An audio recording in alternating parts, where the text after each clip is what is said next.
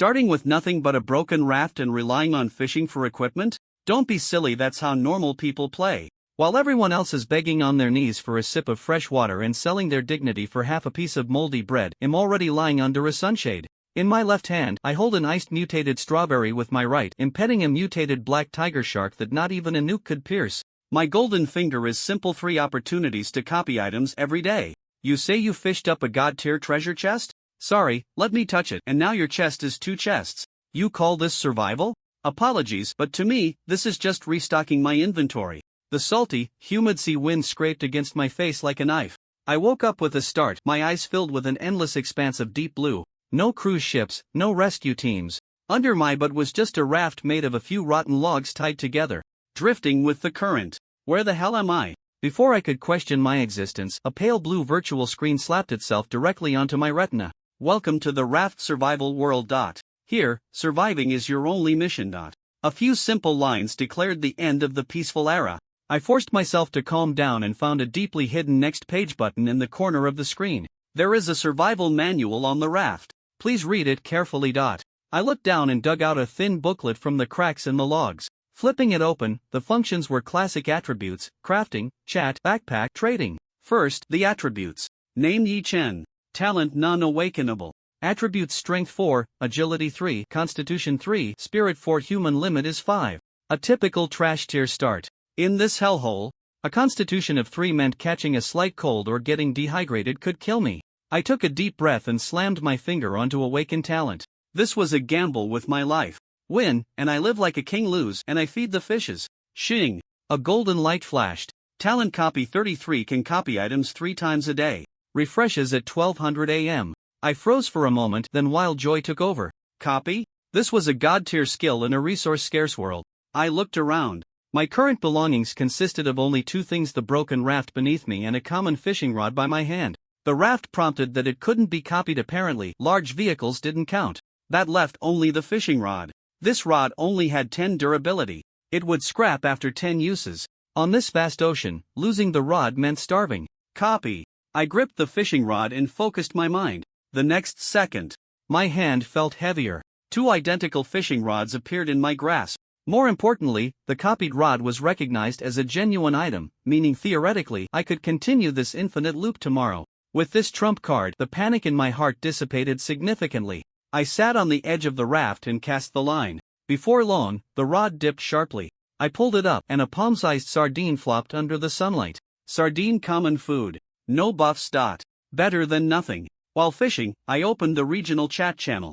It had already blown up. The counter showed 10,000 people, but the number in the bottom right corner was dropping at a terrifying rate: 99.99, 99.98, 9,995. People were dying every second. Hell, a shark is biting my raft. So thirsty. I drank a mouthful of seawater. Now my throat feels like it's burning. Who has food? I'll trade my silk stockings for it.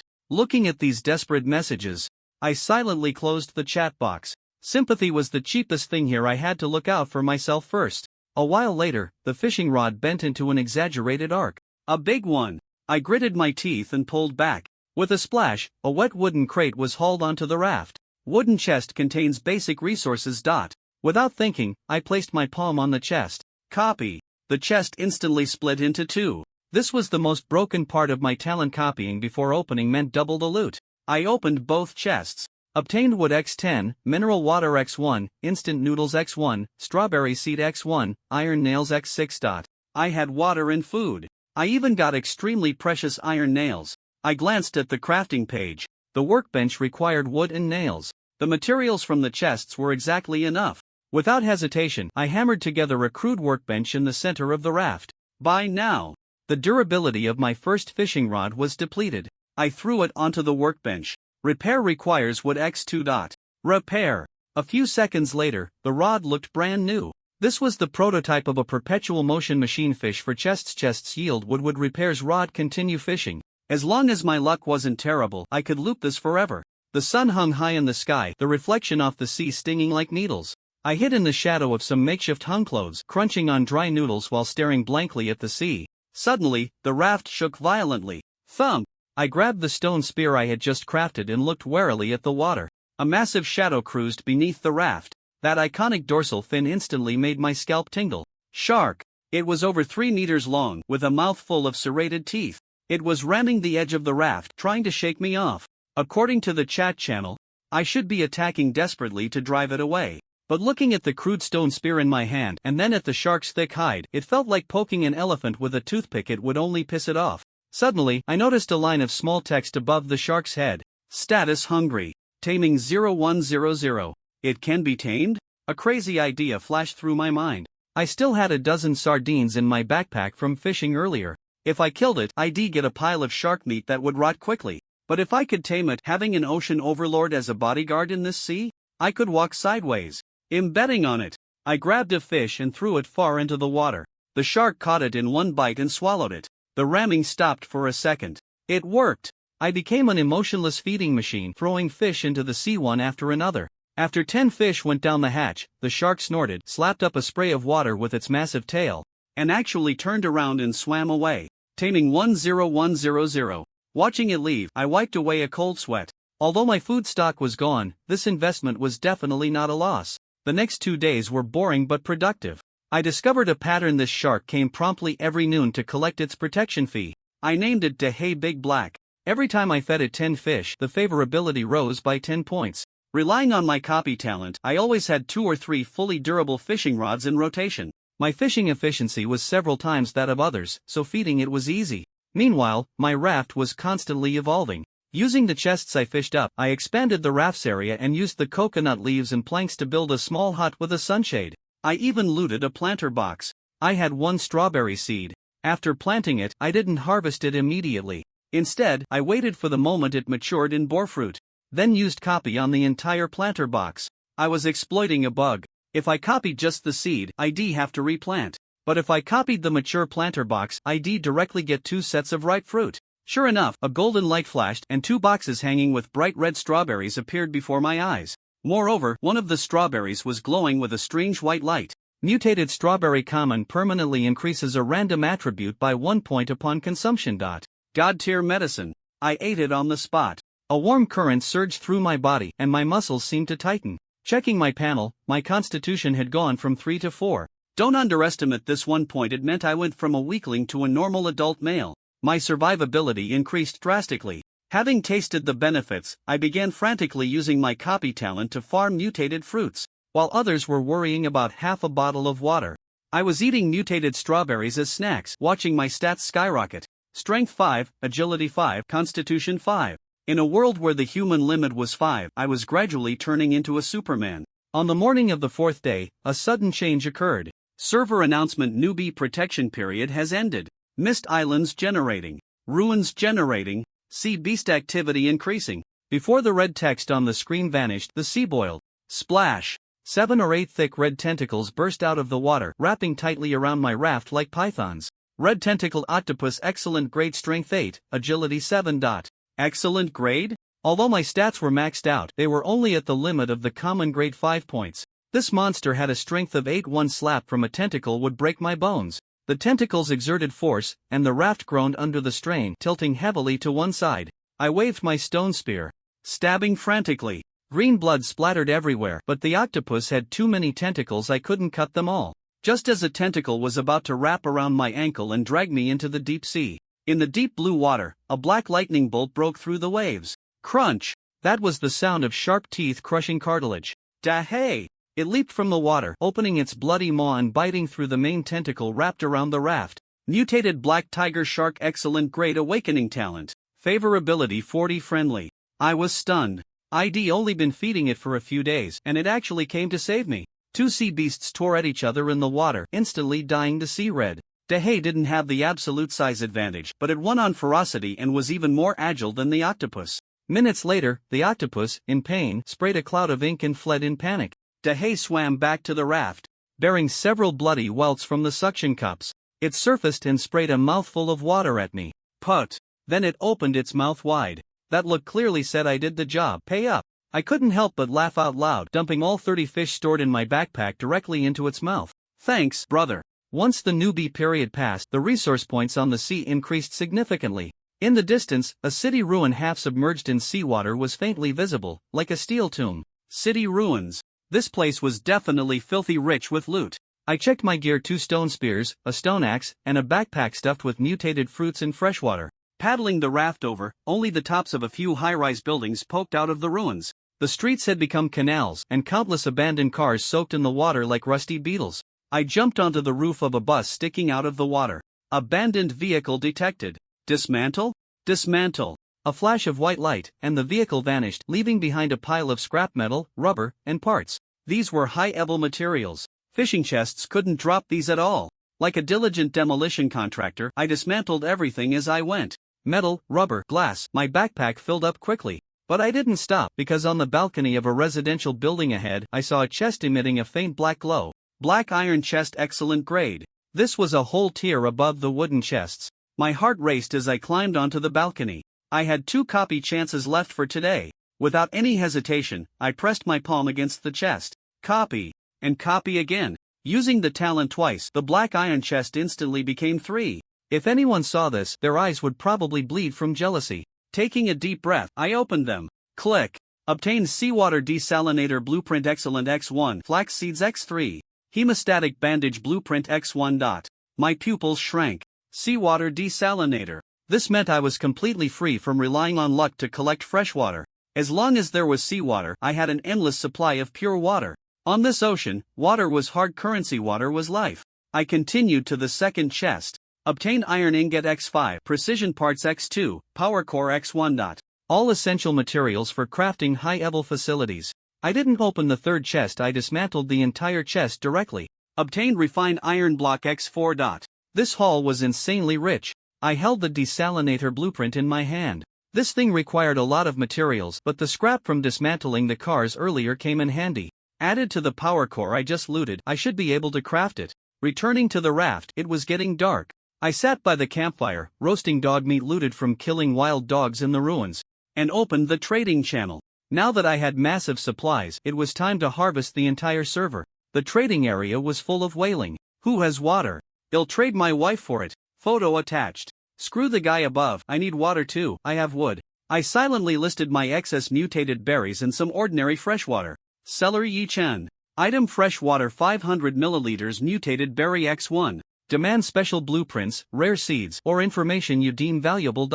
Instantly, my private chat window was flooded. Those usually aloof goddesses sent various revealing photos begging to be taken in, and others tried to morally blackmail me. I expressionlessly filtered through the messages until an inconspicuous private message caught my attention. The ID was Blue Ocean Smoke.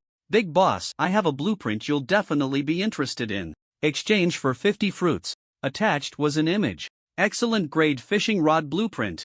Description: significantly increases fishing speed, has a probability of fishing up excellent grade chests. Durability 50-50. My eyes lit up. Ordinary rods could only catch wooden chests, but this thing could catch black iron chests. Combined with my copy talent, this was an infinite black iron chest generator. Deal. I replied, the corners of my mouth curling up. In this cruel world, others were still struggling to survive, while I had already begun to build my maritime empire.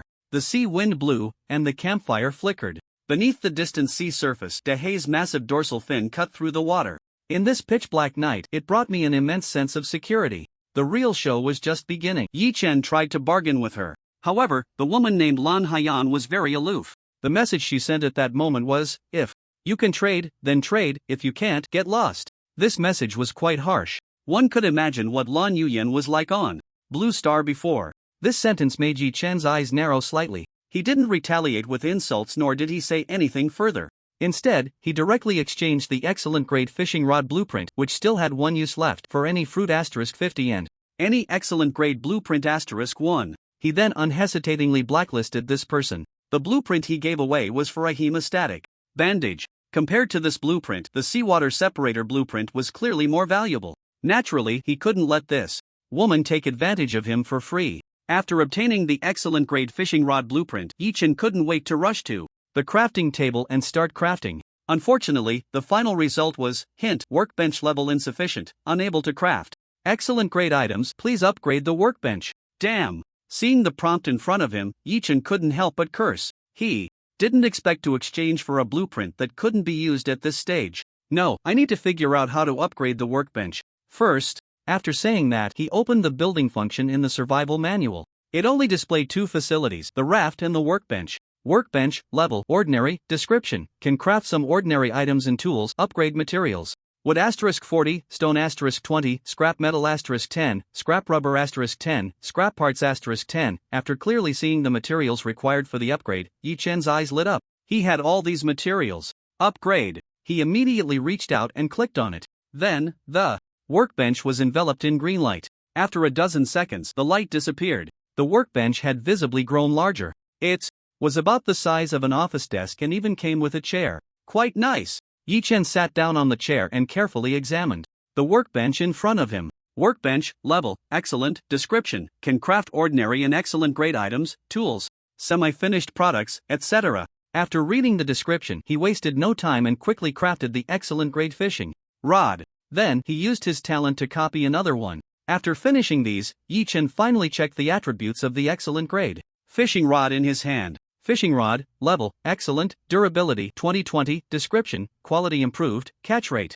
increased, fishing speed increased, can catch excellent grade fish in boxes, not bad. 20 points of durability, so that means I can fish 20 times? Just as Yi Chen was about to try out the fishing rod in his hand, he suddenly noticed that the crafting list on the workbench had added quite a few items. There were hemostatic bandages, burlap, wooden planks, stones, rubber, universal parts, iron nails, ropes, and a series of other items and semi-finished products. Seeing that he could craft these items, Yi Chen immediately felt relieved. He was worried that these semi-finished products would also require blueprints, which would be a real pain. Excellent grade wooden planks are used to upgrade the raft materials, so I should craft some first. Yi Chen clicked on the wooden planks in the crafting list. Crafting an excellent wooden plank required wood *10. Fortunately, he had plenty of wood. While in the city ruins, he had collected quite a bit. The amount of wooden planks needed to upgrade the raft was barely enough. Soon, the sound of clinking echoed from the workbench. He was crafting semi-finished products. Semi-finished products couldn't be made in a short time, they required some time. The excellent grade workbench had 2 crafting slots, so Yi Chen casually clicked to craft some iron nails as well. The material consumption for iron nails was low, 1 scrap metal could produce 1 iron nail. After finishing these, he sat by the raft and started fishing. Once his physique reached 5 points, the blazing sun overhead didn't feel as harsh anymore. This was the benefit of having a strong body. Yi Chen couldn't help but give himself a thumbs up for having such a robust physique. Splash!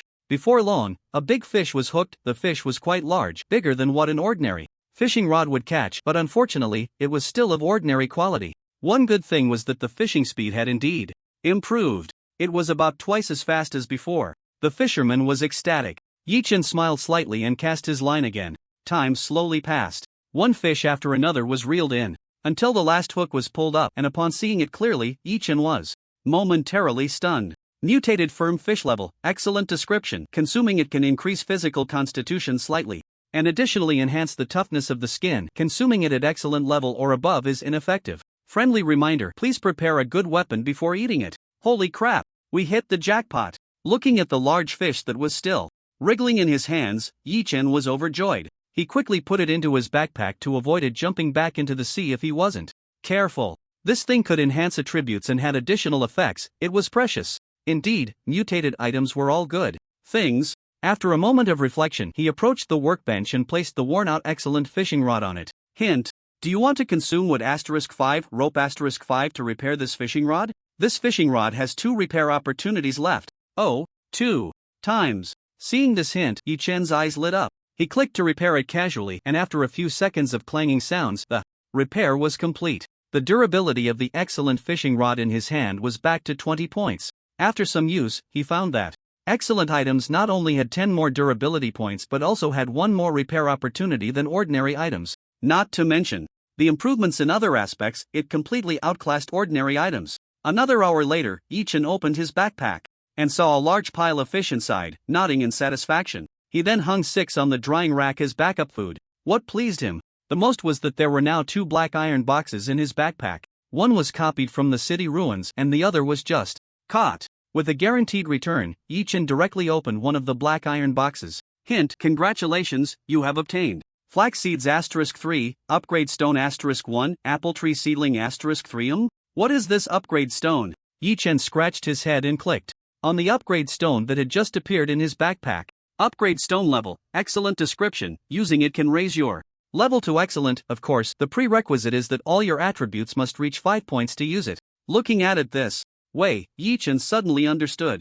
To put it simply, it breaks the level cap. The other two items, the flax seeds, didn't need much attention since he had just opened them recently. However, the apple tree seedling gave him quite a surprise. Apple tree. Seedling level, excellent description. After planting, it can mature twice and be harvested twice, with a chance to bear mutated fruits. Consuming them can randomly increase one attribute, ineffective for excellent level or above. This is a good thing.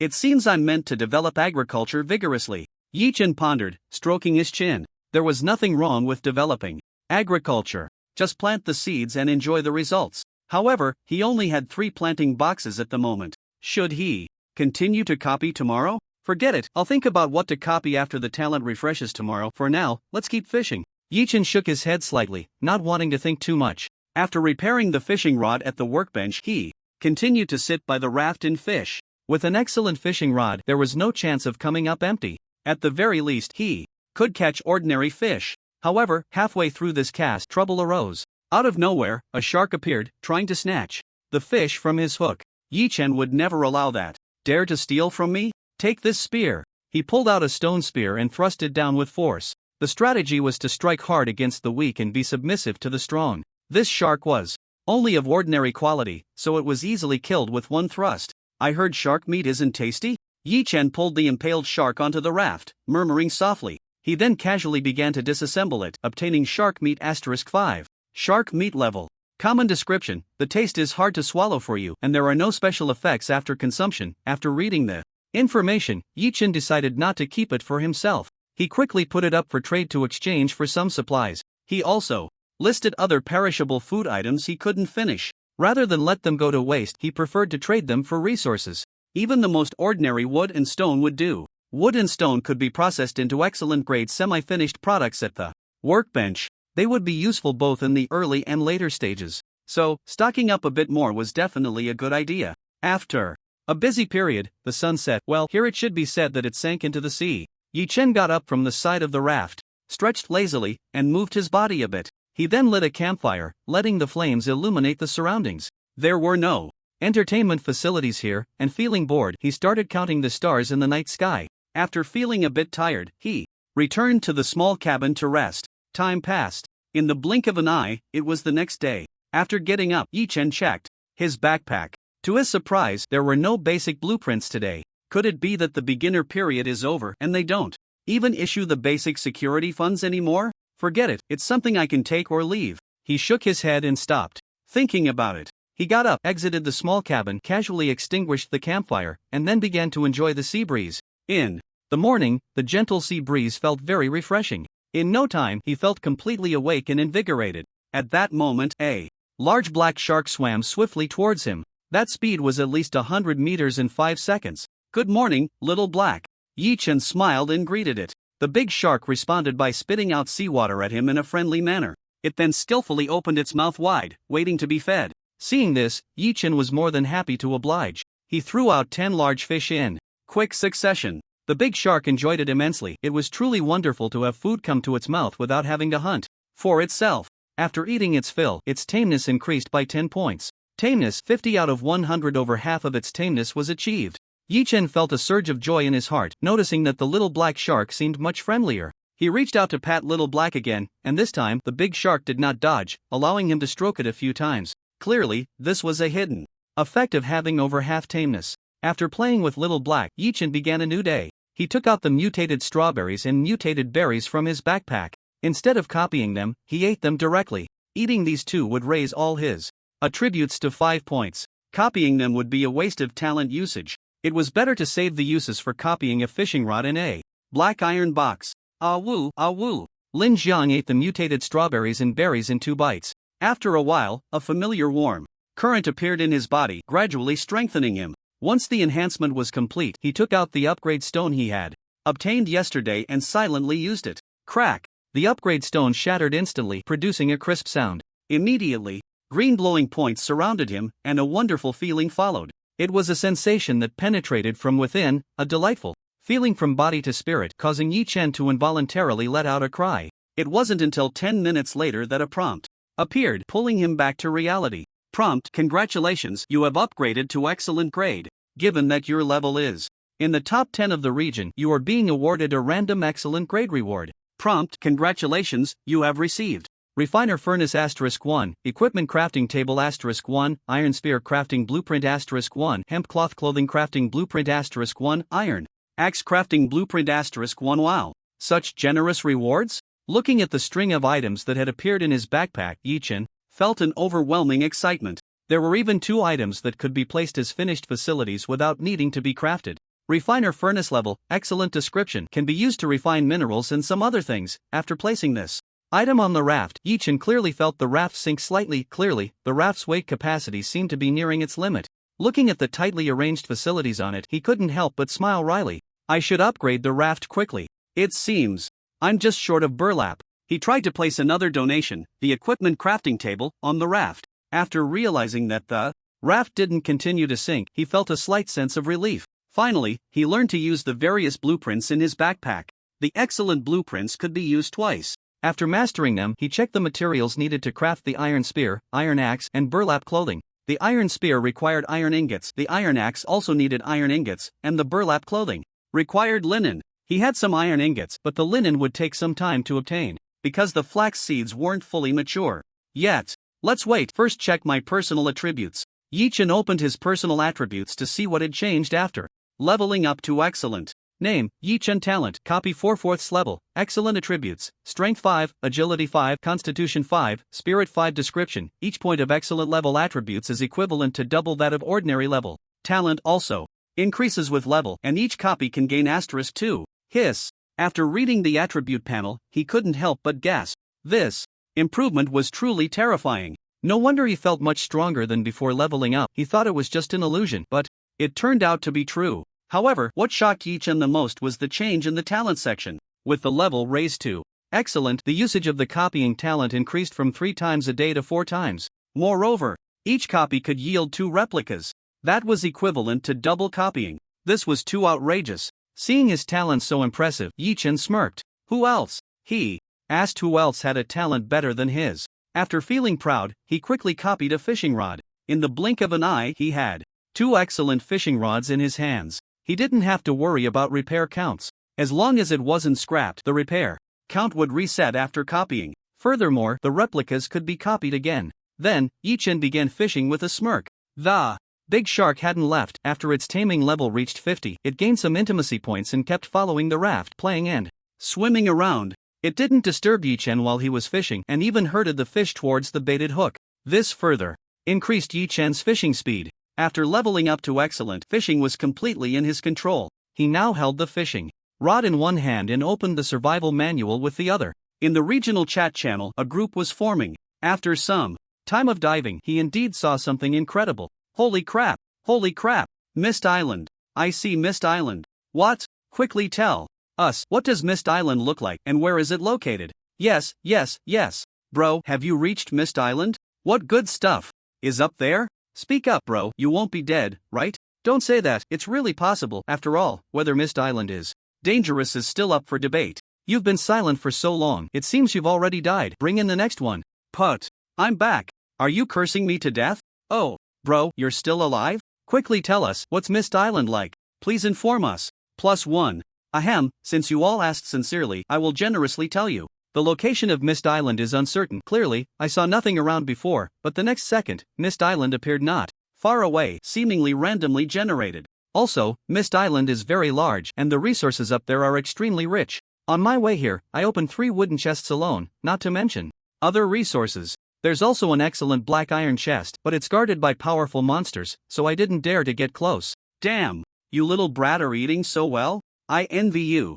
I want to go to Mist Island too. I just brushed Mist Island next to me. No, how did you all? Mist Island was something that had been updated yesterday. Today, someone discovered it, and it wasn't just one person, which surprised Yi-chan a bit. Anyway, not to mention Mist Island, he hadn't even seen a patch of mist until now. Time flew by, and it was noon. The scorching summer sun made the sea surface a bit hot underfoot. The shadow of the big shark had disappeared, and he didn't know where it had gone. In such hot weather, Yi-chan had lost his desire to fish and just wanted to lie down and relax. Just as he was about to head back to his small cabin for a nap, several black dots suddenly appeared on the sea surface to his left and right. With his level upgraded to excellent, Yi Chen's eyesight had improved, allowing him to see further. Although he couldn't see as far as an eagle, he could still make out things over 100 meters away on the sea. Is that a raft? And wild people? Yi Chen shielded his eyes from the sun with his palm and squinted to see what those black dots were. There were a total of 5 rafts on either side. Each raft had 3 wild people dressed in animal skins standing on it. This scene instantly perked him up. The rafts weren't exactly fast, but they weren't slow either. The wild people would take some time to get closer. Taking advantage of the time, Yi Chen went to the equipment crafting station and clicked to craft an iron spear. After 10 seconds of clanging sounds, a 2-meter-long iron spear appeared. The spear was entirely made of iron and weighed at least 100 pounds. For an ordinary person, it was indeed a bit heavy, making it hard to lift, let alone swing it for an attack. But Yi Chen was different. Being at the excellent level, lifting 100 pounds was a piece of cake for him. After swinging the iron spear a few times, he nodded in satisfaction. Iron spear level, excellent sharpness, 8 durability, 20 description, a fairly decent weapon capable of piercing through all excellent level creatures. Sharpness 8, much stronger than a stone spear, can basically pierce through excellent level creatures, truly a decent weapon. With this weapon, it would be much easier to face that group of wild people later. Yi Chen didn't want to pin his hopes of survival on the mercy of those wild people. If there was to be mercy, it should be his mercy. With the preparations done, the rafts on either side gradually approached. Roar! Roar! After a few loud cries from the wild people above, they couldn't wait to rush over. Yi Chen's expression turned serious, not daring to be the slightest bit careless. He thrust the spear directly through one wild person's abdomen, and at that moment, another wild person swung a stone axe at him from behind. He sidestepped to avoid it. Splash! Then he kicked the wild person into the sea. Thud! The iron spear was pulled out, and the wild person in front of him collapsed to the ground, not far from death. Cautiously, Yi Chen delivered another stab, piercing the wild person's head with the iron spear, ensuring its death. This fierce display of skill stunned the surrounding wild people for a moment, but they quickly launched another attack. Whoosh! Just as Yi Chen was about to kill another wild person, a cold arrow suddenly shot towards him. Thanks to his impressive agility, he sidestepped. At the critical moment, his gaze quickly locked onto the wild person shooting arrows from behind. Yi Chen swiftly pulled a stone spear from his backpack. Whoosh! The sound of wind cutting through the air was followed by a scream. The stone spear accurately struck the wild person's abdomen, causing them to writhe in pain on the raft. It seemed they could no longer shoot arrows. Seeing this, Yi Chen decided to ignore it for now and called out to the wild people surrounding him. Thud! Thud! Thud! These wild people were all at the ordinary level, and once they started fighting, they were no match for him. In less than a minute, he had killed them all. This was the first time Yi Chen had killed humanoid creatures, and to be honest, he was a bit shaken.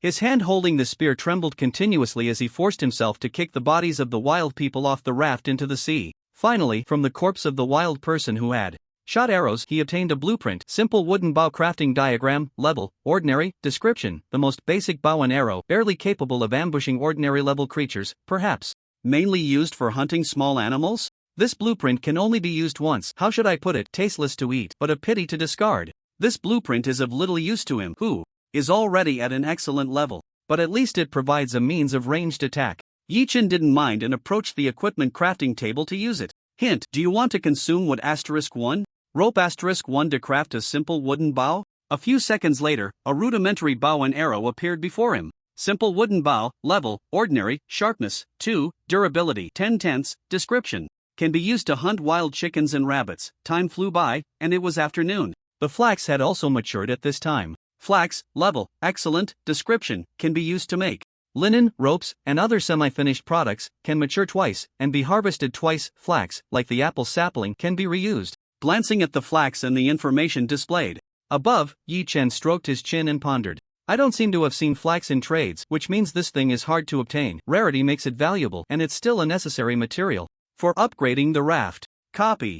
After thinking for a moment, he directly chose to use a copy opportunity. In the blink of an eye, 2 planting boxes with flax appeared in front of him. A great profit, indeed. Now, not only did he have 5 mature flax plants, but the number of planting boxes also reached 5. After harvesting, he obtained a total of flax *25. It takes flax *1 to make a linen, and Yi Chen didn't hesitate to make them all. After 25 minutes, he had flax cloth *25 in hand. Without a second thought, he directly opened the building function in the survival manual. Hint: do you want to consume plank? Excellent, *30, linen, excellent, *20, iron nails, *15, rope, *10 to upgrade the raft? Yes, hurry up and upgrade. Lin Jiang didn't even look and immediately agreed. As the upgrade began, the raft, which had been drifting with the waves, came to a stop on the sea surface. The sound of clanging echoed from above. Time passed little by little. 10 minutes passed. A green light flashed and the raft upgrade was complete, looking brand new. Staring at the transformed raft beneath him, Yi Chen was stunned. Simple wooden. Mobile base, level, excellent, durability 500/500, description: the upgraded raft can barely be considered your shelter from wind and rain, and you can now control its direction. Upgrade. Materials: refined plank, fine, *100, refined stone, fine, *50, refined rubber, fine, *50, refined parts, fine, *25, linen, excellent, *25, iron nails, *100, rope, *100. Seeing that the next level of upgrade materials required so much, Yi Chen felt overwhelmed. Working like a dog for capitalists on Blue Star, and now in the game world, I still have to grind for materials day and night, really? He shook his head in disbelief and casually closed the survival manual. With everything set up, he still had 2 opportunities left to use his talents today. Yi Chen remembered that there was a black iron box in his backpack, but he didn't plan to copy that thing. It was too reliant on luck. There was nothing else that needed copying for now. He then began to carefully observe the upgraded raft. It was a bit inappropriate to still call it a raft. First of all, the area of 10m times 10m was significantly larger than before. Various facilities were placed on it, and at this moment it didn't feel crowded at all. The small house had also expanded quite a bit, roughly 5 by 5 in size. Facilities were arranged around the small house with a half-meter high wooden railing surrounding the outer edge. Each side had wooden steps in the middle, 3 layers, extending just into the sea, making it much more convenient to get in and out of the water. Finally, there was an 8 by 8 balcony on top of the small house, along with a small boat sail. This was the complete view of the upgraded raft, now called the simple wooden mobile base. Yi Chen dismantled the wooden rafts used by the wild people around him and obtained some wood. He then went up to the second-floor balcony, where there was a control panel that could direct the movement of the base. He tried to manipulate it, and indeed, he could turn the direction, albeit a bit slowly. After all, it was just a simple contraption, so he couldn't expect too much, right? After testing it out, Yi Chen clapped his hands and contentedly walked over to sit by the campfire. He then took out the excellent-grade sturdy fish he had caught earlier. Now that his level had risen to excellent, he naturally needed to eat to enhance his strength. However, before eating, Yi Chen used his copying talent once. The excellent-grade sturdy fish transformed from 1 into 3. He put 1 into his backpack and ate the other 2. After cleaning them, he lit the campfire, pierced the sturdy fish with an iron spear, and set it up to roast, adding some seasoning. The whole process was seamless. The sturdy fish took a while to cook, a full half-hour before it was ready. However, it was undeniably delicious, tender and with an exceptional texture. 2.5 minutes later, he had devoured 2 large fish and felt very full. Not long after, a familiar warm current appeared in his body, continuously strengthening him. After a while, the warm current disappeared.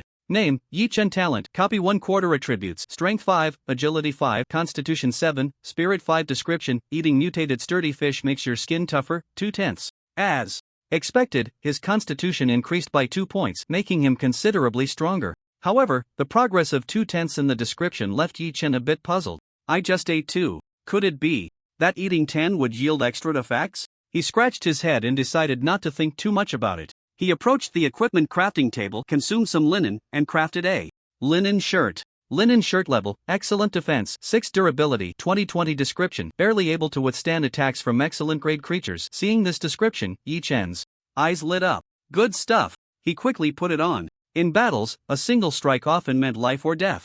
With this piece of equipment, even some formidable excellent grade monsters wouldn't be able to kill him instantly, right? Surviving meant being able to deal damage, didn't it? Finally, I can rest easy for a bit. Yi Chen walked into the house and found that a bed had been thoughtfully prepared inside.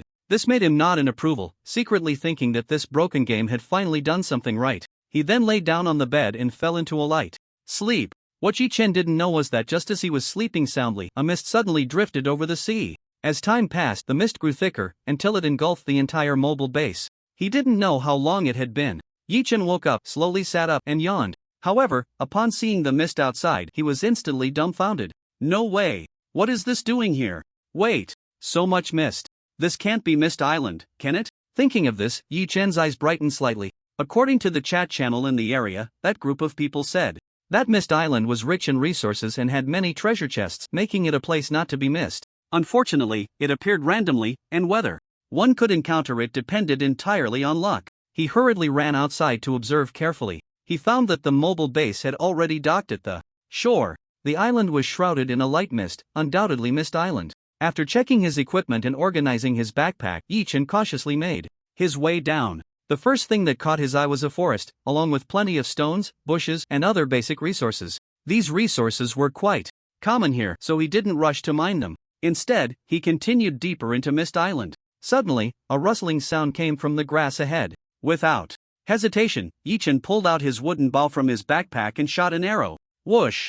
The wooden arrow shot into the grass, and then surprisingly, a person emerged from it. Don't shoot! One of our own. A middle-aged man appeared, hands raised, looking nervous. Upon seeing him clearly, Yi-Chen raised an eyebrow and asked, "You're a survivor too?" Yes. Please spare me, I just arrived on Mist Island and haven't found anything good." Seeing that Yi-Chen didn't attack, the middle-aged man let out a slight sigh of relief and hurriedly spoke. Yi-Chen, somewhat speechless, replied, "Why are you so afraid of me? I have no reason to kill you for no reason." Don't you know? Know what? It's just, after killing a survivor, you can loot their backpack, raft, resources, and so on. Hearing this, Yi-Chen's expression instantly turned serious. Survivors killing each other? It's a blatant case of the big fish eating the small fish, the weak being preyed upon by the strong. No wonder this guy is so scared of me killing him. Don't worry, I'm not a good person, but I won't kill for no reason. You haven't attacked me, and you haven't affected my interests, so why would I do anything to you? Yi-Chen also had his principles. He wasn't a saint, but that didn't mean he lacked humanity. Besides, robbing is nowhere near as fast as copying. After saying this, he put away his bow and arrow, took out his iron spear, and was about to continue exploring. Watching Yi-Chen's retreating figure, the middle-aged man seemed to be struggling with something. Wait, I know where there's a treasure chest. Upon hearing this, Yi-Chen stopped in his tracks, turned to look at him, and said lightly, "Oh? What level of treasure chest?" "Bronze, it's a bronze chest. Of excellent quality." The middle-aged man gritted his teeth and whispered, "Excellent quality? Above the superior level?" Yi-Chen was a bit shocked, turning around to stare intently at the middle-aged man, wanting to see if he was lying. If it really was excellent quality, he wouldn't mind wasting some time to check it out with this person. But if it was a lie, he wouldn't let this guy off easily. Seeing Yi-Chen's sharp gaze fixed on him, the middle-aged man steeled himself to explain, "I'm not lying, on my way. Here, I really saw a bronze chest glowing blue." "Alright, you lead the way, I'll go with you. If it's real, I might not mind sharing some benefits with you." Seeing that the man didn't seem to be lying, Yi-Chen nodded, signaling him to lead. The middle-aged man let out a long sigh of relief, then nodded, pointing in a direction and starting to lead the way. About 20 minutes later, the two passed through the woods and arrived at the edge of a basin. The middle-aged man looked at the basin, then turned to Yi-Chen, quickly pointing below. "It's right here, my raft stopped on the grassland on the other side of the basin. Look, isn't there a glowing blue chest in the center of the basin?" Upon hearing this, Yi-Chen followed his pointing direction and indeed saw a chest emitting a faint blue light. It really is a bronze chest. After seeing it clearly, Yi-Chen's expression brightened. At that moment, the middle-aged man hurriedly said, "Go this way, this is the path I took to come up. We can get down faster, but it's very dangerous down there." After a while, the two entered the basin area. As soon as they entered, a pack of gray wolves rushed out from behind a boulder, attacking them. Seeing this scene, the middle-aged man looked terrified, his legs trembling, holding his stone spear, shaking like a leaf. Clearly, this was the danger he mentioned. Yi-Chen's gaze sharpened, and he drew his bow, shooting rapidly. Whoosh, whoosh, whoosh. Ah whoa. There were only 5 wolves, and they were of ordinary level. Although the sharpness of the simple wooden bow was low, with his powerful shot he could still kill an ordinary wolf with a single arrow. However, the arrows he shot shattered on impact, making them unusable for a second time. One piece of wood could make 5 wooden arrows, and after crafting the wooden bow, he unlocked the wooden arrows. Anyway, it was just some wood, nothing to worry about. In less than 5 seconds, all 5 wolves were dead. Yi-Chen stepped forward and casually dismantled the wolf corpses, obtaining some wolf meat, wolf pelts, and bones. Seeing his strength, the middle-aged man behind him suddenly brightened up and hurriedly jogged to the side to continue leading the way. After more than 10 minutes and experiencing several beast attacks, the two finally arrived at the center of the basin. Here, at a glance, 3 round giant stones could be seen. Yi-Chen always felt something was off about these stones, but after staring for a long time, he couldn't discern any specific information and could only shift his gaze to the chest in the center. Bronze chest level, fine description, can yield fine level items, props, and crafting blueprints, etc. Just as he was checking the treasure chests information, the middle-aged man's eyes revealed a hint of greed. Taking advantage of Yi Chen's inattention, he stealthily moved closer. At that moment, the middle-aged man's hand had already touched the bronze chest just as he was about to open it. Suddenly, a change occurred. The ground began to tremble slightly. A gigantic hand emerged from the earth, grabbing the middle-aged man in an instant. Cough, cough. Help, help, big shot, save me. The middle-aged man was instantly dumbfounded by the scene before him, desperately calling out to Yi Chen for help. But Yi Chen seemed to be oblivious, glancing at the man and saying, "Good luck." With that, he turned and left without looking back. As he saw Yi Chen's figure gradually disappear from view, despair filled the middle-aged man's eyes, and a hint of resentment surfaced. "Ah, you damned guy, how could you just stand by and watch? I curse you to die a terrible death."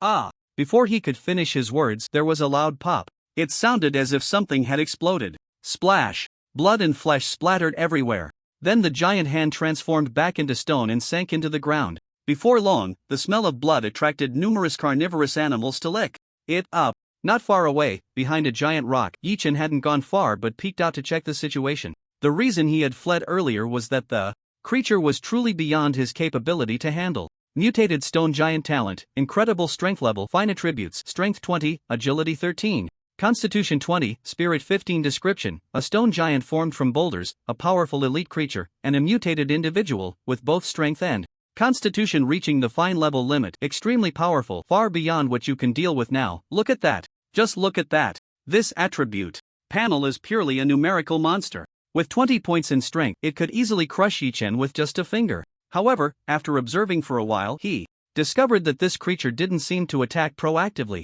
Only when the treasure chest at the center of the three giant stones was disturbed would the stone giant attack. Thinking of this, Yi Chen mustered his courage and stepped out from behind the giant rock, slowly approaching that direction. The beasts licking the blood and flesh sensed someone approaching and immediately launched an attack. They were all ordinary level creatures, and Yi Chen couldn't be bothered to tangle with them. He pulled out his iron spear and swiftly dispatched several attacking beasts. After dismantling the corpses, he arrived at the spot where the middle-aged man had died. Looking at the pool of blood, Yi Chen sighed slightly. Why bother, old brother? Money over life, huh? To be honest, the man's death didn't weigh heavily on his conscience. If anyone was to blame, it could only be the man's own carelessness. He rushed into open the treasure chest without fully assessing the situation. Indeed, greed is the greatest original sin. There were still some materials on the ground that had dropped after the middle-aged man's death. What's this? Yi Chen spotted something he had never seen before among a pile of materials. Backpack fragment *10 description. A backpack fragment can expand one backpack slot. Wow, good stuff. So it's an item to unlock backpack slots. Yi Chen felt a surge of joy in his heart and decisively used all 10 backpack fragments. In the blink of an eye, his backpack unlocked 10 new slots, bringing the total to 20 slots. After doing all this, he turned back and looked longingly at the bronze chest. Little baby, wait for your brother to become stronger, and I will definitely take you home. The words were so cheesy it was unbearable. If someone didn't know better, they might think he was flirting with a beauty. After about 10 minutes, Yi Chen crossed the basin plain. Soon, he found the raft docked by the shore. Tip: the owner of this raft is dead and can be decomposed into materials. This should be that guy's raft. Decompose. Yi Chen nodded and confirmed directly. Under his gaze, the raft gradually transformed into specks of white light and disappeared. However, it didn't vanish quickly. The decomposition took a full minute. Tip: congratulations. You have obtained wood *206, stone *53, rope *35, iron nails *19, planting box *2, berry seeds *8. After the decomposition, Yi Chen gained quite a bit. If it weren't for his backpack just leveling up by 10 slots, he wouldn't have been able to fit it all. It seems that decomposing someone else's raft should yield all the items on their raft, he thought while walking along the shore. Although Mist Island refreshed randomly, it was unlikely that only one or two people would enter at the same time. Sure enough, after walking for a while, Yi Chen discovered some more rafts along the shore. However, the owners of these rafts were alive, making decomposition impossible. TSK, I wonder how many people will end up killing each other. Where there are people, there are conflicts. Well, whatever, it has nothing to do with me. I don't have much fighting spirit, I just want to preserve myself and lie flat. As time passed, more and more people would enter Mist Island. So, Yi-Chen decided not to linger there any longer. He retraced his steps. Whenever he saw wood, he chopped it down. With an iron axe in hand, he chopped trees quickly. Most of the time, it took just 3 chops to fell a tree as thick as a thigh. Until the durability of the iron axe was exhausted, he switched to gathering berries. Occasionally, he spotted strawberries, lemons, and flax. He didn't miss any of them and collected whatever he saw along the way. Halfway through, he also saw quite a few stones and iron ore, but unfortunately, he didn't have a pickaxe. I forgot to prepare a pickaxe. Forget it, I'll head back first, my backpack is already full. Yi-Chen shook his head slightly and quickly moved in the direction of his mobile base. After more than 20 minutes, he arrived safely. First, he repaired the iron axe that had run out of durability, then organized his backpack. He stored the unused materials in his house. Next, he opened the trading interface. After some searching, he indeed found the crafting blueprints for the iron pickaxe and flax pants. Both blueprints had one use left. The iron pickaxe blueprint was exchanged for the remaining iron axe blueprint, while the flax pants blueprint was swapped for the flax shirt blueprint. Overall, it was quite good. After all, those 2 blueprints were useless to Yi-Chen. For someone with the ability to replicate, as long as he had one finished product, he could produce them endlessly.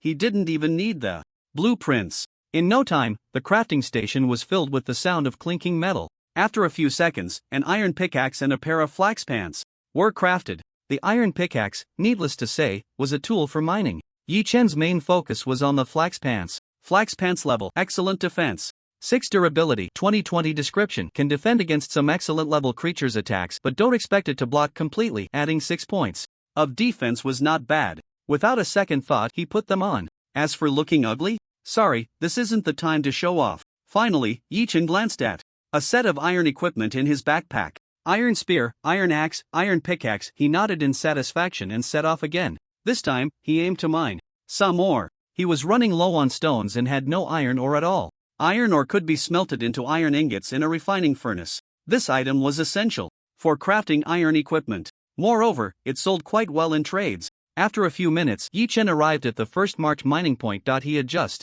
pulled out an iron pickaxe from his backpack and was about to start digging when suddenly, someone shot a cold arrow from the woods behind him. Whoosh!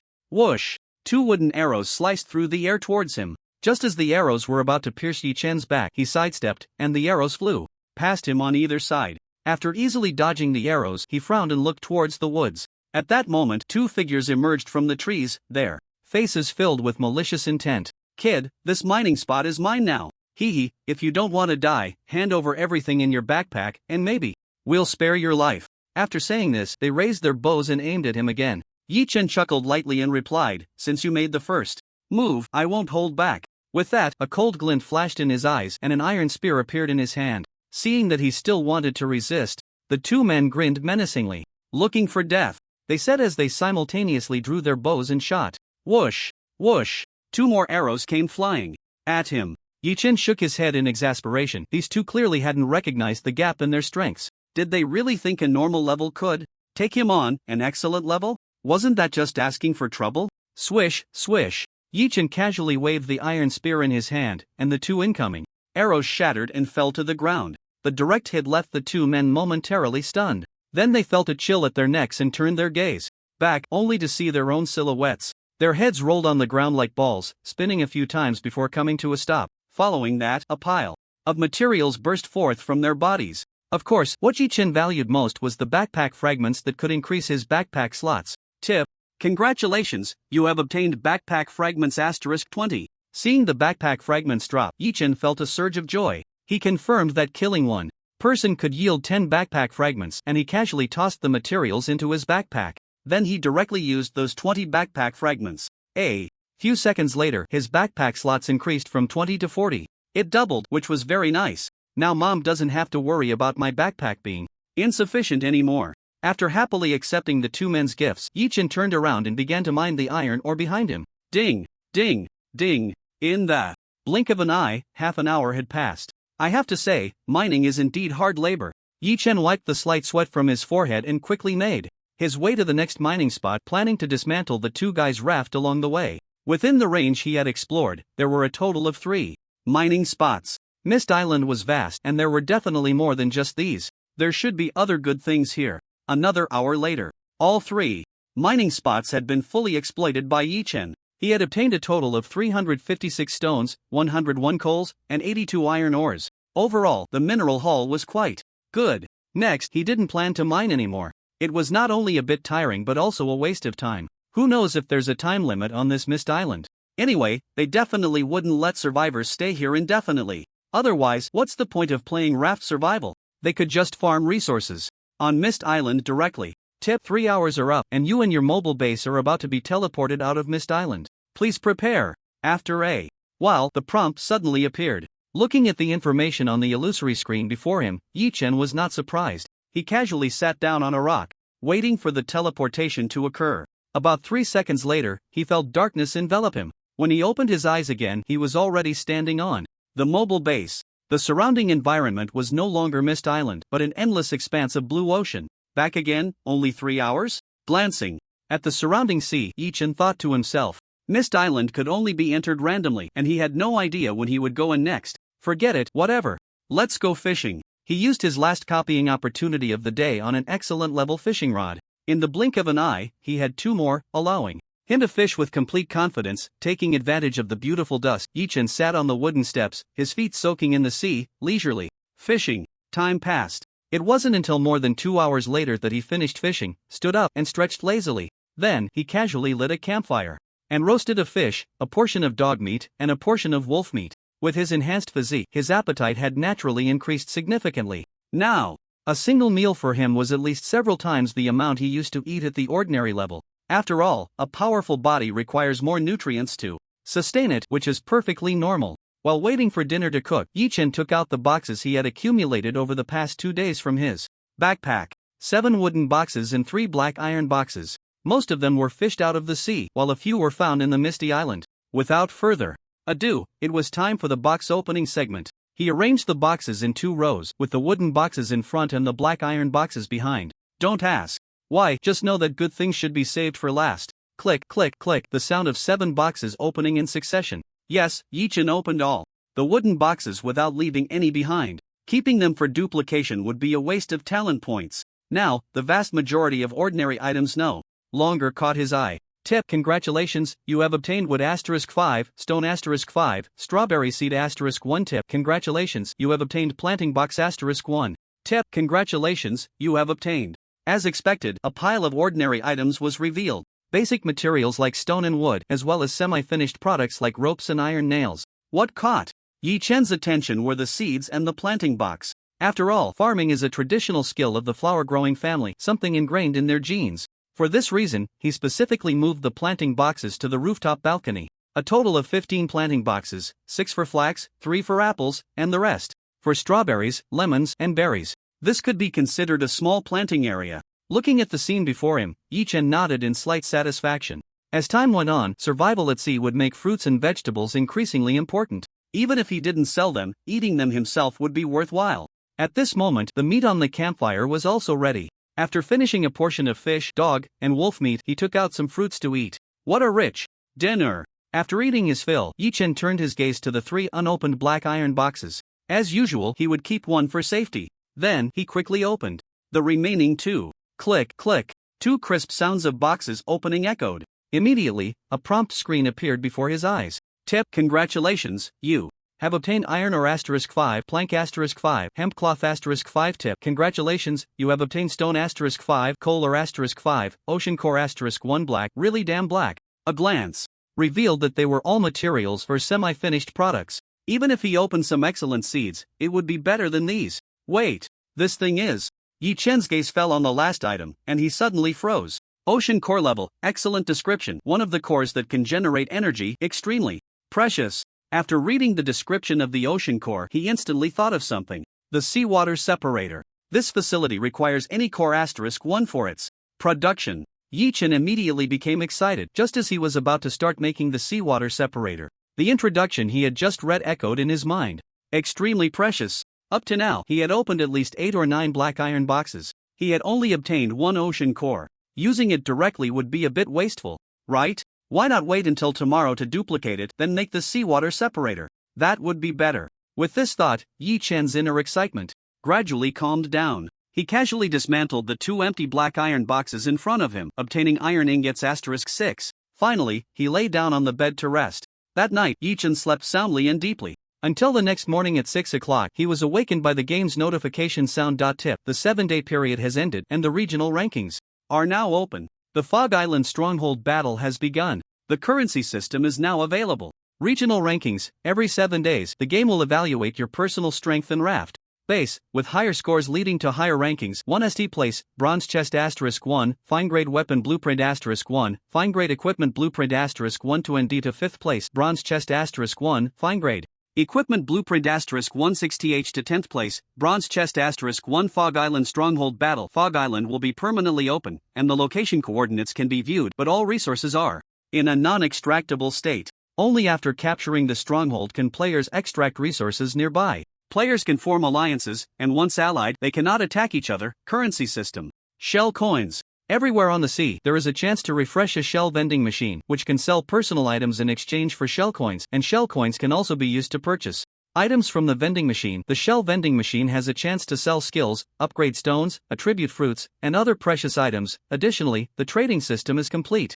Using shell coins for transactions, of course, private chat can still facilitate bartering. Tip: a heavy rainstorm will arrive today, lasting 7 days. Please take precautions. Looking at the series of prompt screens in front of him, Yi-chan couldn't help but freeze in place, standing still for 3 seconds. What the hell? Is this a major version update? Coming back to his senses, he immediately opened the survival manual. Sure enough, new features appeared. Yi-chan opened them one by one, examining them closely. Personal attributes remained unchanged, building functions remained unchanged, backpack functions remained unchanged. The trading function now included a currency system, meaning that only shell coins could be used for transactions here. The shell vending machine was not in the survival manual, it refreshed randomly at sea. Finally, there were 2 new features. The Fog Island Stronghold battle, when opened, displayed the specific coordinates of Fog Island and 33 strongholds. While 33 strongholds seemed like a lot, one must not forget how many people are in a region. This is simply not enough to go around.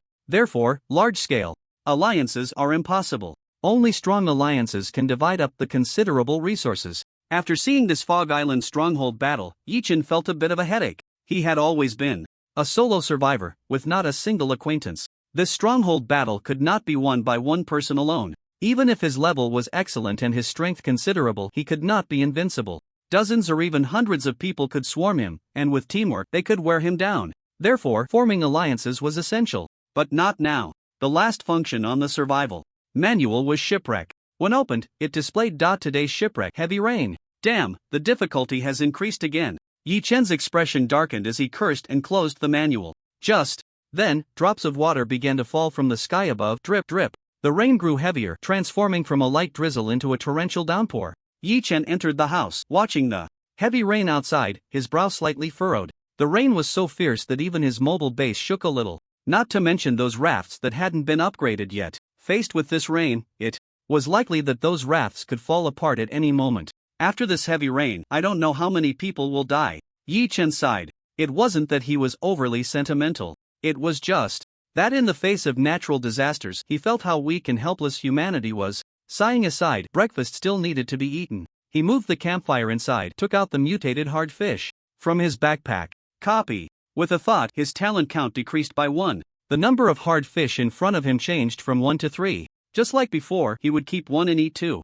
Yi-chan used an iron axe to gut the 2 hard fish, cleaned them quickly, took out an iron spear, and skewered them, placing them over the campfire to grill, sizzle. While the fish was cooking, he took out the ocean core he had opened last night. Copy. He used his talent count once more. The ocean core in his hand transformed into 3. Now I can confidently and boldly create the seawater separator. Yi-chan smiled knowingly and went to prepare the materials. To make the seawater separator, he needed materials: 30 wood, 30 stone, 10 rubber, 10 universal parts, and 1 energy core of any type. The most difficult item to obtain, the energy core, was already in hand. The remaining materials were not a problem. Rubber could be made from discarded rubber. Universal parts could also be synthesized from scrap parts. 20 minutes later, all the required materials were gathered. Yi-chan did not hesitate and immediately went to the workbench to start crafting. The sound of clinking and clanging echoed, only stopping after a minute. It took significantly longer than making other excellent great items. Seawater separator level, excellent description.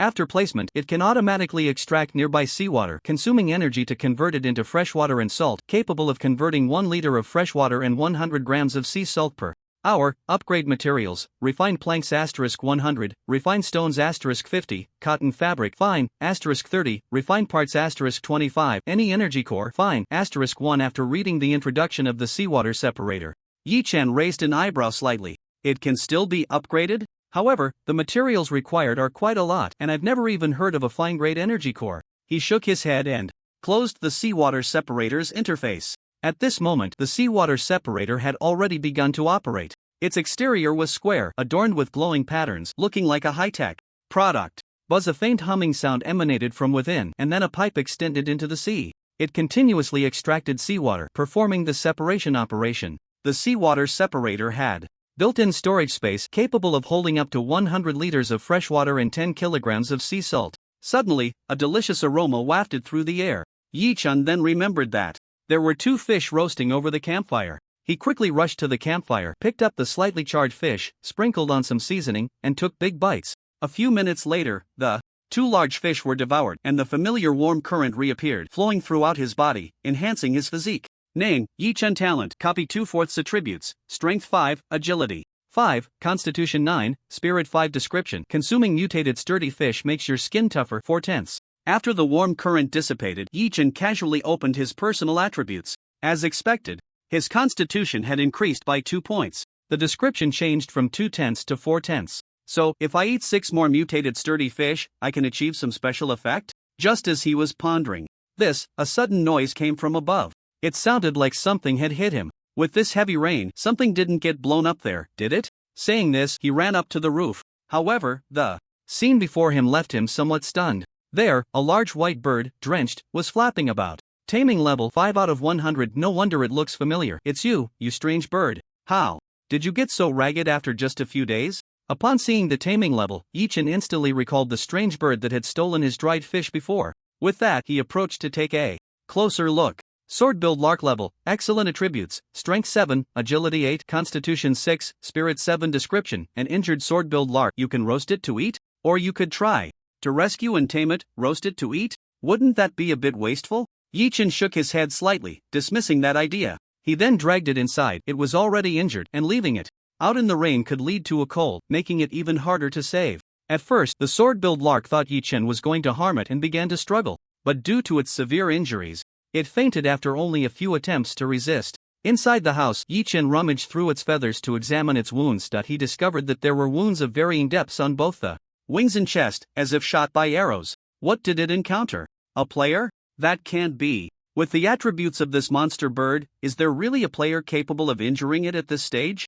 Besides players, there are also local forces. After thinking for a while, Yi-chan did not delve deeper. The monster bird's wounds were still bleeding profusely, so he immediately went to the workbench and crafted several hemostatic bandages. He then quickly wrapped the bandages around the injured areas. Once the bandages were applied, the effect was immediate. The bleeding had significantly reduced. With that, the major bleeding issue was resolved. As for recovery, the hemostatic bandages also had the effect of speeding up wound healing. However, it was impossible for flesh to grow back instantly. It would take some time. Otherwise, it wouldn't just be an excellent great item. Hemostatic bandage level, excellent description. After wrapping around the wound, it can quickly stop bleeding and slowly heal the wound, slightly reposition bones, but cannot restore broken or shattered bones, can be used twice, it was clearly stated. Overall, the hemostatic bandage could only be used to recover external injuries. It had little effect on bone injuries. Yi-chan also couldn't tell if the monster bird's bones were damaged, so he could only wait and see if it would pull through. After settling the monster bird, he went outside, took out his fishing rod, and started fishing. Fishing in a downpour was quite cool, wasn't it? As for whether he would catch a cold? Please, a physique of 9 isn't a joke. Tip: regional ranking reward settlement completed. Your ranking is 3rd, rewards have been issued. Keep up the good work. Ha! The sudden appearance of the notification screen startled Yi-chan, who was fishing. He immediately opened his backpack to check the regional ranking rewards. The reward for 3rd place was a bronze chest and a crafting blueprint for equipment. Looking at the bronze chest lying quietly in his backpack, Yi-chan couldn't contain his excitement. The difficulty of obtaining a bronze chest was evident. Almost every high-quality chest was guarded by monsters. If one lacked the strength, it would be a death sentence, and there was no way to get it. He took out the bronze chest and examined it closely. The wooden chest emitted a faint white light, the black iron chest emitted a green light, while this bronze chest radiated a soft blue glow. It was clear at a glance that it was not an ordinary item. After a moment of admiration, Yichin placed the chest aside, not in a hurry to open it. Opening it directly would be a waste. Later, he could use his talent to copy it, and then he would have an endless supply of bronze chests. Next, he turned his attention to the other reward. Swift Wind Boots crafting blueprint level. Fine description, wearing it increases agility. By 1 point comes with the skill Swift Step, which can slightly enhance speed when used, consume stamina. This blueprint can be used 3 times. Required materials: bronze ingot *20, cotton cloth *10, beast skin *10 tip. Equipment with additional attributes and skills is extremely precious. Alright. After reading the required materials for crafting, Yichin knew it was something he couldn't make at the moment. No matter how much he craved it, he can only stash it in his backpack as a reserve item. He then turned his gaze back to the bronze chest. Copy. Yichin decisively used his copying talent on it. In the next second, the bronze chest transformed into 3. Hee, now this is great. As usual, keep 1 for safety and open 2. Saying this, he placed one of the bronze chests into his backpack. Then, he eagerly opened the remaining 2. Crack. As the chest opened, a faint blue light emerged from within. Tip: congratulations, you have obtained copper ore *15, refined plank *15, cottonseed *5. As for the items from the first chest, well, although they were all fine grade, they were just that. Copper ore could be mined in Mist Island, and refined planks were synthesized from ordinary wood. It was the last cotton seed that made Yichen's eyes brighten slightly. Cotton seed level. Fine description, planting it will yield twisted hemp after maturity. Cotton can be made into cotton fabric along with hemp cloth, and can also be used to make other items, so that's how it is. After reading the description, he immediately understood how cotton fabric was made. However, there was a prerequisite. That was, he needed a fine level workbench. The last time he upgraded to an excellent level workbench, the next levels upgrade materials didn't show up because the RAFT's level wasn't high enough. The level difference between the two couldn't be too great. Now, it naturally displayed the materials needed for the upgrade. Workbench level, excellent description, can produce ordinary, excellent, and fine level items, props, semi-finished products, etc. Upgrade materials: wooden planks *50, stones *25, iron ingots *20, universal parts *10. After looking at the upgrade materials, Yichin breathed a sigh of relief. Thank goodness, I can manage this. He was worried it would be another pile of materials he couldn't handle, otherwise he would just be left staring blankly. But thinking about it, many semi-finished products and tools needed to be made on the workbench. If the upgrade difficulty was too high, it would really be unplayable. Nearly an hour later, Yichin gathered all the materials to upgrade the workbench. He had the raw materials, but synthesizing them took some time, so it was a bit slow. Clang clang. Soon, the sound of a hammer striking echoed across the mobile base. The noise drowned out the raging wind and rain outside. Until 10 minutes later, the workbench upgrade was complete. Yichen's expression was joyful as he stepped forward to check. Workbench level, fine description, can produce ordinary, excellent, and fine level items, props, semi-finished products, etc. Seeing the prompt for producing fine level items appear, he immediately raised his fist in excitement. Nice! Then, Yichin began preparing the materials to upgrade the simple wooden mobile base. What was under his feet was the foundation for survival at sea. Only if it was sturdy enough could it withstand the upcoming maritime disasters. Given the nature of this broken game, heavy rain was definitely the easiest part of a maritime disaster. Thus, various semi-finished products began to be made. Clang clang. After the workbench was upgraded to fine level, it had 3 crafting slots, allowing him to make 3 items simultaneously, and the crafting speed increased significantly. Keep going. Taking advantage of the time while the semi-finished products were being made, Yichin opened the second bronze chest. Crack. Prompt: congratulations, you have obtained refined parts *15, refined rubber *15, copper ingots *15 and 6. Looking at the prompt in front of him, Yichin was extremely speechless. Seriously, even if you're going to be stingy, there should be a limit, right? 2 bronze chests, and you don't give me the crafting blueprint for the fine level fishing rod, and not even one other blueprint? What do you mean by that? Whoever wants to play this broken game can go ahead, I certainly won't. Yi Shen's face turned red with anger, and he slammed the items in his hand down. Bang! But not even 3 seconds later, he bent down and silently picked them up again, muttering to himself, "Forget it, I won't argue with this broken game." It was a joke. Playing this game was like playing with one's life. He wanted to live a few more years. Next, Yichin continued fishing. Soon, it was afternoon. The seeds he planted yesterday had matured. After harvesting a batch of hemp cloth and fruits, he planted some more seeds, including cotton. Maturity time, 36H. Sure enough, the fine-level seeds had an increased maturity time, a full 36 hours. To be honest, it was a bit long, but there was nothing to be done about it. He couldn't find a way to accelerate crop growth. He had looked, and whether in the chat channel or in trading, there was nothing. However, today was not without its rewards. Just now, among the fruits he harvested, there was a surprise: mutated apple, grade, excellent, description. Consuming it can randomly increase 1 attribute point. Consuming it after exceeding the excellent grade is ineffective. Looking at the round, red apple in his hand, Yi Chen exclaimed, "What a guy! How can a child cry every day, or a gambler lose all the time? Isn't it bound to get better?" After saying that, he activated his copying talent. The apple in his hand instantly transformed into 3. As per the usual practice, he kept one and ate the other 2. A few seconds later, the 2 mutated apples were gone, seeds and all, swallowed into his stomach.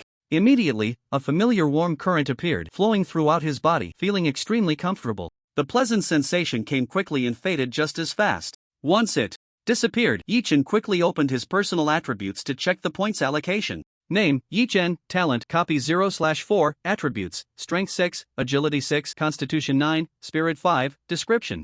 Consuming mutated hard fish makes your skin tougher 4/10. Strength and agility each increased by 1 point. He felt significantly stronger, which was quite nice, progressing a little every day. Yi Chen sat in his chair, hands behind his head, and began to whistle cheerfully. After a while, he thought about his ranking. 3rd place.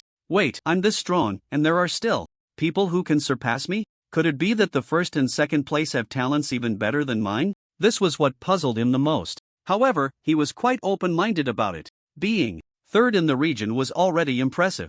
Back on Blue Star, he wouldn't have even dared to think about it. As for whether the top 2 had talents better than his, Yi Chen decided not to dwell on it. Live well in the present. Others may be impressive, but he wasn't lacking either. Just as he was lost in thought, the survival manual tucked in his arms suddenly vibrated slightly. Yi Chen took out the manual and flipped through it. He found that someone had messaged him privately. "Are you there? Want to form an alliance?" It was a person named Bai Chen. Behind this person's name, there were the big words region first. The 1st in the region was looking to ally with him? Yi Chen was taken aback for a moment, then quickly realized. After all, he was the 3rd in the region. It was quite normal for the 1st-ranked person to seek an alliance with him. Before he could reply, Bai Chen sent an invitation to join an ally chat channel. Seeing this ally chat channel, Yi Chen began to ponder. He had the copying talent, so he wouldn't be worried about lacking high-level resources. But as time went on, the basic resources needed would definitely increase, and to acquire a large amount of basic resources, he would have to occupy the Mist Island stronghold. Going solo wouldn't work.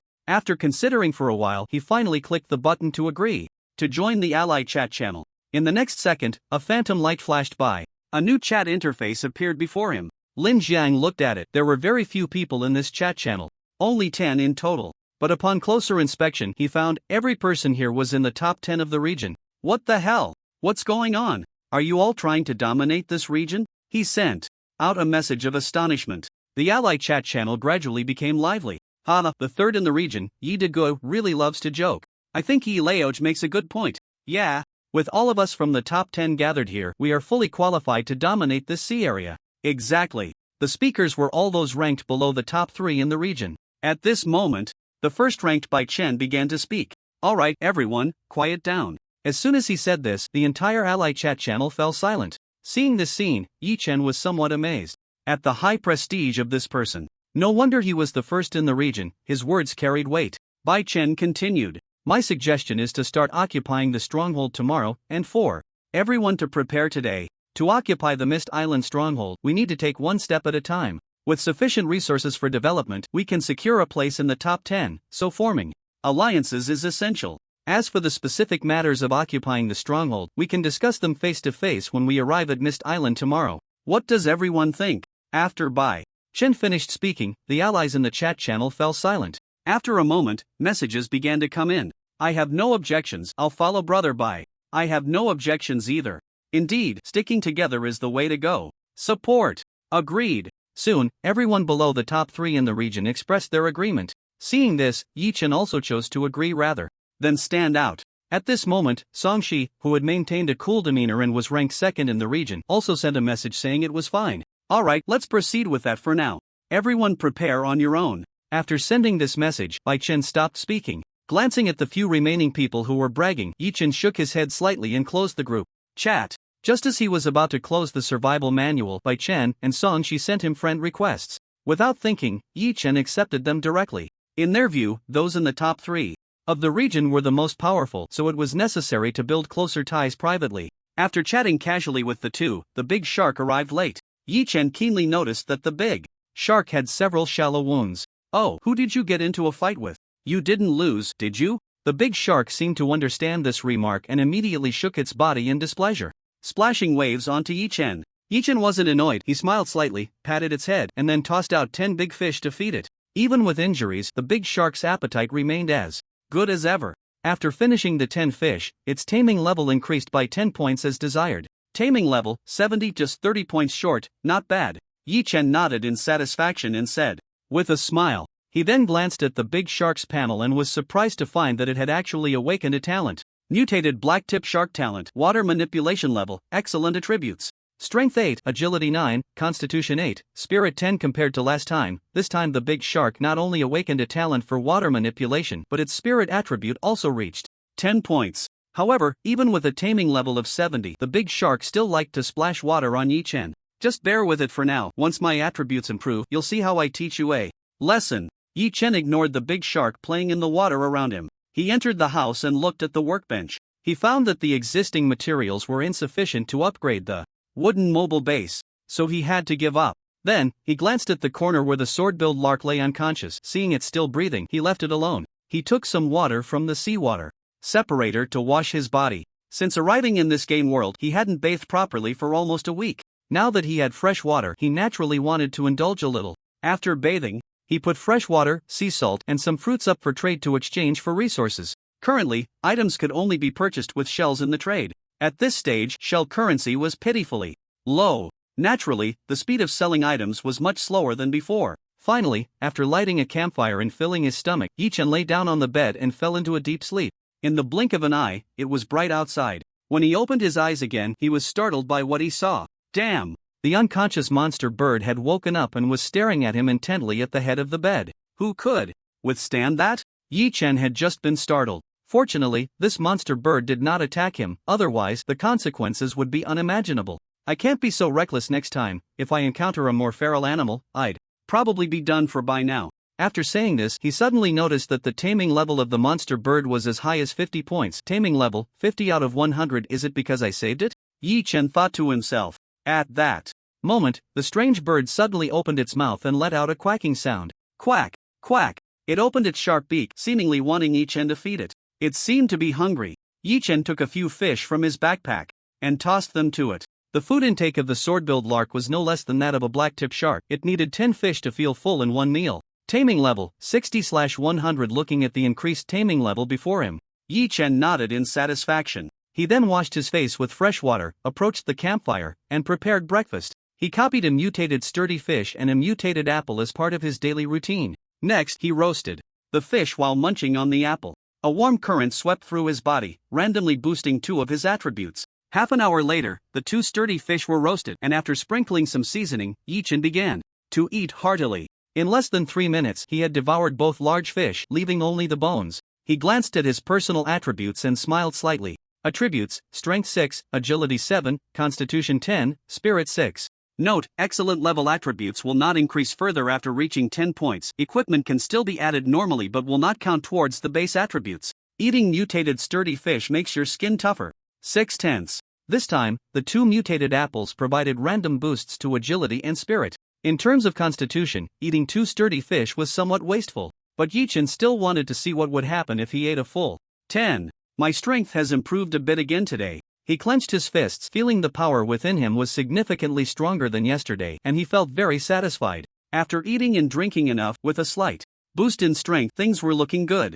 Then, Yi-Chen braved the storm, sitting calmly on the wooden steps, leisurely fishing. After a while, he felt a slight vibration from the survival manual in his arms. Someone must have sent him a message. Yi-Chen casually pulled out the survival manual and opened the chat function. In the private messages, there were quite a few notifications of friends adding him. He glanced through them and, seeing they were all useless friend requests, he ignored them. He opened the message from Bai Chen. Gather at Mist Island in half an hour. Prepare for the stronghold battle. Songshi also sent 3 words, stronghold battle, to remind him. Yi Chen then remembered the ally chat channel he had joined yesterday. Upon opening it, it was bustling with activity. The stronghold battle only lasts 1 day. If we survive the day, we can occupy the stronghold at Mist Island for 6 days. Ha ha ha. Let them see what the top 10 in the region is worth. Be careful, too many ants can kill an elephant. Don't capsize in the gutter. By the way, which of the 33 strongholds are we planning to occupy? Definitely the ones with the most resources. After glancing at the heated chat messages in the group, Yi Chen closed the survival manual and didn't delay any longer. He stepped onto the rooftop balcony, operated the control panel of the simple wooden mobile base, and headed towards the coordinates of Mist Island. He carefully checked the coordinates of Mist Island in the survival manual, which were roughly in the central position of this sea area. Half an hour later, Yi Chen piloted the simple wooden mobile base, slowly approaching Mist Island. Once the base was securely docked on the shore, he glanced at the well-prepared items in his backpack and nodded slightly in satisfaction. Then he stepped onto Mist Island. Pulling out the survival manual from his pocket, he found shared coordinates in the ally chat channel. Following the coordinates, Yi Chen easily joined up with the main force. Among the group, the leader was a young man in white clothes wearing glasses, and the second was a cool girl with a simple high ponytail. From their demeanor and posture, it was clear they were not ordinary people. Hello, let me formally introduce myself. My name is Bai Chen. You can call me by my name or just Chen, Bai Chen said, pushing up his glasses and extending his hand. A confident smile had been on his lips the entire time. Since they greeted him so politely, Yi Chen naturally had to respond politely as well. Hello, Bai Chen. My name is Yi Chen. You can just call me by my name. Upon hearing this, Bai Chen smiled and nodded. At this moment, the girl with a high ponytail, arms crossed, said, Songshi, what is your talent? As soon as these words were spoken, the scene fell silent. Talent is a secret for everyone, and asking so directly seems a bit presumptuous, doesn't it? Hearing this, Yi Chen scratched his scalp, unsure of how to respond. Fortunately, Bai Chen timely intervened. Alright, Songshi, talent is a personal secret. With so many people here, how could it be casually revealed? Upon hearing this, Songshi crossed her arms and disdainfully scoffed. Once she calmed down, Bai Chen began to introduce the other members of the team. After getting to know each other one by one, they became somewhat familiar. Once they were all acquainted, Bai Chen finally spoke about the plan for the stronghold competition. Although we only have 10 people, each one of us is elite. Not to say we can take on 100, but holding off a dozen each shouldn't be a big problem. After my personal investigation of Mist Island, among the 33 strongholds, only the 3 in the central area have the richest resources. So, our goal is to occupy those 3 strongholds. I, along with Songshi and Yi Chen, will form a group to occupy the most dangerous stronghold, while the remaining 2 strongholds can be distributed among the other 7 of you. If any group is unable to occupy one, just mention it in the ally channel, and any available group can go support. Bai Chen pointed at his glasses, detailing the plan for occupying the strongholds. His voice was magnetic, and combined with his calm and confident demeanor, it easily instilled a sense of trust. As for his distribution, Yi Chen didn't mind. As long as they could obtain resources, that was enough. Soon, the 10 were divided into 3 groups and set off. One group consisted of Bai Chen, Songshi, and Yi Chen. The second group was made up of the 4th to 6th members. The third group consisted of 4 members from the 7th to the 10th. After a while, Bai Chen, Songshi, and Yi Chen arrived at the most dangerous stronghold in the center of Mist Island. Here, they not only had to guard against attacks from other players but also fend off beast assaults. Compared to other strongholds, the difficulty had increased at least several times. The rules of the stronghold competition state that if you can defend and occupy the area for a day, it counts as fully occupying that stronghold. For the next 6 days, even if someone comes again, there will be no prompt indicating the stronghold has been occupied. 1 day and 1 night without sleep. 24 hours of staying up late. Why do I feel an inexplicable sense of excitement? Yi Chen couldn't help but think. It felt like an all-nighter gaming session at an internet cafe. The only difference was that this was both a game and reality.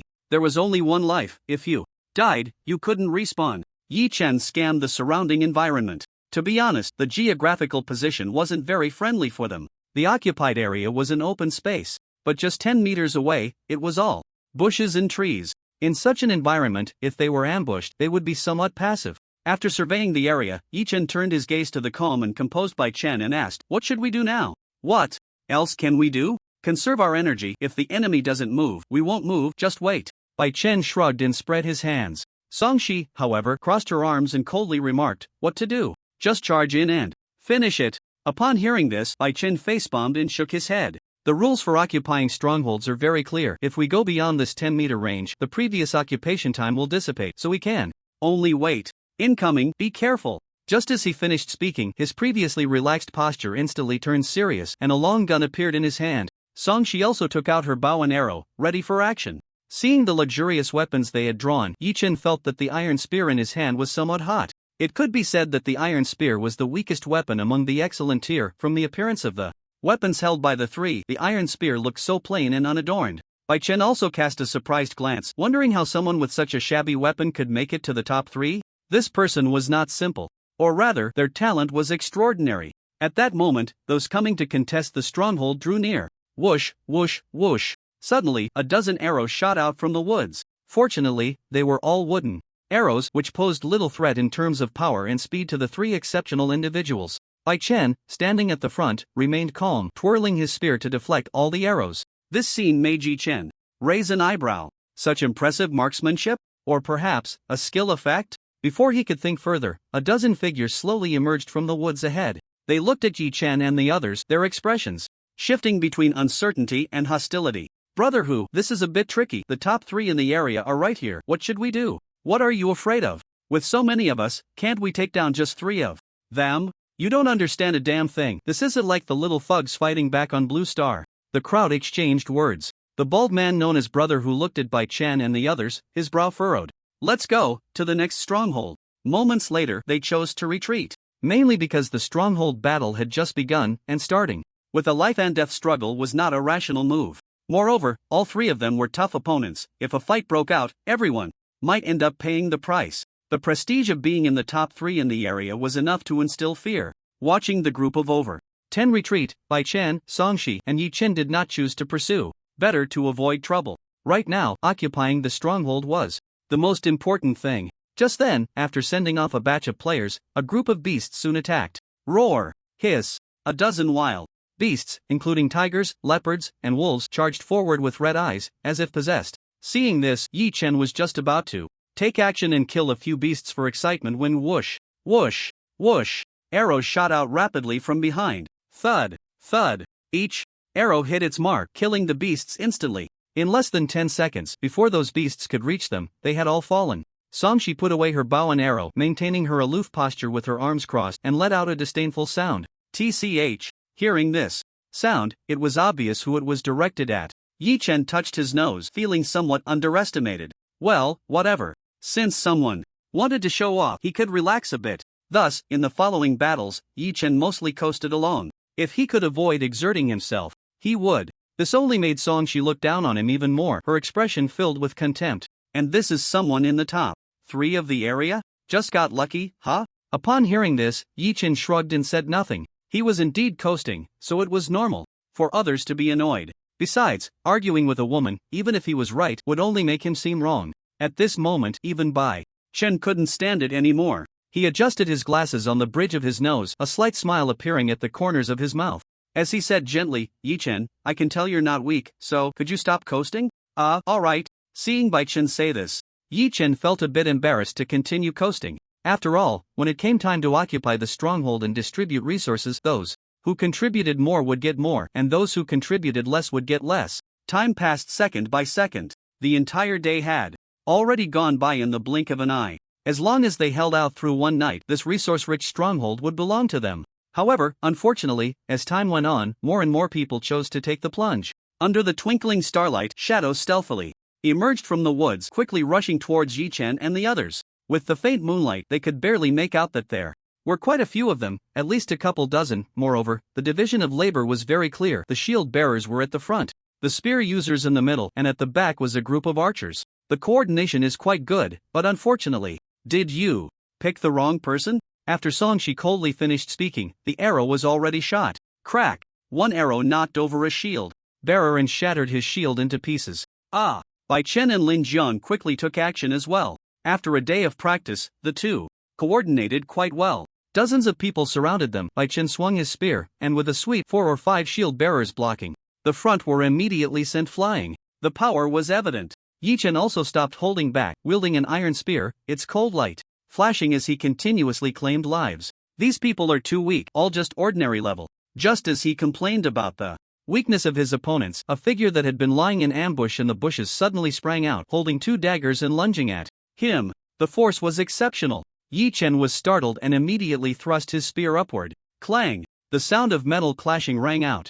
The person in front of him, wielding 2 daggers, was no ordinary foe. Yi Chen could clearly feel his iron spear being deflected at a strange angle. The person seized the opportunity, the dagger slicing across the spear shaft, heading straight for his neck. Slash! Sparks flew. In a critical moment, Yi Chen grabbed the dagger, then followed through with a sidekick, sending the person flying several meters, crashing into a large tree. He then tossed the dagger aside and glanced at the injury on his palm. It might not even count as a minor injury. There was only a slight scratch in the center of his palm, with a few drops of blood oozing out. This kind of wound would probably stop bleeding before he even reached the hospital. Looks like a physique of 10 isn't wasted.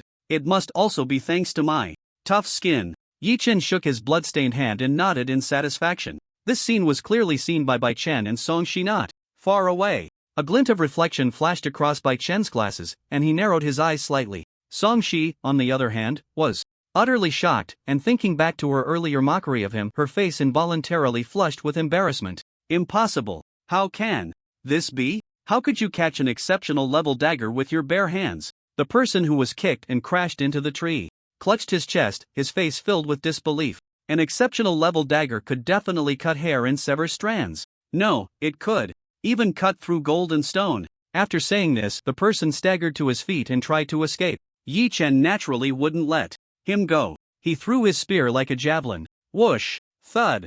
It accurately pierced into the back of the fleeing man, pinning him firmly to the tree. Playing around is one thing, but when it comes to real combat, he would definitely show no mercy. Bai Chen, witnessing this scene, showed a hint of surprise in his eyes, because a person who could kill without hesitation was the most terrifying and dangerous.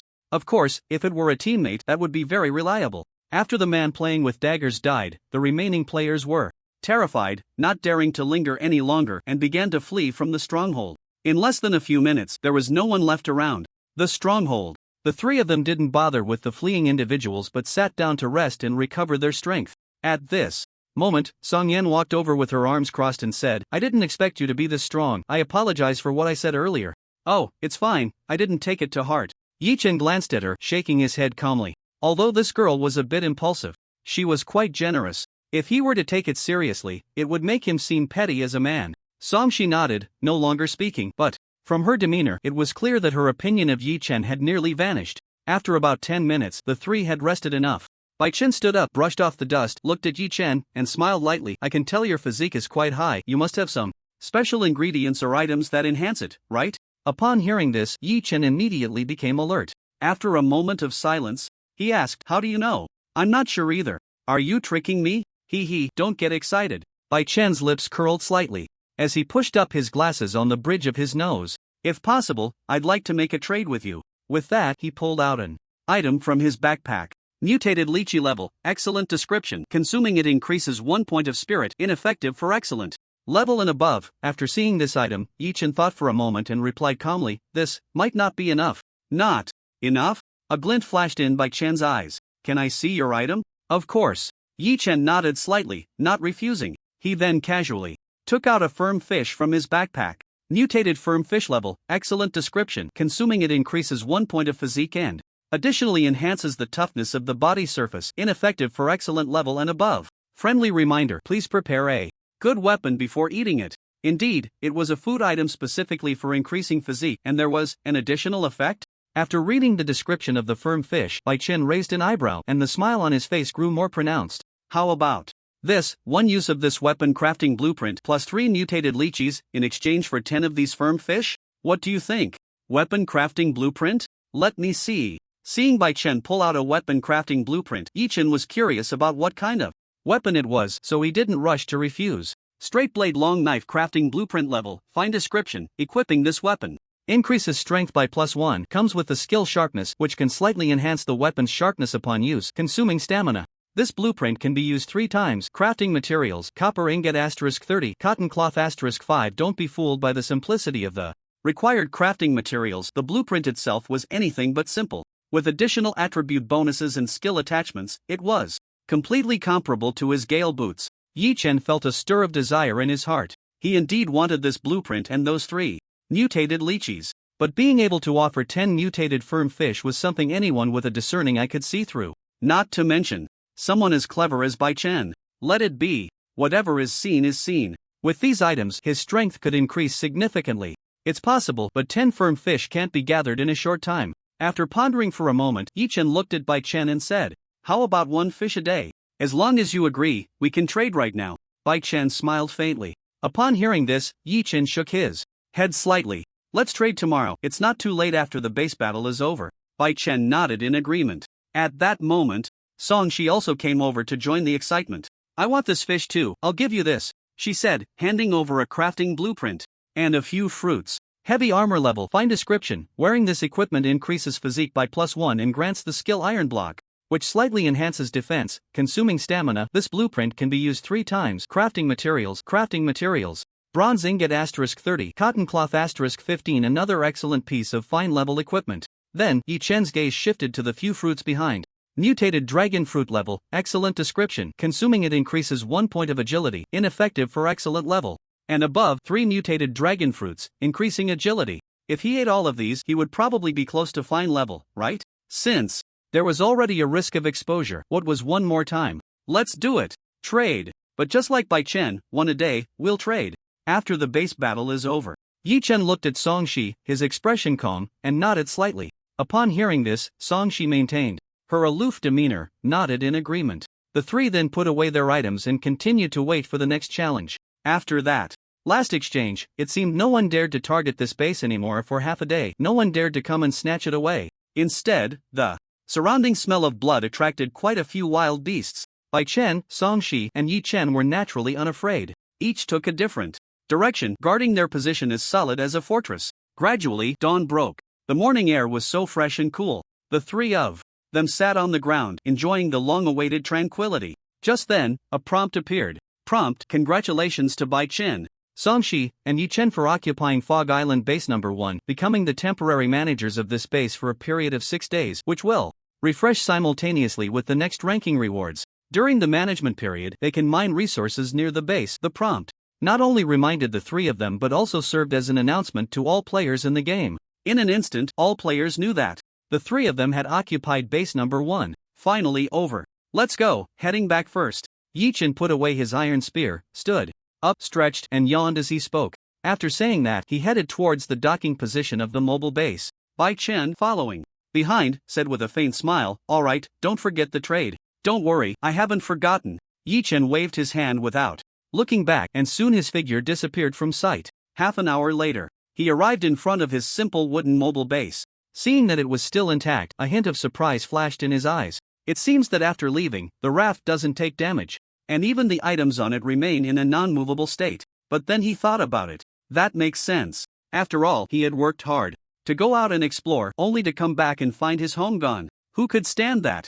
It should be that as long as the person doesn't die, the raft won't be attacked or stolen by players. He just didn't know if it could withstand local forces and other creatures. After pondering for a moment, Yi Chen stopped thinking too much and slowly boarded the mobile base. He first picked the mature cotton, linen, and fruits. In fact, they had matured yesterday afternoon. But at that time, it was during the base contest, and he couldn't return in time to harvest, wasting some planting time. After finishing the harvest, Yi Chen planted another batch of seeds. Then he opened his backpack and calculated his gains. The most he had harvested was beast meat, beast skins, and beast bones. Not much player material had dropped. After all, who goes out carrying so many materials? The most dropped were backpack fragments. The reason for the high drop rate was that backpack fragments dropped based on the number of personal backpack slots. 10 slots would drop 10 fragments, 20 slots would drop 20 fragments, and so on. Looking at the backpack fragments, Yi Chen chose to use them without hesitation. Soon, he expanded his backpack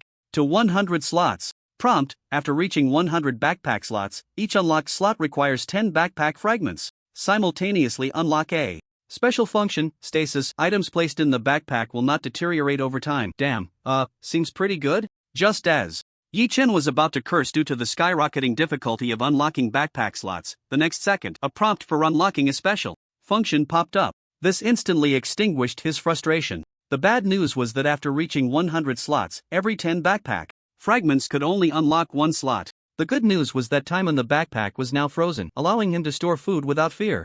of spoilage. This is indeed a practical function. Yi Chen nodded slightly and continued to invest backpack fragments to increase the number of slots. By the time he unlocked 172 slots, the backpack fragments were completely exhausted. But that was about enough. Previously, each type of item could stack up to 100 in one slot, and now it could stack up to 200. It could completely hold all his things. After a round of organizing, the survival manual in his arms vibrated. Yi Chen held a fishing rod in one hand while pulling out the manual to check. He found messages from Bai Chen and Songshi wanting to trade for the mutated firm fish. He kept his word and used his talent twice to copy the firm fish into 6 pieces. Yi Chen traded 1 piece each to Bai Chen and Songshi, then kept one for himself as a backup. With 3 mutated hard fish left, he placed them all on the campfire to roast. I can still use my talent twice today, what should I copy? The most important thing is to enhance his own strength with equipment, items, and ingredients. He had the blueprints for high-quality equipment, but he hadn't gathered the materials. It would take a few more days to craft them. However, there were plenty of ingredients available that could boost his strength. A mutated apple that increases a random attribute by 1 point. 3 mutated lychees that enhance mental attributes by 1 point each. 3 mutated dragon fruits that boost agility by 1 point each. All good stuff. You can't find these on the market. Not to mention high-quality mutated fruits, even ordinary ones are hardly seen. Chomp, chomp. Yi Chen glanced at the fruits in his backpack and unhesitatingly ate 2 mutated lychees and 2 mutated dragon fruits. Then he used his copying talent on the mutated apple. Following that, he continued to eat 2 more. At this moment, only 1 of each type of mutated fruit remained, which he stored away for backup copying. After fishing for a while, a delicious aroma wafted from the campfire. Yi Chen pulled up a fish and eagerly approached the fire. He noticed the injured sword-billed lark watching his roasted fish with ill intent. This fish still had effects for Yi Chen, so he naturally couldn't let it eat any. Instead, he took out 10 ordinary big fish from his backpack and fed them to the sword-billed lark. Upon receiving the food, a hint of human-like gratitude appeared in the lark's eyes, and it gently rubbed its head against Yi Chen. Seeing it become so friendly, Yi Chen wasn't surprised. He smiled slightly and patted its head. At that moment, the lark's taming level surged to 90 points. Taming level, 90/100. It increased so fast? Could it be because I saved it? Yi Chen scratched his head, pondering. But he quickly brushed the thought aside and focused on showing off the roasted fish in his hand. Name, Yi Chen. Talent. Copy level, excellent attributes, strength 8, agility 9, constitution 10, mentality 8. Description, once excellent level attributes reach 10 points, they will no longer increase. Equipment can still be added normally, but will not count towards the base attributes. Eating mutated hard fish makes your skin tougher, 9/10. This was Yi Chen's personal attributes for today. Seeing this scene, he felt quite gratified. After all, who doesn't like to improve a little every day? The rapid increase in attributes was largely thanks to the mutated fruits. Finally, there was the progress bar in the description section at September 10th. Should I eat the backup one in my backpack too? This thought crossed Yi Chen's mind, but he quickly dismissed it. Mainly because this type of fish was hard to catch. Since he got the excellent level fishing rod, he had only caught 1 mutated hard fish in all these days, and it was the only mutated fish. One can imagine how low the catch rate was. Without the backup copy, it would be hard to explain to Bai Chen and Songshi.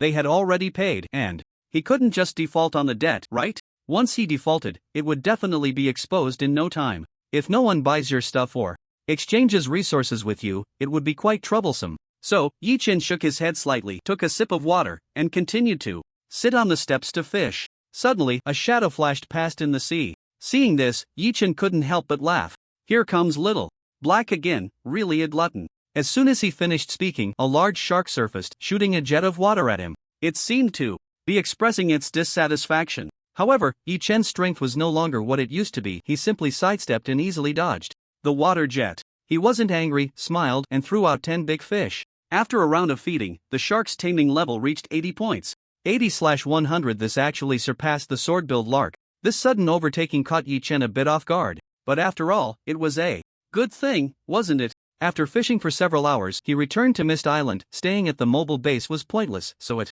was better to head to Mist Island to mine some resources. After all, there were only 6 days of mining time. Once the time was up, they would have to fight for resources again, so why waste their hard work? Along the way, they passed several outposts and saw many people laboring to extract resources. Whenever they got hungry or thirsty, they would grab a bite to eat or drink, then continue chopping trees, mining, and gathering. It was truly a life or death grind. Seeing this scene, Yi-Chen couldn't help but shake his head slightly. He realized that even if one worked tirelessly, they wouldn't gain much in just a few days.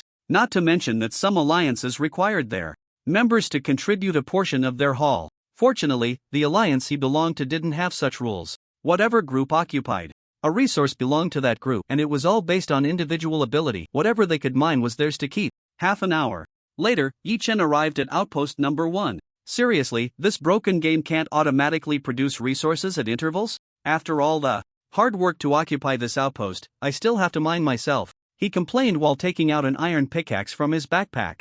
Preparing to mine some copper ore. High-quality equipment almost always required copper ingots, so copper ore was still quite important at this stage. Just as Yi-Chen found a few copper veins nearby to start mining, he heard the sound of pickaxes clinking in the distance. It didn't sound like just one person mining, it seemed like a group was at work. What's going on? There were only 3 of them occupying outpost number 1, so why were there so many mining sounds? Curious, Yi-Chen walked over to take a look. He was shocked when he saw what was happening. The miners weren't players at all, but a group of wild men dressed in animal skins. What the heck? What are these wild men doing, stealing resources? With that, Yi-Chen pulled out his iron spear from his backpack, ready to take down these wild men. Just then, a figure emerged from the bushes and said, "Wait, don't attack." Hearing the voice, Yi-Chen turned around and found it was Bai Chen. No way? Was this guy colluding with the wild men? Or did he have a unique taste and was involved with one of them? Seeing Yi-Chen's strange expression, Bai Chen couldn't help but twitch the corner of his mouth and said, "Let me explain." "Okay, I'm listening." Yi-Chen nodded, putting away his spear and looking at him intently. "These wild men are here to help me mine resources," Bai Chen explained. Upon hearing this, Yi-Chen was somewhat surprised. "You can control wild men?" "Not really." "Then how do you get them to listen to you and mine obediently?" "Just give them a beating, then feed them." "Is it really that simple?" "It really is that simple." After this exchange, Yi-Chen's expression was a bit odd. He didn't linger any longer, said goodbye to Bai Chen, and left directly. At this moment, he also wanted to find some wild men to work for him. Wouldn't that be faster than toiling alone? Another half an hour later, Yi-Chen finally found a group of wild men dressed in animal skins somewhere on Mist Island. There were about a dozen of them. Without a second thought, he went up and gave these beasts a good beating. Afterward, he took some beast meat from his backpack and threw it on the ground. After a bit of gesturing, he temporarily recruited this batch of wild men. Once the wild men were fed, Yi-Chen led them to the vicinity of the outpost to mine resources. Since he didn't have many iron axes or pickaxes, he gave them some stone axes and pickaxes to chop trees and mine. Those without axes were sent to gather. Just like that, Yi-Chen became a slave master. As long as he provided food, these beasts could work for him all day. Even capitalists would shed tears at this sight. Yi-Chen returned to the mobile base. Without needing to mine resources himself, he naturally had more time to roam the sea, looking for other resources. Abandoned metals, discarded rubber, scrap parts, various seasonings, and the like could only be found in the ruins of cities. These resources were absent on Mist Island. And most importantly, there was the shell vending machine. The hint mentioned that there might be some precious items for sale inside. For example, skill books. Yi-Chen had never seen a skill book before and was quite curious about it. Learning this thing should significantly enhance his combat power.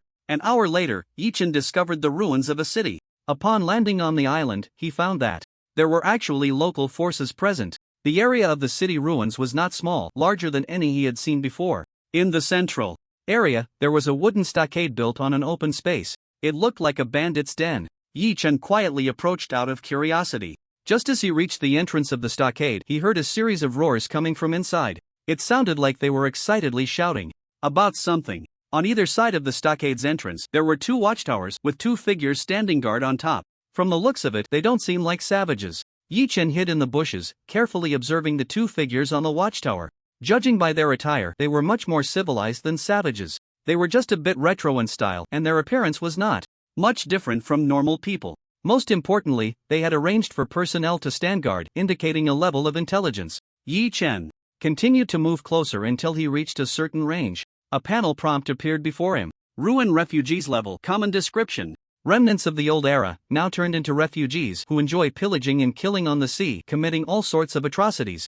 After reading the panel's description, Yi-Chen took out his bow and arrows from his backpack. He aimed at the 2 people on the watchtower and quickly drew his bow to shoot. Whoosh, whoosh. 2 wooden arrows wouldn't kill an ordinary person, but in his hands, it was A different story. Thud, thud. Two muffled sounds, almost imperceptible, echoed. Seeing the refugees on the watchtower fall, Yi Chen climbed up with agility. He crouched down, leaned against the wall of the watchtower, and peered out to observe the situation inside the stockade. Is this a gladiatorial fight? In the center of the stockade, a group of refugees had gathered, leaving a space of several meters in the middle. Two wooden cages were slowly opened. One contained a tiger, and the other held a little girl. As expected, these refugees enjoy pillaging and killing, forcing a little girl to fight a tiger.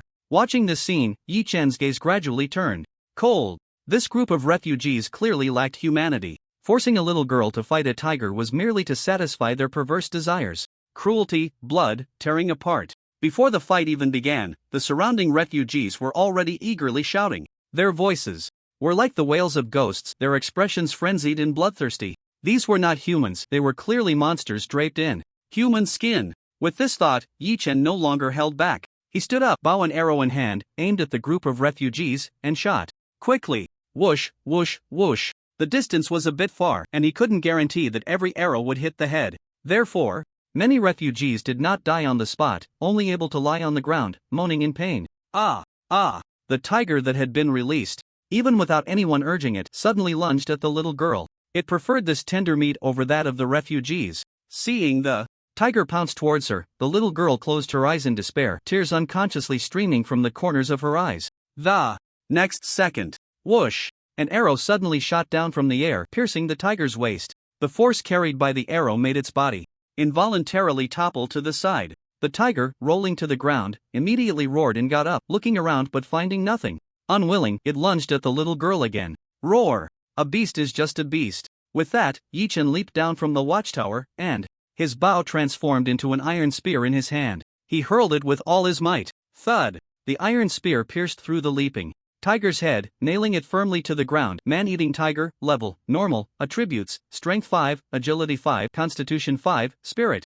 5. Description: this is a tiger that enjoys eating humans. Since it has tasted human flesh, it has lost interest in the meat of other creatures. All attributes are 5 points. Clearly, it is a tiger on the verge of becoming exceptional. With a bow and arrow, it would be impossible to kill it. The wooden arrow's material is such that if it struck this tiger's head, it would likely shatter on impact. That's why Lin Jiang shot an arrow at its waist, diverting it away from the little girl. The description of copper-headed, iron-tailed, tofu-waisted fits the tiger just as well. To think it only eats humans, it truly is a vicious tiger. Soon, Yi Chen's figure appeared nearby, coldly stating, the tiger had been pierced through the skull by an iron spear and was completely dead. He pulled out the spear and casually flicked it, blood splattering everywhere. Then, Yi Chen slowly walked over to the little girl not far away, extending his hand and revealing a kind smile as he said, "Come on, get up. That vicious tiger has been killed by me." Hearing the gentle voice beside her, the little girl finally dared to tremble and open her eyes.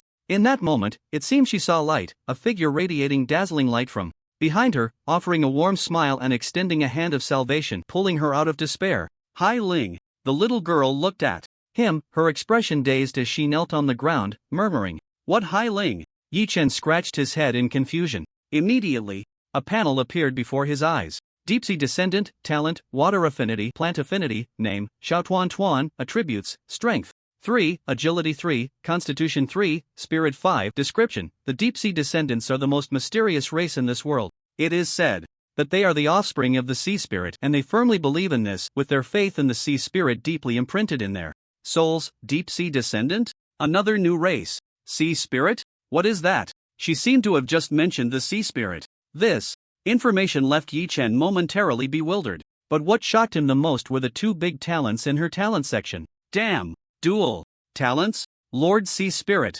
Big brother, you must be the incarnation of Lord Sea Spirit, right? Yes, it must be like that.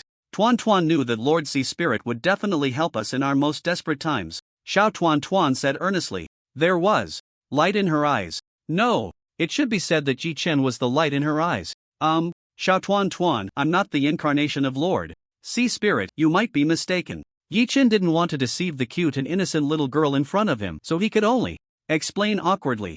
Continuing to be misunderstood would surely lead to trouble later. You must be the incarnation of Lord Sea Spirit.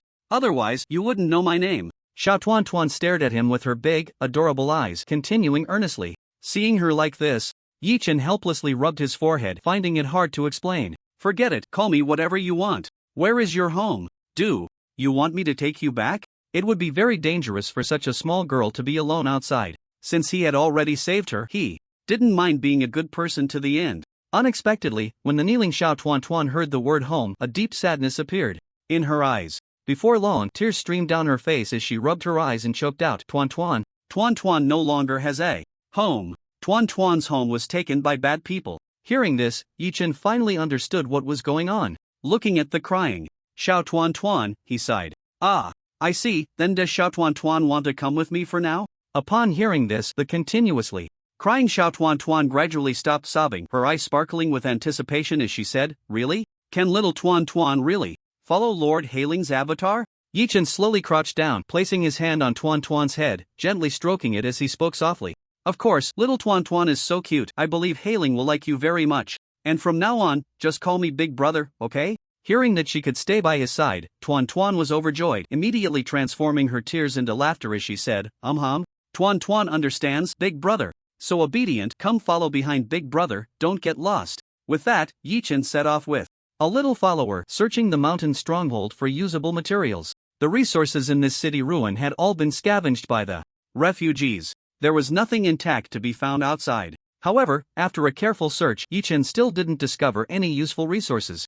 At that moment, little Tuan seemed to think of something, quickly tugging at the corner of his clothes and saying, Big Brother, Tuan knows where those bad guys' secret base is. There must be things in there that Big Brother can use. Surprised by her words, Yi Chen smiled and patted her head, saying, I didn't expect our little Tuan to be so amazing. Hee, Big Brother, come with Tuan. Little Tuan said happily as she pulled his hand, leading him in a certain direction. It seemed that being able to help Yi Chen was the happiest thing for her. 10 minutes later, under little Tuan's guidance, Yi Chen discovered a cellar in a hidden corner. After moving aside the covering above, he tried tossing a stone inside. Bang! The sound wasn't very muffled, indicating it wasn't too far. But to be safe, he took some rope from his backpack and tied it to a heavy object nearby. Then, holding onto the rope with one hand and an iron spear with the other, he slowly slid down into the cellar, saying, Little Tuan, keep watch for Big Brother up there, and report to Big Brother if there's any danger, okay?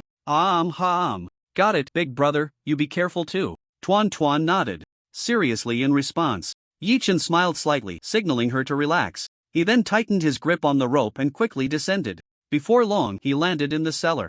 Looking up, he saw a dim tunnel ahead. Torches were stuck in the stone walls on both sides, casting flickering shadows that were somewhat eerie. Yi Chen took a deep breath, holding the iron spear, and bravely walked forward, being cautious with every step. It wasn't until a few minutes later, when he reached the end of the tunnel, that he let out a sigh of relief. He hadn't encountered any traps along the way. At the end of the tunnel was a secret chamber, and Yi Chen swung his iron spear. Crack! The rusty iron door fell to the ground with a thud. He casually picked up a torch from the stone wall nearby and carefully stepped inside. The secret chamber wasn't large, and after just a couple of steps, Yi Chen discovered a tattered skeleton half lying there. The sudden sight startled him slightly. However, being bold and skilled, it was just a skeleton, and he quickly calmed down. He scanned the surroundings but found nothing else. Not willing to give up, Yi Chen began to search the secret chamber bit by bit.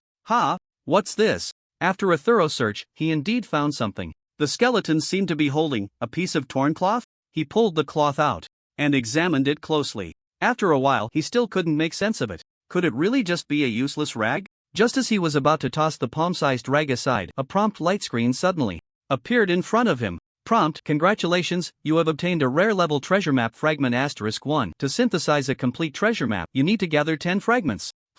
A treasure map? And it's rare level? Yi Chen was somewhat astonished. Above excellent level is rare level. The general classification of levels is ordinary, excellent, fine, rare, uncommon, perfect, epic. It seems he really found a treasure. However, this thing requires 10 pieces to synthesize. Forget it, having it is better than not having it at all. I'll study it properly when I get back. This place where the refugees live is really poor, Yi Chen complained as he returned in the direction he came from. He quickly arrived at the spot he had come down from, tugged on the rope to test it, and with a few jumps, he climbed back up. Big Brother, are you okay? Seeing him return safely, little Tuan immediately rushed over joyfully and tightly hugged his thigh without letting go. Yi Chen smiled slightly, patted her head, and said gently, Big Brother is fine. Let's go home, little Tuan, shall we? Tuan Tuan wants to go home with Big Brother, little Tuan Tuan said happily. Seeing this, Yi Chen took her small hand and headed towards the mobile base. 10 minutes later, the two of them boarded the mobile base. Little Tuan Tuan was very happy, running around on it. Fortunately, there were railings around, so she didn't fall into the sea. Wow, Big Brother, is this going to be Tuan Tuan's home from now on? Yes. Sitting on the steps fishing, Yi Chen smiled at her and nodded in response. Half an hour later, little Tuan Tuan lay sprawled on the wooden board, rubbed her belly, and shyly said, Big Brother, Tuan Tuan is hungry. Hearing this, Yi Chen immediately took out some fruit from his backpack for her. Then he walked over to the campfire and started grilling a few fish to eat. After about 10 minutes, the fish were ready. Yi Chen sprinkled some seasoning on top, and the aroma became rich. Little Tuan Tuan was so tempted she was almost drooling. Look at you, little glutton, hurry and eat. He handed a grilled fish to little Tuan Tuan. She grinned and immediately devoured it. It was obvious she hadn't eaten enough before. Seeing this, Yi Chen shook his head helplessly. Eat slowly, there are bones in it. Ah woo. Tuan Tuan isn't afraid of bones, oh woo. Little Tuan. Tuan took a big bite, eating both the meat and the bones. Yi Chen was astonished. After confirming she was really fine, he stopped worrying. After the meal, little Tuan Tuan regained her energy and ran to the planting area on the roof to play. Tip: your crops are growing vigorously, maturation time shortened, harvest quantity increased, mutation probability raised. The sudden tip left Yi Chen completely stunned. He was just fishing peacefully. How did the crops start growing vigorously? Could it be? He suddenly stood up and looked. He noticed that the plants above changed slightly after being touched by little Tuan Tuan. Talent. Plant affinity. Yi Chen remembered that little Tuan Tuan had two talents, one of which was plant affinity. Clearly, the scene before him was the effect of this talent. He hadn't expected that casually picking up a little girl would bring him unexpected surprises. After being touched by little Tuan Tuan, the maturation time of the crops was cut in half. This was undoubtedly good news. Yi Chen immediately joyfully picked up little Tuan Tuan and spun her around a few times. Little Tuan Tuan also laughed happily, glad that she could help him. Several hours later, the sky was already painted with the hues of dusk. Seeing that it was getting late, Yi Chen controlled the mobile base towards Mist Island. After returning to Mist Island, he collected the resources mined by the wild people into his backpack.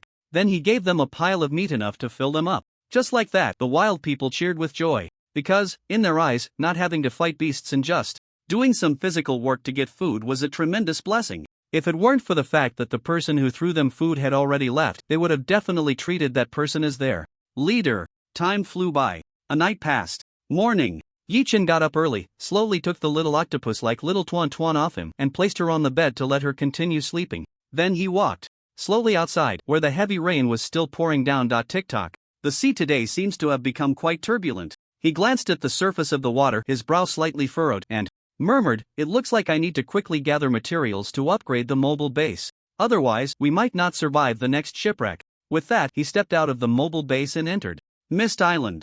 Upon arriving at the spot where resources were mined yesterday, he was surprised to find that the group of wild men had already gathered there.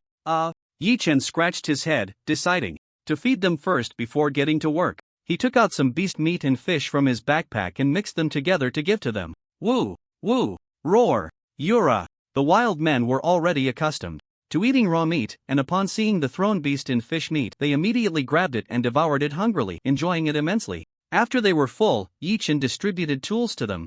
The wild men, having had one experience, instantly knew what to do without needing any gestures this time. Those with axes went to chop trees. Those with picks went to mine. Those without tools frantically gathered. What is professionalism? This is professionalism. Yi Chen watched the wild men working hard and orderly in front of him, stroking his chin and pondering. What if I were to domesticate a group of wild men? Wait, hold on. At that moment, a brilliant idea flashed through his mind. The more he thought about it, the more he realized that going solo was simply not feasible. Just for gathering resources, he needed manpower.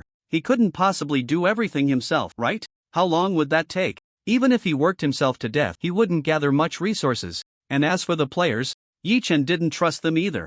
However, these simple-minded, strong-bodied wild men were much easier to control. Just by feeding them, they could help him work. Even later on, if he equipped them with iron armor and iron spears, wouldn't they become meat shields? Coupled with him fighting monsters, that would be incredibly satisfying. But he was worried that the wild men might rebel. So, figuring out how to completely control these wild men was the most troubling issue for Yi Chen. Forget it, let's just make do for now and keep an eye out for items related to this in the future. After some contemplation, he buried this thought deep in his mind. It was still too early to think about this. He would see later if there was an opportunity to form a heavy armored wildman army. Half an hour later, Yi Chen returned to the base and found that Xiao Tuan had already woken up. She was also very consciously contributing her value. She was tending to the crops on the roof. Seeing this scene made Yi Chen feel a bit heartbroken, and he waved at her, saying, "Xiao Tuan, aren't you going to sleep a little longer?" Upon hearing his voice, a smile immediately appeared on Xiao Tuan's cute face as she replied, "No need. Xiao Tuan wants to help big brother too." Seeing her so determined, Yi Chen no longer insisted, smiling and nodding before letting her continue. Then, he took out some ingredients from his backpack and began preparing food. Among them was the mutated firm fish. Yi Chen activated his copying talent twice in a row, turning 2 firm fish into 6. 2 of them were traded to Bai Chen and Song Shi as they had previously agreed upon. He naturally couldn't go back on his word. With 3 firm fish left, Yi Chen roasted 1 for himself and stored the rest. He only needed 1 to bring his progress to October 10th. As for Xiao Tuan's food, ordinary roasted fish would suffice. She was still at the ordinary level, and it would be a waste for her to eat excellent level food. Sizzled, the roasted fish crackled over the campfire. Gradually, a faint aroma wafted out. While the fish was still cooking, Yi Chen continued rummaging through his backpack. There were apples, dragon fruit, and lychee, 3 types of excellent level mutated fruits that needed to be copied. But he only had 2 copying opportunities today. Yi Chen glanced at his personal attributes. Attributes: Strength 8, Agility 9, Constitution 10, Spirit 8. Strength is 2 points short of max, Agility is 1 point short of max, Spirit is 2 points short of max. After some thought, he chose to replicate the mutated apple and lychee. The apple randomly adds attributes but does not add to the max points. In other words, once an attribute is maxed out, it will randomly add to the remaining attributes that are not maxed. The lychee, on the other hand, adds to the spirit attribute. Eating just 2 would max it out, and he could keep 1 as a backup for the next replication. Chomp, chomp. Yi Chen ate the mutated fruit. A warm current began to flow through his body instantly. The familiar sensation swept over him again, so pleasurable that he almost cried out. At that moment, Xiao Tuan also came over, curiously observing what he was doing. After a moment, the warm current dissipated, and his body stopped growing stronger. Yi Chen tilted his mouth, stood up, and stretched his body. Crack, crack. The sounds of bones and joints rubbing against each other echoed. "Awesome," he shouted, tilting his head back. Hearing this, Xiao Tuan tilted her head in confusion and looked at him. Yi Chen scratched his head awkwardly. Fortunately, the grilled fish on the campfire was ready, so he quickly picked up a piece, sprinkled some seasoning on it, and handed it to Xiao Tuan. Upon seeing the fragrant grilled fish, Xiao Tuan's eyes lit up, and she immediately took it and started eating it in big bites. Her movements were anything but elegant. Yi Chen shook his head slightly but didn't mind her, instead picking up the sturdy fish, sprinkling seasoning on it, and started eating. One word: delicious.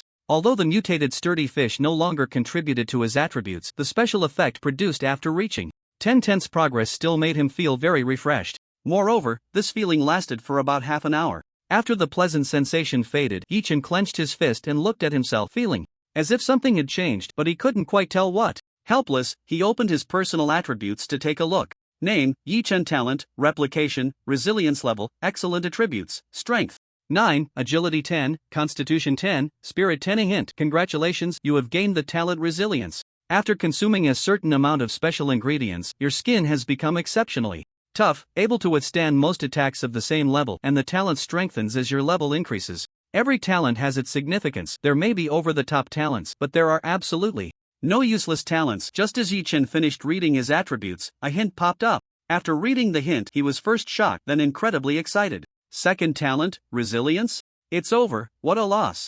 Agreeing to trade 10 sturdy fish to Bai Chen and Song Shi was a total loss, alright? This was a second talent. Sigh, forget it. The trade was already made, he couldn't go back on his word. Although it stung a little, there was nothing he could do. In the blink of an eye, Yi Chen pushed this matter to the back of his mind. Because he felt fantastic right now. His whole body was filled with power. And he was just one step away from the fine level. I remember, when leveling up to Excellent, I used an upgrade stone. So, to upgrade from Excellent to Fine, I definitely need to use where can I get this thing? After thinking for a moment, Yi Chen took out the survival manual from his pocket and opened the regional chat channel. He shouted, offering a high price for a fine level upgrade stone. After the message was sent, the entire regional chat channel fell silent. It wasn't that this sentence had any deterrent power. Rather, it was the 4 golden characters behind his name, Regional Third. This made the entire chat channel quiet for a few seconds. But soon, it erupted again. What the hell? The boss whose Regional Third has appeared in the chat channel? I didn't see it wrong, did I? No mistake, those shiny 4 golden characters are right behind the big shot's name. By the way, what is it that the big shot wants? I haven't heard of it before? You little trash, haven't you heard of the upgrade stone? It means you're still at the ordinary level. I've heard of the excellent level upgrade stone, but this refined level. Damn, could it be that the big shot's level is about to reach the refined level? No, it can't be. Is this the big shot in the top 3 of the area? I just upgraded to excellent level. They're about to upgrade to refined level. I can only say that the big shot truly deserves their title. I'm the one suffering. Still stuck at the ordinary level. Still just at the ordinary level? Sometimes you need to reflect on yourself. How long have you been in the game world? Ask yourself if you've been putting in enough effort. Woo woo. Stop talking. +1. Yi Chen carefully browsed through the messages in the chat channel. In the end, they were all meaningless chatter. He couldn't rely on them. He could only depend on himself. He shook his head slightly, closed the area chat function, and casually opened the trading section. As time passed, there were indeed excellent level items appearing, but not many. Out of thousands of pages, ordinary level items accounted for 99.9%. After some scrolling, Yi Chen unexpectedly discovered a useful blueprint. Planting box upgrade.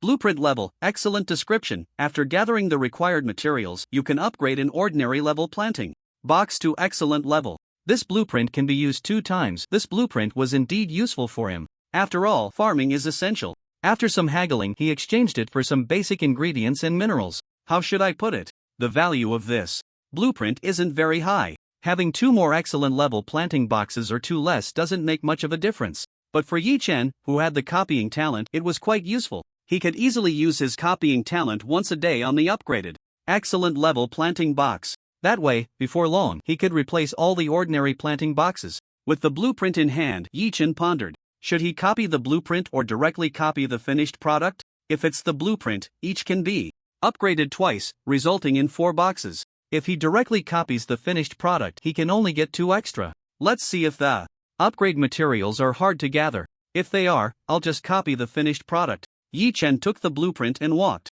to the planting area on the rooftop. A prompt screen popped up in front of him. Upgrade materials, wood *5, any meat / rotten meat *5, any bones *5. Seeing the upgrade prompt, his eyes lit up slightly. The materials for upgrading the planting box were quite simple. He had plenty of wood, meat, bones, and other materials in his backpack. Alright then, it's decided to copy the blueprint. With that thought, Yi Chen put the blueprint away. Today's copying attempts were already used up, so he could only wait until tomorrow. Next, he controlled the mobile base to wander on the sea surface. He wanted to see if any good items would refresh. Like a shell vending machine. Time passed quickly. A few hours went by, and it was now noon. The noon now was no longer the scorching sun of before. After several days of continuous heavy rain, a faint mist enveloped the entire sea surface. Even the temperature was dropping sharply. The temperature at noon was almost comparable to when the sun had disappeared before. Not to mention the nighttime temperature, which had already dropped low enough to freeze. The occurrence of shipwrecks had also led to a rapid decrease in the number of players. Originally, there were 10,000 players in an area, but now, only a little over 5,000 remained. One can imagine how difficult it must be for ordinary people to survive in such an environment. And those who could survive now all had some skills, more or less. Yi Chen continued to control the mobile base towards uncharted waters. After a while, suddenly, in the faint mist ahead, several shadows appeared. Yi Chen looked closely and found several rickety wooden rafts. There was also a wooden makeshift mobile base that was not much different from his. Players were standing on top of them, all staring intently at something on the sea surface. Is that a vending machine? Yi Chen's sharp eyes quickly recognized what it was.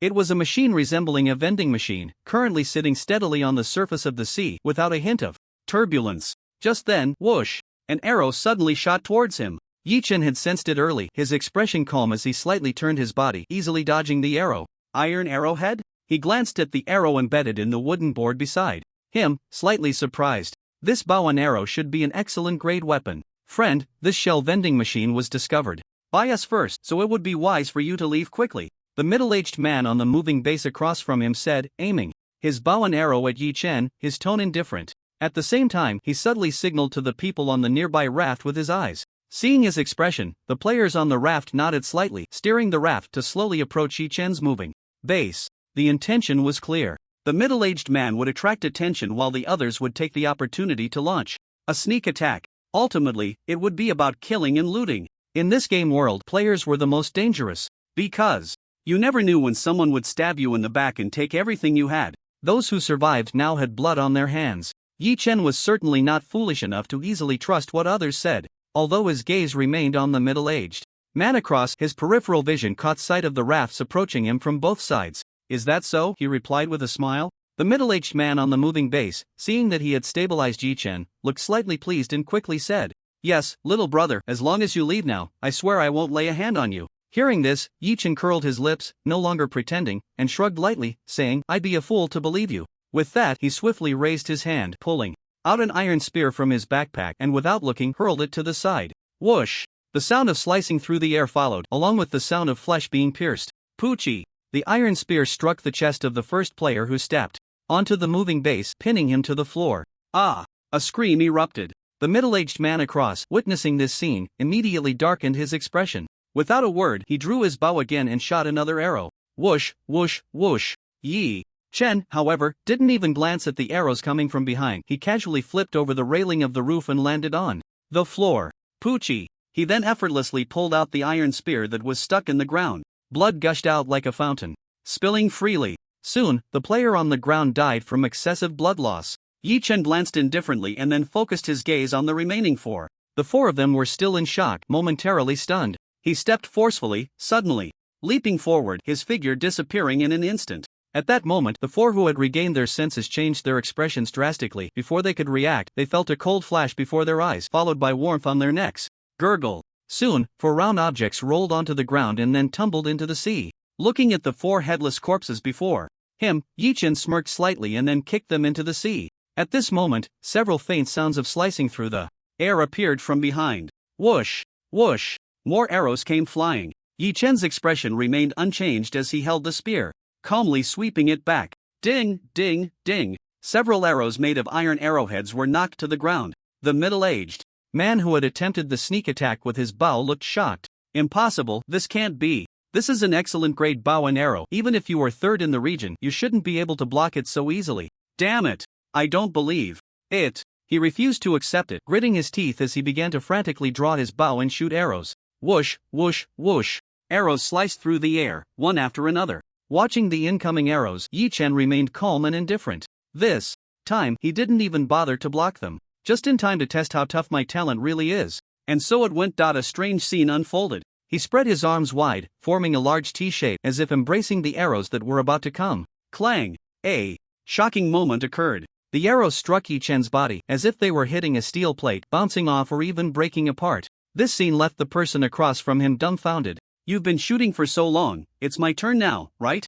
With that, Yi Chen suddenly hurled the iron spear in his hand. Whoosh! After tracing a graceful arc in the air, the iron spear accurately pinned that person to the wooden board. Ah! A piercing scream followed. After all, this person was at an excellent level. As long as he didn't hit the head or heart, one strike definitely wouldn't kill him. Yi Chen whistled casually as he moved the mobile base closer. Once he reached the middle-aged man, he casually pulled out the iron spear that was lodged in him. Ah, spare me. As long as you spare me, I can do anything. I can be your dog. Faced with death, the middle-aged man was no longer concerned about his dignity. His expression filled with terror as he pleaded desperately. Whoosh! Yi Chen rolled his eyes in exasperation and directly pierced this guy's head with the iron spear. Seriously, you want to be a dog? If I really wanted a pet, I wouldn't choose a man, would I? That fair-skinned, beautiful long-legged lady would be much more appealing. Shaking his head, he quickly cleaned the blood off the iron spear.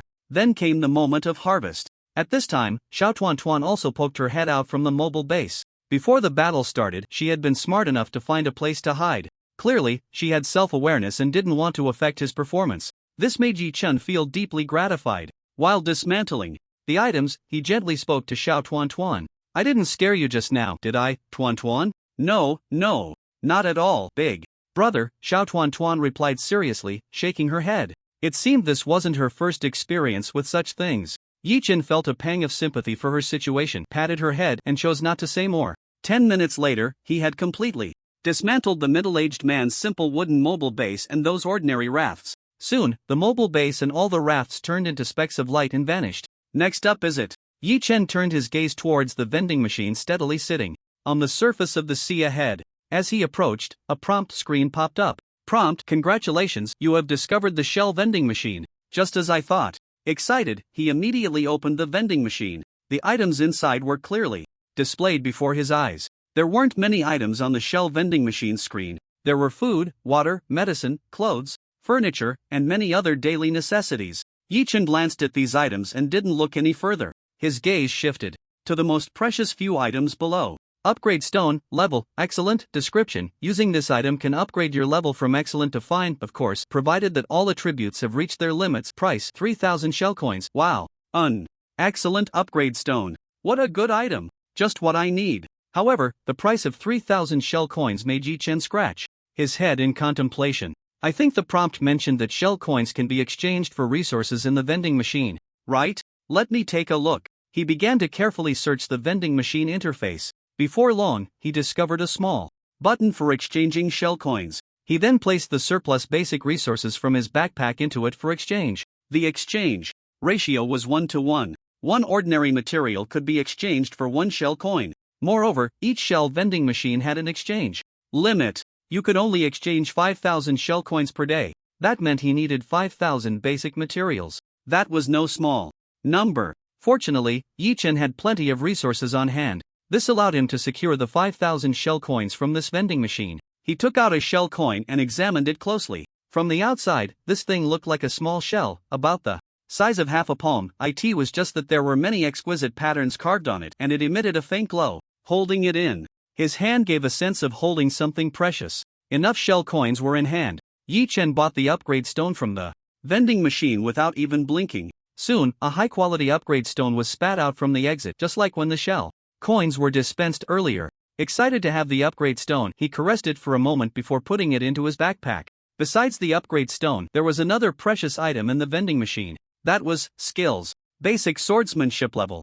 LV1 bonus, when using a knife technique power plus 1%, attack speed plus 1%. Description: a very basic skill, but it can be improved through continuous practice. Price: 1,000 shell coins. After reading the introduction of this basic swordsmanship, Yi Chen felt somewhat ordinary. Yes, very ordinary. But he didn't mind. Perhaps as the level increased, the bonuses would be higher. Without thinking much, he invested 1,000 shell coins to buy it. The next second, a skill book was spat out from the vending machine's exit. Seeing this item, Yi Chen directly picked it up and used it on himself. Just in time, he had also gathered the materials to forge that straight-blade long sword. Let him try how powerful a high-quality long sword combined with swordsmanship skills could be. In front of the equipment crafting table, Yi Chen first used the materials to upgrade it to a lower level. Otherwise, the excellent grade equipment crafting table wouldn't be able to produce high-quality weapons. Then, he placed the necessary materials in and used the crafting opportunity for the straight-blade long sword. The clanging sounds appeared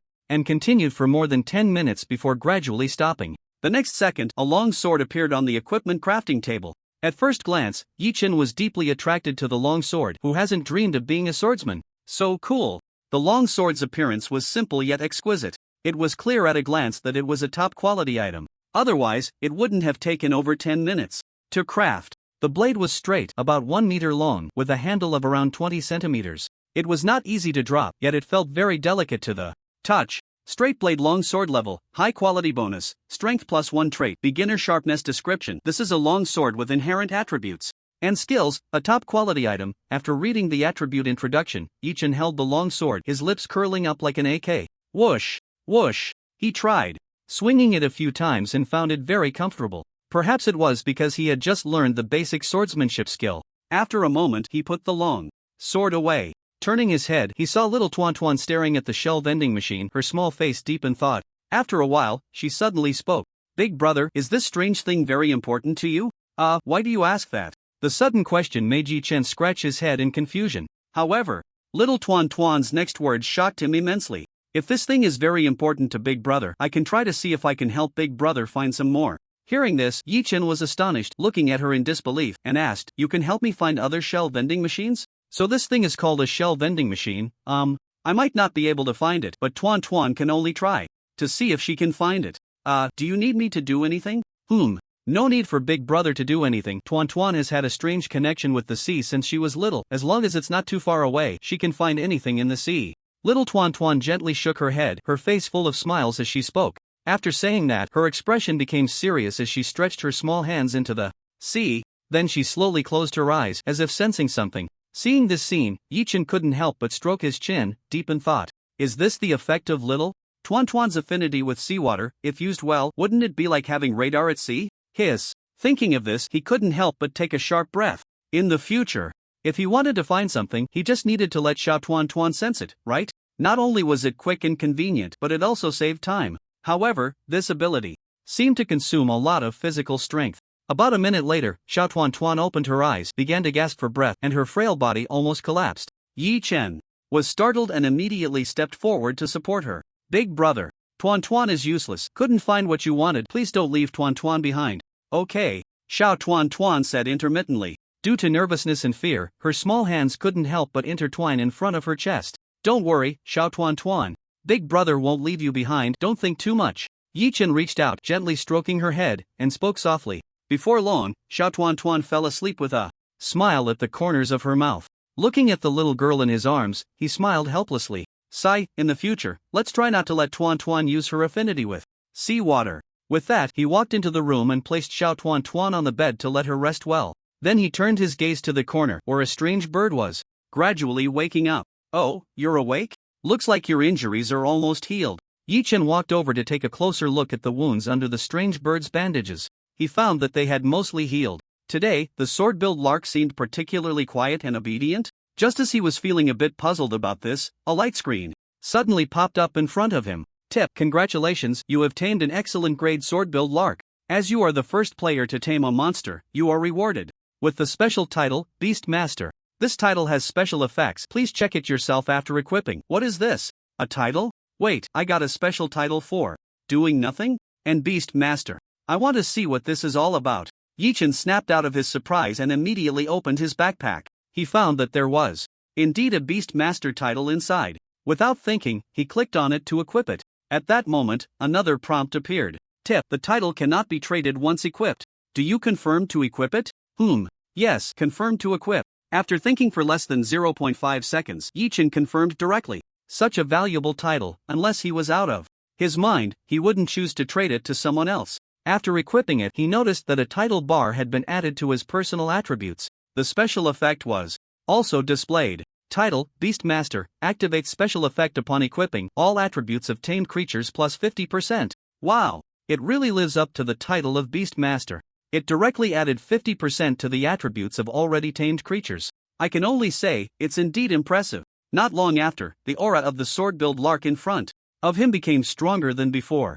Clearly, the special effect of the title was taking effect. Yi Chen was extremely excited. He quickly took the sword-billed lark outside. With the successful taming and the title of Beast Master, he found that he could communicate with it without barriers. This thrilled Yi Chen, and he immediately signaled for the sword-billed lark to take him for a flight. The sword-billed lark was quite large, especially when it spread its wings, measuring about 2 to 3 meters, more than enough to carry a person. Ga. Are you saying you're too hungry? You need to eat enough to have the strength to carry me? Ga. After understanding its meaning, Yi Chen took out fish from his backpack to feed it. One after another, the fish were swallowed, until after eating 10 fish, the sword-billed lark finally stopped its feeding. Ga. It called out, indicating that it was full. If you're full, then it's time to work. Yi Chen chuckled and patted its head. He initially wanted to ride on the sword-billed lark to fly, but after trying, unfortunately, the feathers were too slippery to hold onto, so he had to give up. Then, he changed his method to take off. Woohoo! Take off! In midair, Yi Chen grabbed the claws of the sword-billed lark with both hands, excitedly howling. There was no way around it. The feeling of flying was simply too wonderful. It was as if he had conquered the sky and the sea. The vast world was his to roam. The strong winds and heavy rain continuously battered Yi Chen's face, and only when his vision became a bit blurry did the sword-billed lark return. Just as he was about to land, a large shark suddenly leaped out of the sea below. The great white shark opened its massive jaws and lunged at him. To be precise, it was lunging at the sword-billed lark.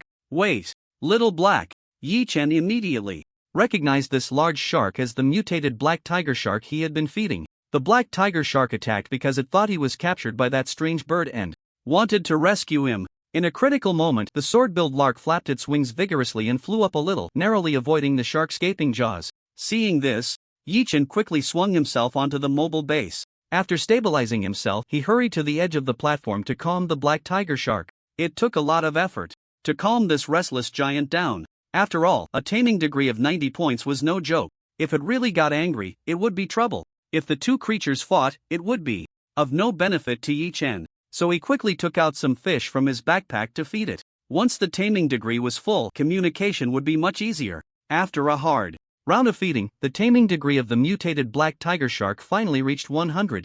Taming degree, 100 out of 100. Once the taming degree was full, a prompt screen followed. Closely. Prompt: congratulations, you have tamed an excellent mutated black tiger shark. Nice. Lin Jiang was extremely excited. Today was truly a double blessing. Not only did he gain a mount in the sky, but now he also had a mount for the sea. Rounding up, doesn't that mean I can go anywhere, sky or sea? Yi-Chen thought about riding on the black tiger shark's back to surf the waves for a bit. However, this thing was too slippery and he couldn't hold on at all. If it went full throttle, it would just throw him into the sea. No need for that, really no need. Yi-Chen dismissed the idea of trying out the new mount. Next, he introduced the mutated black tiger shark to the sword-billed lark and expressed that they were all buddies. After some fuss, it was getting dark. He remembered the resources on Mist Island were waiting for him to collect. Yi-Chen immediately controlled the mobile base towards Mist Island. After taming the mutated black tiger shark, it wouldn't swim far away. It would follow him or play in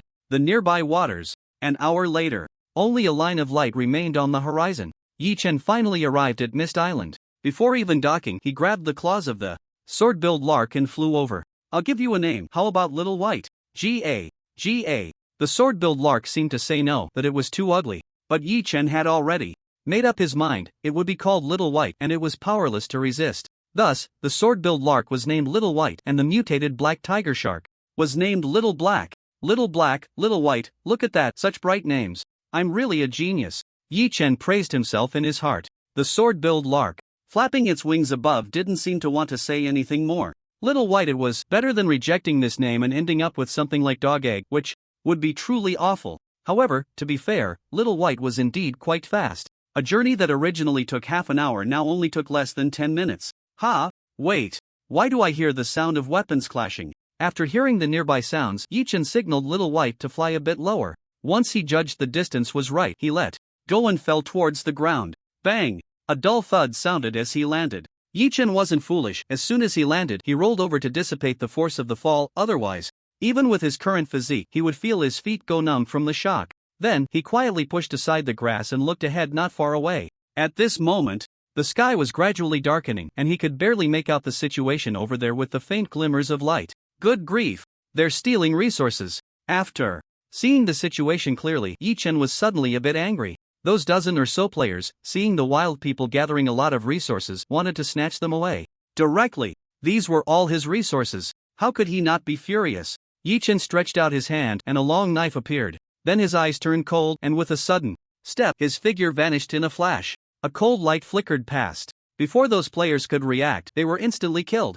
With his current strength, it was a piece of cake to eliminate these ordinary level players. After finishing off the enemies, Yi-Chen's expression was calm as he wiped the blood off the long knife and put it away in his backpack. Then, he turned his gaze to the remaining wild people. Many had died, leaving only 5, and each was injured. However, to be fair, the few survivors were quite strong. Either their physique was at 5 points, or their strength was at 5 points. After some thought, Yi-Chen decided to throw them some bandages for stopping the bleeding. He also made sure to show them how to use them. After a round of bandaging, the wild people's wounds stopped bleeding and their pain was significantly reduced. Now, the way they looked at Yi-Chen was filled with genuine awe. One of them even began to worship him on the spot, mumbling a whole bunch of words. While speaking, he kept bowing. Due to the language barrier, Yi-Chen was somewhat puzzled about what he was expressing. Just then, a light screen popped up in front of him. Tip: congratulations, you have tamed an ordinary level Mist Island wild person. Oh, tamed? Although the word tamed was a bit jarring, after all, it was used to describe animals.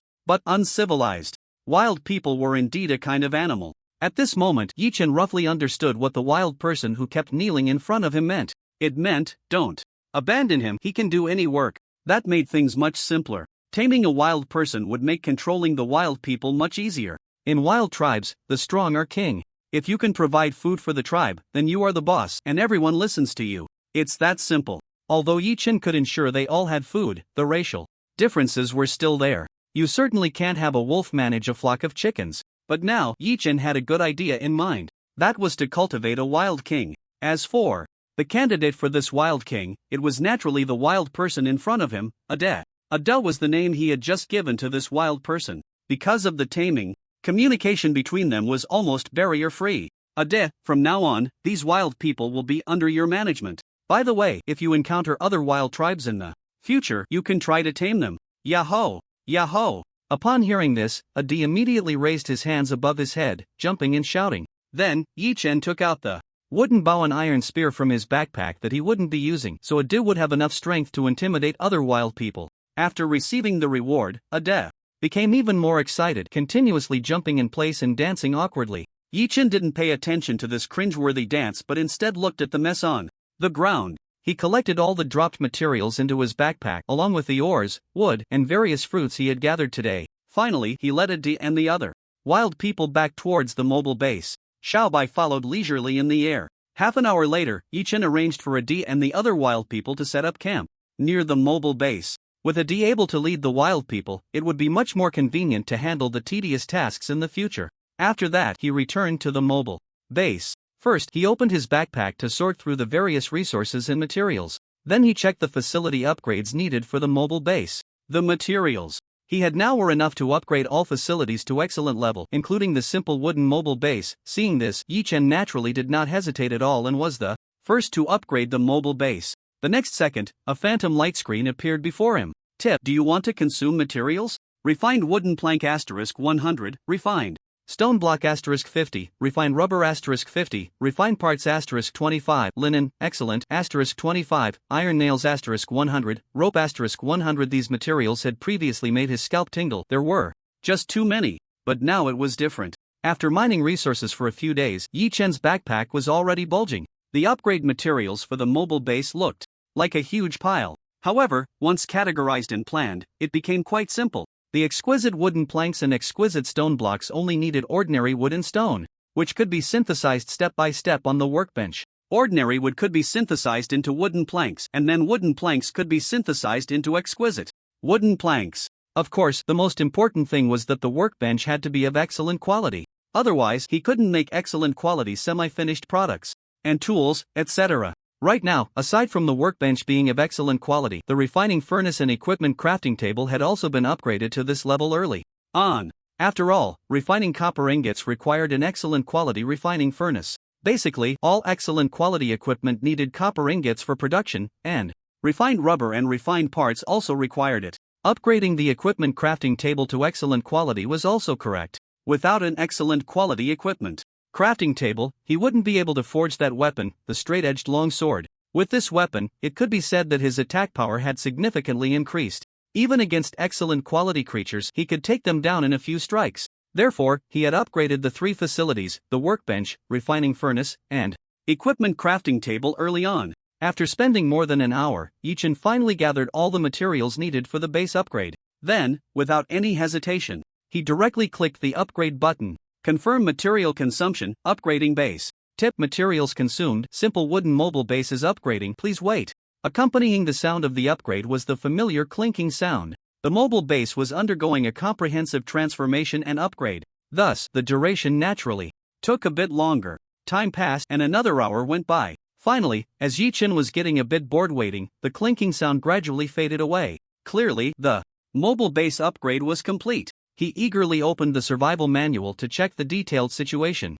Small simple mobile base level, excellent durability, 1000 description. A sturdy and reliable shelter that can protect you from wind and rain. Handling small maritime disasters is not a problem. Upgrade materials, special wooden plank, rare, *1000, special stone block, rare, *500, special rubber, rare, *300, special parts, rare, *300, cotton. There were still a bunch of materials listed afterward, which dazzled Yi Chen, so he simply closed it and stopped looking. Rare items were still a bit far from him at this point. At the very least, he should first upgrade to excellent quality. Yi Chen shook his head slightly, no longer thinking about it. His gaze began to survey the upgraded mobile base. Compared to before, the biggest change was the area. The small simple mobile base had grown to 40 meters in length and 30 meters in width, looking like a fortress on the sea. The house in the middle had also changed significantly. From the original 1.5 stories, it had transformed into 3 stories. Yi Chen entered to take a closer look. He found that after the upgrade,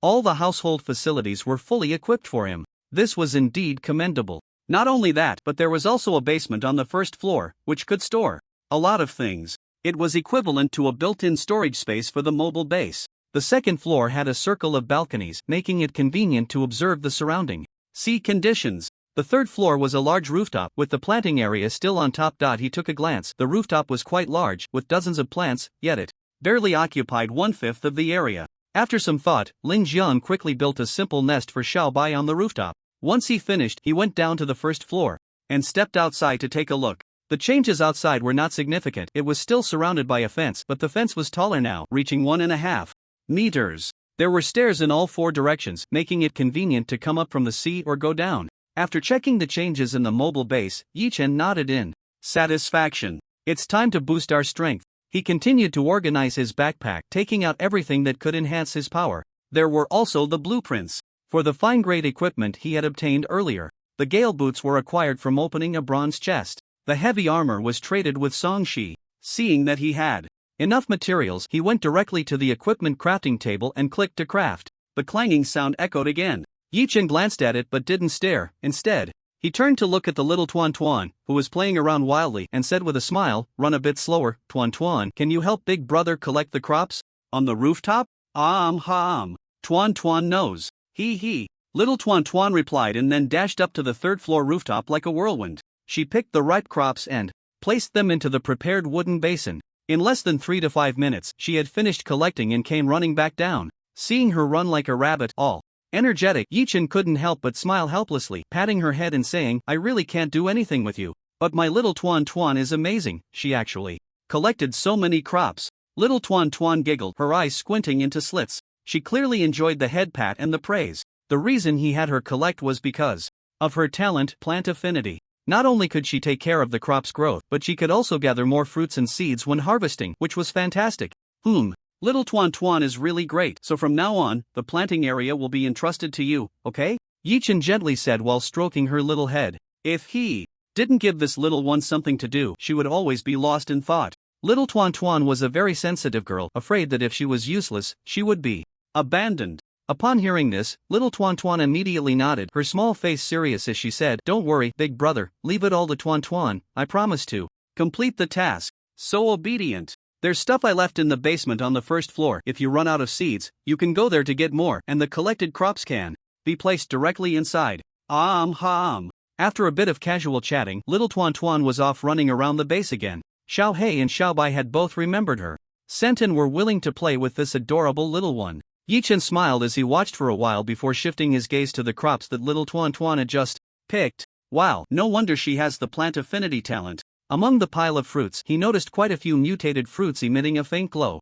If he had picked them himself, he probably wouldn't have gotten even one. Even if he did, it would likely just be one. Tuan Tuan had picked 5 or 6 mutated fruits. It was simply incomparable. These mutated fruits randomly added attributes. Yi Chen took out an excellent grade 1 and started eating it. Crunch, crunch. He was just a bit short of maxing out his attributes. Casually eating an excellent grade mutated fruit would bring him to the limit. After swallowing one mutated fruit, Yi Chen felt a warm current surge through his body, washing over him repeatedly. At that moment, his strength, agility, constitution, and spirit seemed to reach their peak. To improve further, he needed to break through this limit. Noticing the restrictions within his body, Yi Chen calmly took out the fine-grade upgrade stone. He applied slight pressure with his palm, and the upgrade stone shattered like crystal. The broken crystal shards did not flow away through the gaps in his hand but transformed into specks of glowing light that entered his body.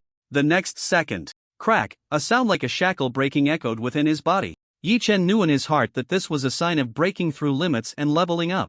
Before long, a prompt appeared before his eyes. Prompt: congratulations, you are the first player in this area to reach the excellent level. Reward: excellent level treasure chest. *3, excellent level fishing rod crafting blueprint. *1, excellent level energy core. *1. Seeing the rewards that suddenly appeared in his backpack, Yi Chen couldn't help but smile. Among them, the item he valued the most was the excellent level fishing rod. With this fishing rod, he could continuously reel in excellent items. This was truly a lucrative business. Without hesitation, Yi-chan took out the excellent level fishing rod crafting blueprint and quickly ran to the workbench, clicking to craft. Prompt: do you want to consume?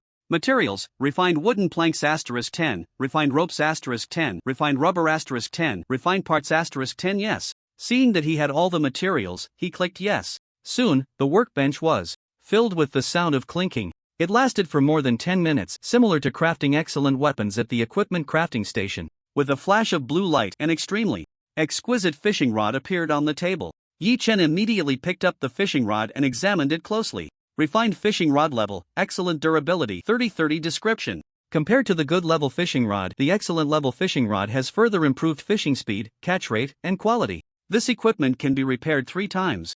After checking the attributes, Yi-chan pondered. The durability of ordinary level equipment is 10, and it can only be repaired once. At the good level, the durability becomes 20, and the repair count increases to 2. Now, the excellent level has a durability of 30 and can be repaired 3 times. The subsequent levels should also increase according to this rule. With the fishing rod in hand, Yi-chan naturally wanted to fish a couple of times. But now, there were more important things to do. That was the 2 pieces of equipment that had already been crafted at the equipment crafting station. The first piece of equipment was a pair of shoes. Swift wind boots level, excellent bonus, agility +1 trait. Swift step durability, 30/30 description, a top quality item, not only providing attribute bonuses but also comes with a skill trait. After reading the description, Yi-chan directly put them on. Although they were boots, they were surprisingly cool and breathable inside. Not bad, not bad. They looked stylish too, in a sleek black design. After admiring himself for a moment, he turned his attention to the other piece of equipment. Heavy armor level, excellent bonus. Constitution +1 trait, iron block durability, 30/30 description, somewhat heavy. Those lacking in strength and constitution will find their movement speed affected when wearing it. It is indeed a bit heavy. Yi-chan picked up the heavy armor and weighed it in his hands, discovering it weighed at least 200 to 300 pounds. If this were on an ordinary person, it would probably crush them. However, for him, it was just right. He quickly donned the armor. Clang! He knocked on it with his hand, and it sounded just like striking a steel plate. This instantly gave Yi-chan a sense of security. Although he had the tenacity talent, who would complain about having more life-saving gear? If someone managed to break through his armor, they would find that his skin was tougher than the armor itself. Just imagine the surprise. At this moment, Yi-chan had almost changed into a new outfit. He held a refined long sword in one hand, wore heavy armor on his body, and had the swift wind boots on his feet. Although it looked a bit mismatched, it gave off a unique sense of luxury. This also attracted the little Tuan, who was playing not far away. With her big eyes, she curiously examined him from head to toe. Yi-chan originally wanted to pat her head but suddenly thought about the hundreds of pounds of armor he was wearing. If he wasn't careful, he might accidentally crush little Tuan's bones. So, he decided to get familiar with it. First, he began to wield the straight-bladed long knife, practicing his swordsmanship. Though it was called swordsmanship, it was actually just the basic knife skills he had learned before. This was merely a foundation, with not many movements and no impressive techniques. Horizontal slashes, vertical cuts, upward thrusts, diagonal slices, and a few simple actions. After a round of practice, Yi-chan found that the long knife in his hand was becoming more and more comfortable to wield. He couldn't help but scratch his head and mutter to himself, could it be that I have a talent for practicing with a knife?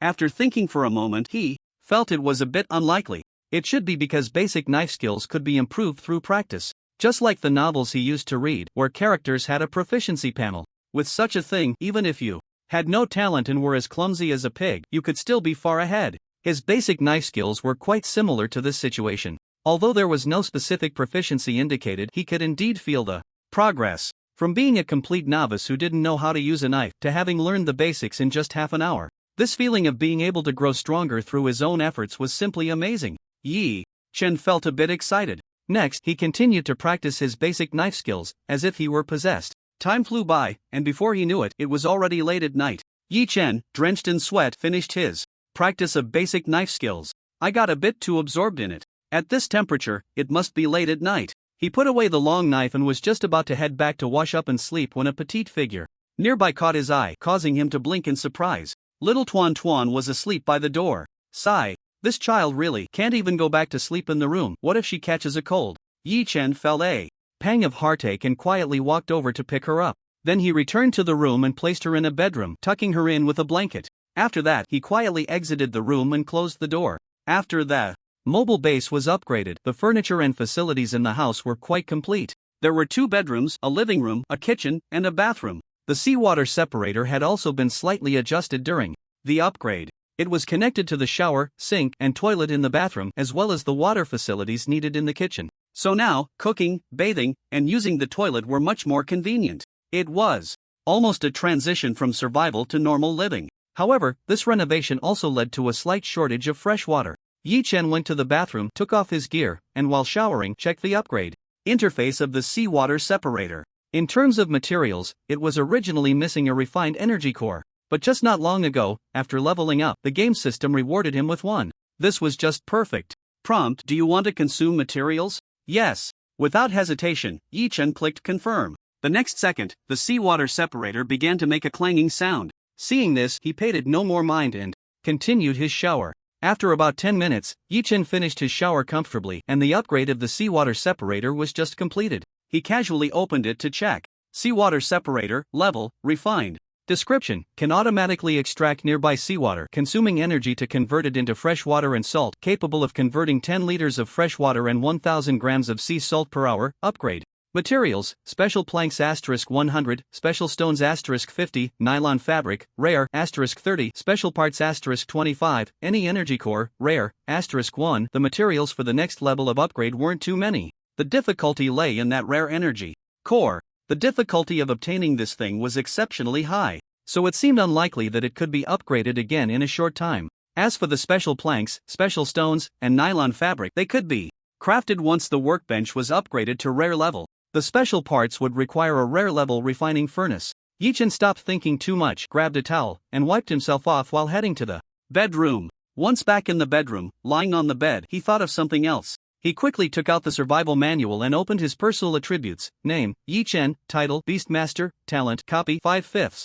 Resilience, level, excellent. Attributes: Strength 10, +1, Agility 10, +1, Constitution 10, +1, Spirit 10, Skills: Basic Swordsmanship LV1, Equipment: Straight Long Sword, Heavy Armor, Gale Boots. Description: each point of excellent level attributes is equivalent to double that of good level. Talents also improve with level, and each copy can yield *3 of the same item. After reviewing his attributes, Yi Chen's eyes lit up. As expected, the talent effect has also improved. The daily copy count has reached 5 times, and each time can additionally copy 3 more. This enhancement could be said to be incredibly powerful. Whether copying excellent level treasure chests or the excellent level equipment he wore, selling them in trade would yield quite a good income. But good steel must be put to the blade. Now that he had reached excellent level, what did he need the most? It must be the mutated fruits that could enhance excellent level attributes and equipment for other parts. Pulling the attributes up to 20 points, combined with a set of excellent level equipment that had additional attributes and skill traits, just thinking about it felt overwhelmingly strong.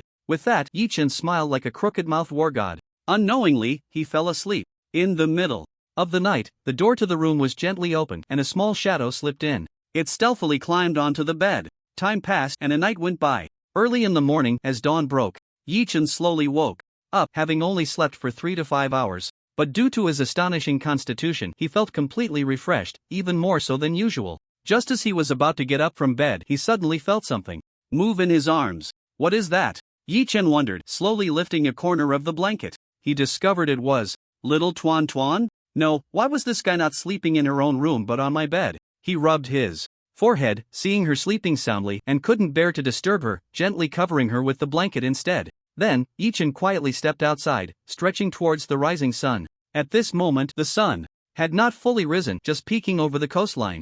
The time was probably just past 6 in the morning. He first went to the bathroom to wash his face. Then he went to the workbench to make some tools. Iron axes, iron picks, and so on. After finishing, Yi Chen left the mobile base and headed towards the nearby resting place of the wild people. When he got close, he stopped and called out to them. Adi, bring your people out to work. Hearing the commotion, Adi immediately ran out with a strange cry, followed by a few wild subordinates. Glancing at them, Yi Chen nodded and distributed the tools. Finally, he gave Adi the equipment he no longer needed, the burlap shirt and pants, along with a few ordinary mutated fruits. Ordinary mutated fruits were of no use to Yi Chen anymore. Even if he put them up for trade, they wouldn't sell for much. Shell coins. The valuable items were the upgrade stones. These were incredibly precious. Even if your attributes were maxed out, without upgrade stones to break through the limits, you would still be stuck. Upgrade stones were of excellent level and they were not easy to obtain. Anyway, Yichen had never seen these in trade. Generally, such precious items were bartered among players. At this moment, after a day consumed a few ordinary mutated fruits, all his attributes reached 5 points. He had clearly reached the limit of ordinary level. In terms of equipment, he had burlap clothing, burlap pants, a wooden bow, and an excellent level iron spear. Next, Yichen fed the wild people some food, ensuring they were well fed for work. Take them back to the previous place to continue gathering resources and return by sunset, understood? Ula ola. De raised the iron spear and let out a strange seer wide out why Yichen understood its meaning, so he nodded and let it take them out. He himself had other matters to attend to. The first was to solve the breakfast problem. Returning to the mobile base, he went to the kitchen, looking at the complete set of kitchenware, and nodded, saying, "Not bad, very complete. Then let's not have fish today, let's make a pot of mixed meat stew."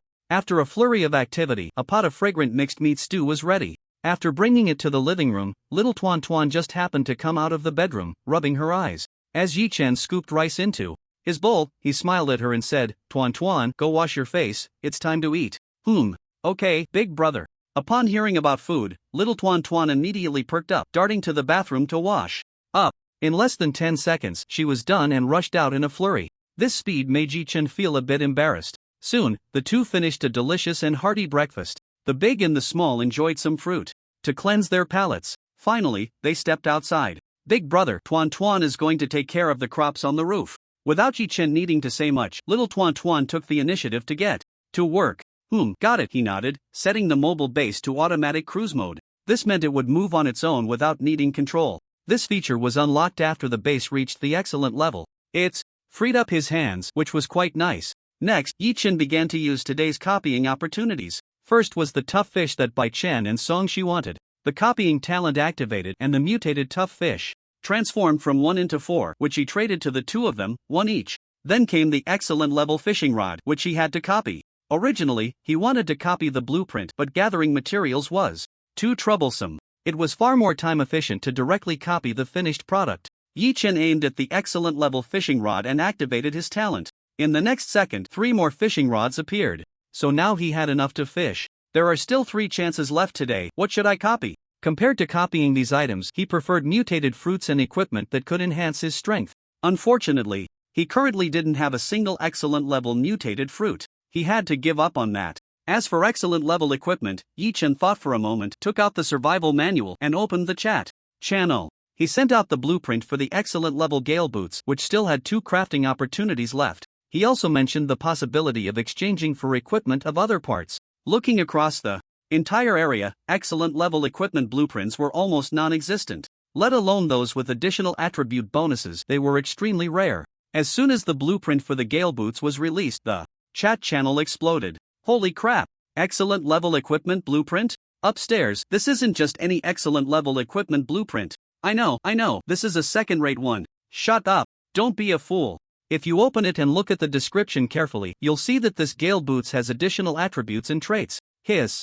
No way, this thing is too outrageous, right? Exactly, I'm still wearing ordinary level equipment, and the big shots have already gotten their hands on top-tier excellent equipment? Are we even playing the same game? Yichen glanced at the chat channel, finding it filled with meaningless chatter, and casually closed it. The private chat channel was also silent. He shrugged, not in a hurry. Instead, he sat on the steps at the edge of the base, cast out his fishing rod, and began to fish. Be honest, this excellent level fishing rod felt great. In less than 2 minutes, the first fish was hooked. Yichen gave a strong flick, and the fish was instantly pulled up. It was an excellent level big fish, which would improve his physique if consumed regularly. See base level, excellent description, delicate meat, good taste, long-term consumption can enhance physical attributes, ineffective if consumed at excellent level or above.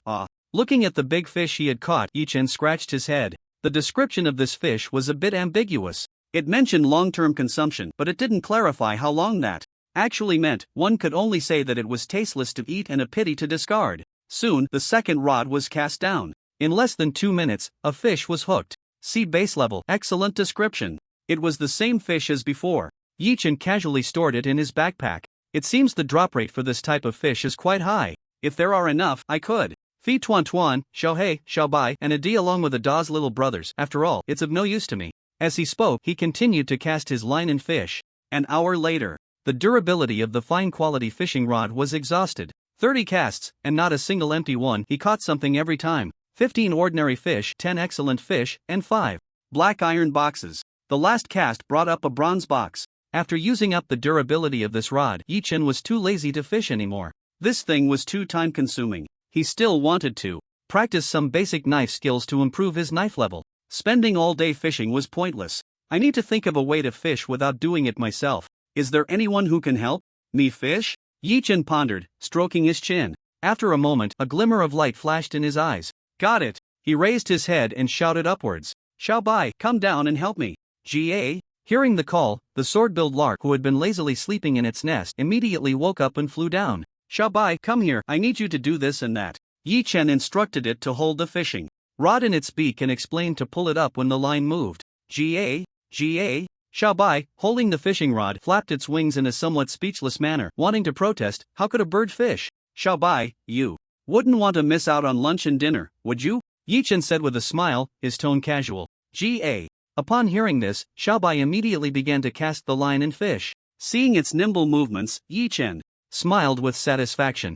Indeed, this was his good partner. Buzz, buzz. At that moment, the survival manual in his arms suddenly vibrated slightly. He took it out and opened it to find someone was messaging him. There were quite a few messages. Yi-Chen opened them one by one with interest. The private messages that came at this time were nothing more than a trade for the Windrunner boots crafting blueprint. Hello, I have a fine quality equipment crafting blueprint and would like to exchange it for a chance to use the Windrunner boots crafting blueprint. Yi-Chen clicked on the message, and the attached blueprint information followed. Refined casual pants crafting blueprint level. Fine description, a very ordinary fine quality equipment with no additional attributes. To put it simply, this equipment was quite trash. The Windrunner boots came with attributes and traits. Yi-Chen wouldn't be foolish enough to trade for such garbage, so he continued to look through the private messages. This message had no nonsense. It sent the detailed information of the blueprint directly for trade. Heavy armor helmet crafting blueprint level. Fine description, an exquisite piece of equipment among fine quality, with additional attribute bonuses and skill traits. This crafting blueprint is good, I'll keep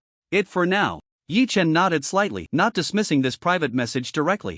Instead, he set it aside and continued to look at the following information. In less than 10 minutes, he finished reading all the private messages. The only worthwhile trades were those two: the heavy armor helmet and heavy armor leggings. Heavy armor leggings crafting blueprint level. Fine description, an exquisite piece of equipment among fine quality, with additional attribute bonuses and skill traits. Just right, he could use both of these pieces of equipment without conflicting with what he was already wearing. So without much hesitation, he traded for them directly. The moment he received these two equipment crafting blueprints, Yi-Chen ran to the equipment crafting table. He placed the blueprints on it and immediately clicked to start crafting. Ding ding dang. The familiar sounds rang out. The two pieces of equipment entered the crafting state. 10 minutes later, the heavy armor helmet and heavy armor leggings were completed. Just by looking at the names of these two pieces of equipment, Yi-Chen had guessed that they should be part of a set with the heavy armor he was wearing. Now that they had been crafted and the detailed descriptions were displayed, it was indeed the case. Heavy helmet level. Excellent bonus, Constitution +1 trait, Iron block durability, 30-30 description. Wearing this equipment grants an additional point of Constitution and allows the use of equipment skills at the cost of stamina.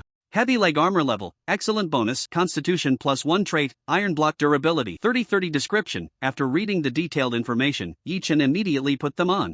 Instantly, he felt his body had become significantly stronger. Just as he was about to test how the iron block skill worked, a phantom light screen suddenly appeared. Notification: congratulations, you have gathered the 3-piece heavy armor set, triggering the set effect. Equipment skill enhancement is doubled and consumption is halved. Wow, the set effect is activated? Looking at the notification in front of him, Yi-Chen raised an eyebrow and a slight grin appeared on his face.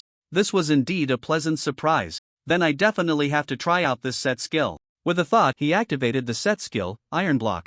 The skin on his body instantly turned black with a glossy sheen. Yi-Chen knocked on it with his hand, his eyes widening in surprise, as if he had truly become a body of steel. The consumption seems to be within an acceptable range. As the Iron Block skill began, his stamina started to deplete. The rate of depletion was neither fast nor slow. He estimated that he could last at most a dozen minutes before exhausting himself.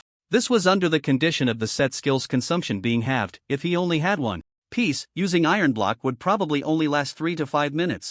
After figuring this out, Yi-Chen took out his straight-blade long knife and began practicing basic swordsmanship. Whoosh, whoosh, whoosh. Each slash gleamed with cold light, and there was a sense of the air being torn apart. He continued honing his sword skills. Little Tuan Tuan was tending to the crops while Xiaobai was busy fishing. Time passed little by little. Before long, dusk had arrived. Just as Yi-Chen was immersed in practicing his swordsmanship, he was suddenly awakened by a notification light screen that appeared. Notification: due to your diligent practice, the skill Basic Swordsmanship has leveled up. Skill: Basic Swordsmanship LV2, sword power increased by 2%, attack speed increased by 2%. Basic Swordsmanship has increased by 1 level, with power and speed each increasing by 1%. Looking at the notification in front of him, Yi-Chen nodded slightly in satisfaction. Although the increase for each level of Basic Swordsmanship was small, the bonuses from higher levels were quite considerable. Just as he was about to continue practicing, the mobile base beneath his feet suddenly shook as if something had collided below. Noticing the commotion, Yi-Chen frowned slightly and quickly moved to the edge of the base to check. He saw that Xiaohei had been knocked away by something and had crashed heavily against the railing of the mobile base. Xiaohei? What happened? Xiaohei shook its head, a bit dazed from the impact, and looked at Yi-Chen, making a sound. Woo, are you saying that a big creature is swimming towards the base and you tried to stop it but got knocked away instead? Woo. Xiaohei nodded, indicating that was the case. Seeing this, Yi-Chen couldn't help but furrow his brow tightly. If even Xiaohei was knocked back in one hit, it meant the incoming creature was quite large and powerful. Its level was at least not lower than Xiaohei's. Xiaohei was of excellent quality, although it hadn't reached its limit yet, it was not far off. The creature that could defeat it in one encounter was very likely of excellent quality. Just then, the surface of the sea ahead suddenly began to churn. A massive creature revealed its head, rapidly charging towards the base. This size was at least over 10 meters long. Xiaohei, at over 3 meters, looked like a tiny dot in comparison. This creature seems a bit off. Looking at the massive creature charging straight towards him, Yi-Chen's expression turned grave as he whispered. Compared to the monsters he had encountered before, this creature was clearly abnormal. Not only were its eyes blood red, but a faint red mist of blood also swirled around its body. As the distance between them closed, the panel displayed the information. Demonized humpback whale level. Excellent attributes. Strength 15, agility 10, constitution 20, spirit 10. Description: the humpback whale is an extremely gentle creature that never attacks humans. This one, however, is a demonized humpback whale, turned extremely ferocious and brutal. It will consume everything it sees. Hint: you have discovered a demonized creature, unlocking the quest Demonized Land. Area hint: A demonized creature has been discovered. Quest function unlocked, now issuing the quest Demonized Land. This is a shared area quest. All players are encouraged to actively investigate the demonized land at the bottom of this area. The higher the contribution to the quest, the better the rewards. Contribution can be plundered from one another. Plunder method: kill. A series of prompts left Yi-Chen momentarily dazed. By the time he regained his senses, the demonized humpback whale had already collided with them. Boom! In an instant, Yi-Chen experienced what it meant for the earth to shake and the mountains to sway. With the impact of the demonized humpback whale, the entire mobile base shook violently. If it weren't stable enough, it could have been overturned on the spot. But this collision also knocked off a significant amount of the base's durability. Durability: 950/1001 hit deducts 50 points of durability. From my base? Damn it. No. I can't let this guy keep crashing into us. Yi-Chen's expression was serious. He decided to take the initiative. If this continued, it would take just 19 more hits to dismantle the base. Xiaobai, cooperate with me. Ga. Upon hearing this, Xiaobai understood immediately, dropping the fishing rod in its mouth and spreading its wings to fly towards the demonized humpback whale. Xiaobai was only at the excellent level. Going alone would be tantamount to seeking death.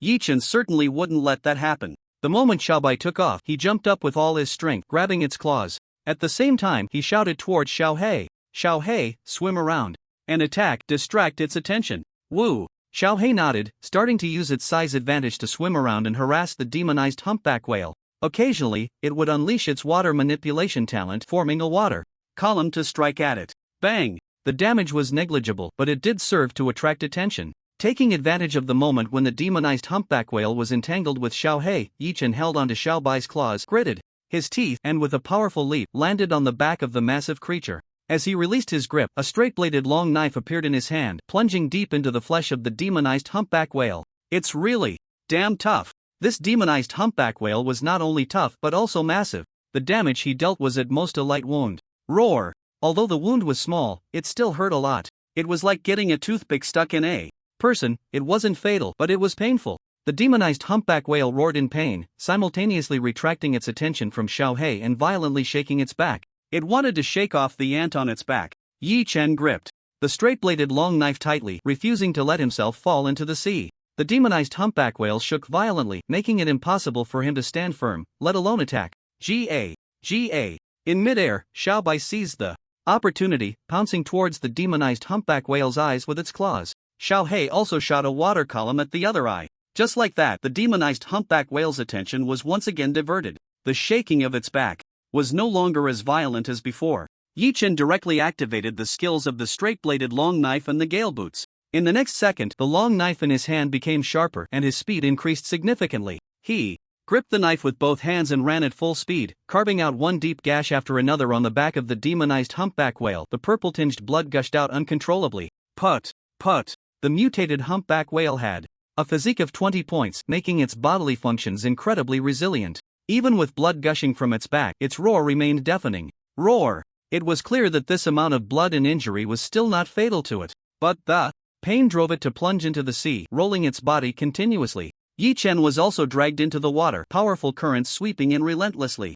If he hadn't been gripping the hilt of his sword tightly, he would have likely been swept away by the current by now. Fortunately, he was at least of excellent grade, and he was wearing a full set of excellent grade equipment. Holding his breath for half an hour to an hour underwater was not a problem. Glub. But as the mutated humpback whale dove deeper into the ocean, the surrounding water pressure continued to rise. At this moment, Yi Chen's face was turning a bit red from holding his breath. The pressure was too strong, and he was close to his limit. Iron block. With a thought, he activated his set skill. His body instantly became as tough as steel, dark and gleaming. The iron block skill not only enhanced his surface defense but also fortified his internal organs. This way, he could barely withstand the underwater pressure. Yi Chen glanced back. Little Black was tirelessly pursuing from behind. We're a bit far from the mobile base. With this thought, he no longer hesitated, drew his straight-bladed sword, and abandoned the idea of killing the mutated humpback whale. It was too difficult to kill it underwater. Not to mention, there was a significant disparity in attributes between the two. His only advantage was his agility, plus Little Black and Little White were there to distract it. But that advantage vanished at the seabed. With this thought, Yi Chen quickly swam back. The mutated humpback whale continued its charge toward the ocean floor. After swimming for a while, Little Black arrived. Yi Chen grabbed one of Little Black's pectoral fins, signaling it to swim back. Even though he was of excellent grade, his speed in the water couldn't match that of the superior grade. Little Black. This was a matter of racial difference. Just as fish cannot leave the water, land creatures cannot stay submerged for long. But, 10 minutes later, Little Black brought Yi Chen to the surface. He spat out some seawater, took a few deep breaths, and climbed onto the mobile base. That was really thrilling. Yi Chen complained while taking off his wet gear. Being soaked was quite uncomfortable. Then, he lit a campfire and started drying off. At that moment, Little Tuan Tuan ran over from the house, her face full of concern. Big brother, are you okay? Are you hurt anywhere? I'm fine, no need to worry. Yi Chen smiled and shook his head, and after drying his clothes, he went to the kitchen to prepare dinner. Eating fish and meat every day is honestly a bit monotonous. It would be nice to have some white rice, he grumbled while cooking. Soon, dinner was over. After eating his fill, Yi Chen casually pulled out the survival manual and opened the chat channel to check. Most of the discussions were about the mission, the mutated land. Has anyone found the mutated land? No, the mission hint says it's somewhere at the bottom of the sea, but the seabed is so vast, who knows where it is? Save it, I'm too lazy to do the mission anyway. Going into the sea is too dangerous. Who knows what monster might swallow me the moment I dive in. Indeed. By the way, who was the first to discover the mutated creatures? Does anyone know? Not sure who exactly, the game announcement didn't say. After browsing for a while, Yi Chen felt a bit bored. Then, he opened the newly unlocked mission. Feature, Task, The Corrupted Land, Regional Task, Non-Mandatory, Participation is optional, Task Progress 0%. The Corrupted Land is located at a certain point on the seabed in this area. The first player to find it will receive 10% personal contribution and an additional reward of the Pioneer title and a mysterious gift package. After reading the task introduction, Yi Chen raised his eyebrows slightly. The task rewards are quite generous, just for being the first to discover the Corrupted Land. There's a title to be earned. Tisk. Yi Chen smacked his lips, feeling a bit envious. It had been several days since he entered the game world, and he had roughly figured out some things. This vast ocean was divided into countless sea areas. The total number of players in each area was 10,000. This was the initial number of players. As for now, there surely weren't that many left. Not even half remained, and one could imagine how high the death rate was. Just talking about Mist Island, the competition was exaggeratedly fierce. Although Mist Island was large, it couldn't accommodate 5,000 people competing for resources. There were only 33 outposts in total, and the resources produced at each outpost could barely sustain a few dozen people. A single Mist Island could only meet the needs of about 1,000 people at most. Of course, this was theoretically speaking. In reality, an outpost might be occupied by just a few people or a dozen. The fewer people occupying an outpost, the more resources each person could extract. There was also the newly unlocked task feature, where contribution points could be killed and snatched from each other. The brutality of this game needed no further explanation. What Yi Chen could do was to become stronger and stronger. I still have a few talent uses left today. He shook his head slightly, pulling back his thoughts, and then took out several bronze chests from his backpack.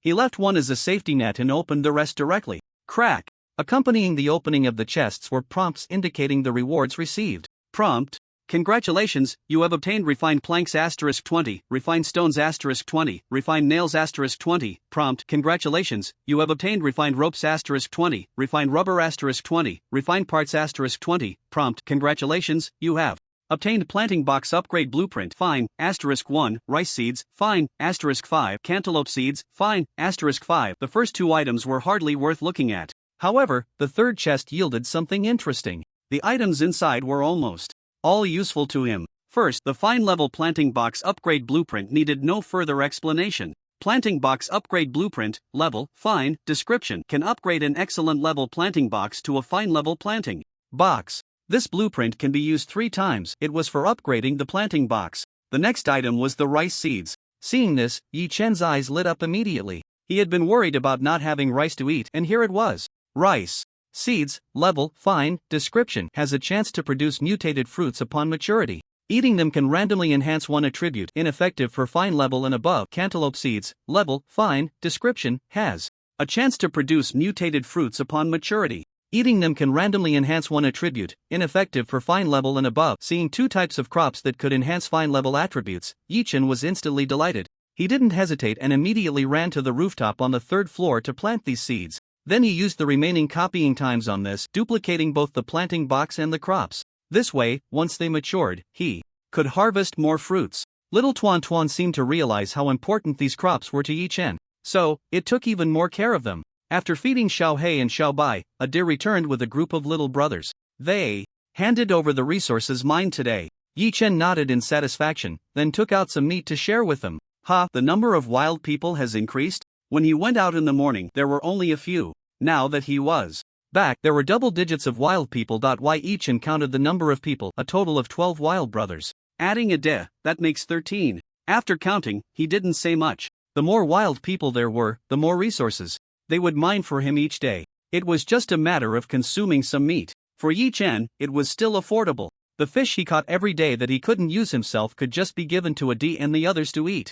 Time flew by. In the blink of an eye, it was the day for the Fog Island Stronghold battle to refresh. In the morning, at 6 o'clock, Yi Chen was awakened by a sudden game announcement. After washing up a bit, he sat on the railing and began to carefully check it out. Announcement: Fog Island Stronghold battle gameplay updated. Stronghold occupation status reset. All players please go and occupy again. In addition, 3 new Fog Islands have been generated. The locations of the Fog Islands have changed, now located in the southeast, southwest, northeast, and northwest directions, opening up gameplay for the Island Lord competition. New islands have been generated. Gold and Silver Mine Island. This island can produce silver or rare, gold, or uncommon, and other precious minerals. The Gold and Silver Mine Island is located near Fog Island. Please players occupy the stronghold on this island by themselves. The Gold and Silver Mine Island can also conduct Island Lord competitions. Leaderboard function launched. You can open the survival manual to check regional leaderboard and world leaderboard. This list will refresh once a week, with rewards for the top 10 in the region and the top 100 in the world. This update had quite a lot of content. Yi Chen carefully browsed for more than 10 minutes before closing the announcement. Then, he took out the survival manual from his pocket and opened it to check. On it, the function of the Fog Island Stronghold had changed to the competition for Island Lord. The meaning was clear. It was to encourage players to compete for the occupation of the entire island. Once successful, the whole island would belong to you. There were a total of 8 islands, 4 Fog Islands and 4 Gold and Silver Mine Islands. After becoming the Island Lord, you could freely mine the resources on it. You could also allocate the various strongholds on the island to others. The mined resources would be split 70-30, with the island lord getting 70 and the miner getting 30. It was like hiring players to work for you and then sharing the profits. That was the idea. Of course, you could also choose not to allocate the strongholds and mine everything yourself. However, how should I put it? The efficiency would be too low. It's possible that after a week, when the island lord occupation status resets, you wouldn't have mined much resource at all. Doing this not only wasted time and resources but also failed to maximize the resources the island lord could obtain within a week. However, if you had many subordinates, it would be a different story. Just like Yi Chen, he had a group of wild brothers under him. This gameplay caught his attention. With my strength, I should be able to occupy an entire island, right? Since he handed over the planting area to Xiao Tuan to manage, he had been getting mutated fruits almost every day. From ordinary to excellent grades, he had them all. With these mutated fruits, Yi Chen naturally wouldn't keep them to himself. He used the excellent grade ones himself, while the outstanding grade ones were given to Xiao He, Xiao Bai, and Ade. Of course, Xiao Tuan couldn't be left out either. It wasn't that he wanted to exploit child labor, but this little guy needed to be healthy to work better, right? As for the ordinary grade mutated fruits, they were given to Ada's little brothers. After all, keeping them wouldn't be of much use. Selling them in trade wouldn't yield much either, so it was better to strengthen the wild man army's strength. It's worth mentioning that after a few days of development, Ade already had 20 little brothers under him. Ada's own strength had also reached the outstanding level. Xiao Tuan was the same. The upgrade stones were exchanged by Yi Chen using a lot of resources with other players. He managed to get 2 outstanding upgrade stones. As for the excellent grade ones, he didn't get any. Therefore, Xiao He and Xiao Bai were stuck at their levels. Although their attributes had all reached 10 points, without upgrade stones, they couldn't break through the limit and were stuck there. His own strength had also improved a bit over the past few days. Yi Chen casually opened his personal attributes: name, Yi Chen, title, Beast Master, talent, copy, resilience, level, excellent, attributes, strength 15, +1, agility 14, +1, constitution 16, +3, spirit 15, skills, basic swordsmanship LV3, swordsmanship power +3%.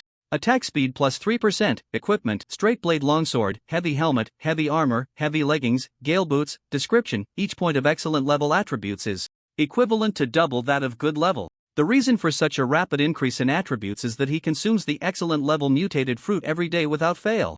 With his talent, as long as he has one, he can replicate it infinitely. In just a few days, all attributes can reach their limits. By then, he will need to get his hands on the upgrade stones for rare level. Ah, my head hurts. It's already hard to obtain upgrade stones for excellent level, let alone rare level. Yi Chen shook his head helplessly. He then switched the manual interface in front of him to the leaderboard. World ranking/regional ranking. There are 2 major lists. He first opened the regional ranking to take a look. He was shocked when he saw it. What the hell? I'm in first place? Mom, did you see? Your son is doing great. Looking at the leaderboard in front of him, Yi Chen couldn't stop smiling. Regional leaderboard: first Lin Jiang, second Bai Chen, third Song Shi, fourth. There were rewards to claim as well. Without thinking, he clicked to claim. Notification: congratulations, you have received bronze chest *1, shell coins *3000. The rewards were decent compared to the rewards for the first ranking. There was a bit of a gap. In the current permanent regional leaderboard, only the first place rewards a bronze chest, while the others do not. Below first place, only shell coins are rewarded. First place gets 3,000, second place 2,000, third place 1,000, and the further down you go, the fewer shell coins you get. The 10th place only gets 100 shell coins. One could only say it's about participation, right? Not long after the leaderboard appeared, many people started messaging him. Yi Chen didn't rush to check the messages but continued to switch to the world leaderboard. World ranking: first Lan Outyen, second Zhao Hao, third Kaizlek, fourth They, fifth 10th Yi Chen. The difference is a bit big. First in regional ranking, and here I am at 10th? Yi Chen scratched his head, feeling a bit uncomfortable. With his current strength, being only 10th is quite disheartening. Could it be that the 9 ahead of him are already at rare level? No matter how extraordinary his talent is, it shouldn't be possible to level up this fast. Thinking of this, Yi Chen immediately checked the ranking rules beside him. The ranking is not solely based on strength. It is a comprehensive ranking derived from the scores of each person's mobile base added together. The tamed creatures are also counted. I see. After reading the ranking rules, Yi Chen stroked his chin and murmured, perhaps these people's mobile bases are really impressive? Or maybe they have tamed quite a few powerful creatures? It's also possible that their levels are inherently high. Forget it, I won't think about it. Being the first in the region is enough for me. Yi Chen retracted his thoughts and stopped pondering. For him, being first in the region was already very satisfying. In the past, he wouldn't even dare to think about it. As for being first in the world, with billions of people, how impressive must that be? No wonder it's the name of an ultra-ancient protagonist, Long Outyen. Yi Chen couldn't help but complain. He then went to prepare breakfast. Due to the game update, he was no longer near Mist Island at this moment. The 4 Mist Islands are located at the 4 corners of the sea area. Adi and his little brother, when the Mist Island location refreshed, also refreshed to his base. It's not like they could just drop into the sea and drown. Although this broken game isn't very user-friendly, it wouldn't directly wipe anyone out. After finishing breakfast for himself and Xiao Tuan Tuan, Yi Chen gathered Xiao He, Xiao Bai, Adi, and his little brother together for a unified feeding. He fed them for a good 10 minutes. There were just too many creatures to feed, which was quite a hassle. Who should I assign the feeding task to? Yi Chen pondered, his gaze sweeping over Xiao He, Xiao Bai, and Adi. Xiao He was unable to move around the mobile base and couldn't feed with his hands, so that wouldn't work. Xiao Bai could do it, but he already had a fishing task, and adding more work would probably be quite annoying. Still undecided. Letting Adi take over the feeding job seems quite reasonable. His intelligence was no less than that of a normal person, and being humanoid, it would be convenient for him to go to the warehouse to get the food. Yes, I think it's you, Adi. Yi Chen focused his gaze on Adi and waved him over, saying, "Come here, Adi, I have a challenging yet important task for you." Ba. Hearing this, Adi ran over with an excited expression. Then, Yi Chen assigned him the daily feeding tasks for Xiao He, Xiao Bai, and the wild little brother. Adi accepted the task and nodded vigorously. Ola, fools are easy to deceive. No, he truly is my most loyal partner. Yi Chen quickly corrected himself in his mind. He then controlled the mobile base towards Mist Island. He glanced at the location of Mist Island and found it was closest to the east, so he headed directly to the eastern Mist Island. At that moment, the survival manual in his arms vibrated again. I forgot to check who sent me a private message. Saying this, he controlled the base with one hand and pulled out the manual with the other, opening the chat. He quickly scanned through, automatically filtering out the useless private messages. In the end, only 2 messages were worth looking at. Are you there? Interested in continuing to team up to compete for the Island Lord? This one was from Bai Chen, and the meaning was clear. He wanted to join forces with him. The other message was from Song Shi. Congratulations, Area First. After thinking for a moment, Yi Chen replied to Bai Chen that he wasn't interested. He wanted to monopolize the entire Mist Island, and only by doing so could Ada's little brother play the biggest role. Besides, his own strength was already the best in the area. In this region, he was the only one at the refined level, so there was no need to team up with others. As for Song Shi, Yi Chen replied with a thank you. Not long after, Song Shi sent another message. Shall we form an alliance to compete for the Island Lord? No, thanks. Seeing that she also sent an alliance message, Yi Chen was not surprised and directly declined. Bai Chen and Song Shi felt a bit regretful. Not being able to team up with such a strong player significantly reduced their chances of competing for the Island Lord. Both of them were only at the excellent level, although their attributes were nearing their limits. However, there still existed the situation where many ants could kill an elephant. Unlike the refined level, where each attribute was double that of the excellent level. Unless the numbers were exaggerated, a group of excellent levels really might not be able to overpower a single refined level. The 2 who were rejected from teaming up simultaneously sent a message. Which Mist Island are you planning to occupy? Glancing at the message, Yi Chen didn't hesitate much and replied directly, the eastern one. After saying that, he closed the chat interface and put away the survival manual. These 2 probably wanted to see which Mist Island he would occupy and then avoid it to take over other positions. He was happy to see that. If the second and third players teamed up with others to compete for an island with him, it would indeed be a bit troublesome. So, it's better not to engage in unnecessary battles. Bai Chen and Song Shi had the same thought. Competing for an island with Yi Chen had a much lower probability of winning than competing with other players. There was no need to stubbornly fight. Avoiding it in advance was better for everyone. The Mist Island to the east was the closest, but it still took Yi Chen 2.5 hours to arrive. As soon as he set foot on Mist Island, a light screen suddenly popped up in front of him. Tip: would you like to join the island competition gameplay? This gameplay requires killing or expelling all players to win and become the Island Lord. This was exactly why he came here. Without a second thought, Yi Chen agreed. Hint: you have joined the island contest. During this period, you can view the locations of all players on this fog island. The appearance of this feature made Yi Chen raise an eyebrow. Clearly, it was designed to prevent players from sneaking in. If one wanted to become the island lord. Hiding was not an option. A map-like function temporarily appeared in his survival manual. Opening it revealed several red dots around him. These red dots represented players competing for the island. Xiao Bai, take a D and clear out the nearby players. Xiao He, swim along the shore and attack any other players you encounter directly. Next, Yi Chen instructed Xiao He, Xiao Bai, and a D on what to do. Soon, Xiao Bai grabbed a D and went off to search for players nearby, to kill or expel them. Xiao He in the sea also flicked his tail and disappeared. Now, a group of ordinary-level wild men remained at the mobile base. Yi Chen had no intention of touching them. They were the ones who would mine resources after the battle. Their strength was too weak. If they went out without encountering players, they would likely suffer heavy losses. Big brother, what is Tuan Tuan going to do? At this moment, Xiao Tuan Tuan looked at him with anticipation. Clearly, she also wanted to help Yi Chen. However, Yi Chen declined. He smiled and gently patted Xiao Tuan Tuan's head, saying softly, Tuan Tuan, be good and help big brother watch the house. Okay? Don't let the bad guys get close to our secret base, understand? Upon hearing this, Xiao Tuan Tuan's face instantly turned rosy and her eyes became incredibly resolute.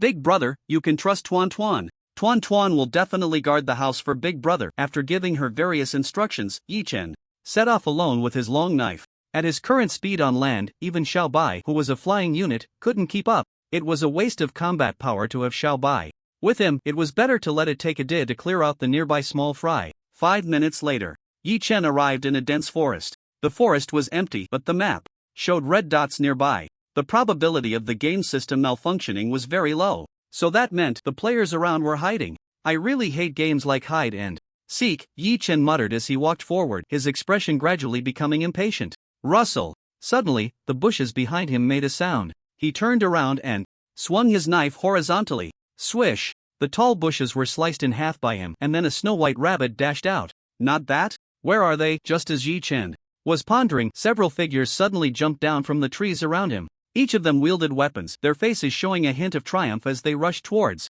him. Meanwhile, Yi Chen, still lost in thought, had his back turned to them. Yet, unbeknownst to him, a smile had crept onto his lips. Then, he quickly turned around and swung his knife several times. The four who jumped down from the trees had not yet fully landed. By the time they did, the excitement on their faces had turned stiff. But after standing there dazed for a moment, their heads rolled away, crimson blood spraying into the air. Yi Chen had sensed it early on, calmly stepping back to avoid the blood rain. He then casually flicked the non-existent blood off his long knife. So weak. If you had just run out of the fog island, I wouldn't have bothered with you. He wasn't a bloodthirsty person. His only goal was to compete for the island lord. If these people didn't obstruct him, he wouldn't bother with them at all. But since they insisted on attacking him recklessly, he couldn't be blamed. After collecting the items that dropped on the ground, he glanced at the map. Then, he immediately headed towards the location of another player. After about 10 minutes, Yi Chen arrived at what seemed to be the center of the fog island. Here is a vast basin, filled with numerous gigantic rocks below. If I remember correctly, the rock giant was encountered right here last time, wasn't it? I wonder if it was on this foggy island. The rock giant he encountered last time was a mutant, with exaggerated stats. It was even stronger than the demonized humpback whale. Yi Chen thought for a moment, and decided not to provoke the rock giant here. For now, competing for the island was more important. As long as we don't touch the bronze box in the center of the basin, we should be fine. With that thought, he jumped directly into the basin. The map showed several red dots here. They were all lying in ambush in the central area of the basin, motionless. Clearly, there was some kind of conspiracy. To this, Yi Chen merely smiled faintly, his steps not slowing down as he approached with his long knife in hand. Everywhere here were giant stones, which had become a natural barrier for players to hide from sight. A few minutes later, Yi Chen reached the central area. Right in front of him, there were a dozen figures standing there, as if welcoming him. Upon Yi Chen's appearance, they looked as if they had seen a flood beast. Each one was sweating profusely, swallowing hard. The leader, forcing himself to appear calm, said, "What are you afraid of? He's just one person. Don't forget our plan, let's act according to what we agreed on." Hearing this, the dozen or so tightened their grips on their weapons and charged at Yi Chen, moving in a coordinated manner. This scene amused Yi Chen somewhat. Holding his long knife, he casually deflected the first weapon that charged at him, then kicked out sideways. Boom! With that kick, the person seemed to be hit by a small car, flying backward for over 10 meters until he crashed into a large rock and finally stopped. Then, two more rushed in to attack.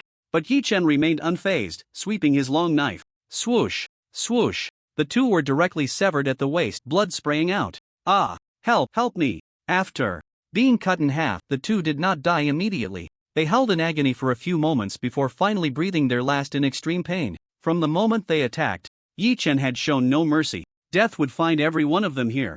After casually killing the two, Yi Chen's expression remained calm and indifferent as he turned his gaze to the leader of the group. The man looked terrified and wanted to flee, but after hesitating for a moment, he still launched an attack at Yi Chen. Clang! Metal clashed, sparking. Yi Chen, holding his long knife, effortlessly blocked the man's attack. Then, he raised an eyebrow slightly, somewhat surprised, and said, "Still an elite level, huh? Now this is getting interesting. Constantly bullying weaklings is just too boring." As he spoke, his expression visibly became more excited. At the same time, he swung his long knife down fiercely. Clang! The man raised his large knife above his head, trying to block the strike. But at the moment of impact, his face changed drastically as a tremendous force forced him to kneel on the ground. Bang! He knelt there, gritting his teeth, desperately using his weapon to support the long knife on his shoulder. Crack! The next second, the large knife shattered. Swoosh! Yi Chen's long knife directly severed half of his shoulder and one arm. The man had decent willpower. At the critical moment, he endured the excruciating pain and rolled away just in time to avoid the descending long knife.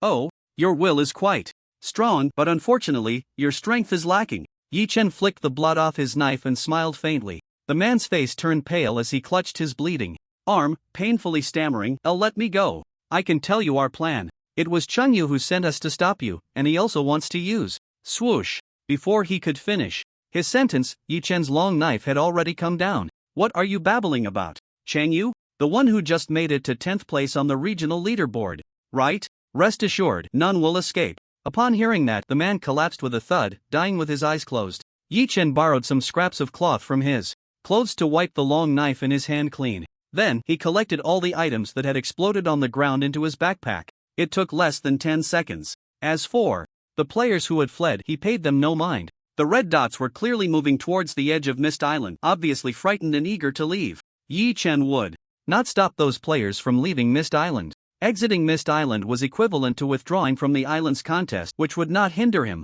There was no need for him to wipe them all out. Just as Yi Chen finished tidying up everything in front of him, suddenly, an arrow shot from behind. Whoosh! Without even looking, he merely tilted his head slightly to avoid it. Just as Yi Chen was about to turn around to see who was plotting against him, ding! A crisp sound rang out not far away. Hearing this noise, his body froze slightly. Could it be? He saw the arrow he had dodged embedded in the center of a bronze chest among the boulders. The next second, the ground began to tremble slightly, and the boulders slowly coalesced into a massive figure. Tip: the mutated rock giant has been awakened, and it will indiscriminately attack all living beings within a certain range. So, they intended to use the mutated rock giant against me. With this thought, Yi Chen turned to flee. It wasn't that he couldn't fight back, but there was no need. Fighting the rock giant would only give other players a chance to pick up the spoils. Just as he took a step, rumble! A tall rock wall burst from the ground, blocking his path. Immediately after, a fierce gust of wind rushed at him from behind. It was the mutated rock giant, swinging a punch at him. Yi Chen, with his back to the rock giant, changed his expression. At this distance, he couldn't dodge, so he can only iron block. With a thought, the set skill, Iron Block, activated. His body immediately turned as dark as steel, shimmering with a faint glow. He barely twisted around, crossing his arms in front of him. Bang! The giant fist of the rock giant struck at that moment. Boom! This punch sent Yi Chen flying. Even the tall rock wall behind him shattered into pieces. Bang! Bang! The immense force caused Yi Chen to crash through the stone wall and roll on the ground. In the midst of rolling, he quickly adjusted his body posture and finally steadied himself, sliding for over 10 meters before barely regaining his balance. What an exaggerated amount of power! Yi Chen's gaze was serious as he shook his somewhat numb hands. He seriously suspected that this giant's strength was more than 20 points. With Yi Chen's current physique, combined with Iron Block, 20 points of strength could not possibly have made him this disheveled. Taking advantage of the moment when the rock giant had not attacked, he turned back to glance at the direction from which the arrow had come not long ago. There, hundreds of meters away, a young man with a buzz cut was staring at him with an excited expression. This person was the mastermind behind it all, Chengyu, a newcomer in the top 10 of the regional leaderboard. Yi Chen had guessed who this person was. The Chengyu he mentioned wanted to use the rock giant to deal with him. After they both suffered, Chengyu would reap the benefits. What a clever scheme, even utilizing external factors. Yi Chen murmured expressionlessly. Rumble. At that moment, the rock giant launched another attack.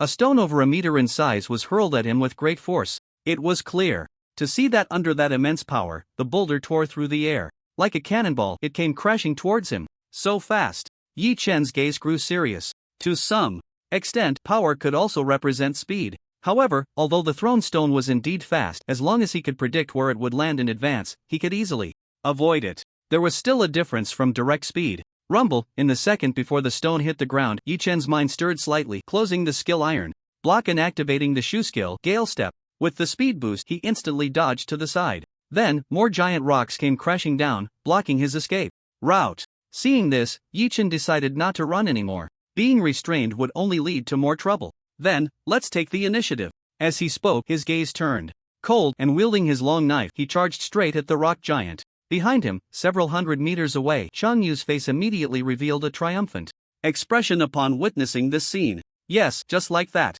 Fight, the more intense, the better.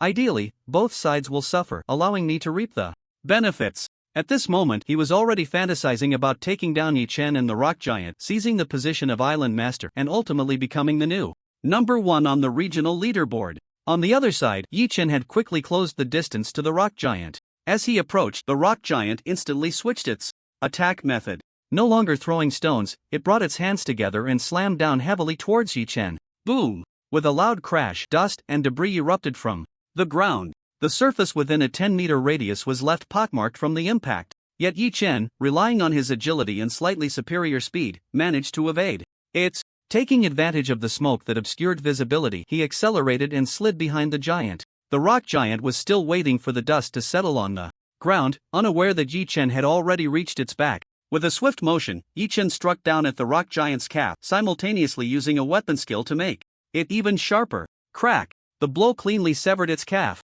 Without one leg to support it, the rock giant's center of gravity faltered and it fell directly to the ground.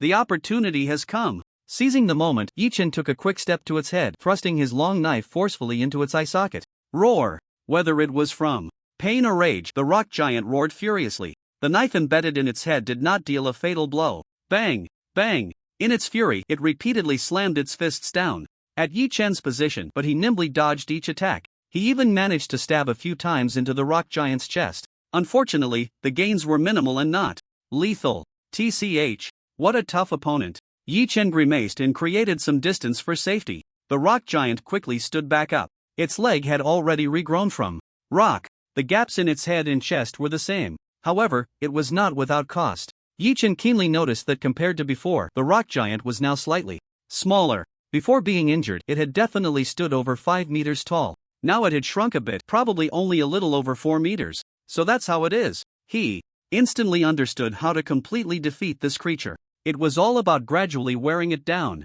The rock could not be completely destroyed. But the process of reformation also required energy. Each time it was destroyed and reformed, it would incur significant energy loss. Although it was not a flesh and blood body and had no fatal weaknesses, it still had to abide by the law of conservation of energy. Roar! The rock giant, after reforming, was exceptionally furious. Its massive fists clenched. It pounded the ground violently. The terrifying force shook the ground within dozens of meters. Yi Chen's expression grew serious as he continuously dodged. He dared not take the rock giant's strength head-on. Whoosh! Whoosh! During the dodging, Yi Chen employed the same tactic, slashing twice at its legs. Before he could sever them, a large hand was already coming down. Bang! Yi Chen rolled to evade. Then he moved to the other calf of the rock giant, continuing to slash with his long knife. Bang! The large hand came down again. And so, time passed little by little. Yi Chen remained entangled with the rock giant. Unable to destroy it in one go, he could only wear it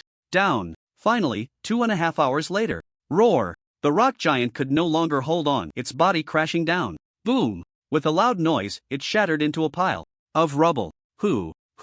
After dealing with the rock giant, Yi Chen was exhausted. If he delayed any longer, he might run out of stamina first. What is this? Among the pile of stones that the rock giant had turned into, there was a special item. At this moment, it was shimmering with brilliant blue light. Rock giant core level. Excellent description. After integrating a large amount of stone/rock, it can summon a rock giant for you to command in battle. The higher the level of the integrated stone/rock, the stronger the rock giant will be. Glancing at the description of this item, Yi Chen's eyes lit up. Just as he was about to reach out to pick it up, a sharp arrow suddenly shot in from behind, aimed directly at his forehead. It was obvious who was launching the sneak attack. Yi Chen grabbed the incoming arrow with one hand while using the other to pick up the rock giant core from the ground and stow it in his backpack. He then turned around with a cold expression, looking towards the position where Cheng Yu was. "Don't worry, I'll send you to your death soon." Upon hearing this, Cheng Yu was momentarily taken aback, then burst into laughter as if he had heard the funniest joke. "Ha ha ha ha, is that all you've got? Let me guess, after battling the rock giant for so long, you must be running low on stamina, right? You're just putting on a show." Before he could finish his words, Cheng Yu's expression darkened instantly as he drew his bow, ready to shoot an arrow. It was clear he didn't want to give Yi Chen a chance to get close. A faint smile appeared at the corner of Yi Chen's mouth, which added some psychological pressure on him. However, just as the arrow was about to be released, suddenly, a quacking sound like a duck echoed in the air. Quack! A long-beaked strange bird suddenly sprang out from nowhere, using its sharp claws to pounce on Cheng Yu below. By the time he noticed, it was already too late. What is that? Ah! Cheng Yu let out a scream. The claws of the sword-billed lark pierced through his clavicle like two barbed hooks, pinning him firmly to the ground. The clavicle is also one of the human body's weak points. Once pierced, the sensation is unbearable. Yi Chen took a deep breath and exhaled, a smile appearing on his face. He slowly walked up to the sword-billed lark, patted its wings, and said, "Well done, Xiaobai." Quack! Upon hearing this, Xiaobai proudly raised its head, looking quite pleased with itself, as if to say that it was crucial in saving the day. Seeing it so proud, Yi Chen just smiled and said nothing more. After all, he had indeed been a bit drained. If it weren't for Xiaobai's timely intervention, he might have really faced a setback. He then turned his gaze to Cheng Yu, who was still pinned to the ground, and said lightly, "Now, you can go die." "You, despicable. Thank you for the compliment." Yi Chen nodded, twirled the long knife in his hand, and then suddenly plunged it down. Put! The long knife instantly pierced through Cheng Yu's head, stabbing into the ground. Thus, the greatest threat was eliminated. The battle for the island was about to come to an end. Next, he just needed to kill or drive away the remaining players on the island. Time flew by. 3 hours later, the Mist Island finally fell silent. Without a doubt, only Yi Chen remained as a player here. At this moment, he was by the seaside, leisurely dismantling the mobile bases or rafts of other players. Once players died, their bases and rafts became unowned items. They could be directly dismantled. After a while, he finished dismantling all the bases and rafts that were still docked at the Mist Island. Sure, he obtained a large pile of materials. Immediately afterward, a prompt screen suddenly appeared. Tip: congratulations, you have become the island master of Mist Island. Number 1. The island management period is 1 week. During this week, you can freely mine the resources on it and allocate various outposts to other players. Regional announcement: congratulations to player Yi Chen for obtaining the management rights of Mist Island number 1 in this area and becoming the island master of this island. The prompt appeared, signaling the end of the island competition. After reading the information in front of him, Yi Chen unceremoniously plopped down on a large rock. "Phew, finally over, that was really exhausting," he said, panting slightly and cursing under his breath. Facing an entire island's inhabitants alone was something he wouldn't have dared to imagine before. And now, not only had he imagined it, but he had also accomplished it. His originally peaceful mindset was also changing. In this game world, everything must be fought for. Not fighting? Then just wait to die.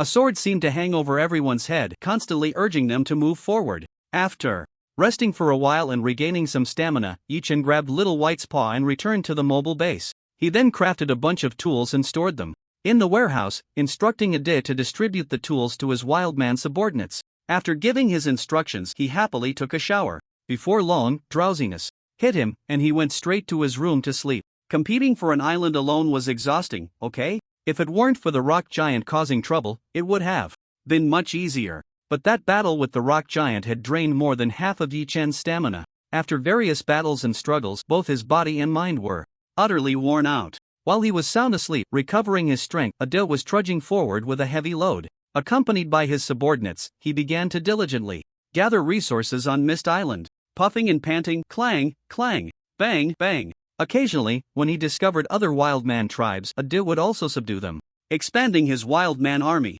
Although it was called a wildman army, aside from him wearing iron armor and wielding an iron spear, the other wildmen were still dressed in ordinary linen clothes. It wasn't that Yi Chen didn't provide them with iron armor and spears. It was just that if they wore them, they wouldn't be able to move, severely affecting their mobility.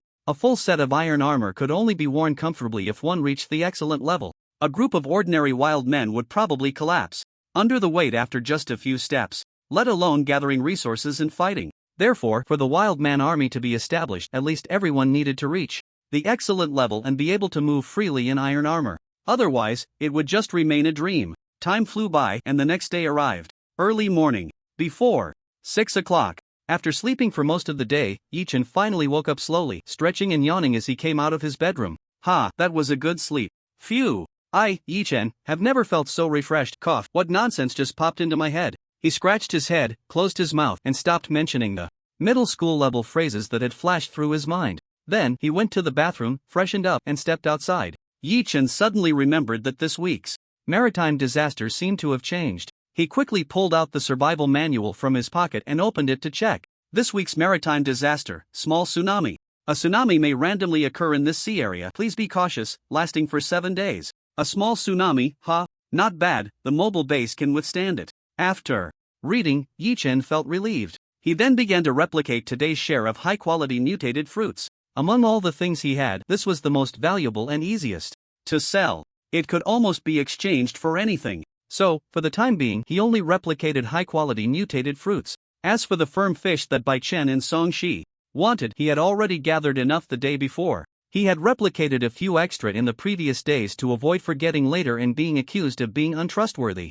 Mainly, with Yi-chan's current strength, these two couldn't threaten him anymore. They might guess something, but it didn't matter. If they annoyed him, he could just cut them down. Not going to chat with you too much. Smack, smack. After copying the high-quality mutated fruit, Yi-chan immediately started to show off. With 5 chances, he produced a whole bunch. It was more than enough to max out his high-quality attributes. Moments later, feeling the warm current in his body fade, the enhancement state ended and he quickly opened his personal attributes. As expected. Name, Yi-chan. Title, Beastmaster. Talent, Copy, Resilience Level, High Quality Attributes. Strength 20, +1, Agility 20, +1, Constitution 20, +3, Spirit 20. Skills, Basic Swordsmanship LV4, Swordsmanship Power +4%, Attack Speed +4%, Equipment, Straight Blade. Long Sword, Heavy Helmet, Heavy Armor, Heavy Greaves, Gale Boots. Description, each point of high-quality attribute is equivalent to double that of excellent quality. On the personal attribute panel, all attributes reach 20 points. The numbers in the parentheses are the additional bonuses from the equipped gear. As for how basic swordsmanship reached LV4, that was during the battle yesterday. After all, fighting is also a form of practicing swordsmanship. The effect was even better than regular practice. With all attributes maxed out, it means I've reached the limit of high quality. To continue getting stronger, I need to use rare level upgrade stones. Sigh, the difficulty of obtaining this thing gives me a headache. After calming down from the excitement of his power boost, Yi-chan rubbed his forehead, feeling a bit anxious. Then, while taking out the survival manual to read, he prepared today's breakfast. After eating his fill with Xiao Tuan Tuan, Yi-chan opened the chat channel in the manual. He casually typed a message asking if anyone had rare level upgrade stones for a high price. He was just asking, you never know if someone really has it, right? Unfortunately. Big shot, please carry me. Rare level upgrade stone? Suddenly, the excellent level upgrade stone in my hand doesn't seem appealing anymore. Dad, I finally found you. Hungry, food. Seeking food from the dam. Seeking feeding. What the heck? Has the chat channel turned into a feeding zone? None of these messages were useful. After scrolling for a few minutes, Yi-chan closed the chat channel. Just as he was about to open the trading section to see if there was anything he wanted, suddenly someone sent him a private message. Yi-chan clicked to open it, raising his eyebrows slightly. Oh, it was Bai Chen and Song Shi, old acquaintances. Bai Chen's message read, I don't have a rare level 1, but I do have a high-quality upgrade stone. Do you want it? Song Shi's message was similar. I have a high-quality upgrade stone. Do you want it? After reading the messages from these two, Yi-chan felt a bit uncomfortable. Why could others get this thing while he couldn't? These two must have used one before, and now they were just trading the extra they had. However, he didn't refuse and replied to both. Yes, what do you need? High-quality mutated fruit. Bai Chen and Song Shi both replied the same. They both wanted high-quality mutated fruit. After some back-and-forth bargaining, they finally agreed on a deal of 5 high-quality mutated fruits for each upgrade stone. That totaled 10 mutated fruits. Having just consumed most of his high-quality mutated fruits, Yi-chan definitely couldn't provide them now. The two said they could pay in installments. They were old acquaintances, so he could trust them. He didn't refuse. He traded the high-quality mutated fruits that Xiao Tuan had just picked, giving one to each of them. Just like that, he got 2 high-quality upgrade stones. After pondering for a while, Yichen called a D over and gave him one of the upgrade stones to use. He kept the other one for copying. When he first got the high-quality upgrade stone, he was so excited that he forgot he could copy it and just used it directly this time. No matter what, one must be kept as a safety net. Moments later, Ada's level reached the excellent tier, and his strength surged. If it weren't for the fact that there were no more copying chances today, Yichen would have definitely equipped him with a set of heavy armor. The reason for promoting Ada to the excellent tier first was after careful consideration. First, to establish a wildman army, there must be a powerful wildman king to subdue all the wildman subordinates. Secondly, the stronger the wildman king, the more subordinates he can recruit.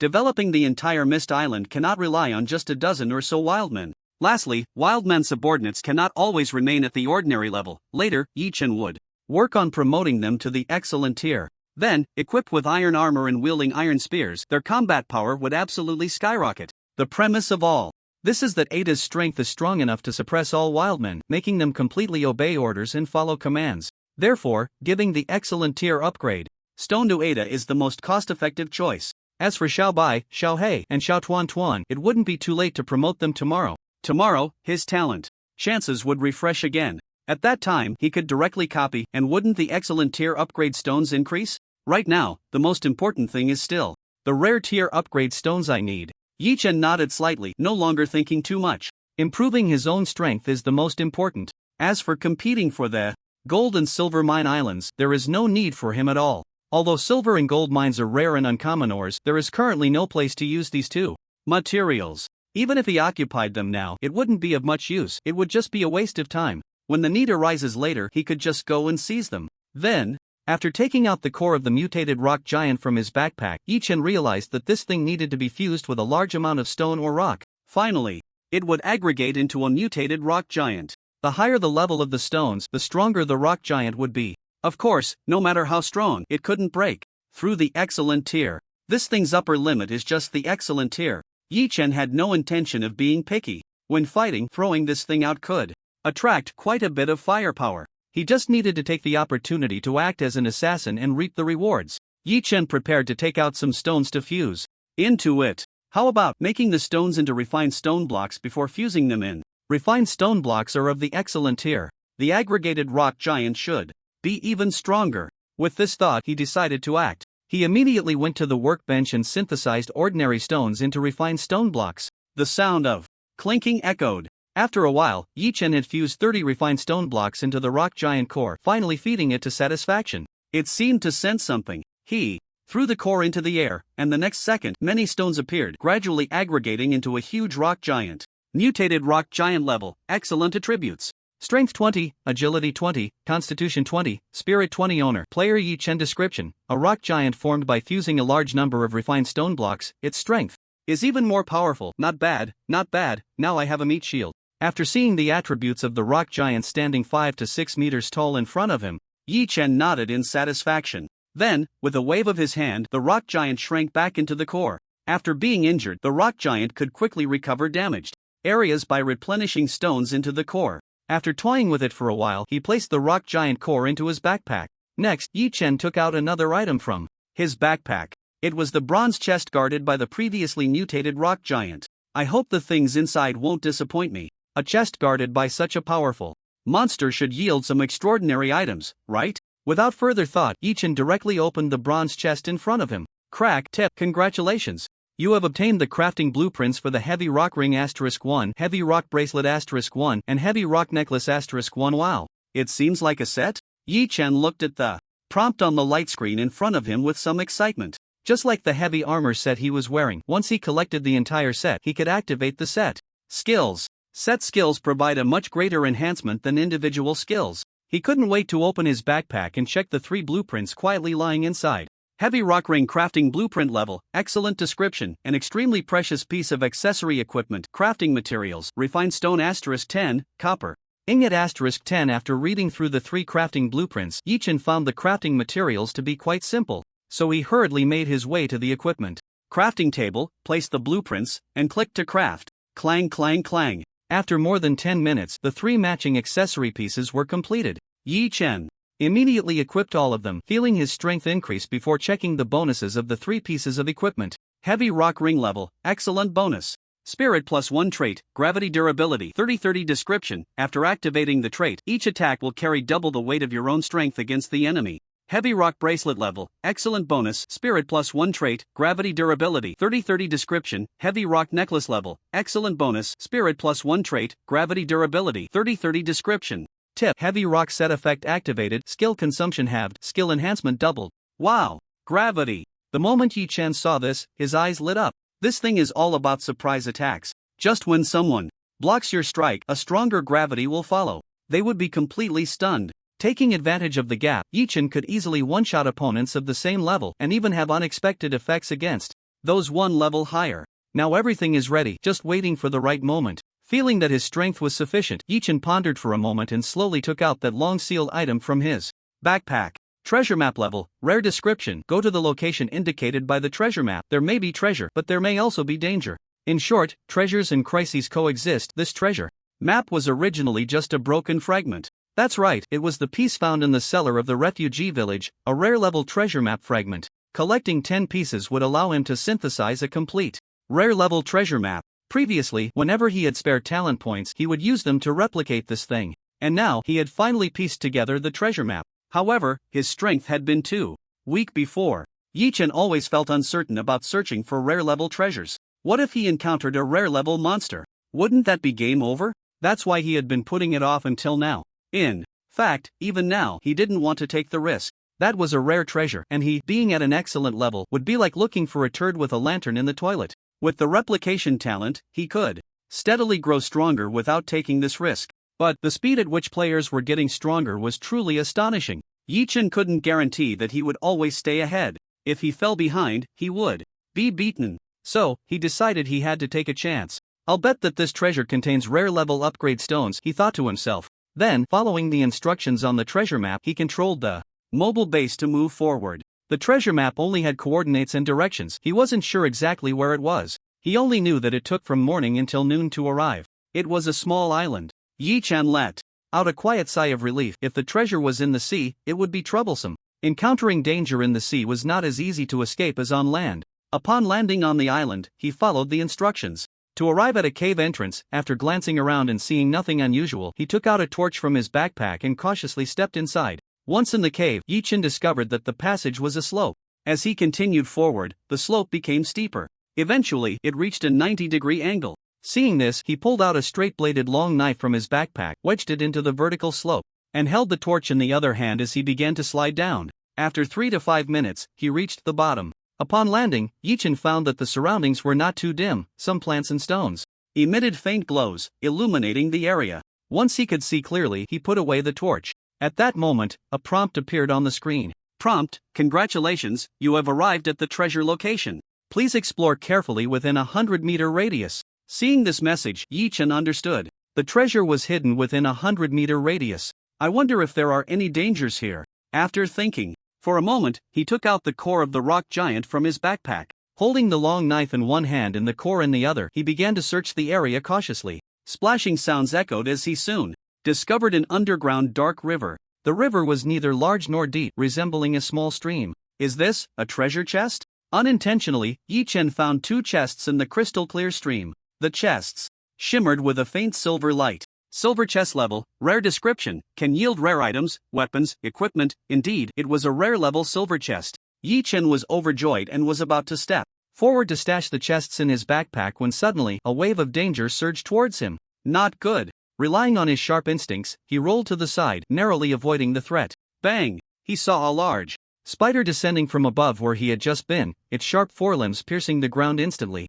Cave spider level, rare attributes, strength 22, agility 21, constitution 20, spirit 23 skills, venom. Spray, web binding description, a powerful cave assassin. Its prey rarely escapes once targeted, and it usually enjoys playing with its victims before the kill. Glancing at its attribute panel, Yi Chen gasped. His rare level. Although the attributes didn't seem vastly different from the excellent level, each level's power significantly increased. Each point of a rare level's attributes was equivalent to double that of an excellent level. This gap was insurmountable for him. The moment the rare level cave spider appeared, Yi Chen prepared to flee. He couldn't possibly defeat this creature, staying would mean certain death. Quick as lightning, he swiped the 2 silver chests from the stream and stuffed them into his backpack. Then, he threw the rock giant core out. Boom! With a loud crash, amidst swirling dust, the mutated rock giant made its grand entrance. Yi Chen didn't expect it to inflict any damage on the cave spider, he just hoped it could hold it off for a minute or two. A rare level against an excellent level was no joke. Typically, it would be a one-hit kill. But this cave spider clearly enjoyed toying with its prey before the hunt, which gave him a chance to escape. Wind step. With a thought, Yi Chen activated the skill from his wind boots, enhancing his speed. In less than 10 seconds, he dashed out of the cave, racing towards the mobile base. Just as he reached the side of the mobile base, a loud crash echoed from behind the cave. Yi Chen turned to look and felt a chill run down his spine. He saw the cave spider forcefully knock the rock giant out of the cave. Debris flew, dust swirled. Even in its playful state, it took less than 20 seconds to deal with the rock giant. Fortunately, by this time, he had already reached the mobile base. He immediately took control of the base, moving away from the island. At the same time, with a thought, he recalled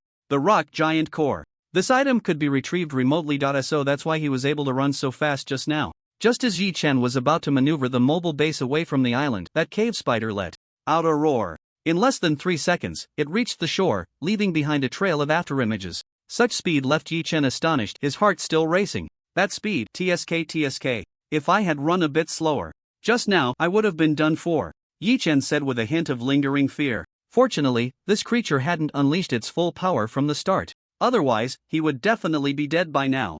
However, the main reason was that this cave spider seemed to have a strong aversion to seawater. It kept prowling and roaring at the shore, and finally, it suddenly spat out a stream of green liquid towards Yi Chen's mobile base. This liquid shot through the air like a sharp arrow, accurately splattering onto the base from hundreds of meters away. Hiss! The spot where the green liquid splashed began to emit white smoke. At the same time, the sturdiness value of the mobile base was rapidly decreasing. Sturdiness value, 800/1000. This scene made Yi Chen's eyelids twitch. Damn! Did it just drop 200 points of sturdiness in an instant?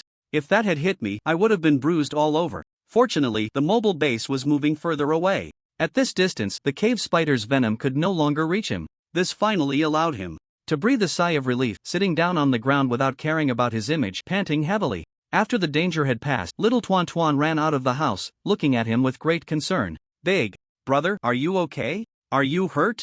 I'm fine, just a bit tired from running. That's good. Seeing that Yi Chen was okay, little Tuan Tuan's cute little face returned to a smile. Yi Chen smiled slightly, patted his head, and took out the rock giant core from his backpack, saying, Little Tuan Tuan, can you go to the warehouse and fuse some stones with the rock giant core? Okay, Tuan Tuan will go right now. Hearing this, little Tuan Tuan took the core with both hands, nodded seriously, and then ran back into the house. After resting for a while and recovering his stamina, Yi Chen's lips curled up, revealing an excited smile. The rare level silver chest better not disappoint me. With that, he took one of the silver chests from his backpack. He kept the other one for a safety net to use tomorrow with his talent to replicate.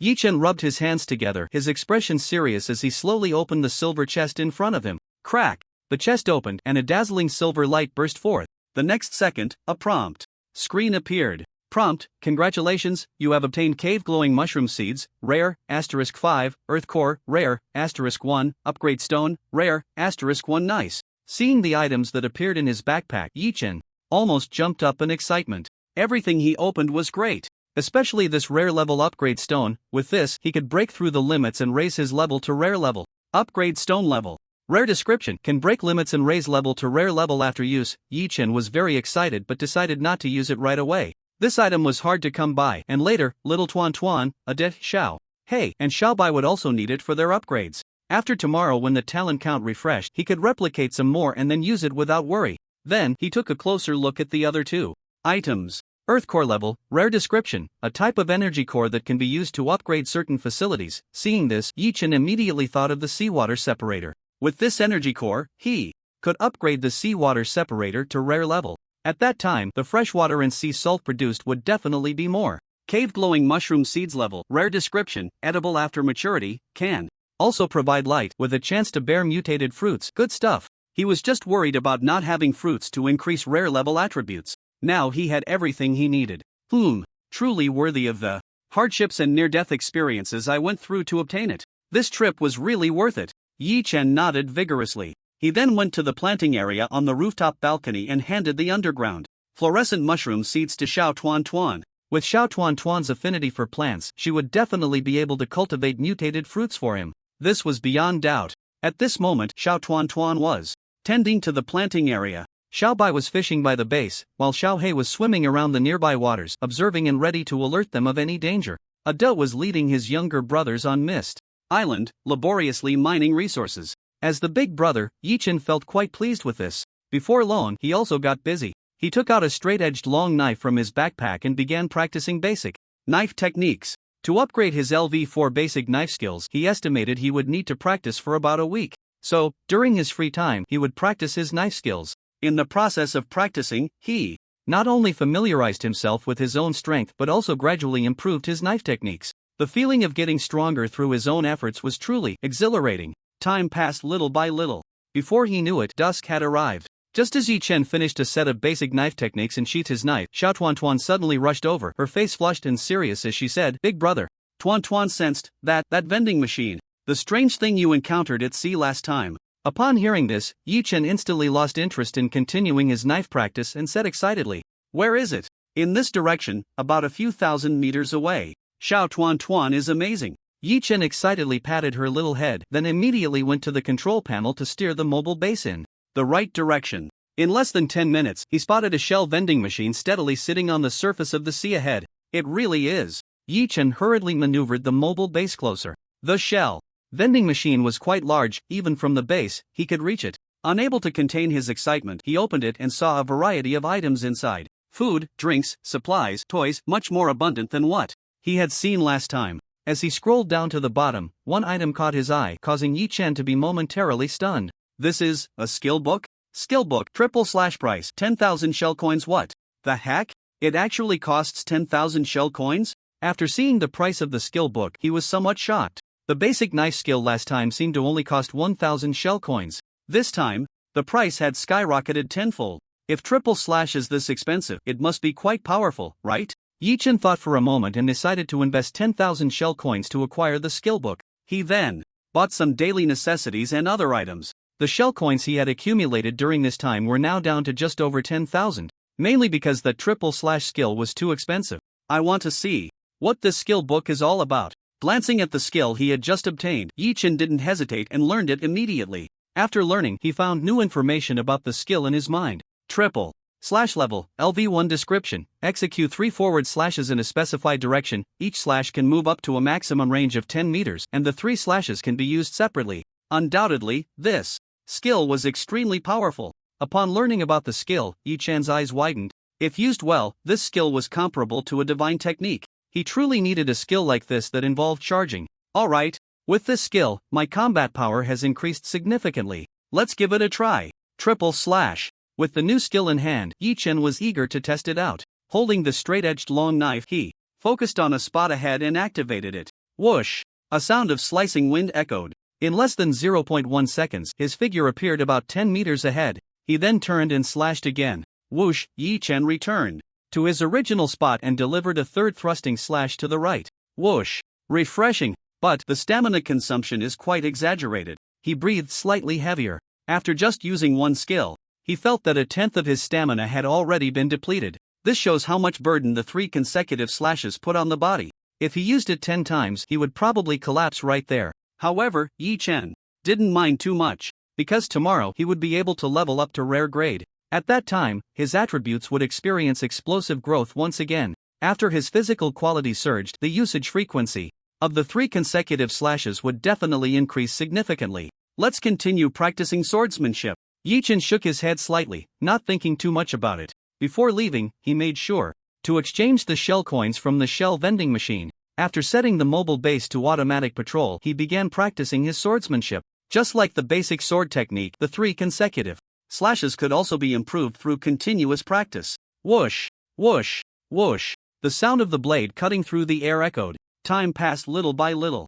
In the blink of an eye, it was already late at night. Yichen was drenched in sweat from practicing and felt a bit tired, so he took a shower and went to bed. A night without incident. The next day, at 6 in the morning, as the sun rose, Yichen woke up on time. After washing his face, he began today's copying task. First, he copied the rare grade upgrade stone once, turning 1 into 4. He directly picked one up, crushed it, and used it. The shattered, rare grade upgrade stone transformed into specks of glowing light that entered his body. A tingling sensation swept through him. It was the feeling of breaking through physical limits. Crack! A faint sound of a shackle breaking came from within him. Following that was a system notification. Notification: congratulations on breaking through your limits. Level upgraded to rare grade. Regional announcement: congratulations to player Yi Chen, the first to reach rare grade, rewarded with an exclusive treasure chest. Yi Chen was immersed in the joy of leveling up and had no time to pay attention to the notification screen in front of him. He was unaware that the people in the regional chat channel had already erupted into chaos upon seeing the announcement.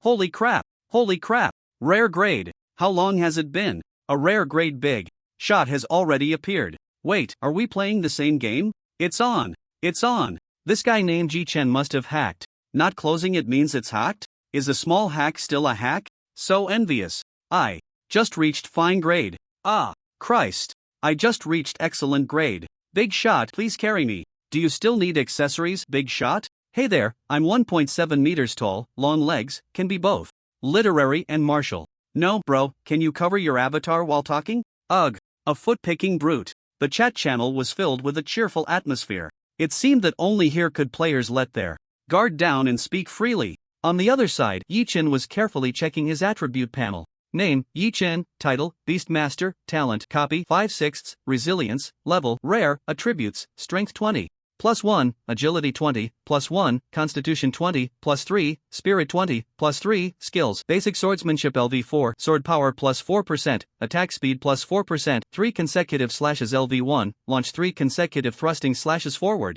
Each slash can reach a maximum distance of 10 meters. Equipment: Straight Blade Longsword, Heavy Armor Set, Helmet, Armor, Pants, Gale Boots, Heavy Rock Set, Ring, Bracelet, Necklace. Description: each point of attribute at rare grade is equivalent to double that of fine grade. After reading his personal panel, Yi Chen felt incredibly powerful. He even thought about going back to slay that cave spider for some excitement. However, it was just a thought. With his strength improved, he was now ready to enhance Xiao Tuan, Xiao Hei, and Xiao Bai. Taking out the remaining high-quality upgrade stones from the backpack, I activated my copying talent. In the next second, the upgrade stone in my hand transformed into 5. With the level up, my copying talent also improved. The daily copying count reached 6 times, and each time I could produce 4 copies. This was practically like wholesale purchasing. Hee hee, it's simple and straightforward. I like it. Yi Chen chuckled, extremely satisfied. He then handed the high-quality upgrade stones to Tuan, Xiao Hei, and Xiao Bai, one for each. Soon, they broke through their limits and reached high quality.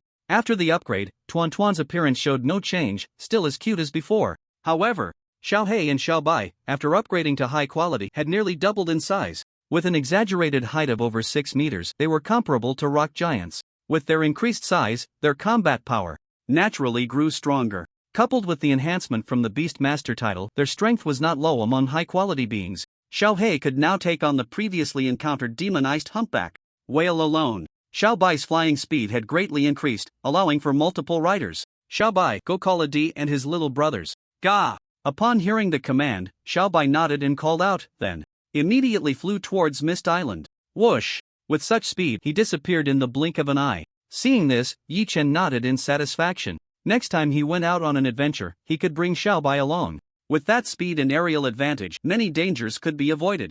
It's time to establish the Wildman Legion. Before that, I need to prepare a large number of excellent upgrade stones, iron armor, iron spears, and iron bows. Yi Chen pondered silently. He had just sent Xiao Bai to call a D and his Wildman brothers back for this purpose. Next, he began to purchase excellent upgrade stones in bulk, as well as the crafting blueprints for iron armor, iron spears, and iron bows in the trading and chat channels. These items were all just excellent quality, and using his talent to copy them would be a waste of attempts. All these items combined might not even be worth the value of copying a single rare upgrade stone. Time passed quickly. In the blink of an eye, another 7 days had gone by. A new week arrived. The status of many things had reset. The rankings, the occupation status of Mist Island, shipwrecks, and so on. Announcement: World/regional rankings have been refreshed. World ranking: 1st Long Outyan, 2nd Zhao Hao, 3rd Yi Chen, 4th Elizabeth, 5th Kaiser Lake, 6th Lu Ruyan, 10th Bai Chen. Regional ranking: 1st Yi Chen, 2nd Bai Chen, 3rd Songxi, 4th Lan Haiyan. Tip: World/regional ranking rewards have been distributed. Please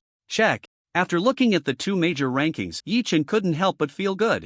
Not bad, not bad. I've made it to the top 3 in the world. It seems the levels of the top 2 must be rare. Yet the top 3 in the regional ranking haven't budged at all, and Bai Chen actually entered the world top 10 this week? This surprised him a bit. It seemed Bai Chen's talent was indeed impressive. Song she had been able to maintain the top 3 in the region and the top 100 in the world, so her talent was probably not bad either. This woman actually climbed to 4th in the region this week? Lan Haiyan, a familiar yet unfamiliar name. Familiar because Yi Chen had previously had an unpleasant transaction with her. How should one describe her? Very proud. Unfamiliar because this was her first time appearing in the regional rankings. Did she have a fortuitous encounter, or is her talent of the type that accumulates over time? After a moment of thought, Yi Chen shook his head slightly and decided not to dwell on it. Worrying about others while eating radishes was pointless, he just needed to take care of himself. The main thing was that he had confidence in his own talent. It was nearly impossible for these people to surpass him. The gap would only grow larger in the future. And today it was the day when Tuan Tuan, Xiaohei, Xiaobai, and Adi ascended to the rare level. The reason these guys' attributes improved so quickly was that Yi Chen had been feeding them the high-quality mutated fruits produced every day. In just a few days, their attributes had reached the limit of the excellent level. Now they were about to advance to the rare level. He also had plenty of the items needed for the breakthrough, the rare upgrade stones. With his copying talent, he could replicate them daily, making them nearly inexhaustible. After upgrading Tuan Tuan, Xiaohei, Xiaobai, and Ade, there were still quite a few upgrade stones left. They could be used to trade items with other players. Crack, crack. The crisp and pleasant sound of crystals shattering echoed. Before long, Tuan, Xiaohei, Xiaobai, and Ade all broke through their limits, reaching the rare level. Yi Chen smiled and nodded, extremely satisfied. It was a wonderful thing that his companions were gradually transforming into formidable combat forces. After that, he equipped them with the gear he had copied over the past few days. Their strength increased once more.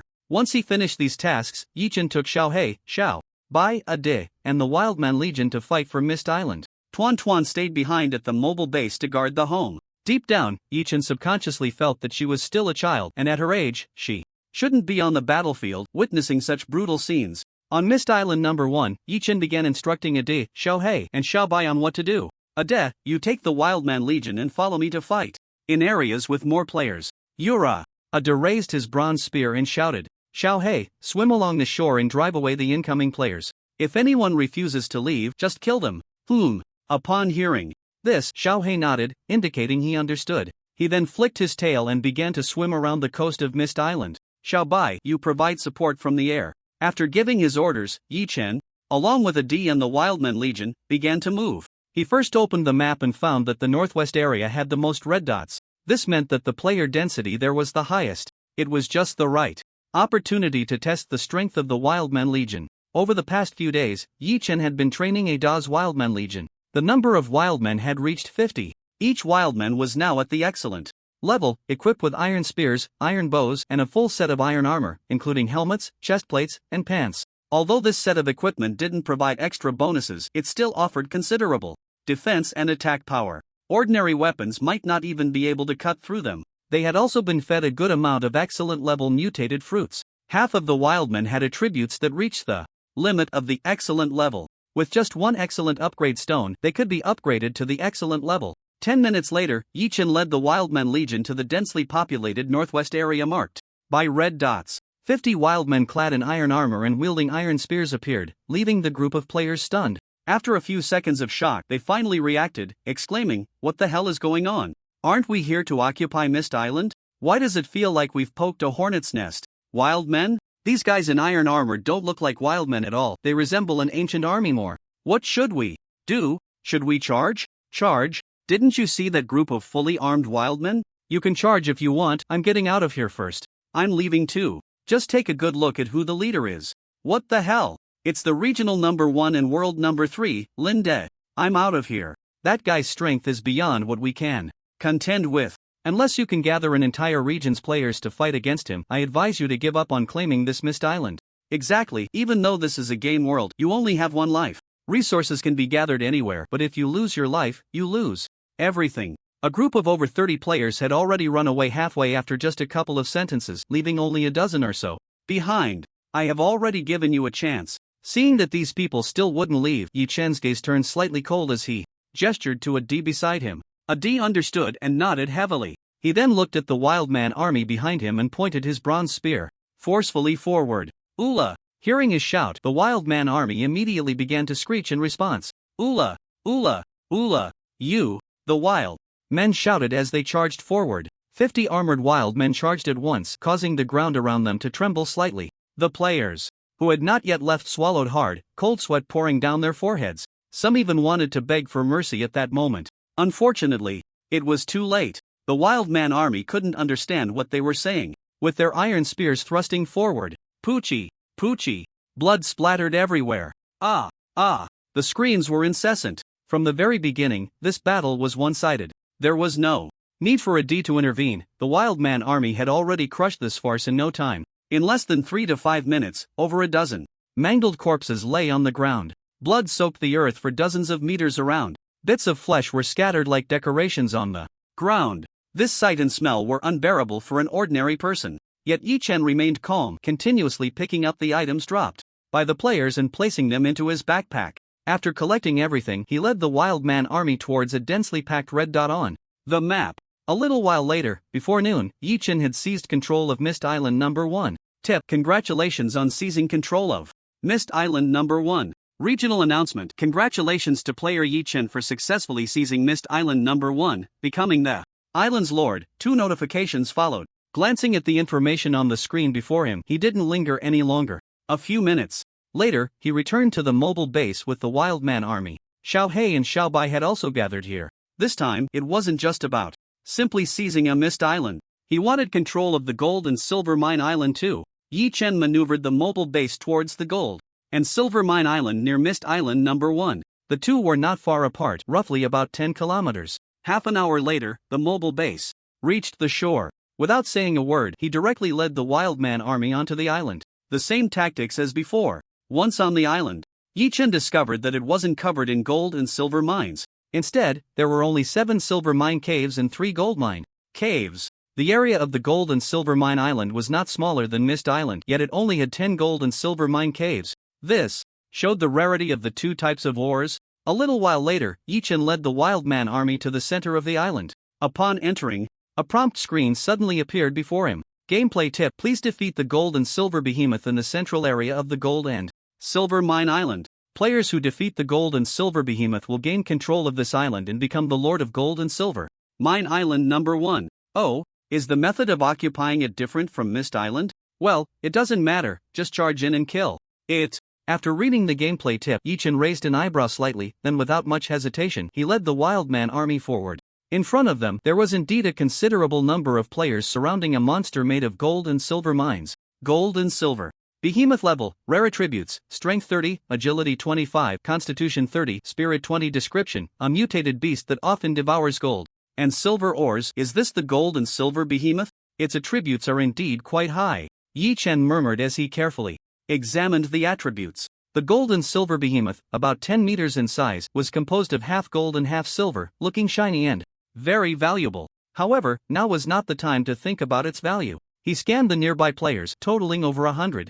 None of them were below the excellent level. There were even quite a few of excellent quality. However, there were no rare ones. Otherwise, they wouldn't have been entangled with the golden and silver behemoths for so long. This group of players seemed to be part of the same team. The leader, at this moment, also noticed Yi Chen, and his brows furrowed tightly. He stopped his actions and shouted loudly, "Friend, please do not interfere. This golden and silver mine island was discovered by us first. I am Wang Shuang, ranked 7th in the region. I would appreciate it if you could give us some face. There will definitely be a reward afterward." After Wang Shuang spoke, he looked at Yi Chen, his expression somewhat tense. Being ranked 1st in the region and 3rd in the world, who wouldn't be nervous? If this place weren't of great importance, he would have stepped aside long ago. The significance of the golden and silver mine island made him want to fight for it. Hearing this, Yi Chen stroked his chin, deep in thought. After a moment, he looked up at Wang Shuang and replied with a smile, "I see, what you said does make a lot of sense." Upon hearing this, Wang Shuang's eyes lit up, and he quickly continued, "Friend, rest assured, once we take this golden and silver mine island, we will definitely offer a reward to thank you." That sounds quite good, Yi Chen nodded with a smile. Just when Wang Shuang thought he had secured the situation, Yi Chen's tone shifted. "However, I still choose to refuse. I want the golden and silver mine island, and I want everything you have on you too." Upon hearing this, all the players present were momentarily stunned. Even if you are ranked first in the region, you can't be this arrogant, right? If you want the golden and silver mine island, fine, we won't say anything if you take it by force. But to think you would also want to take our belongings? That's a bit too much, isn't it? Wang Shuang's expression darkened, and he said angrily, even if you are ranked first in the region and have exceptional strength, isn't this a bit too excessive? Aren't you afraid that so many players will surround and attack you alone? Even if you are of rare quality, you are not invincible, you will eventually be worn down. He didn't want to clash directly with Yi Chen. The weight of being ranked first in the region and third in the world was no joke. He was trying to intimidate him, hoping he would back down. But Yi Chen, contrary to Wang Shuang's expectations, retracted his smile and said expressionlessly, "Are you implying that you can wear me down? Then let's see who wears whom down." He clapped his hands and shouted into the woods behind him, "Ade, it's time to get to work." Ula. Upon hearing the command, Ade immediately screeched as he emerged from the woods. Following him were 50 excellent-level wild men fully armed with iron armor and spears. The moment the wild man army appeared, Wang Shuang's expression turned ugly, but he still gritted his teeth and held his ground. They had over 100 players on their side, all of whom were at least excellent level. They had the advantage. But the next scene completely left him dumbfounded. Yi Chen pulled something out of his backpack and threw it out. With a loud bang, amidst the swirling dust on the ground, the rock giant made a dazzling entrance. For Wang Shuang and the others, who had fought over Mist Island, they knew just how powerful the rock giant was. Just this one rock giant could block most of their players, not to mention the leader who could command so many wild men. Its strength was likely not weaker than that of the rock giant. Yi Chen waved his hand and said, "Ade, these people are up to you, go." Ula. Ade immediately became excited, holding a bronze spear, shouting as he led the wild man army to charge. Boom! In an instant, dust rose, and the ground trembled slightly. This battle didn't need to be watched, it was bound to be one-sided. After all, Ade was of rare quality. Coupled with the excellent-level rock giant and a group of fully armed excellent-level wild men, defeating all the players, including Wang Shuang, was just a matter of time. Meanwhile, on the other side, Yi Chen withdrew his gaze and looked at the gold-and-silver giant beast. He put his hand to his mouth and whistled. The next moment, a massive strange bird swooped down from the sky. The long-beaked bird let out a quack-like sound. It was the sword-beak lark. "Xiaobai, go meet that big guy," Yi Chen said, pointing at the gold-and-silver giant beast with a faint smile. Upon hearing this, Xiaobai flapped its wings and shot towards the gold-and-silver giant beast like a sharp sword. As a flying unit, Xiaobai was naturally fast and had the advantage in the air. This strike easily landed on the gold-and-silver giant beast. Crack! Xiaobai's beak, like a sharp longsword, plunged fiercely into the body of the gold-and-silver giant beast. Roar! The gold-and-silver giant beast was enraged and roared angrily. It then swatted at Xiaobai with a paw. The size difference between the two was quite significant.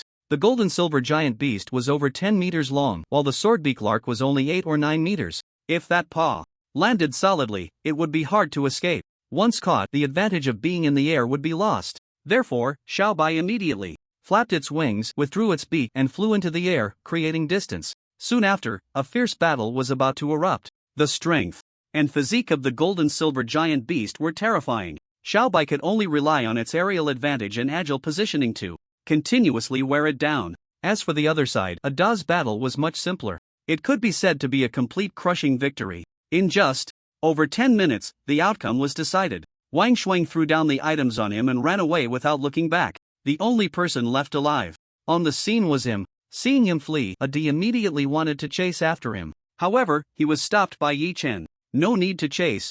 Go help Xiaobai, it's having a bit of trouble." Ula. Ade stopped, glancing angrily in the direction Wang Shuang had escaped. He then turned and joined the battle on Xiaobai's side. The two of them, as rare-level partners, although they had only just started, were able to steadily suppress the gold-and-silver giant beast thanks to their beast master titles. However, it might take a bit longer to defeat it. Neither Ade nor Xiaobai had any powerful finishing skills. They could only slowly wear it down bit by bit. Even so, Yi Chen, who was watching from the side, was very pleased. The feeling of not having to take action himself was simply delightful. Whenever something happened, a wave of his hand would have his subordinates help him out. Even the Wildman Legion was not idle. Equipped with iron bows, they were currently shooting arrows at the gold-and-silver giant beast. Ding! Ding! Ding! The iron arrows hitting its body felt like mere tickles. There was no damage, but the humiliation was strong. It constantly distracted the gold and silver giant beast, creating many opportunities for Xiaobai and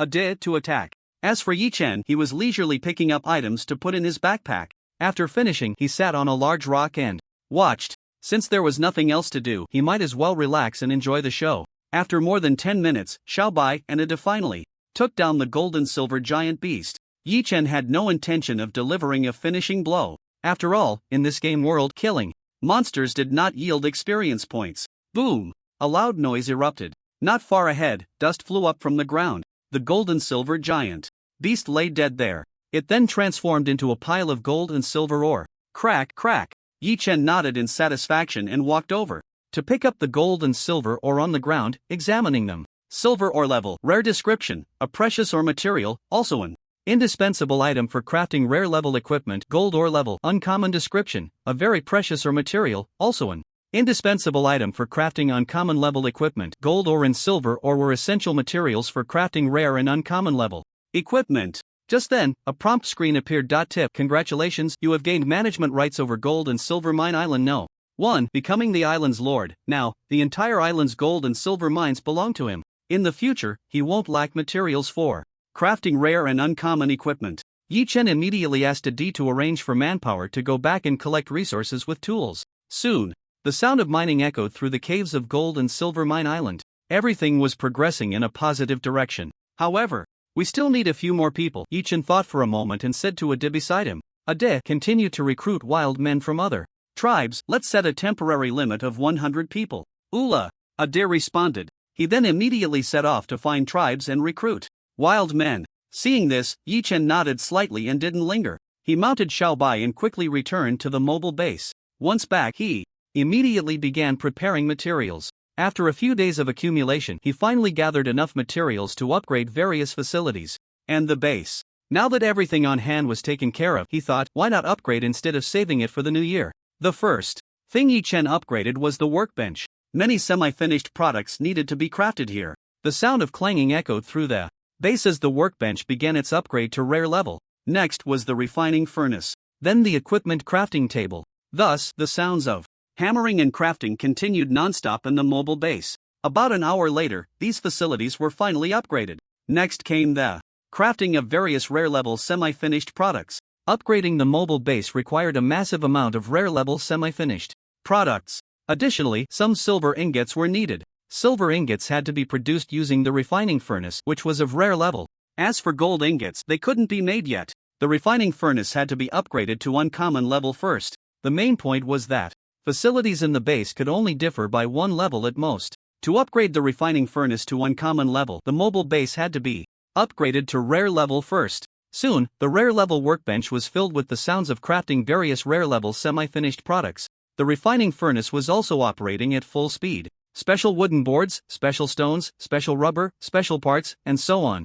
Time passed slowly. During this period, Yi Chen didn't idle either. He began practicing basic sword techniques and the triple slash. The triple slash was a very powerful skill, so its progress was much slower than that of the basic sword techniques. Based on his current progress, he roughly estimated that it would take at least 10 days to upgrade the triple slash to LV2. To be honest, that was a long time. But there was no other way. There were no shortcuts. He could only practice diligently bit by bit. Time flew by. 2.5 hours passed. The sounds from the workbench and refining furnace finally ceased. Yi Chen smiled slightly. He knew the materials were ready. He couldn't wait to take them out and upgrade the base. Tip: do you want to consume materials? Yes, upgrade it for me. Before the prompt could fully display, Yi Chen directly agreed. In the next second, the mobile base began its upgrade. The clanging sounds echoed once more. The mobile base was somewhat special. The duration of the upgrade state was much longer than that of building facilities. About 2 hours later, it was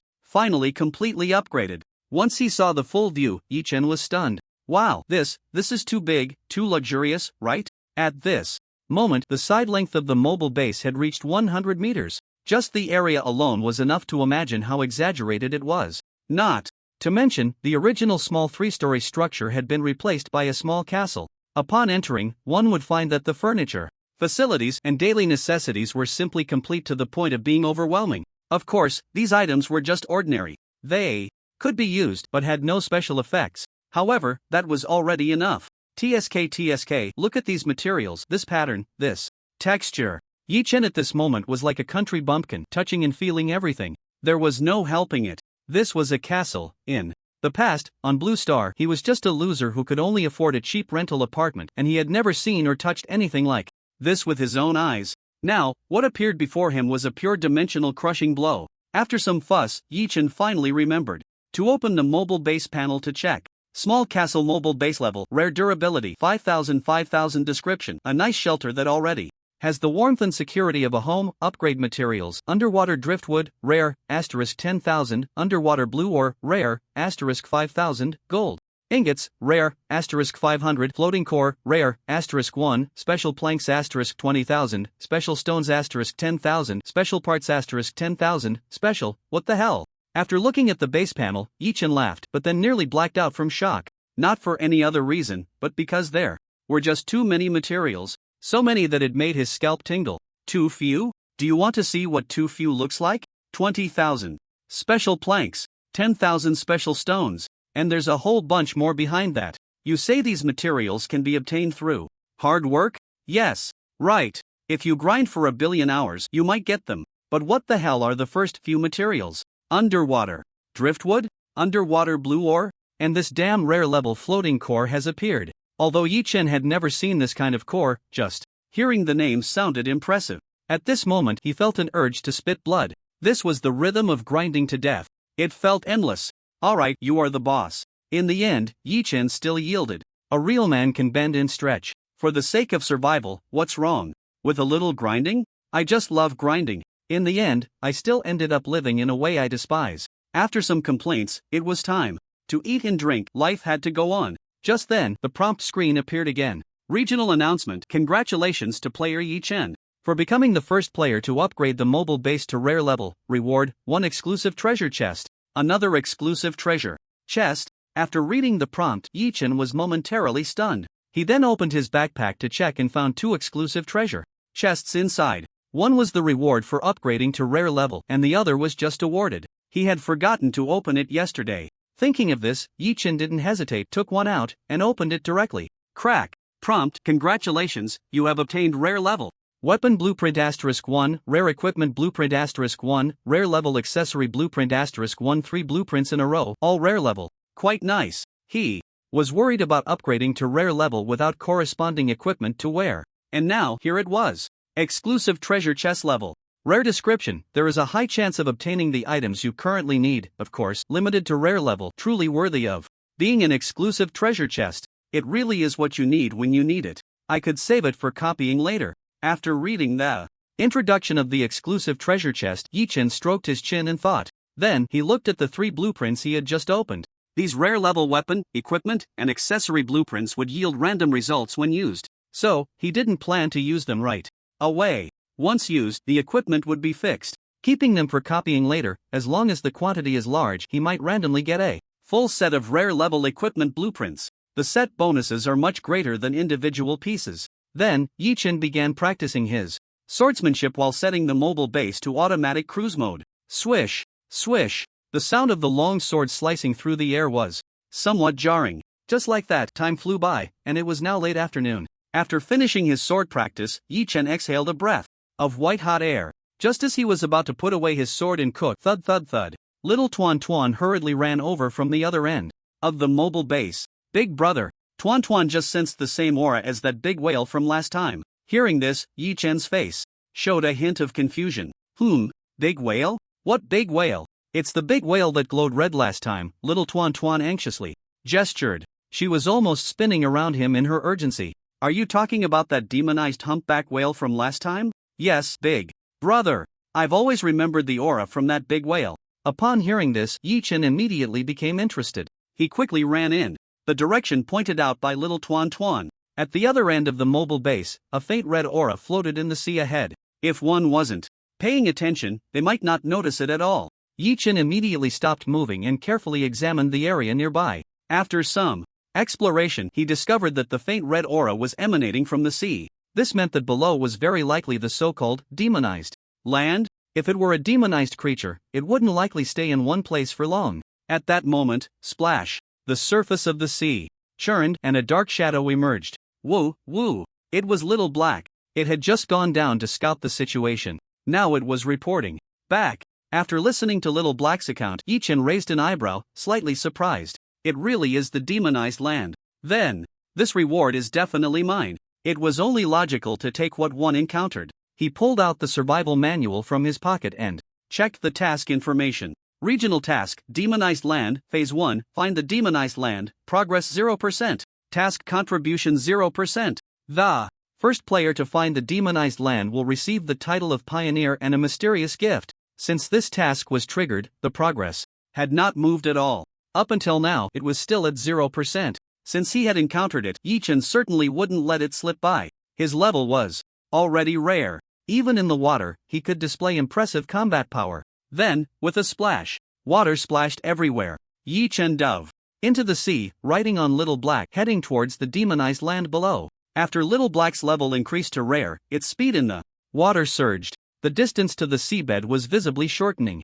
The deeper they went, the more the red aura surrounded them. Gradually, it changed from light red to red, and then from red to crimson. 10 minutes later, Yi-Chen rode Little Black to the seabed. The surroundings were all crimson. A faint, uncomfortable aura lingered in the air. Even the usually obedient Little Black couldn't help but shake its head irritably. Yi-Chen frowned and asked, "What's wrong, Little Black?" Little Black indicated that it felt very uncomfortable, especially in the hundreds of meters ahead, which made it hesitant to approach. There must be something there.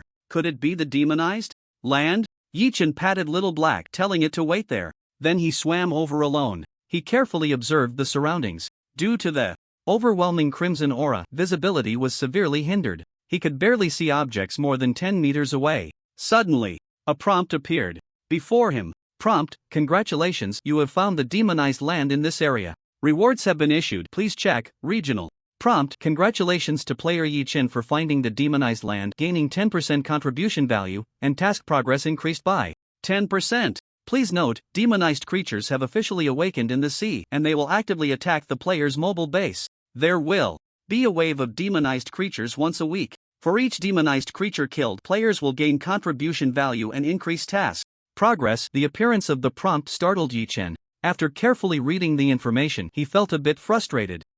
Damn it. The game difficulty has increased again? And this was all caused by him, which was quite exasperating. If he had known the task would turn out like this, he wouldn't have come no matter what. However, now that the situation was as it was too late to say anything. Glancing at the rewards that appeared in his backpack, Yi-Chen felt a bit better.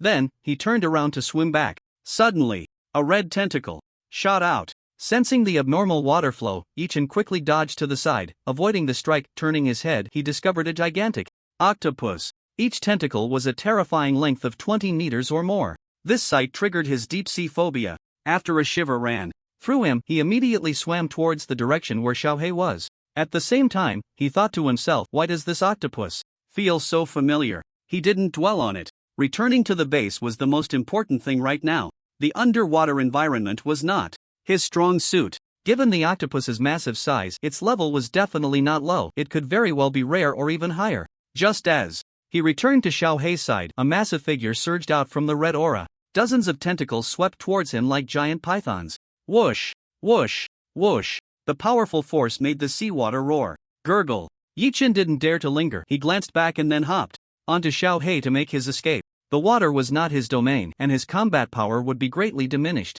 But Xiaohei was different. As a marine creature, it was incredibly fast in the water. As long as it wasn't slower than that monster behind, it would be fine. In fact, it might even be a bit faster. Xiaohei went full throttle. In less than 10 minutes, they returned to the vicinity of the mobile base. Yi-Chen pushed off with his feet and jumped onto the base. Then he turned around, drew a straight-edged long knife from his backpack and stared at the surface of the sea, ready for action. A few minutes later, bubbles began to rise on the water's surface, creating increasingly larger waves. Splash! The sea broke open, and a massive red creature emerged. At the same time, dozens of thick tentacles also poked out. Demonized. Red tentacle octopus level, rare attributes, strength 30, agility 25, constitution 30, spirit 23. Description: a demonized marine creature with significantly enhanced power. For unknown reasons, it seems to harbor a great hatred towards you. No way. It can't really be that red tentacle octopus, can it? Yi-Chen was somewhat surprised after seeing this creature's panel. If it weren't for Xiao Hei's timely rescue, he might have really been done for. No, it was just a few of your tentacles I cut off. Is it really necessary to hold a grudge over that? Yi Chen felt a bit helpless but still launched an attack. Triple slash. He took a step forward, his figure suddenly darting out. At the same time, he unleashed the skill triple slash. After a forward slashing strike, whoosh, one of the tentacles closest to the raft was directly severed. Roar! The demonized red tentacle octopus was completely enraged. Dozens of tentacles shot towards Yi Chen, aiming to crush him on the spot. Xiao Hei! Xiao Bai! Distract it! Yi Chen used another forward slashing strike to dodge the incoming tentacles, and shouted, Ga! Upon hearing this, Xiao Hei and Xiao Bai immediately responded and began to act. Whoosh! Whoosh! Xiao Bai flapped its wings, circling in the air, continuously attacking the demonized red tentacle octopus with claws as hard as iron. Whoosh! Whoosh! Both were at the rare level, and there was no question of breaking through defenses. Each strike drew out a significant amount of flesh and blood from its tentacles. Xiao Hei, meanwhile, swam through the water, waiting for the right moment to occasionally unleash a burst of high-speed water jets. It focused on ranged attacks. Although Xiao Hei and Xiao Bai had just reached the rare level, their master beast tamer title allowed them to hold their own against the red tentacle octopus. This time, Yi Chen was not planning to sit back and watch. Demonized creatures were much more troublesome than ordinary ones. The most obvious point was that they had thick blood and fast recovery. The red mist swirling around them acted like a buff, providing powerful enhancements to the demonized creature. Whoosh! Taking advantage of the demonized red tentacle octopus being distracted by Xiao Hei and Xiao Bai, Yi Chen executed the final segment of the triple slash. This strike landed on the creature's head, cutting a wound that was neither too big nor too small. The weapon is letting me down. He looked at the long knife in his hand and found that after just a few strikes, it was already pockmarked. I need to finish this quickly. I can't let this guy get away. If this big fellow escaped, he wouldn't be able to sleep soundly. Xiao Hei, Xiao Bai, go all out! Yi Chen shouted again. As soon as he finished speaking, Xiao Hei and Xiao Bai immediately nodded, unleashing all their strength to attack the demonized red tentacle octopus. Just as the demonized red tentacle octopus tried to retract all its tentacles to fend off the attack, Yi Chen's gaze sharpened, and he decisively took action. Gravity! The skill from his accessory set activated, applying double the gravity of his own attack to the opponent. Bang! This blow instantly caused the massive form of the demonized red tentacle octopus to stiffen. The powerful gravity made its large head uncontrollably sink down. This also created an extremely advantageous opening for Xiao Hei and Xiao Bai's attack. Put! Bang!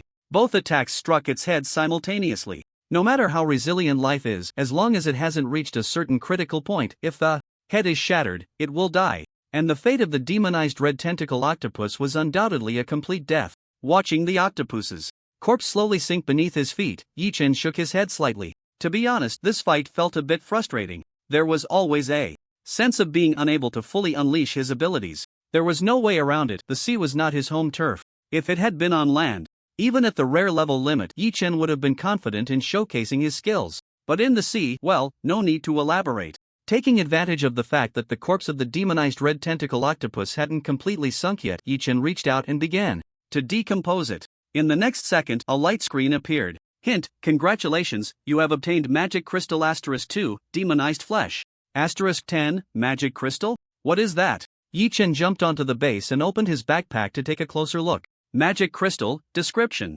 Obtained by killing demonized creatures of excellent level or above and decomposing them. A special currency, effects unknown, please explore. On your own, another type of currency? A special one? After reading, Yi Chen felt a bit puzzled. Not finding anything useful, he tossed it into a corner of the warehouse and ignored it. Then there was the demonized flesh. No way. Are you kidding me? A huge demonized creature only gives 10 portions of demonized flesh? The game system is really stingy. Demonized flesh, description, obtained by killing demonized creatures and decomposing them. Effects unknown, please explore on your own. Great. Another item with unknown effects. Yi Chen casually tossed it into the warehouse. Better to keep it and save space in his backpack. As for whether it would spoil, that was not a concern. The base's warehouse and his personal backpack were interconnected, and all necessary effects were in place. It seems like I got some materials, but also feels like I got nothing? Yi Chen muttered in exasperation. He then looked up at the sky and noticed it was getting late. So, he stopped thinking about it. Turning around, he entered the castle, went to the kitchen, and started preparing dinner. Xiao Tuan suddenly appeared from somewhere, following him and mimicking cooking with great enthusiasm. Tuan Tuan, you can just wait outside for dinner, Yi Chen glanced at the somewhat clumsy Tuan Tuan, not mocking her, and casually said, Tuan Tuan. Tuan Tuan wants to help big brother more. Tuan Tuan knows she is clumsy, but Tuan Tuan will definitely learn seriously. Little Tuan Tuan's face turned red and she said earnestly. Hearing this, Yi Chen couldn't help but pause for a moment. After a while, he nodded slightly, letting her be. Sigh. This little one is so thoughtful it makes one feel heartbroken. In less than 10 minutes, a simple yet nutritious dinner was ready. Soon, both the big and small were full. Little Tuan Tuan immediately understood and went to wash the dishes. Yi Chen shook his head slightly and went outside. He practiced basic sword techniques and triple slashes until late at night. Only then did he finish practicing and head to the bathroom for a shower. I actually forgot to upgrade it. While showering, he realized that the seawater separator was still at the excellent level. He had been so focused on upgrading the mobile base that he completely forgot about this thing. After showering, Yi Chen opened his backpack and checked the materials. Finding that he had enough, he casually upgraded the seawater separator. The clanging sound rang out again. If it weren't for the castle's good soundproofing, he might not have been able to sleep at night. A night without conversation. In the blink of an eye, it was already morning. Before 6 o'clock, a faint golden edge appeared on the coastline. It was a sign of the sun rising. At this moment, Yi Chen also slowly woke up. After washing up, he suddenly opened his eyes wide, seemingly shocked by something in front of him. Seawater separator level, rare description, can automatically extract nearby seawater, consuming energy to convert it into fresh water and salt, capable of converting 100 liters of fresh water and 10 kilograms of sea salt, as well as 10 milliliters of life water in 1 hour. Upgrade materials: Energy Core, Rare, *1, Underwater Driftwood *2000, Underwater Blue Ore *1000, Special Wooden Planks *500, Special Stones *500, Nylon Fabric *100. Well, unsurprisingly, there was another huge pile of upgrade materials. Yi Chen was used to the massive amounts of materials required for upgrading each facility. Wait, life water. What is that? He immediately clicked on the detailed introduction of life water to check it out. Life water level. Rare description: as the name suggests, it can restore injuries, illnesses, and eliminate negative physical states, etc. Very precious. After reading the introduction, Yi Chen's eyes lit up. Isn't this just a healing potion? This thing should work wonders when used during battles if injured. For a sustained combat style, isn't this just perfect? Although 10 milliliters per hour is a bit low, saving up should yield some. It's not like it can be copied. It can continuously produce. So there's no need to waste talent usage. Today's breakfast was prepared by Xiao Tuan Tuan. How to say it, the taste was a bit hard to swallow. But, to avoid discouraging the little guy, Yi Chen said something nice about it. After finishing the meal, he took out the 3 equipment crafting blueprints he had opened from the exclusive treasure chest yesterday. Copy. He directly used his talent on the 3 equipment crafting blueprints. The next second, a pile of blueprints appeared in his hand. Yi Chen's lips curled up slightly as he checked them one by one. 3 types of blueprints, 5 of each type. They started off as random, leaving 1 of each as a guarantee. The remaining 12 were all used up. After a while, Yi Chen's expression grew increasingly joyful. Not bad luck. I actually opened a set of equipment with additional attributes and traits. Silver Helmet Blueprint Level. Rare description: a top-tier item among rare levels, with additional attributes and traits. Silver Armor Blueprint Level. Rare description: a top-tier item among rare levels. Silver Greaves Blueprint Level. Rare description: Silver Cloak Blueprint Level. Rare description. This set of equipment blueprints made Yi Chen's eyes shine. There's even a cloak? So, a complete set of equipment consists of a helmet, armor, greaves, and a cloak? How many attributes would this add up to? How significant would the boost from the trait skills be? Thinking of this, Yi Chen couldn't wait any longer. He hurriedly ran to the equipment crafting table. He placed the blueprints on it and directly started crafting. Silver helmet crafting materials: silver ingots *40. The materials needed for the silver armor and silver greaves were the same. However, the silver cloak only required a small amount of silver ingots, with the main material being fabric. That makes sense. The demand for silver ingots was too high. For a moment, Yi Chen couldn't produce them, because the mining results from the Wildman Legion had not yet come in. Let's go check on the gold and silver mine island to see how the mining is going. He set his target to the gold and silver mine island and let the mobile base automatically cruise. Then, he took out the remaining exclusive treasure chest from his backpack. There was also a rare-level mutated fruit. The probability of obtaining rare-level mutated fruit was very low. Even with Xiao Tuan Tuan's plant affinity talent, she could only pick 1 or 2 each day. Copy. Yichen looked at the items in his hand, and with a thought. Instantly, the exclusive treasure chest and the rare-level mutated fruit transformed from 1 into 5. He set the exclusive boxes aside and directly picked up the rare-level mutated fruit to start munching on it. Compared to opening chests, he was more enthusiastic about things that could directly enhance his strength. Smack, smack. In less than a few seconds, 4 mutated fruits were consumed. One was kept aside as a backup for further copying. Next came the chest opening segment. 5 exclusive treasure chests radiated a dazzling silver light. Crack, crack. Without much hesitation, Yichen directly opened 4 of them. A series of prompt screens appeared before him. After a quick look, he found that most were rare-grade materials. Some silver or in silver ingots were also obtained. However, there were a few good items among them. Blood flesh fruit seed level, rare description. A fruit that tastes like meat, requires blood flesh to nurture, has growth potential, and has a chance to yield rare-grade mutated fruits with special effects. Special building, countryside level, rare description. After use, can transform planting boxes into a countryside, provided there are at least 100 fine-grade planting boxes. The more planting boxes, the larger the transformed countryside, which can continue to be upgraded. Automatic fishing rod blueprint level, rare description. After placed in a coastal location, can automatically fish. 3 good items. The fishing rod was the easiest to understand. It was a tool for automatic fishing. From manual to automatic, quite nice.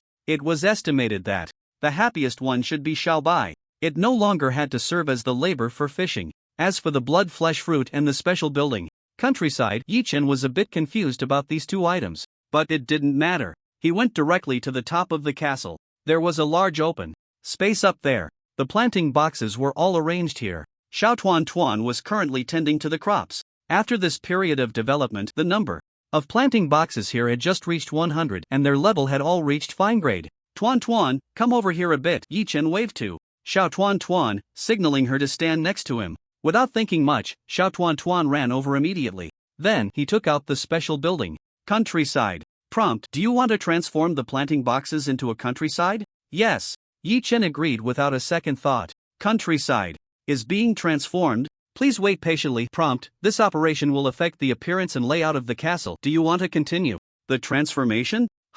What does that mean? It will affect the appearance and layout of the castle? Is the change too big? Forget it, it doesn't matter, let it change. After a moment, Yichen agreed again. Confirm to continue transformation. Prompt: player has authorized, changes are starting. Buzz, rumble, clatter, various sounds and noises emerged. The top of the castle was being remodeled. It seemed to take quite some time.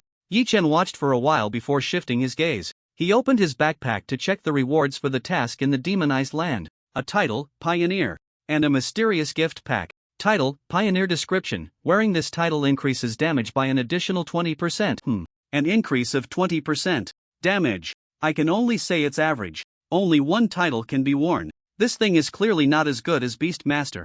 Beastmaster increases the attributes of tamed creatures by 50%. So, Yichen didn't plan to equip it and tossed it into the warehouse to gather dust. Then, his gaze turned to the mysterious gift pack. The mysterious gift pack indeed had an air of mystery about it. After thinking for a moment, he used his last talent chance of the day on it. Copy. With a thought, the mysterious gift pack in front of him transformed into multiple packs. He kept one as a backup and opened the rest. Prompt: congratulations, you have obtained. Prompt: after opening, he found that they were all various miscellaneous materials. Not even a crafting blueprint. Yichen was a bit speechless, feeling cheated. Originally, he thought about opening the last gift pack as well, but after some thought, he decided against it. Better to keep it as a memento, as a collectible. Meanwhile, the regional chat channel was filled with wails. Which bastard triggered the demonized land? Damn it! The demonized creatures are too strong. They almost destroyed my mobile base just now. The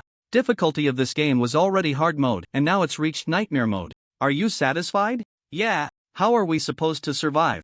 If a person can't do it, blame the road for being uneven. What the hell do you mean by that? What I mean is, after so many days in this game world, you can't even handle the demonized creatures. Have you been putting in any effort? I guess most people are just going with the flow, taking it one day at a time. Why do you have to speak so harshly? Everyone is struggling right now, and instead of offering help, you're here being sarcastic. Help? I'm not saying, are they your dad or your grandpa? What do you want? If you can't even take responsibility for yourself, how can you expect others to take responsibility for you? The chat channel was buzzing with heated discussions, getting more and more chaotic. The appearance of demonized creatures had raised the game's difficulty several notches. The survival journey was already hardcore enough. With the demonized creatures showing up, it would only become more challenging. Meanwhile, Yi Chen, who triggered the quest, was mourning for his fellow players. For 3 seconds, on the gold and silver mine island, Yi Chen climbed up to check the mining situation. A day immediately brought out the gold and silver ores mined during this time. After accepting this batch of ores, he thought for a moment and said, Ade, you should know the direction to Mist Island, right? Ula. Great, then remember to send a group of wild men over to mine, or you can go over and subdue a group yourself. Ula. Ula. Ade understood and immediately went to get to work. As for the raft for crossing the sea, the wild men could handle that, he didn't need to worry. After giving all the instructions, Yi Chen returned to the mobile base and activated the automatic cruise mode. First, let's make the automatic fishing rod. He remembered there were a few good items in his backpack that he hadn't made yet, so he went directly to the workbench.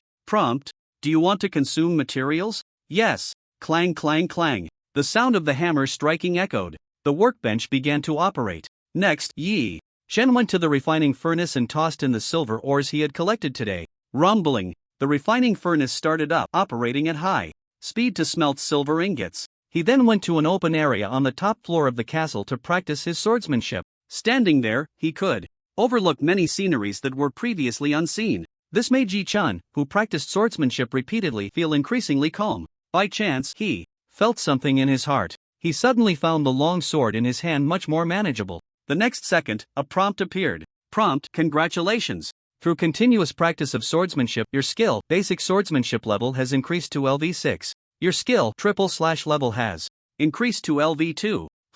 The skill has improved? Yi Chen was taken aback, somewhat surprised. Just now, while overlooking the surrounding sea view and practicing with the sword, he felt that the long sword was becoming increasingly easy to handle. Each strike felt smoother than ever before. Could it be? I just had an epiphany? I knew it. I'm definitely a genius. Ha ha ha. Proving his extraordinary talent through action, Yi Chen was very pleased. He then checked the changes after upgrading the 2 skills. Skill: basic swordsmanship LV6, sword power plus 6%, strike speed plus 6%. /LV2, launch 3 consecutive forward slashes, each slash can reach a maximum distance of 20 meters. Basic swordsmanship leveled up twice, from LV5 to LV6. The improvement was quite good. However, the biggest enhancement was the triple slash. LV2 triple slash had a charge distance of 20 meters. This distance was already double that of LV1. Could it be that every time triple slash levels up, the charge distance increases by 10 meters? After reviewing the changes in the 2 skills, Yi Chen nodded thoughtfully. Then, he suddenly noticed, has the rural transformation been completed? At this moment, the 100 planting boxes on the top floor had transformed into a garden. This garden almost occupied the entire top level. All the plants were grown on it. Garden level, rare description, can accelerate plant growth, enhance yield, increase mutation chances, etc. Upgrade materials, not bad. If used in conjunction with Tuan's plant affinity talent, the effect should be even better. Yi Chen smiled with satisfaction. Immediately after, he noticed something. Originally, the 100 planting boxes could only grow 100 plants. But now, after transforming into a garden, it could actually triple the amount. 300 plants could be grown. This improvement was undoubtedly huge. Just right to plant those ordinary level seeds I was too lazy to grow before. Saying this, Yi Chen waved his hand. The seeds in his backpack automatically planted themselves in the garden. From then on, Tuan just needed to take care of them. It really feels like a planting simulator. He looked at the garden and smiled faintly. How to describe this feeling? It was a bit cozy and he quite liked it. The garden was large, with a layer of soil below. Yi Chen lay in the garden, enjoying the occasional gentle breeze, and the corners of his mouth gradually curled up. I haven't been this comfortable in a long time. I wonder how long this state can last. Before his words had fully settled, a light screen suddenly appeared before him. Area alert: a wave of corrupted creatures is approaching. All players please prepare. You can team up to repel the corrupted creatures or resist alone. The time limit is 6 hours. The wave of corrupted creatures will end in 6 hours. What the? Damn it, game system, are you doing this on purpose? Yi Chen felt a dark cloud over his head, utterly speechless. Not daring to delay any longer, he looked up at the sky, which seemed to be around noon. Returning to the castle, he saw Tuan busily chopping vegetables and cooking, and immediately said, Tuan, no need to cook, let's just eat something light for lunch. Oh. Although she didn't know what was going on, Tuan obediently nodded. After eating a little, Yi Chen had Tuan Tuan hide on the third floor, giving her a fine quality longbow for self-defense. Tuan Tuan's level was indeed rare, but her combat experience was almost zero. The wave of corrupted creatures sounded extremely dangerous. In this situation, he didn't even know if he could make it out unscathed. Naturally, he couldn't let Tuan Tuan take risks. After giving a few instructions, Yi Chen left the castle. First, he took out the silver ingots that had been smelted in the refining furnace. Then he went to the equipment crafting table and placed the rare level equipment blueprints on it. A long sword blueprint and a silver 4-piece set blueprint. The sound of clanging echoed. Equipment crafting in progress. Just then, a water column suddenly shot up beside him. Bang! Yi Chen looked in the direction, puzzled. Xiao Hei, you. Before he could finish, Xiao Hei interrupted him with a sound. Understanding, Yi Chen's brows furrowed tightly. Trouble really doesn't come alone. Not long after, the sea surface ahead suddenly rose, as if one layer of the sea was pushing another forward. The waves at the front had already risen high, crashing down with enough force to destroy a small town. A tsunami is coming. This was the reason Xiao Hei had shot the water column at him, to warn him that the tsunami was imminent. In the face of natural disasters, even human technology pales in comparison. Waves dozens of meters high were terrifying, and just a glance could instill fear. Yi Chen felt uncertain and didn't dare to resist head-on. After a quick look, he dove directly into the castle. Xiao Hei submerged into the sea, while Xiaobai flew high into the sky, each using their own escape skills. Boom! The tsunami lasted an unknown amount of time. By the time it ended, Yi Chen's head was still buzzing. Fortunately, the rare-level mobile base could completely withstand the tsunami. He had managed to escape a disaster. Unfortunately, just as one wave had passed, another was rising. G.A. Quack! The little white creature in midair suddenly let out a loud quack, reminiscent of a duck. Something must have gone wrong. Without a second thought, Yi Chen hurried out of the castle. As he reached the edge of the fence, his pupils constricted sharply and he exclaimed in shock, "This is a tsunami bringing in the mutated creatures? Too many. An endless sea of red aura creatures. I can't even see the end. All of them are mutated creatures. There must be at least thousands of them. Damn it, I miscalculated. I didn't expect there to be so many." Looking at the scene ahead, Yi Chen's face turned ashen, but he couldn't afford to hesitate. He immediately took out a high-quality longbow from his backpack, drew it to full moon, and shot. Whoosh! Whoosh! Whoosh! Whoosh! Whoosh! Whoosh! The hand pulling the bowstring. Left after images. His hands were practically smoking from the speed. But Yi Chen's archery skills were average, neither good nor bad. He certainly couldn't compare to skills related to archery. He primarily studied swordsmanship, and at this stage he couldn't unleash any sword energy or sword light. He could only use the bow and arrows for ranged attacks, occasionally throwing out an iron spear. But the crimson blood quickly stained the sea area. Yi Chen wasn't the only one fighting alone. Little Black and Little White had also joined in early. Being rare level, they could hold off the invading mutated creatures without any problem. However, the biggest problem right now was that there were too many mutated creatures. Thousands were still an understatement. Even if you had to kill 1,000 pigs, it would be exhausting. Not to mention these incredibly ferocious mutated creatures. Usually, you couldn't kill one in a single blow. Yi Chen had to shoot 10 or so arrows to take down a single high-quality one. If it were on land, a high-quality monster would definitely be killed in one strike. But this was the sea, where mutated creatures had thick blood and quick recovery. And the power of arrows was not that great, so he could only do it this way. Little White was also fighting hard. However, its efficiency was much faster than Yi Chen's. The rare-level Little White relied on its incredibly sharp claws and a pair of broad, powerful wings. Oh right, and that mouth.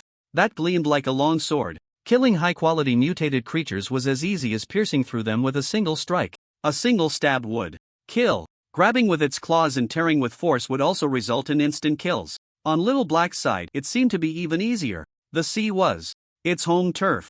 It was also a mutated individual possessing the talent to control water flow. With a mouthful, it shot out a high-speed water column, piercing through a bunch of low-level mutated creatures. Seeing these two showing off their prowess, Yi Chen felt relieved. At the same time, he felt a bit envious. The one he envied the most was Little White. With aerial superiority, it could fight in 3 environments: air, land, and sea. TSK. Yi Chen clicked his tongue, shook his head, and stopped looking. He continued to shoot arrows at the surging tide of mutated creatures not far away. Whoosh! Whoosh! Whoosh! Suddenly, he noticed that even when he stopped shooting, arrows were still being fired. Yi Chen was slightly taken aback. Where are those arrows coming from? Could it be He looked up and saw little Tuan Tuan on the third-floor balcony continuously drawing the bow and shooting at the mutated creatures. When she noticed Yi Chen looking at her, little Tuan Tuan immediately smiled, as if saying that being able to help Big Brother made her the happiest. Yi Chen smiled slightly and nodded to show his approval. Then he withdrew his gaze, took a deep breath, and murmured, "Even a little child is working so hard. I can't fall behind." After saying that, he switched his weapon from the bow to a long sword. The straight-edged long sword had been repaired, so all the wear on it had been restored. Swish! Yi Chen aimed at the nearest mutated creature within 20 meters. Triple slash! Without a word, he stepped forward and executed a thrusting slash from the triple slash technique. In the blink of an eye, he covered the 20-meter distance. Not even 0.1 seconds were used. Put! This slash directly pierced through the head of the high-quality mutated creature. Following that, with a powerful swipe, half of its head was cleaved open. Instantly, the breath of this corrupted creature weakened, with a wound that split half its head, not to mention a refined level, even a rare level corrupted creature would die. Triple slash! After a single strike that killed the corrupted creature, Yi Chen executed the second stage of the triple slash. Whoosh! Another 20-meter advance slash. A cold light flashed by. Put! In less than a second, another corrupted creature fell. Just like that, Yi Chen continued to replicate the process. He constantly unleashed the triple slash, killing one corrupted creature after another. From a distance, he looked like a ghost, continuously flickering and swinging his blade. Put! Put! Theoretically, as long as his stamina was sufficient, he could keep using the triple slash. The skill consumed stamina and had no cooldown. Of course, there was a fatal flaw. That was, without stamina, if he forced himself to use the skill, it would consume a significant amount of blood from his body. The outcome of running out of blood goes without saying. Oh right, perhaps he wouldn't even run out of blood before fainting. In less than 10 minutes, while Yi Chen recklessly consumed his stamina and used the triple slash, he had killed hundreds of corrupted creatures, including a few rare ones. But it was all manageable. They weren't at the extreme rare level, otherwise he would have truly been entangled. Put! Huff! Huff! Yi Chen gasped for breath, the last strike plunging into the head of a rare level corrupted creature. The prolonged high-intensity exercise made his breathing sound like a bellows, wheezing loudly. His body was gradually becoming sore, and a strong sense of fatigue washed over him. This thing is really powerful. With my current rare level strength, I can only continuously use it for a little over 10 minutes. Once his stamina was exhausted, continuing would mean consuming blood. Yi Chen dismissed the thought of continuing the fight. He couldn't afford to be that reckless. Recklessness was only for desperate situations. The current situation was far from desperate. So, Xiao Bai, save me! Yi Chen shouted with the last bit of strength he had, looking up. For some reason, upon hearing the call, Xiao Bai, who was rushing over, felt a bit awkward. To cover up the awkwardness, it let out a couple of calls. Ga.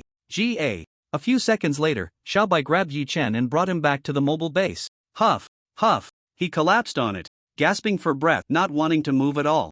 It wasn't until over 10 minutes had passed that he finally recovered. After regaining some stamina, Yi Chen took out a mutated fruit to eat. He discovered that this thing not only increased attributes but also effectively restored stamina. Half an hour later, his stamina was completely restored. After casually slashing down a few corrupted creatures that were about to climb onto the mobile base, he immediately went to the equipment crafting table. The 4 pieces of equipment inside had all been crafted. A long knife and a silver 4-piece set. Yi Chen first picked up the long knife, swung it a few times, and quickly checked its attributes. Silver Tang knife level, rare bonus, strength +2 trait. Sharp durability, 40/40 description, a top-tier long knife among rare levels. Equipping it grants an additional 2 points of strength and the sharp trait. Skill, among the 4 random weapon blueprints, this was the only top-tier one. The others had no additional bonuses. Weapons and equipment without additional bonuses only displayed sharpness and defense values. Whoosh! Whoosh! After reading the long knife's attributes, Yi Chen's expression brightened. Good knife! Truly a good knife! Saying this, he tossed the refined level straight-edged long knife he had been using into the warehouse. What a joke! With a rare level long knife now, who would still use that piece of junk? A couple of slashes at rare level monsters would leave them all battered. The silver long knife was very handy and sharp. Yi Chen was extremely satisfied. Then he turned his attention to the silver 4-piece set. As he donned the pieces, he carefully checked their attributes. Silver armor level, rare bonus, constitution +2 trait, silver body durability, 40/40 description. An exceptional piece of equipment among rare items, it grants an additional 2 points of constitution and the silver body trait when equipped. The effect of the silver body is similar to that of an iron block, both enhancing overall physical defense. The silver helmet and silver greaves provide the same bonuses as the armor. However, the cloak is a bit different. Silver cloak level, rare bonus, agility +2, constitution +2 trait, silver body durability, 40/40 description. Equipment like cloaks is extremely rare. Is it really that amazing? It actually adds 2 types of attributes, and 2 points for each. After seeing the attribute bonuses of the silver cloak, Yi-Chen was momentarily surprised. But soon, that surprise turned into joy. With this set of equipment, he was ready to start slaughtering indiscriminately. Triple slash. Hint set activated, skill consumption halved, skill effects doubled. Yi-Chen paid no attention to the game system's prompts. Holding the silver tang knife in his hand, he dashed out with a triple slash. Whoosh! The long knife accurately pierced into the head of a corrupted creature. The feeling was smooth, effortless. It penetrated the monster's flesh without any obstruction. Sigua-e. This feeling is just fantastic. One slash, and it was done. Plus, it didn't waste much energy. Yi-Chen was getting more and more excited. With a swift motion, he executed the triple slash, darting across the surface of the sea. To be precise, he was moving across the bodies of those corrupted creatures floating on the water. Without these stepping stones, he figured he wouldn't have gotten far before sinking into the sea. He felt that even with such strength, moving across the surface of the sea without external support was still unrealistic. Thousands of corrupted creatures, densely packed, and they were all enormous. The smallest were 5 to 6 meters long, while the largest could reach 20 meters or more. This area of the sea had already turned into a pool of blood. The crimson aura almost covered the entire surface of the water. The pungent smell also brought Yi-Chen back to his senses a bit. Calming his excitement, he looked around. After killing for so long, the number of corrupted creatures had indeed decreased significantly. Just as he was about to breathe a sigh of relief and take a break, a sudden commotion erupted from Xiaohei's side. Yi-Chen immediately stood up and looked over. That guy is a corrupted humpback whale? He saw a gigantic whale appear in the nearby waters. Each time it rolled its body, it created considerable waves that crashed against the mobile base. He hadn't killed it last time, and now it was back. Moreover, it was currently engaged in a fierce battle with Xiaohei. The size difference between the two was substantial. Even though Xiaohei was rare grade, it couldn't match the superior grade of the corrupted humpback whale in size. But in terms of strength, it was definitely comparable. Yet now, that corrupted humpback whale was still able to exchange blows with Xiaohei. This indicated rare grade. This corrupted humpback whale has also reached rare grade, and it has rare grade maximum attributes. Yi-Chen's gaze was fixed on the scene, speaking in a low voice. The last time he encountered that red tentacle octopus, he sensed something was off. It had clearly been excellent grade not long ago. In just a few weeks, its level had skyrocketed to rare grade. This speed of leveling up could even surpass that of players. So, let me take a guess, there must be unknown secrets in the land of corruption, right? What kind of secret could allow marine creatures to grow so rapidly?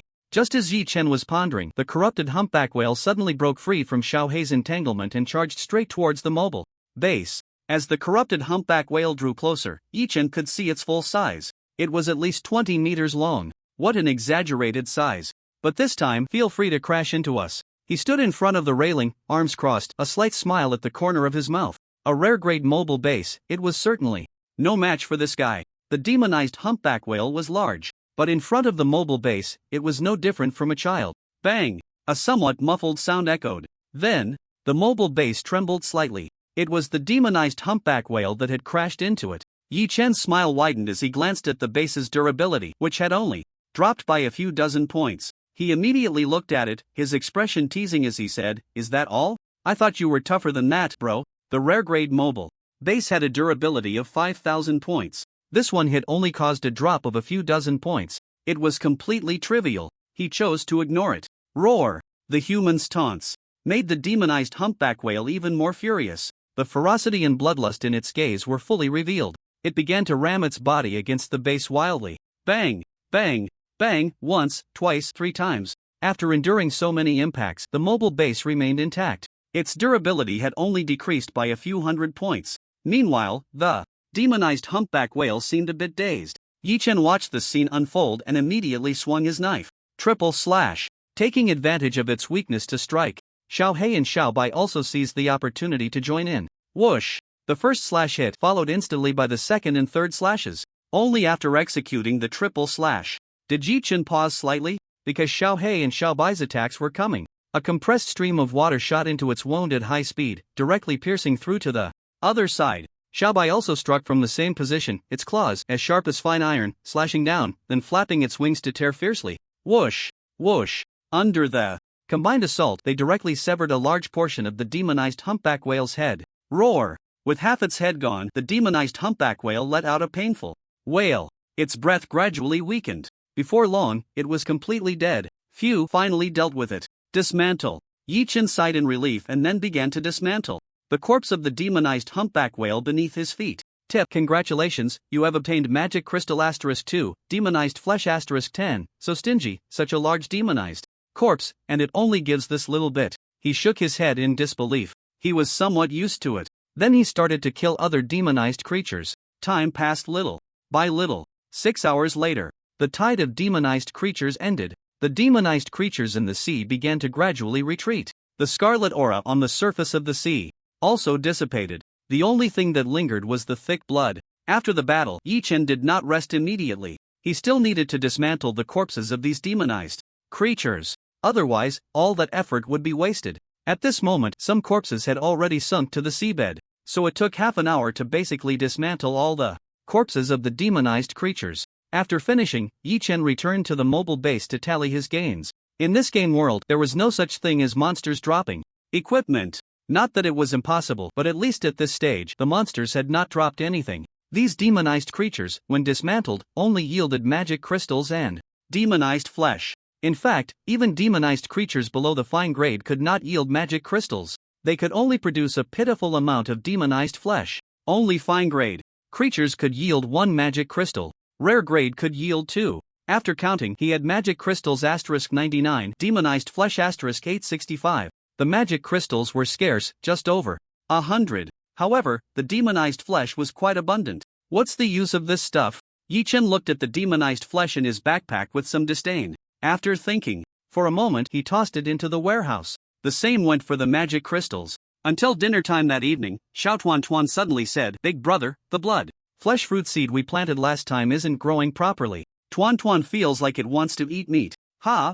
Really? Does it need to eat meat to grow? I thought it just had a special name." After dinner, Yi Chen took Xiao Tuan to the top floor of the castle. Above was a pastoral scene filled with thriving plants, a sea of greenery. However, among them was a plant that was still in seed form, showing no signs of wanting to sprout. Blood flesh fruit seed status, necessary materials not applied, unable to grow normally. Seeing the prompt, Yi Chen stroked his chin, pondering thoughtfully. "Ha, got it. Isn't there a lot of demonic blood flesh in the warehouse? It can't be eaten anyway. Let's see if it can be used as material for the blood flesh fruit to grow. Perhaps, after this filtering process, the resulting fruit will be edible." With that thought, Yi Chen decided to take action. He waved his hand and took out 100 portions of demonic blood flesh from the warehouse, tossing them near the blood flesh fruit seed. Before long, the prompt for the blood flesh fruit seed indeed changed, indicating that the materials had met the growth conditions. Seeing this, Xiao Tuan immediately stepped forward to take care of it. Yi Chen smiled and shook his head, saying, "Alright, it's getting late, hurry up and rest." I know, I'll go after Tuan finishes taking care of them." Hearing this, Yi Chen felt a bit helpless but could only go along with her. He then found a suitable spot and practiced his swordsmanship by himself. Swish, swish. To improve his swordsmanship level, he had to be persistent. Moreover, during the practice, he could gradually familiarize himself with all the power within his body. Familiarize, adapt, and then master it. In the blink of an eye, a week passed. The leaderboard, Mist Island, Gold and Silver Mine Island, etc., reset once again. A new round of competition had begun. As time passed, especially for players who survived the tide of demonic creatures, none of them were simple. There were almost no ordinary levels left. The weakest were all at the excellent level limit. Of course, Yi Chen was not idle either. Every day he copied various rare level mutated fruits and other items. Now, all his attributes had reached their limits. Yes, he had hit a level cap. Again. Unless he found a rare level upgrade stone. Yi Chen rubbed his forehead and opened the attribute panel to take a look. Name, Yi Chen level, rare talent, copy, resilience title, beast master attributes, strength 30 plus 2, agility 30 plus 3, constitution 30 plus 8, spirit 30 plus 3, skills, basic swordsmanship LV7, sword power plus 7%, attack speed plus 7%, /LV2, launches 3 consecutive forward slashes, each slash can reach a maximum distance of 20 Meters, equipment, silver tang dao, silver set, helmet, armor, pants, cloak, gale boots, heavy rock set, ring, bracelet, necklace. Description: each point of attribute at the rare level is equivalent to double that of the excellent level. The personal panel had changed a bit, but not significantly. All attributes had reached 30 points, which was the limit for the rare level. In terms of skills, during this time, basic swordsmanship had improved by 1 level. Triple slash, however, had not budged at all, proving difficult to level up. The biggest change was in the equipment. Rare level silver tang dao, silver helmet, silver armor, silver leg armor, silver cloak. A total of 5 pieces of rare level equipment brought significant improvements. As for why the shoes and accessories hadn't changed, it was because he hadn't drawn anything better from the random blueprints. The special skill of the gale boots was very useful at critical moments. And the heavy rock accessories not only had good skill traits but also formed a set, making replacements much more difficult. Anyway, on this day, Yi-Chen hadn't drawn a set of accessories he desired. Either there was no extra set or there was an extra set but only as a single piece. It was quite frustrating. It felt as if all his luck had run out. After checking his attributes, Yi-Chen casually closed the panel. In fact, during this time, the biggest improvement was not his own, but the Wild Man army under Ade. Each Wild Man's level had reached the excellent level. The equipment situation is not bad either. There's no way to afford a full set. The refined level sets are a bit pricey. Equipping 100 wild men with sets would surely drain Yi-Chen's resources dry. So, it's just a matter of wearing whatever is available. Copying isn't an option either. There are only a few chances each day. They must be used to enhance one's own strength. And on Xiaohei, Xiaobai, Ade, and Tuan as well. Although the equipment may be somewhat inferior, their combat power should not be underestimated. One could say that even if Ade doesn't take action, the Wild Man army can still dominate on Mist Island and Silver Gold Mine Island. On the leaderboard, Yi-Chen remains first in the region and third in the world. Unmoved. There's something to it. With his current strength and resources, he still can't surpass the top 2, Long Ao Tian and Zhao Hao. One can only imagine how powerful their talents must be. But it doesn't matter. Yi-Chen isn't very fixated on being number 1. He shook his head slightly and stopped thinking about it. He just needs to continue developing himself. Next, he spent half a day seizing Mist Island number 1 and Silver Gold Mine Island number 1. He also discovered that the players' strengths had increased significantly. He didn't know how many rare level players there were in the world rankings, but in the regional rankings he was aware. Besides him, Bai Chen and Song Shi reached rare level this week. The remaining players were all at least excellent level extremes, with quite a few at refined level extremes. The main issue was still the numbers. They had sharply decreased. After the wave of demonic creatures, the original 5,000 had dwindled to just over 3,000. And it was still declining. It hadn't stabilized. It's only been a few weeks. A channel of 10,000 people has dwindled to just a few thousand. It's really. Seeing the number of survivors displayed in the channel, Yi-Chen couldn't help but feel a bit emotional. Life is resilient but also very fragile. To survive and live well, one must constantly strive to become stronger. With this thought, the slight relaxation and laziness in his heart vanished instantly. Pressure and urgency surged within him, bringing not only heaviness but also the motivation to move forward. Swish! Swish! Yi-Chen dared not slack off any longer. The next second, he drew a tang knife from his backpack and began practicing his swordsmanship. Basic sword techniques are easy to practice since they are just foundational. The 3-slice technique is different. It's a powerful skill, and progress in a short time isn't very noticeable. While practicing his swordsmanship, he couldn't help but ponder. It shouldn't be like this. The pace of the game world is too fast. A powerful skill like the 3-slice technique, relying solely on practice, might not even level up in 10 days or half a month. A vicious cycle? It shouldn't be a dead end. Could there be a shortcut that hasn't been discovered? As time passed, the monsters in the sea and on the islands grew stronger. The demonic creatures were the same. Now, even rare level ones are easily seen. Yet, the player's rate of becoming stronger seems to lag behind that of the monsters. Where exactly is the problem? Yi-Chen felt puzzled. This led to him being distracted while practicing his swordsmanship. Suddenly, Xiao Tuan came running over, excitedly holding something. Big brother, you have to see what this is. She raised the item in her hand and placed it in front of Yi-Chen. Mutated flesh fruit level, rare description. Consuming it can enhance one's flesh, and long-term consumption can produce special effects. 0/20. Mutated fruit? No, it's not just an ordinary mutated fruit. It's a mutated fruit with special effects. Just like the sturdy fish before. Eating a certain quantity will generate some kind of talent. Tuan is amazing. Yi-Chen took the fruit, happily ruffling Xiao Tuan's hair. I'm glad I could help big brother. After saying that, Xiao Tuan turned and ran off to busy herself again. Yi Chen then directly began to copy the flesh fruit. Once the talent activated, the next second he had a pile of mutated flesh fruits in his hand, a total of 30. Each time the talent can copy 5. With 6 chances, that's 30. He used up all his talent points for today in one go. Then, he picked up a blood flesh fruit and started eating. Chomp, chomp. He swallowed it in one bite, and red juice sprayed out. The flesh of the fruit really did look a bit like it was made of blood and flesh, but that wasn't the case. Although the blood flesh fruit was nurtured by enchanted blood and flesh, it still belonged to the fruit category. It tasted sweet and sour, with no hint of bloodiness at all. Soon, a mutated blood flesh fruit was in his stomach. Yi Chen felt as if all the blood and flesh in his body were burning. Of course, it wasn't really burning, it just felt a bit hot. Waves of heat radiated from within. A few seconds later, the scorching sensation disappeared and his body returned to calm. It seems, my body has become a bit stronger? Yi Chen clenched his fist and nodded. The mutated blood flesh fruit could indeed enhance his flesh. However, the increase wasn't very significant. It probably didn't even reach 10%. Maybe it was because he ate so few. Chomp, chomp. He continued to eat the second mutated blood flesh fruit. Then the third, the fourth. He only stopped after consuming a full 20. At this point, the heat within his body was very apparent. It felt like a furnace inside him, constantly refining his blood and flesh. The blood seemed to be burning. Pain. It hurt too much. A sharp pain suddenly swept through his body, as if something was about to burst out. Crack. It sounded like chains breaking. Instantly, Yi Chen felt a wave of comfort wash over him.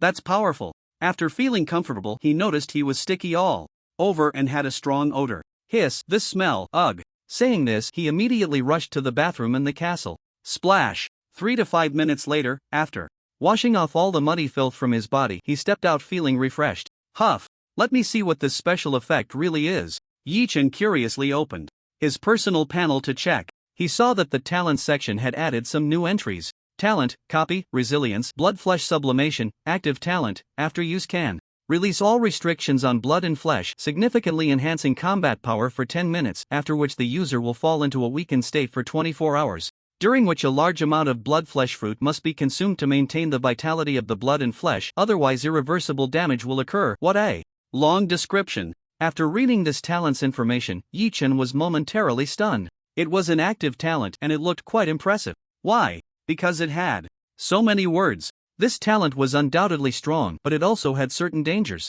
If used without enough blood flesh fruit to consume afterward, it would cause irreversible damage to the body. However, Yi Chen wasn't too worried about this, because Xiao Tuan had the plant affinity talent. Every time he harvested, he would definitely get its seeds. This was also the reason why his plants kept multiplying. With his strength further enhanced, Yi Chen began practicing his swordsmanship again. Swish, swish. Repeated practice made him increasingly adept at controlling his physical strength. In the blink of an eye, several days passed. This week's shipwreck was a fierce wind. The sea surface was howling as if knives were slicing through the air. At the top of the castle, Yi Chen stood with his eyes closed, unmoving under the raging wind. Suddenly, he opened his eyes, staring at the oncoming gale, and swung his silver tang knife. Swish, swish. Each slash cut against the wind. The pressure of slashing against the wind was immense. Not in his heart, but physically. However, with each slash hitting the wind, he felt a slightly different sensation. It was just that this feeling was very faint. Yi Chen couldn't grasp it. He could only shake his head helplessly, put away the tang knife, and stop practicing.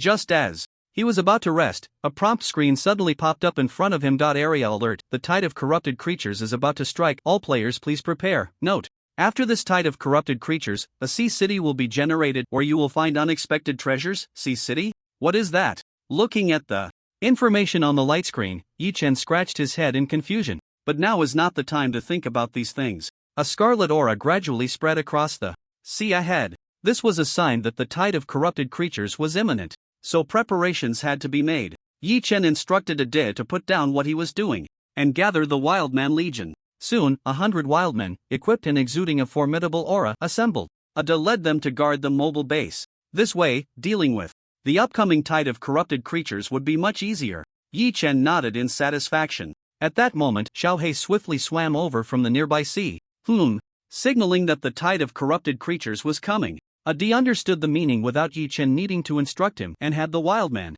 Legion ready their bows and arrows, aiming at the sea ahead. Once any corrupted creatures appeared, they would definitely be shot to pieces. Whoosh! The tide of corrupted creatures has arrived. The scarlet aura completely enveloped the sea ahead. Groups of corrupted creatures were rushing towards the base at full speed. Yura! Whoosh, whoosh, whoosh! At Ada's command, the Wildman Legion immediately released the arrows they had been charging. Put! Put! Every arrow hit its mark. The Wildmen had some talent in hunting. With just a little training, they could basically use spears and bows. Then they would improve in actual combat. Whoosh, whoosh, whoosh! After one round of arrows, another followed. The Wildman Legion continued to shoot arrows without pause. It looked impressive. In reality, they could only clear out the lower-tier minions. There was no helping it. The power of the arrows was still too weak against larger creatures. However, clearing out the minions was enough. At this moment, Xiao He and Xiao Bai also joined the fray. These two guys specifically targeted corrupted creatures of excellent quality and above. With the help of Xiao He and Xiao Bai, the Wildman Legion had it much easier. They only needed to clear out the minions. Then, Adi and Xiao Tuan also took action. Both of their strengths had been raised to the rare level limit by Yi Chen. Moreover, each was equipped with a rare bow with additional bonuses. With the current strength of Xiao Tuan and Adi combined with their bows, they could easily kill rare level corrupted creatures. Thus, the four high-end combatants continuously hunted corrupted creatures of excellent quality and above. Yi Chen did not rush to take action. He frowned slightly, observing the situation. This tide of corrupted creatures was much more terrifying than the first. The most obvious difference was in the numbers, which had nearly doubled. They were densely packed, even more so than last time, making him almost feel a sense of claustrophobia. Moreover, there were quite a few rare-level corrupted creatures among them. Forget it, let's take action. Yi Chen nodded slightly, his gaze serious, extending his hand as a silver tang knife appeared. Triple slash. Stepping forward suddenly, the long knife transformed into a flash of cold light. His entire figure flickered past. The cold light flashed. Put! In the blink of an eye, a rare-level corrupted creature had its head severed. Yi Chen's expression remained calm as he used the corpse to gain momentum, executing the second segment of his advancing slash. Put! Another rare-level corrupted creature fell. Then, put! The third one, dead. Just like that, time slowly passed. Under Yi Chen's full effort, he finally managed to suppress this tide of corrupted creatures. But to completely eliminate them was still a long way off. At this moment, his figure was like a silver flash darting across the surface of the sea, the triple slash skill never ceasing. This also greatly drained his stamina. Due to the increase in attributes and equipment bonuses, Yi Chen could continuously use the triple slash for over 20 minutes before exhausting himself. However, in this situation, he definitely wouldn't exhaust himself. It was too dangerous. Who knew what would happen in the next second? He had to save some strength for emergencies. A dozen minutes later, after killing a rare level mutated creature, Yi Chen quickly pulled out an item from his backpack. It was a bottle of crystal clear water. He immediately opened the cap and took a small sip. This was the water of life produced after the seawater separator reached rare level. It not only healed injuries but also restored stamina. Quite impressive. After taking a small sip, Yi Chen quickly put the water of life away. This thing was precious. If he accidentally dropped it later, it would be wasted, right? Feeling his stamina gradually recovering, he immediately resumed hunting mutated creatures. 6 hours later, the tide of mutated creatures had receded. There were just too many to kill, simply endless. No matter how many he killed, a new batch of mutated creatures would soon take their place. It felt as if it was infinite. Where are all these mutated creatures coming from? It's just like the insect race, never ending. Wait a minute. The insect race. Could it be that the land of mutation is continuously hatching or producing them? Thinking of the insect race, Yi Chen immediately connected many dots. It was very possible. Mutated creatures were like the insect race hatched from the land of mutation. This could explain why mutated creatures kept appearing in droves and at such a fast rate. Forget it, now is not the time to think about this. First, let's decompose all these mutated creature corpses. Yi Chen shook his head, no longer dwelling on it. He began to quickly decompose the corpses floating on the sea or sinking to the seabed. A series of prompts appeared one after another. Prompt: congratulations, you have obtained Magic Crystal *2, Mutated Flesh *10. Prompt: congratulations, you have obtained Magic Crystal. Prompt: congratulations. This time, there were quite a few mutated creature corpses. It took nearly an hour to decompose them all. Just as Yi Chen lay on the mobile base preparing to rest for a while, the annoying prompt screen appeared again. Area prompt: the tide of mutated creatures has been repelled. You have demonstrated your strength to the Sea City, so the people within Sea City have decided to allow you to enter. Sea City is being generated. Located in the Central Sea area. Please wait patiently. The main information on the prompt screen was about Sea City, which Yi Chen was not clear about. He felt a bit curious because the previous prompt mentioned that there were unexpected good things for players in Sea City. The people in Sea City? They possess intelligence. They should be from a previous civilization. Thus, Yi Chen rested while quietly waiting for Sea City to refresh. A few hours later, the prompt finally appeared again. Area prompt: Sea City has been fully generated. Players should head to the Central Sea area to explore. Note: Sea City is not absolutely safe. Players should restrain their words and actions, otherwise they may be killed on the spot. After reading the prompt, Yi Chen frowned slightly. After thinking for a moment, he decided to go take a look. From the prompt, it seemed that Sea City was not dangerous. As long as he followed their rules and didn't act recklessly, it would be fine. So, Yi Chen controlled the mobile base and headed towards the Central Sea area. Not just him, other players who saw this prompt also rushed towards Sea City. Thus, after a while, mobile bases from all directions gathered in the Central Sea area. The scene before them shocked all the players. Sea City was truly a city. Can you believe it? A magnificent city sitting atop the sea? The tall, dark city walls looked like they were forged from fine iron, towering at least 100 meters high. It was like a steel monster. Not to mention the high-tech items floating in mid-air, the protective shields. This was simply a combination of ancient and futuristic technology, unheard of, unseen. Seeing this scene, Yi Chen was also shocked and unable to regain his composure for a long time. The other players stared blankly as well, caught in a moment where they couldn't advance or retreat, until a few bold players approached the base. They then walked to the entrance of the Sea City, exchanged a few words with the guards, and were allowed to pass. Noticing that there was no danger from start to finish, Yi Chen also moved the base closer. Arriving at the city gate, he saw the attributes of the guards stationed on both sides. Sea City guard level, rare attributes: Strength 28, Agility 26, Constitution 27, Spirit 25. Skills: Basic Marksmanship LV5. Description: Soldiers guarding the gate of Sea City. Commonly seen. A quick glance revealed to Yi Chen's shock that these Sea City guards were all of rare level. Moreover, their attributes were not low. Wow! Is Sea City this terrifying? Even the guards are so impressive. How powerful must the higher-ups inside be? Rare level? Or perfect level? Or even epic level? As for levels above epic, Yi Chen hadn't considered that, because the game system didn't display the levels beyond that. After the shock, Yi Chen approached one of the guards to converse. "Hello, I would like to enter Sea City." The guard glanced at him indifferently and replied expressionlessly, "Entering the city requires a fee of 100 shell coins. For outsiders, the entry fee is doubled." The entry fee for outsiders is doubled? It seems Sea City is not very friendly towards outsiders. Yi Chen thought to himself. He then asked, "Alright, where do I pay the entry fee?" Saying this, he quietly took out 100 shell coins and placed them in the guard's hand. The guard smiled with satisfaction and said, "After entering the city, turn left for 100 meters. There is a payment hall. Go there too. By the way, since you seem so sensible, let me remind you, don't park the mobile base randomly. It's best to park in the designated area, otherwise the consequences could be very serious." Hearing this, Yi Chen's eyes lit up. He thought to himself that this money was well spent. He then quietly slipped another 100 shell coins into the guard's hand and inquired, "May I ask where the mobile base should be parked?" "Not bad, you're quite clever. After entering the city, turn right for 300 meters. There's a dock that specifically manages situations like yours. You seem alright. If you run into trouble after entering, you can come find me. As the saying goes, one should be generous when receiving favors." After slipping money twice, the guard's attitude immediately softened considerably. Indeed, in this world, one must have connections. It's all about human relationships. After expressing his thanks, Yi Chen quickly walked through the gate of Sea City. Upon entering, he was immediately struck by a wave of civilization. The buildings, roads, pedestrians, and vendors were all a blend of ancient and futuristic styles. One moment he might see a person in armor walking by, and the next, someone wielding a high-tech weapon. The variety of vendors was also complex, dazzling the eyes. After taking a few glances, Yi Chen got down to business. He turned left for 100 meters to pay the entry fee. If he didn't pay, the patrolling guards, who were everywhere, would simply kick him out.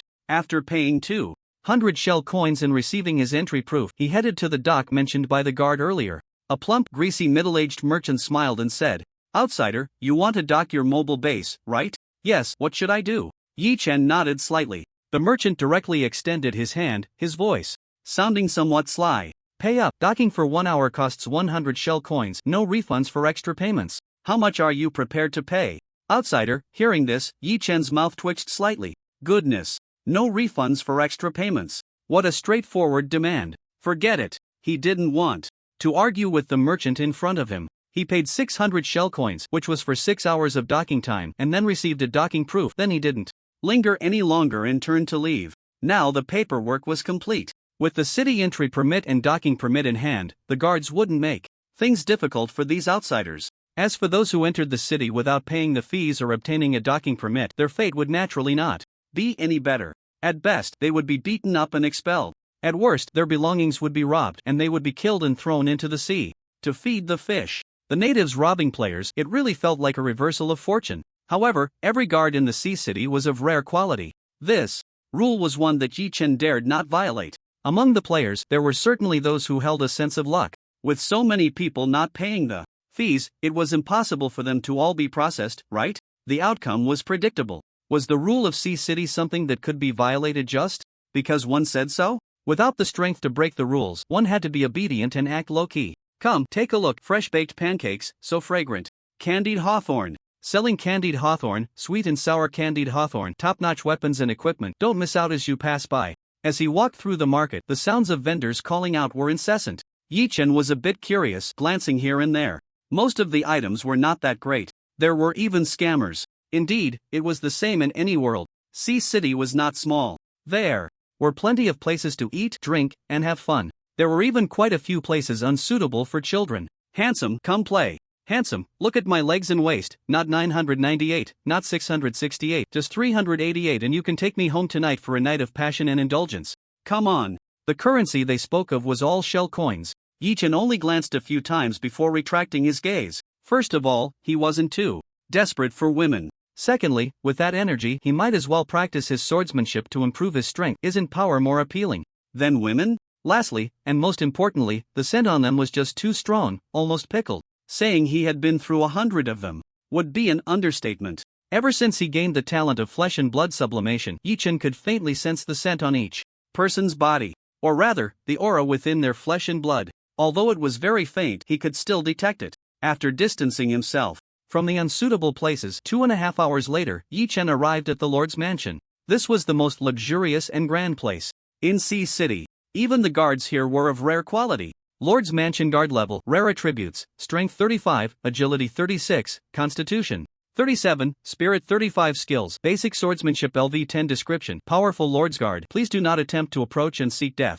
What the hell? LV10 basic swordsmanship. This was the highest level skill he had ever seen. Seeing the guard's cold, murderous gaze, Yi Chen turned and left. No joke. If this guy thought he was here to plot something, and swung his sword, wouldn't that mean game over? Who would he complain to? Next to the Lord's mansion was another large building that was equally magnificent. There were no guards here. Yi Chen was a bit curious and slowly walked inside. Just as he began to look around, a prompt screen suddenly appeared. Prompt: congratulations, you are the first player to discover the Enhancement Hall. Reward: 1 free opportunity. The Enhancement Hall has facilities for attribute points allocation, equipment enhancement, and skill upgrades. Please explore on your own. Seeing this prompt, he instantly perked up. If it was about improving strength, then I'm not sleepy anymore. With renewed energy, Yi Chen quickly checked the facilities in the Enhancement Hall.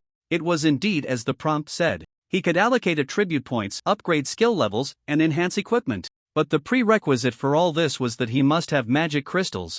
Magic crystals were the currency that supported all of this. Various attributes could be allocated by consuming magic crystals. The specific allocation rules were as follows. For ordinary level, 1 magic crystal adds 1 point to any attribute. At the excellent level, 2 magic crystals add 1 point to any attribute. At the fine level, 4 magic crystals add 1 point to any attribute. At the rare level, 8 magic crystals add 1 point to any attribute. The number of magic crystals consumed for attribute points at subsequent levels follows this pattern. After reading this point allocation rule, Yi Chen felt dumbfounded. Seriously? Game system, can you be any more ridiculous? Killing fine-level demonic creatures only yields 1 magic crystal after decomposition, and here you are, needing 4 for a single attribute point at the fine level? This is just outrageous. Yi Chen shook his head and stopped looking at the attribute allocation facility in front of him. He walked over to another facility. Upon opening it, he discovered it was for upgrading skill levels. This caught his attention and he immediately checked the upgrade cost for basic swordsmanship. Basic swordsmanship from LV1 to LV2 requires 20 magic crystals. LV3 requires 30, LV4 requires 40, and the subsequent upgrade costs follow this pattern. Yi-Chen glanced at his basic swordsmanship at LV7. Upgrading to LV8 would require 80 magic crystals. He was at a loss for words. Damn it! After all the hard work and effort spent killing demonic creatures, this enhancement hall is such a scam. However, complaints aside, he still needed to upgrade. After all, magic crystals were of no use just sitting there. It was better to utilize them to enhance his own strength. 224, that was his total wealth. 224 magic crystals. He didn't rush to upgrade basic swordsmanship. Yi-Chen looked at the upgrade requirements. For another skill, triple slash. Triple slash from LV1 to LV2 requires 200 magic crystals. What? That's way too much. 200? Why don't you just go rob someone? Damn game system. He realized that the total number of magic crystals he had wasn't even enough to upgrade triple slash by one level. This is just ridiculous. Then, Yi-Chen shook his head and opened the equipment enhancement machine. He barely glanced at it before shutting it again. Damn it! Equipment enhancement is truly the most money-sucking aspect of all games. The enhancement prices vary for different levels of equipment, but the one thing that remains the same is that each level of enhancement doubles the cost for the next level, and it doesn't guarantee a 100% success rate. There's a chance of failure, which could lead to downgrading. It could even explode during enhancement. So, Yi-Chen took a look and immediately closed it. It's beyond reach. This is not something he could deal with at this stage. I might as well focus on upgrading my skill levels, he thought to himself. He then silently returned to the skill upgrade facility. He clicked to upgrade basic swordsmanship. Prompt: do you want to consume 80 magic crystals to upgrade basic swordsmanship to LV8? Yes. Yi-Chen agreed without hesitation. The skill began to upgrade. Not long after, a white light flashed around him. The prompt followed. Prompt: congratulations, your skill basic swordsmanship has successfully upgraded to LV8. He leveled up and he continued to upgrade. Yi-Chen lightly tapped. Prompt: do you want to consume 90 magic crystals to upgrade basic swordsmanship to LV9? Confirmed. In the next second, a flash of white light signaled the completion of the upgrade. Basic swordsmanship reached LV9. The remaining magic crystals were insufficient. Although there was still one free opportunity left, Yi-Chen didn't plan to use it right now. To be honest, dozens or hundreds of magic crystals aren't that much. He could save up and grind to gather enough. This free opportunity seemed to have no limit, so he planned to save it for a critical moment. After finishing the skill upgrades, Yi-Chen was just about to leave the enhancement hall when he saw a few figures entering. Upon closer inspection, they were familiar faces. Bai Chen and Song Shi were among them. What a coincidence. Yi-Chen, do you know where this place is? Bai Chen asked with a smile. Song Shi nodded, revealing a slightly stiff smile. Just ignore the Ice Queen face. Yi-Chen nodded slightly, shrugged, and casually replied. Oh, this is the enhancement hall. As the name suggests, it can enhance the player's strength. This is truly incredible. Bai Chen's eyes lit up, adjusting his glasses, a hint of excitement in his voice. So, what's the cost? He wasn't foolish. The game system wouldn't allow players to enhance themselves for free. There must be some price to pay for gaining strength in the enhancement hall. You need to use this. Yi-Chen casually took out a magic crystal. A magic crystal. I see. Bai Chen seemed to have thought of something, nodding without surprise. Seeing his expression of expectation, Yi-Chen curiously asked, Oh? What do you know? Well, I can't say I know much, just my personal speculation. Bai Chen adjusted his glasses, slightly lowering his head, speaking in a calm tone. To enhance strength in the enhancement hall, magic crystals are needed as currency. Magic crystals are obtained by hunting demonic creatures and breaking them down, so the game system's purpose is to push players against demonic creatures. In this way, players will actively hunt demonic creatures to enhance their strength, and there must be some hidden secrets behind this. Bai Chen became more and more excited as he spoke. A hint of madness even appeared in his eyes, as if a lovesick fool had seen a stunning beauty. Yi-Chen couldn't help but take a couple of steps back. This guy was a bit dangerous. He actually dared to speculate on the game system's intentions, so it was better to keep some distance. Bai Chen didn't notice his small movement and continued excitedly, Yi-Chen, join us. With your strength, you will surely uncover the truth of this world, and then we will.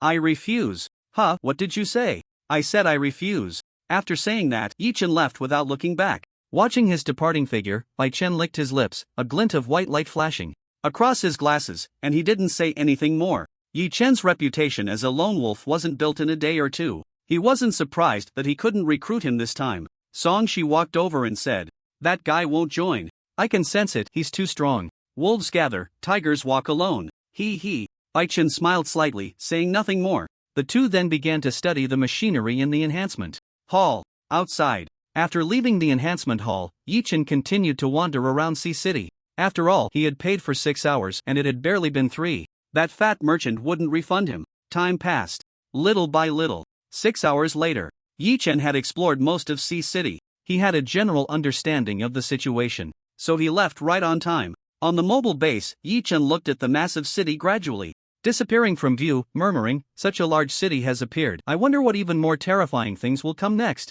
With the emergence of Sea City, the player's speed of strength enhancement increased. Once again, previously, they avoided demonic creatures at all costs. If they could avoid them, they would. Now, they charged at them upon sight. If they didn't encounter any, they would even specifically seek out demonic creatures to hunt, not for any other reason. Magic crystals. Killing high-quality demonic creatures and breaking down their bodies would yield a magic crystal. The benefits of magic crystals go without saying. In the blink of an eye, another week had passed. Yi Chen's expression was serious as he looked at the tide of demonic creatures approaching from the sea. This was the 3rd time. The number was also double that of the last time. A week had passed. His level was still stuck at the rare level. The reason was simple. The upgrade stones for rare levels were incredibly hard to obtain. In the enhancement hall, he couldn't use magic crystals to level up. He could only use upgrade stones to break the level limit. Fortunately, this time, there were no demonic creatures exceeding the rare level in the tide. After observing, Yi Chen felt a bit more relaxed. At this moment, the Wildman Legion had already gathered. After a week of development, the number of wildmen had reached 200. The strength of the creatures was all of high quality. They were continuously shooting arrows at the mutated creatures. The range of the arrow rain was quite broad. The mutated creatures had almost nowhere to hide and could only endure the damage. The role of the Wildman Legion was to clear out the minions. Next, they would rely on high-end combat power. Xiao He and Xiao Bai, without needing Yi Chen's orders, had already charged towards the elite level and above mutated creatures. Adi and Xiao Tuan were also busy, wielding rare-level bows and arrows, specifically targeting rare-level mutated creatures. Even so, the number of mutated creatures did not decrease significantly. Damn it, it's just like the Zerg, endless to kill. Yi Chen cursed, his face somewhat grim. After finishing off a batch of mutated creatures, another wave surged from the rear sea area. At this rate, unless they held out for 6 hours, they would never finish killing them all. Half an hour passed. The situation began to spiral out of control. Relying solely on Xiao He, Xiao Bai, Adi, Xiao Tuan, and the Wildman Legion, they were already struggling to fend off the onslaught of the mutated creatures. Seeing this, Yi Chen stopped observing. He pulled out a silver tang knife from his backpack and joined the battle. Triple slash. He executed a thrusting slash. Put. He instantly killed a rare-level extreme mutated creature. Then, he casually followed up with a second thrusting slash. 20 meters away, a flash of silver cold light zipped by. Put. Another rare-level extreme mutated creature had its head severed. The blood-flesh sublimation talent, although an active talent, also passively enhanced Yi Chen's flesh and blood significantly, boosting his strength. As it stood, he truly couldn't find anyone among the rare-level creatures who could match him. In fact, after activating blood-flesh sublimation, he might even be able to contend with some of the uncommon-level beings. But the silver cold light continued to flicker across the sea surface. Yi Chen's figure darted back and forth among the tide of mutated creatures. At that moment, he resembled a general amidst a sea of troops. Powerful, majestic, unrivaled. No mutated creature was a match for him. Each time the silver blade light flashed, a mutated creature's head would fall. Time passed little by little.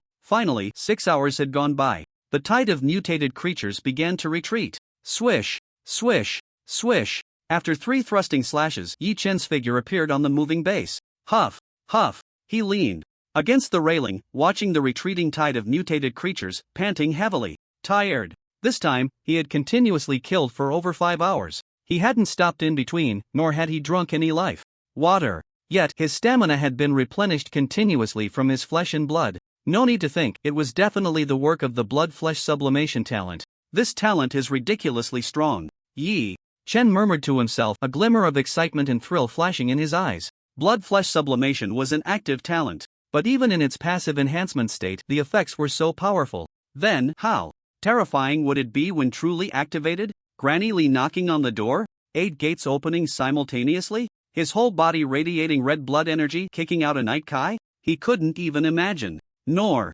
would he dare to use it lightly? Although the side effects of blood-flesh sublimation were not as severe as those of night kai, they were still not to be underestimated. Unless it was a critical moment, in a time of crisis, it must not be used. After resting for a while, Yi Chen began to dismantle the corpses of the mutated creatures. This time, there were a lot of corpses. The number of magic crystals obtained would likely be several times that of the last time. Tip: congratulations, you have obtained mutated flesh *2. Tip: congratulations, you have obtained magic crystal *1, mutated flesh *5. Tip: congratulations, you have obtained magic crystal *2, mutated flesh *10. Tip: congratulations, you have obtained. After dismantling, a series of material acquisition notifications followed. An hour passed. The battlefield was cleaned up. All the mutated creature corpses were thoroughly dismantled. Yi Chen opened his backpack and counted his gains. Magic crystals *386, mutated flesh *3964. This time, the haul was quite substantial, nearly 400 magic crystals and almost 4,000 pieces of demonic flesh.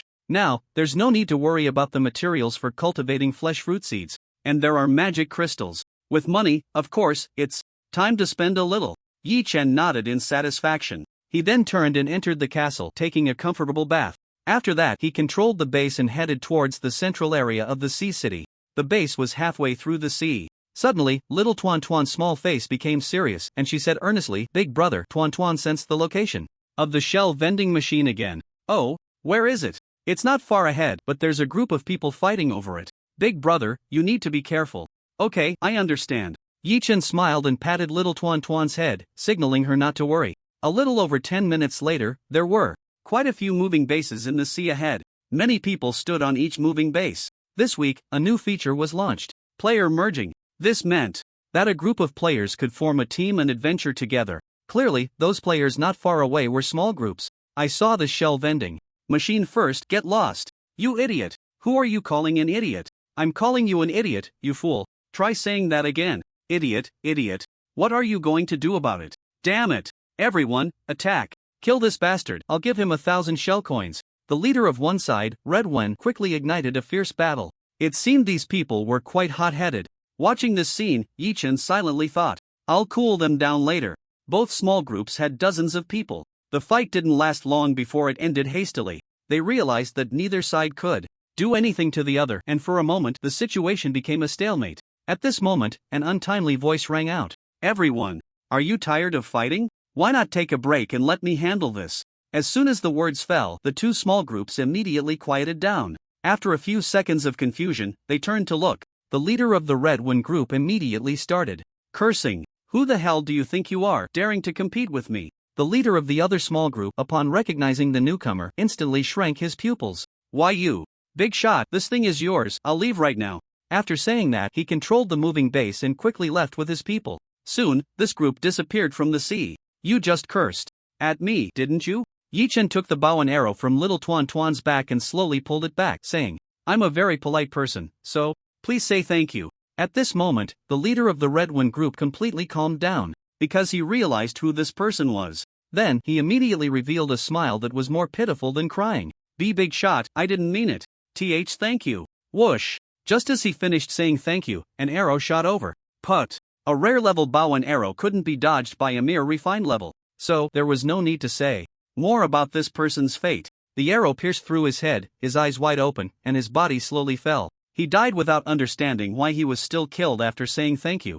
After shooting this person, Yi Chen expressionlessly returned the bow and arrow to little Tuan Tuan and said, "You're welcome. As a return, I'll send you down to rest." I'm really too kind. The remaining people from Adi are up to you." Upon hearing this, Adi immediately shouted. He ordered his wild man army to draw their bows and shoot arrows. Whoosh, whoosh, whoosh. The rain of arrows shot towards the remaining people. "And no, please spare me. Ah, put.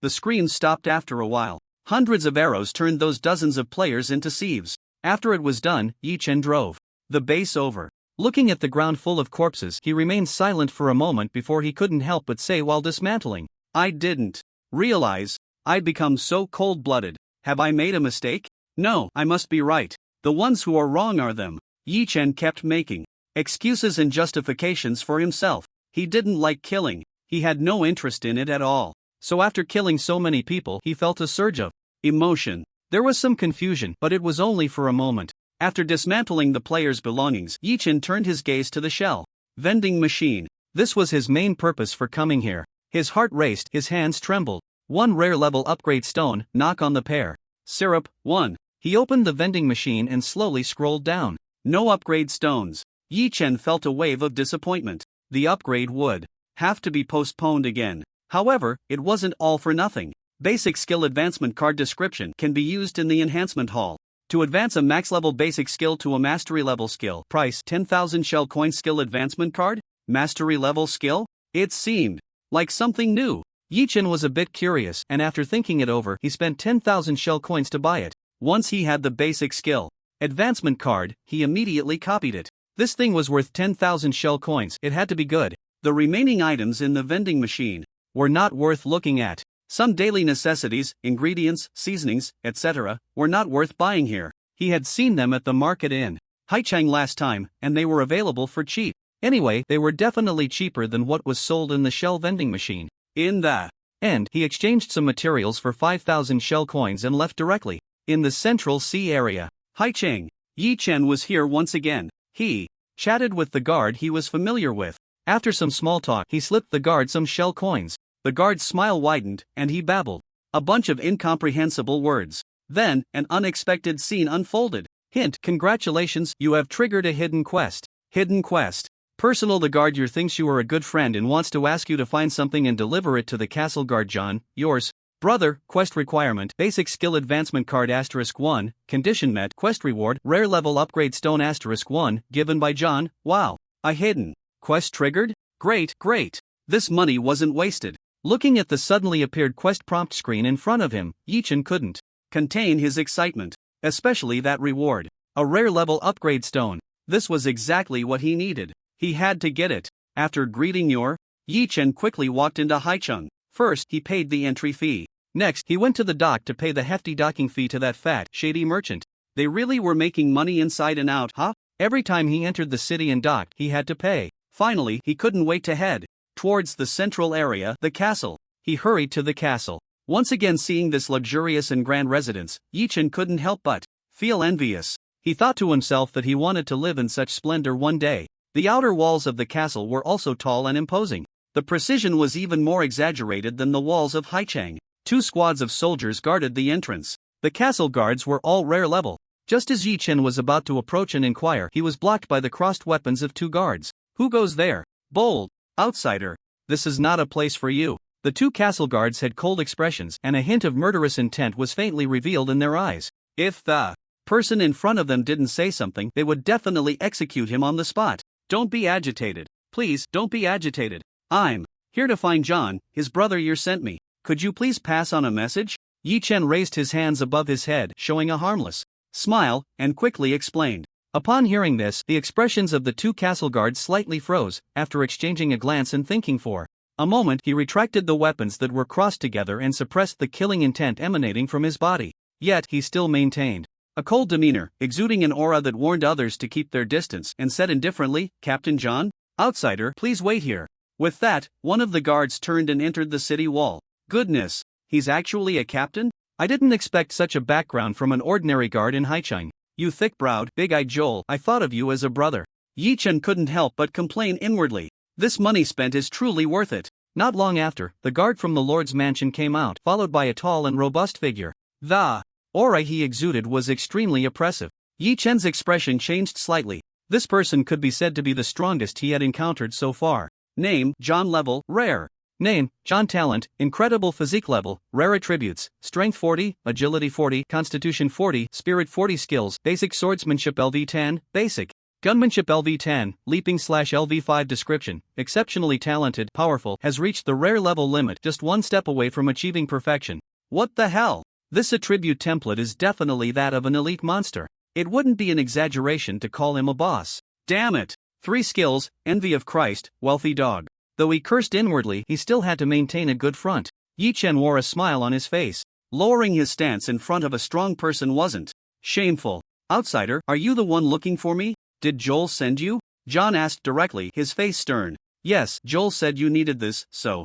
Yi-Chen took out a basic skill advancement card from his backpack. Upon seeing this item, John's eyes lit up as he said, "Is this a skill advancement card? Great, I happen to need it. Then, this is for you." He handed over the skill advancement card to John. John then tossed something back. Yi-Chen caught it and took a closer look. Upgrade stone level, rare description, can raise the level to rare provided that all attributes have reached their limits. Accompanied by a system prompt. Prompt: congratulations, you have completed the task. You have gained a small amount of favor from John. You have gained a large amount of favor from Joel. Favor, huh? Yi-Chen thought silently. But now wasn't the time to dwell on that. Since he had the upgrade stone, he definitely had to raise his level to rare. After bidding farewell to John amicably, Yi-Chen headed to the enhancement hall. He opened the skill upgrade facility. Prompt: do you want to consume 100 magic crystals to raise basic knife technique to LV10? Yes. He didn't hesitate and agreed immediately. With a wave of his hand, 100 magic crystals disappeared from his backpack. Not long after, a flash of white light appeared. The skill upgrade was complete. Prompt: congratulations, your basic knife technique has reached LV10. The basic knife technique has reached max level. Do you want to advance this skill? Prompt: advancing.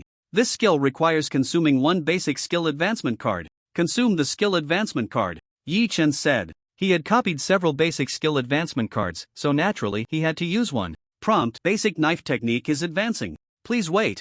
This time, the duration was a bit long. It took about 10 minutes for the skill to complete its advancement. The basic knife technique transformed into mastery of knife technique. Skill: mastery of knife technique LV1, knife power plus 22%. Attack speed plus 22%. On the panel, the power and speed bonuses of the knife technique had increased significantly. However, it seemed that there hadn't been any substantial changes. In fact, it was the opposite. Yi-Chen discovered that many memories regarding knife techniques had appeared in his mind. To put it simply, he could wield the knife more stylishly and coolly. Then, he leveled up the skill / by 1 level, level 2's / upgraded to level 3, consuming 300 magic crystals. Skill / LV3 launches 3 consecutive forward slashes. Each slash can reach a maximum distance of 30 meters. After the upgrade, the triple slash was visibly enhanced. Each forward slash reached 30 meters. Not bad, Yi-Chen nodded in satisfaction. He then walked straight out of the enhancement hall. This time, he didn't wander around Haichang. Instead, he couldn't wait to return to the mobile base. Next, he took out a rare level upgrade. Stone. Copy. Yi-Chen focused his mind and used his talent. In the next second, the rare level upgrade stone in his hand transformed into multiple stones. He took one of them and distributed one each to Xiaohei, Xiaobai, Ade, and Tuan. Finally, he crushed the upgrade stone in his hand. Crack! The fragments of the upgrade stone turned into specks of light and entered Yi-Chen's body. In a daze, the familiar sound of breaking shackles reappeared. Crack! Accompanied by. This was a wave of warmth, a tingling sensation that felt incredibly refreshing. Crack! A few minutes later, this feeling gradually faded. Crunch! Crunch! Yi-Chen slowly opened his eyes, his fists tightly clenched together, the sound of bones cracking incessantly. Feeling a continuous surge of power within him, he was overjoyed. He immediately opened his personal panel to check. Name: Yi-Chen. Title: Beast Master Talent. Copy: Resilience, Flesh and Blood Sublimation Level. Rare attributes: Strength 30, +2, Agility 30, +3, Constitution 30, +8, Spirit 30, +3, Skills: Mastery of Swordsmanship LV1, /LV3 Equipment, Silver Tang Dao, Silver Set, Helmet, Armor, Pants, Cloak, Gale Boots, Heavy Rock. Set, Ring, Bracelet, Necklace. Description: each point of attribute at the rare level is equivalent to double that of the uncommon level. On the panel, the attributes seemed unchanged. In reality, when the level was upgraded to rare, it was already completely different. Coupled with the skill enhancement, his strength surged significantly. The equipment remained the same, with no changes. After reviewing the attributes, Yi-Chen casually closed the panel. He then glanced at the sky and realized it was getting late. At this time, Xiaohei, Xiaobai, Ade, and Tuan had all leveled up to rare. These were all Yi-Chen's allies, which indirectly boosted his strength as well. Afterwards, Yi-Chen and Tuan began preparing dinner. Xiaohei and Xiaobai didn't need his concern. They went out to hunt for food when they were hungry. Ade and the wild man army under him were the same. They didn't require him to worry at all. This was the way mature partners should be. After eating and drinking to their fill, night fell. The night sky was dotted with stars, a rare sight over the vast sea. At night, Yi-Chen and Tuan didn't sleep. One practiced swordsmanship alone, familiarizing himself with his body's strength, while the other busily tended to the plants in the garden. Everything was developing in a positive direction. It would definitely get better from here. Yi Chen took all this in, nodding to himself and thought. A night without conversation. The next day, they continued their busy routine. Ade led the Wild Man army to Mist Island and Gold and Silver Mine Island to gather resources. Tuan Tuan continued to care for the plants. Yi Chen practiced swordsmanship. The mobile base cruised automatically. Xiao He and Xiao Bai hunted magical creatures. After killing them, Yi Chen went to dismantle the corpses. Magic crystals and magical flesh were obtained. At the same time, he was also thinking about upgrading the mobile base and various facilities. There were several materials that had never been seen by anyone so far. For example, underwater driftwood and underwater blue ore. These two materials seemed to be non-existent. No matter how Yi Chen searched or inquired, he couldn't find a trace of them. Helpless, he could only temporarily set aside the upgrade of the mobile base and various facilities. Instead, he buried himself in practicing swordsmanship and hunting magical creatures for magic crystals. A new week began. This week's maritime disaster, ocean current whirlpool, medium-sized maritime disaster. Yi Chen glanced at this week's maritime disaster and his expression immediately turned serious. The destructive power of a medium-sized maritime disaster is extremely strong, far beyond that of a small maritime disaster. Even his mobile base would not be able to last long in a medium-sized disaster. As time goes on, the terror of maritime disasters will surely increase. Therefore, upgrading the mobile base has become an urgent matter. Unfortunately, materials are hard to find. Just when Yi Chen was at a loss, a prompt from the game system suddenly appeared. Area prompt: players in this area have successfully resisted 3 waves of corrupted creatures, and the Dominator battle is now officially open. Dominator Battle Phase 1. Players are requested to go to the underwater corrupted area and eliminate the corrupted flesh mountain. Prompt: underwater resources are refreshing. Underwater resources are generating. Refresh complete. Underwater resources have been generated. Resources such as underwater driftwood and underwater blue ore can be mined in the corrupted area. Another major version update. Dominator Battle Phase 1? Yi Chen pondered. It seemed that this was the real beginning of the game. The previous events were merely small skirmishes. Should I go? He thought for a moment and decided to take a look.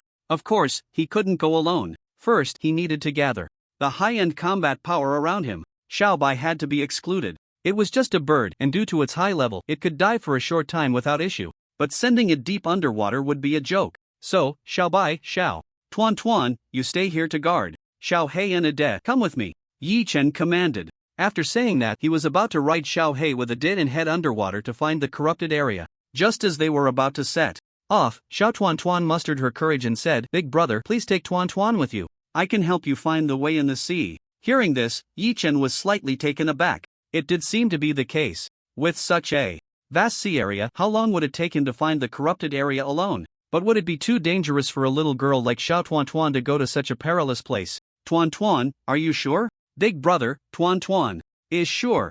Alright then, come up and hold on tight to me. Yay! Hearing that she could go alone, Xiao Tuan Tuan immediately jumped up in joy. Then she ran over and leaped onto Xiao He's back. And so, they set off. Once they reached the rare level, Xiao He's size had already grown to over 10 meters. Its broad back could accommodate more than a dozen people. Moreover, it had the talent to manipulate water currents, allowing it to slightly part the water around its back, making it more stable for Yi Chen and the others to sit. Tuan Tuan, can you sense which direction the corrupted area is in? Tuan Tuan will try. Saying this, Xiao Tuan Tuan closed her eyes to sense. Yi Chen vaguely saw rippling waves expanding in all directions. This should be the effect of Tuan Tuan's talent. After about a few minutes, Xiao Tuan Tuan suddenly opened her eyes and excitedly said, "Big brother, Tuan Tuan found it. It's over there." Yi Chen looked in the direction Tuan Tuan pointed.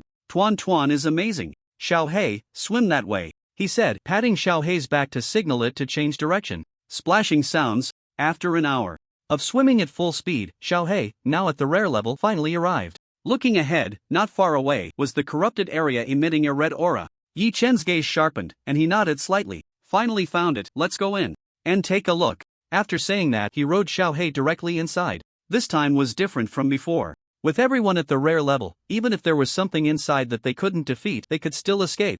This should be what they call the higher the skill, the bolder the person. The corrupted area. Passing through the outer layer of red aura and entering inside, Yi Chen found that the scarlet mist inside was lighter than last time. Originally, he could only see a few meters around him. Now he could barely see within a radius of 10 meters. What exactly is the corrupted flesh mountain? Could it really be a mountain of meat? Ha! There it is!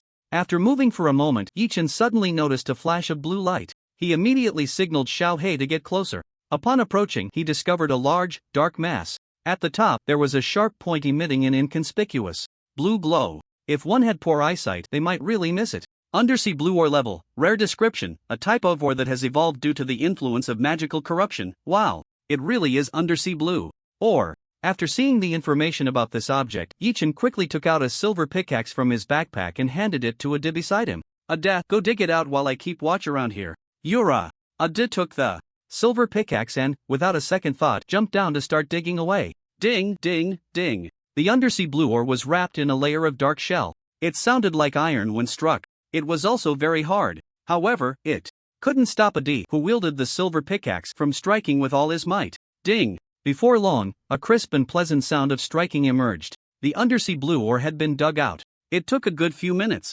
Tip. Congratulations, you have obtained undersea blue ore *20. Phew, thank goodness. A pile that yielded 20. If it had only yielded 1, how long would that have taken? Yi Chen turned to Xiao Tuan Tuan and asked, Tuan Tuan, can you find this kind of ore? I can, big brother, as long as I remember its aura. Saying this, Xiao Tuan Tuan closed her eyes again to sense. This time, she sensed very quickly. In less than 3 seconds, she pointed in a direction and said, Big brother, there are several ores that have the same aura as this one. Let's go, Xiao Hei. After Ade came back up, Yichin immediately patted Xiao Hei's back, signaling it to swim in that direction. A few minutes later, 3 ores identical to the previous one appeared before them. Ade, go, keep digging. Ade nodded and picked up the silver pickaxe again. Ding, ding, ding. After nearly 10 minutes of digging. Tip, congratulations. You have obtained undersea blue ore *20. Tip, this time, a total of 60 undersea blue ores were obtained. Next up was the mining and digging phase. Xiao Tuan Tuan was in charge of finding, Ade was in charge of digging. As for Yi Chen, he was responsible for keeping watch around. In reality, he was just leisurely lying on Xiao Hei's back, enjoying the fruits of their labor. Danger quietly approached at this moment. A gigantic lanternfish suddenly burst out from the red mist. It opened its massive mouth, ready to bite Xiao Hei. Since Xiao Hei was the largest, it naturally stood out the most. But in front of this lanternfish, Xiao Hei's size seemed insufficient. Judging by size alone, the lanternfish could easily bite Xiao Hei in half just by opening its mouth. However, strength isn't solely determined by size. As the lanternfish charged with its mouth wide open, Xiao Hei unleashed a high-speed water column from its mouth. Put! It pierced straight through the lanternfish's mouth. Roar! The intense pain slowed its speed, causing it to pause for a moment. Seizing this opportunity, Yi Chen also got a clear look at its attributes. Corrupted lanternfish level, rare attributes, strength 32, agility 31, constitution 40, spirit 30. Description, a corrupted lanternfish that is excessively large. This thing was indeed massive. It was about 40 to 50 meters long. It exuded a tremendous sense of pressure. But Xiao Hei was not intimidated. It directly confronted the lanternfish head-on. With the attributes granted by the Beast Master title, Xiao Hei pressed down on the corrupted lanternfish. Bang! Boom! Splash! The water currents gradually became more turbulent. The corrupted area in sight seemed to be turned upside down by these two creatures. Being large also had its advantages. For instance, tough skin, thick health bar, and fast recovery speed. In summary, it was durable. No wonder it had a maximum constitution of 40 points. They fought for half an hour without a clear winner. Seeing more and more corrupted creatures gathering here, Yi Chen decided not to wait any longer. Let's go together and kill it. With that, he took out a silver tang knife from his backpack and launched a 3-hit slash, charging forward. Swoosh! The blade cut through. It was clear that the skin was very tough. He could barely make a few meter-long gash. This was with the enhancement of his knife skills. Generally speaking, rare-level weapons find it hard to penetrate the skin of uncommon-level monsters. Unbeknownst to him, the rare-level silver tang knife was starting to lag behind. Sharp! Seeing this, Yi Chen immediately activated the special skill of the silver tang knife. In the next second, the blade visibly became much sharper. A cold light flashed. Gravity! Then, he activated the special skill of the heavy rock accessory. Swoosh! Swoosh! At the same time, he executed the remaining 2 slashes. With multiple skills enhancing him, these 2 strikes directly cut open 2 wounds about 10 meters long. Roar! The intense pain made the mutated lanternfish roar repeatedly, its massive body rolling around. At this moment, Ade also joined the battlefield. His equipment was rare level, but with the enhancement of his title, he could still inflict damage on this uncommon level mutated lanternfish. Xiao Tuan Tuan was shooting arrows from the back, providing support. Her talent was not suited for direct combat, and her lack of experience would only lead to suffering. Xiao Hei was entangled with the mutated lanternfish while Ade moved around to attack.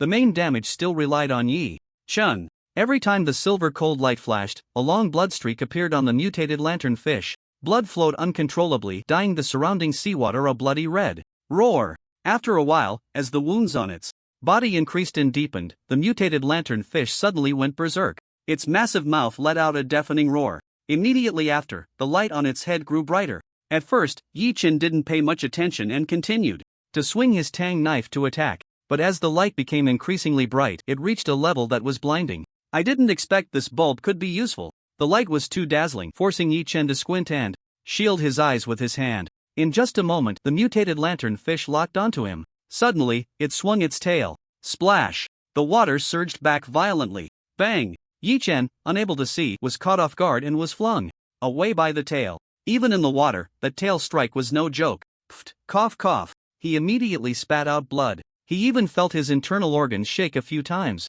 Fortunately, with the enhancement of his resilience and flesh sublimation talent, he didn't suffer any major injuries, just some internal damage. If an ordinary uncommon level person had been hit, they would probably have exploded into a mist of blood. Yi Chen gritted his teeth, rubbing his aching chest. At this moment, the light on the mutated lanternfish's head gradually weakened. The blinding sensation also disappeared. It was clear that such brightness couldn't be maintained for long. In that case, take advantage of its weakness. Yi Chen, enduring the pain, raised the silver tang knife and charged again. Whoosh! His figure transformed into a streak of cold light, vanishing in an instant. Swoosh! Swoosh! The three-hit slash was continuously executed in his hands. The mutated lanternfish couldn't react at all and could only endure the full damage. Just like that, after more than 10 minutes, Yi Chen severed the head of the mutated lanternfish. He was exhausted himself.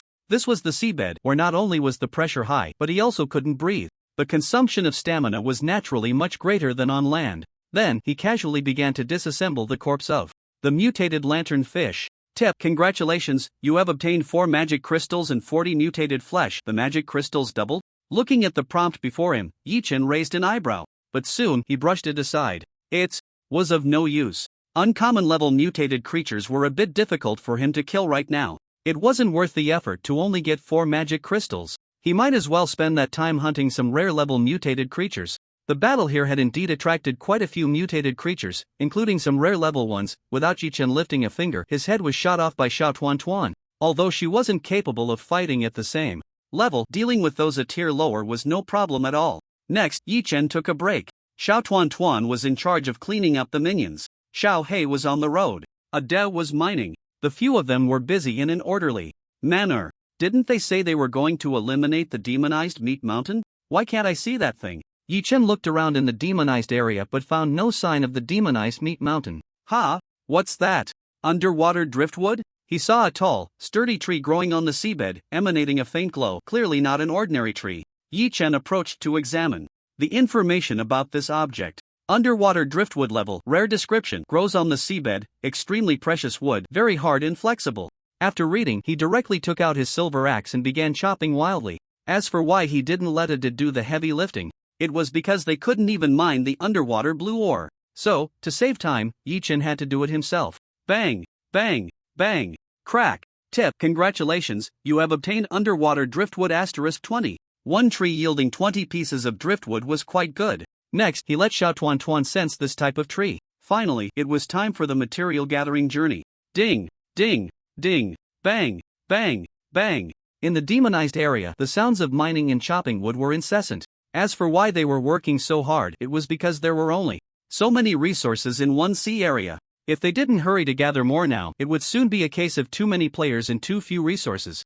3 days passed in the blink of an eye. The originally desolate demonized area was now bustling with players. Each one was fighting tooth and nail for the underwater driftwood and blue ore, nearly beating each other senseless. Put it down. I told you to put it down. Why should I? I found it first. Heh, does it matter who found it first? Here, strength speaks. Don't let him get away. There are only so many resources, we must grab them. Come here, there are a lot of demonized creatures. Holy crap, are there rare ones? I'm outta here. Players couldn't handle a bit of adversity. Whenever there was a benefit, they swarmed in. When danger struck, they ran faster than rabbits. Yi Chen glanced from a distance, shook his head, mounted Xiao He, and took Ade and Xiao Tuan back to the mobile base. Over the past few days, he had nearly collected all the materials he needed. The rest could be left for other players. He had no interest in monopolizing anything. At the mobile base, Yi-chan began to tally the materials. He processed what needed to be made into semi-finished products and refined what needed to be processed in the refining furnace. In short, this step was quite tedious and time-consuming. It took him half a day to gather all the materials needed to upgrade the facilities. Then, he began upgrading one by one. Workbenches, refining furnaces, equipment crafting tables, and so on. All rang with the sounds of clanging. This went on for about 2.5 hours. Upgrading from rare to uncommon level naturally took some time. Next, he needed to prepare the semi-finished products required for upgrading the mobile base. Clang, clang, clang. After a while, Yi-chan muttered to himself, the vast majority of materials and semi-finished products have been gathered, just missing that floating core. How on earth do I get this thing? Oh right. When the level was upgraded to rare, the system rewarded me with some items. He was naturally the first person in this sea area to reach the rare level. At that time, he hadn't paid much attention to the system prompt. The rewards were similar to before, just that the item levels corresponded to his own level. There was a rare level random weapon crafting blueprint *1, a rare level random equipment crafting blueprint *1, a rare level random accessory crafting blueprint *1. Finally, there was a rare level exclusive treasure chest that would open to reveal the items he needed based on the current situation. I don't know if I can produce that floating core. Let's give it a try. Yi-chan took out the rare exclusive treasure chest from his backpack.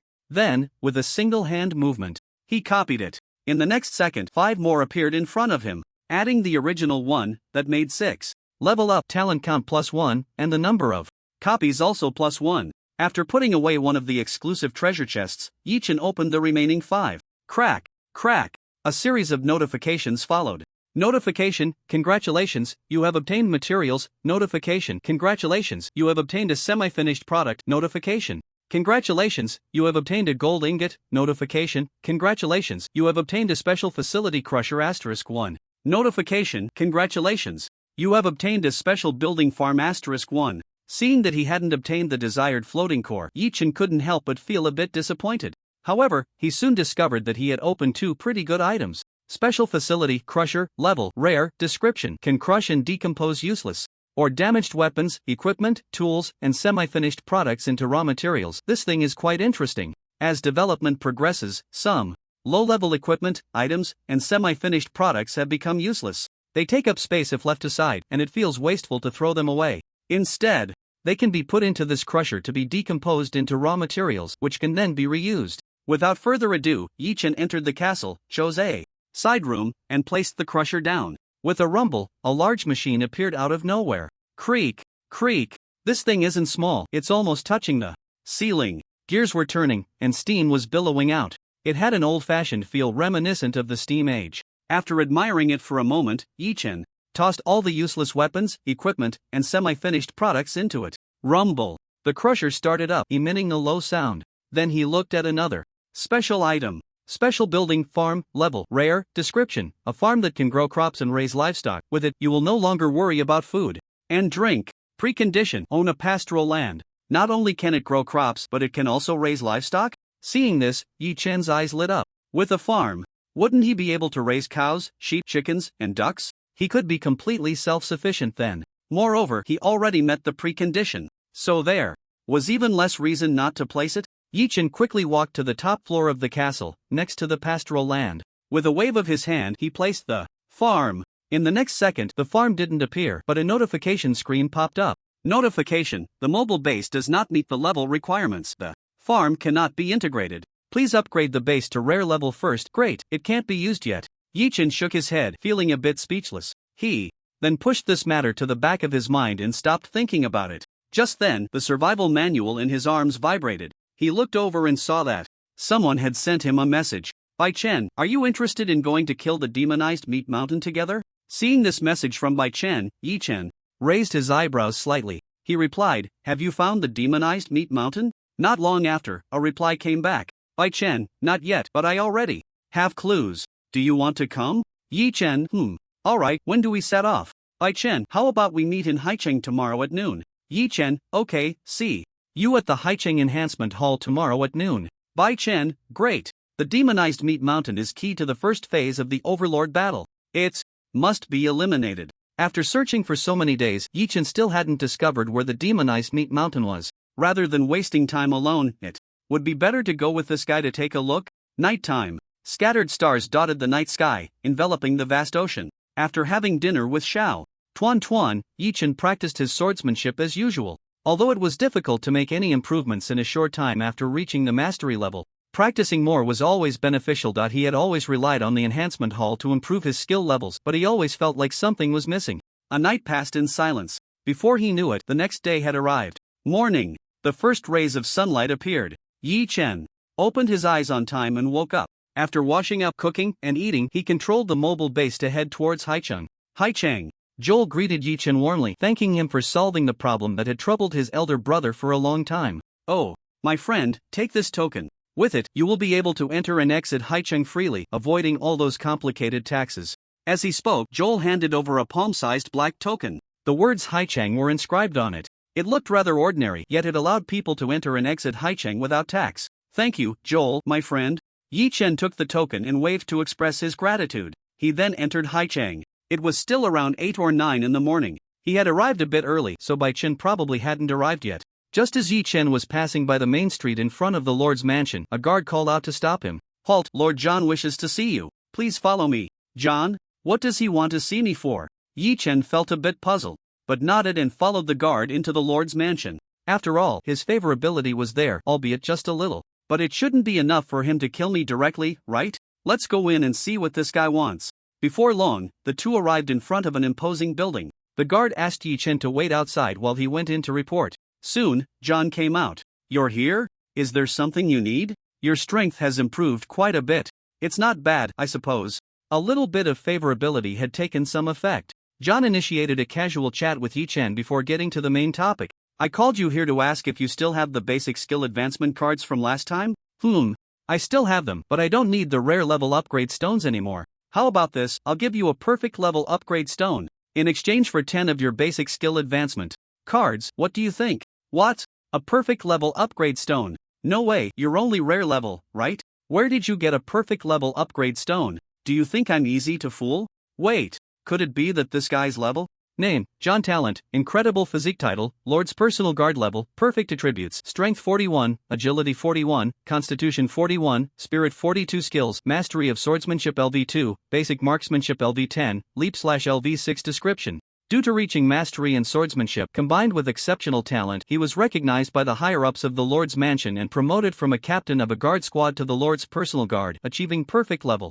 Wow! This guy not only improved his strength, his rank has also risen. Impressive, impressive. You must be using the protagonist template. After reading John's attributes, Yi Chen was initially taken aback, then couldn't help but start to complain in his heart. After a while, John smiled and spoke. So, what do you think? Sure. Yi Chen nodded, took out a handful of skill cards from his backpack, and handed them over. To show his sincerity. If this guy became greedy and didn't intend to complete the transaction, he would accept it. After all, this was his territory. However, he would never interact with the Lord's mansion people again after this. Fortunately, John was quite similar in character to his brother Joel. He was also a straightforward man with thick eyebrows and big eyes. He casually took out the perfect level upgrade stone, exchanging it for the cards. Upgrade stone level, perfect. Description, can break the rare level limit, thus raising the level to perfect. It's genuine. After verifying its authenticity, Yi Chen nodded and smiled. Since the transaction is complete, I'll be on my way then.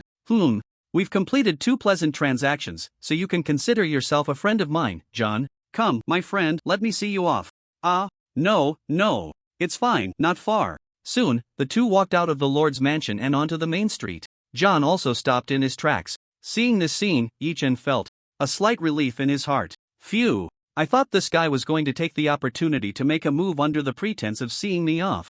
After all, that phrase, my friend, let me see you off, really made one think too much. But have you ever heard of the wind of sending off friends? After John paused for a moment, he turned and returned to the Lord's mansion. Yi Chen shook his head slightly, scratching his head and not thinking too much about it anymore. Anyway, the perfect level upgrade stone was already in hand. The path to rare level enhancement could be said to be smooth sailing. Next, he wandered around the market, occasionally buying some crop seeds, such as chili peppers, scallions, ginger, garlic, Sichuan pepper, and various vegetables and fruits. It wasn't until close to noon that Yi Chen arrived at the enhancement hall. While upgrading his skills, he waited for Bai Chen to arrive.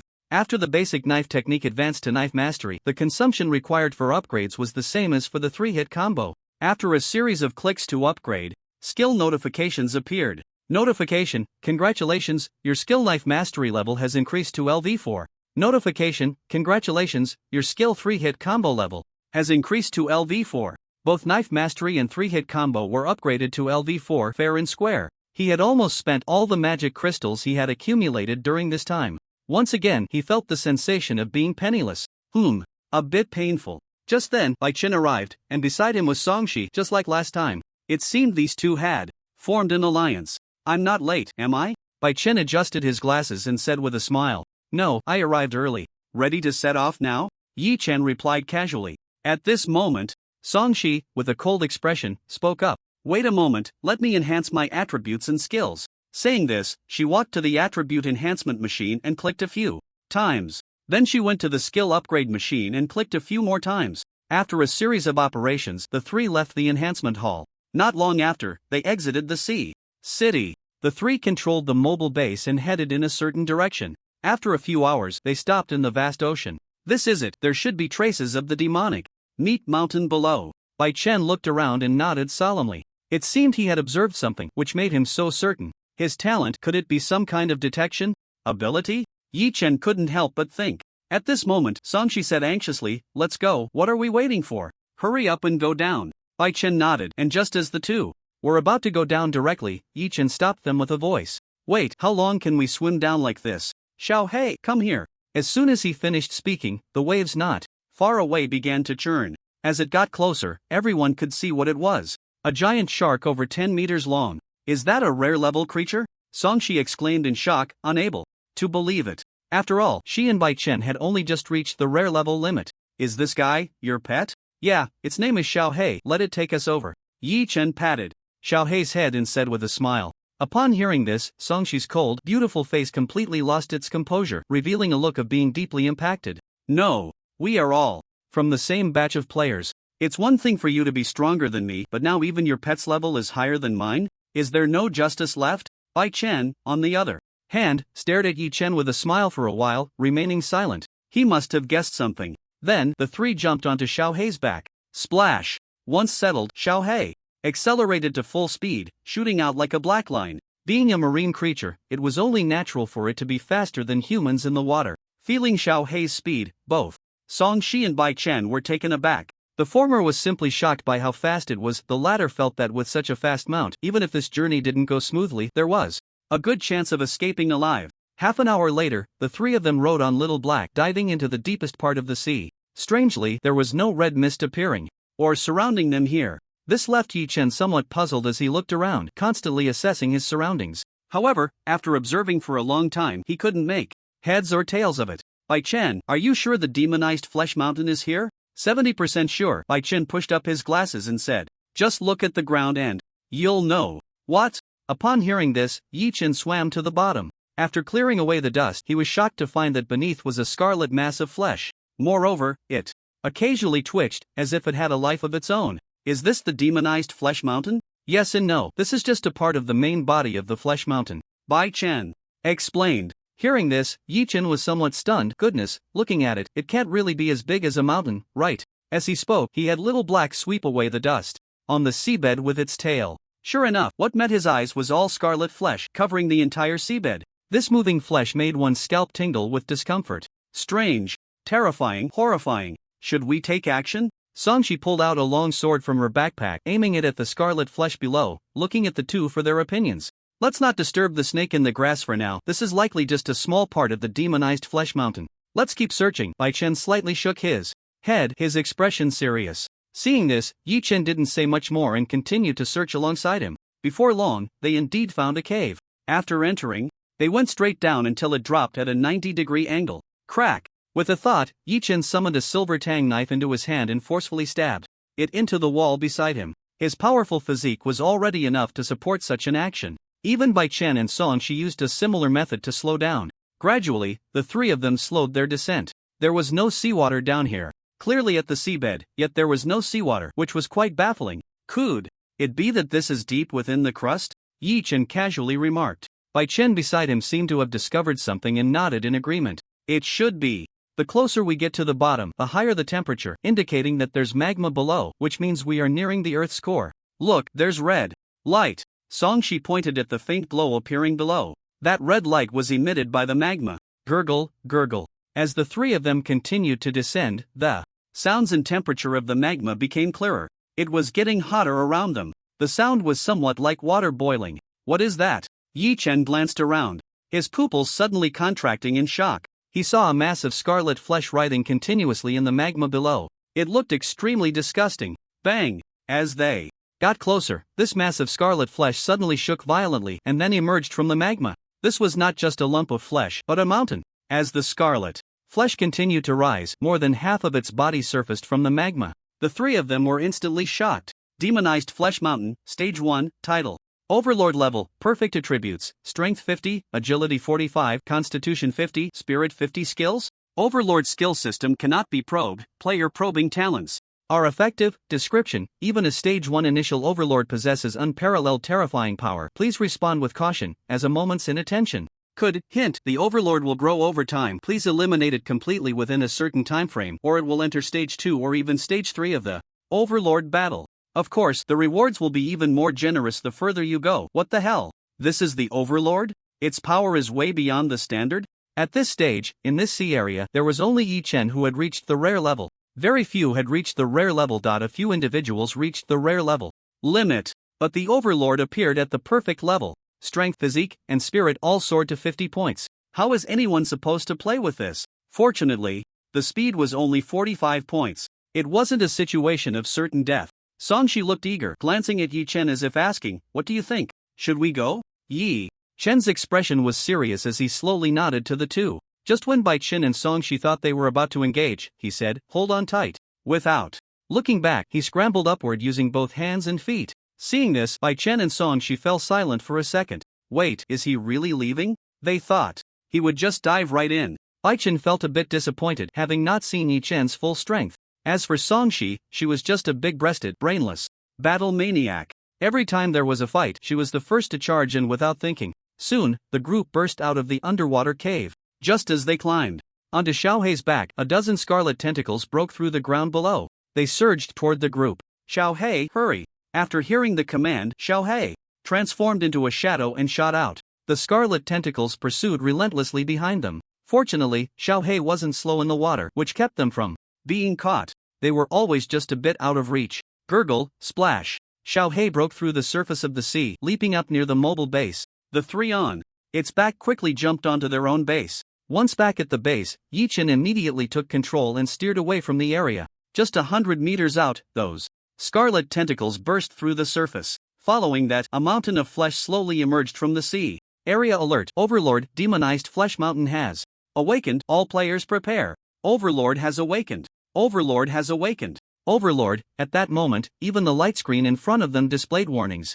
and red lights. It was clear that the danger level of the Overlord was terrifying. Even the game system had to indicate it with warnings and red lights. Listening to the alarm, Yi Chen felt a tingling sensation on his scalp. He wished he could just take the base and run away. After a while, the group finally distanced themselves from the Overlord demonized Flesh Mountain without any danger. At this moment, the commotion caused by the Overlord's appearance also excited the players in this sea area. The regional chat channel was in chaos. Holy crap! Holy crap! What's going on? Why did the Overlord come out? The Overlord has awakened. The game system is starting to warn us. Oh my gosh, I've never seen the game system do this. This also indirectly indicates that the Overlord demonized Flesh Mountain is very powerful. Whatever, we'll know if we go take a look. Where to look? The survival manual just added a function for Overlord coordinates. You can click to see the exact location of the Overlord demonized Flesh Mountain. Wow, that's so convenient. I want to see what the Overlord is all about.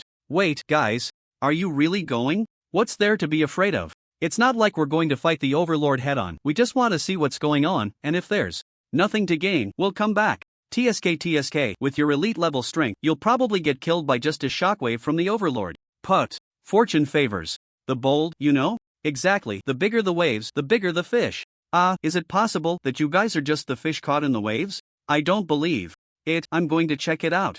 Alright then, take care. I'm not going to waste my time looking for trouble and going out to mess around. Coward. Let's Go, gather at this coordinate. Okay. No problem. On my way. The appearance and awakening of the Overlord set the regional chat channel ablaze. Some bold players formed teams and headed toward the Overlord demonized Flesh Mountain's coordinates. Others, indifferent, continued to pass the time, adopting a mindset of if the sky falls, there will be someone tall to hold it up. In the end, a group of players remained to watch the fight from the sidelines, hoping to reap the benefits.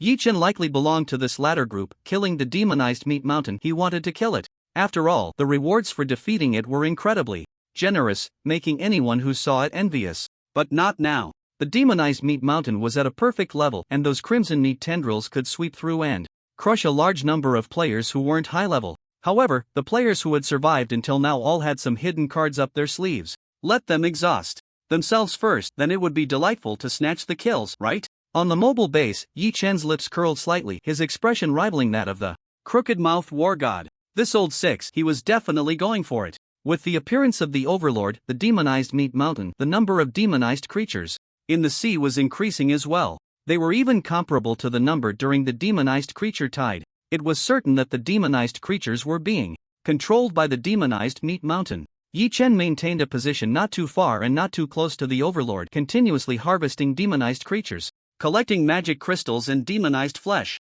The next day, he opened a rare-level longsword blueprint from the exclusive treasure chest he had copied. It seems that the higher the level of the weapon equipment blueprint, the harder it is to obtain. In the past 2 days, he had opened dozens of exclusive treasure chests, and this was the only weapon crafting blueprint that came out. Fortunately, it was suitable for his use. Otherwise, he would have been really unlucky. Golden Tang Sword. Blueprint level, rare description. Owning this blueprint allows the crafting of a top-tier long sword with inherent attributes and traits. The blueprint can be reused 5 times. Crafting materials: gold ingot *10, silver ingot *20, refined iron *30. Refined iron is made from iron ore. Iron ore is smelted into iron ingots, which are then refined into refined iron. This series of steps can be completed in a refining furnace. This semi-finished product is unlocked after the refining furnace reaches rare level. 10 pieces of iron ore yield 1 piece of iron ingot. 10 pieces of iron ingots yield 1 piece of refined iron. The same goes for other ores. These steps are somewhat tedious. It took an hour to gather all the materials needed to forge the golden long sword. Next, he went to the equipment crafting table to forge the weapon. After laying out the blueprint, submitting the materials, and clicking confirm, ding ding dang, the familiar sound emerged. It rang for a full 2 hours. Before stopping, a rare-level longsword took 2 hours to craft. The time required for future crafting would surely increase, but this wait was still worth it. Yi Chen's expression was somewhat excited as he eagerly picked up the long sword from the table. Golden Tang Sword level, rare bonus, strength +4 trait, golden. Radiance durability 50/50 description, a top-tier longsword among rare-level weapons. Although the added attributes are average, the trait skill is quite interesting. This time, the weapon description was a bit different. The trait skill was interesting? The system's evaluation was quite high. Yi Chen couldn't help but swing it a few times. Not bad, it felt just right. The feel and weight were much stronger than the silver tang sword. Then he decided to test the trait skill. Golden Radiance. With a thought, the trait of the long sword was triggered. Whoosh! In an instant, a golden glimmer enveloped the golden tang sword. Cool. Now please call me Golden Flash. // Yi Chen looked at the long sword radiating golden light in his hand, his expression somewhat excited. Then he used the skill // Whoosh! Whoosh! Whoosh! Almost simultaneously, 3 streaks of golden cold light appeared. In the blink of an eye, Yi Chen's figure vanished, and the next second he returned to his original position, leaving behind only the faintly flickering golden glimmer in mid-air. Not to mention, it really did look a bit like Golden Flash. The Golden Radiance trait not only looked cool but also increased attack and sharpness. Especially against demonized creatures, it had a certain restraint. It had a hint of magical damage flavor. Yi Chen was very satisfied with this. He continued to practice his swordsmanship, familiarizing himself with the Golden Tang sword. Whoosh! Whoosh! Whoosh! Time moved to the 3rd day of this week. Players were still tirelessly besieging the Overlord, the demonized meat mountain. The strength of the demonized meat mountain was incredibly powerful, and ordinary attacks had little effect on it. Therefore, wanting to kill the Overlord and obtain exclusive rewards, the Overlord treasure chest, is completely impossible. However, some players just can't help themselves. They are very persistent. Or perhaps they think they are lucky and might just get a lucky break. As time goes by, the sea area where the Overlord demonized Flesh Mountain resides becomes crowded with players. The players also dare not get too close. Those below the rare level can be instantly killed by a crimson flesh tentacle from the demonized flesh mountain, taking out a large number of them in one sweep. They can only hang back at a distance, shooting arrows and launching long-range attacks. Perhaps it's because the first stage isn't too difficult. As long as they stay outside a certain range of the Overlord demonized flesh mountain, it won't attack the players. It's a small loophole, I suppose. However, it doesn't really matter. The players' long-range attacks are like scratching an itch to the demonized flesh mountain. They don't cause any substantial damage. On the other side, Yi-Chin continues to practice his swordsmanship, killing demonized creatures to obtain magic crystals. Then he uses the magic crystals to enhance his own strength. Occasionally, he also observes how the Overlord demonized flesh mountain is doing. I probably can't kill this guy in the first stage. I wonder how strong the demonized flesh mountain will be in the second or even third stage. I still need to get stronger quickly. Time flies by, and night falls. After finishing his sword practice, Yi-Chin sits cross-legged on the ground. He takes out an exclusive treasure chest from his backpack. Copy. With a thought, he activates his copying talent. The exclusive treasure chest in front of him instantly transforms into six rare-level exclusive treasure chests. Yi-Chin doesn't even blink as he casually opens 5 of them. A series of prompt screens pop up. Prompt: congratulations, you have obtained materials. Prompt: congratulations, you have obtained gold. Or prompt: congratulations, you have obtained a semi-finished product. Prompt: congratulations, you have obtained blood fruit seed *5. The last item makes Yi-Chen's eyes light up slightly. Blood fruit is of rare level. It has a chance to yield mutated fruits which can enhance rare level attributes when consumed. The specific information is as follows. Blood fruit seed level. Rare description: this fruit can be considered an advanced version of the blood flesh fruit, needing to be planted within the blood flesh fruit to survive. Take root and sprout with a chance to yield mutated fruits. Note: the effects of blood fruit and blood flesh fruit are essentially the same, so there's no need to worry about talent issues. After reading the description, Yi-Chin heads to the top of the castle. He hands the blood fruit seeds to little Tuan Tuan and explains how to plant them for survival. Then, he continues with the treasure chest opening session. Copy. Today's second copy is once again used on the exclusive treasure chests. Yi-Chin urgently needs to enhance his strength. Without a doubt, copying the exclusive treasure chests in front of him is the best choice. Not only is there a possibility of obtaining weapon and equipment blueprints, but there might also be rare level seeds. These are all good methods to enhance strength. Crack, crack. The 5 chests are opened simultaneously. Prompt: congratulations, you have obtained the blueprint for explosive step boots *1. Prompt: congratulations, you have obtained materials. Prompt: among the 5 chests, the first item that was opened seems somewhat useful. Up until now, Yi-Chin is still stubbornly denying that he is unlucky. It must be because I didn't wash my hands and face before opening the chests today. Saying this, he checks the blueprint for the explosive step boots. Explosive step boots. Blueprint level, rare description: a top-tier equipment among rare levels, with additional attributes and special skills. Crafting materials: fine iron *10, special rubber *10, nylon fabric *10. The crafting materials are quite simple. After reading it, Yi-Chin directly approaches the equipment crafting table. He lays out the blueprint, submits the materials, and clicks to craft. It's done. In one go. Clink clank. The sound of equipment crafting begins. Yi-Chin pays no attention to it and instead takes out a stack of blueprints to copy. First, he copies random weapon blueprints. Then, random equipment blueprints. Finally, random accessory blueprints. After a series of operations today, the opportunity to replicate successfully decreased by 3 again. What a pity. Still, I couldn't obtain the ideal equipment and accessories. Almost everything was a single piece. Yi-Chin wanted a set. The bonuses from a set are much greater than those from individual pieces. 2 hours later, the sounds from the equipment crafting station ceased. In the next moment, a brand new pair of battle boots appeared there. Explosive step battle boots level. Rare bonus, speed +4 trait, explosive step durability 50/50 description, a top-notch piece of rare equipment possessing regular attribute bonuses and decent trait skills. After reading the description, Yi-Chin raised his eyebrows slightly. Oh, a nice trait skill? It seemed this piece of equipment was quite good.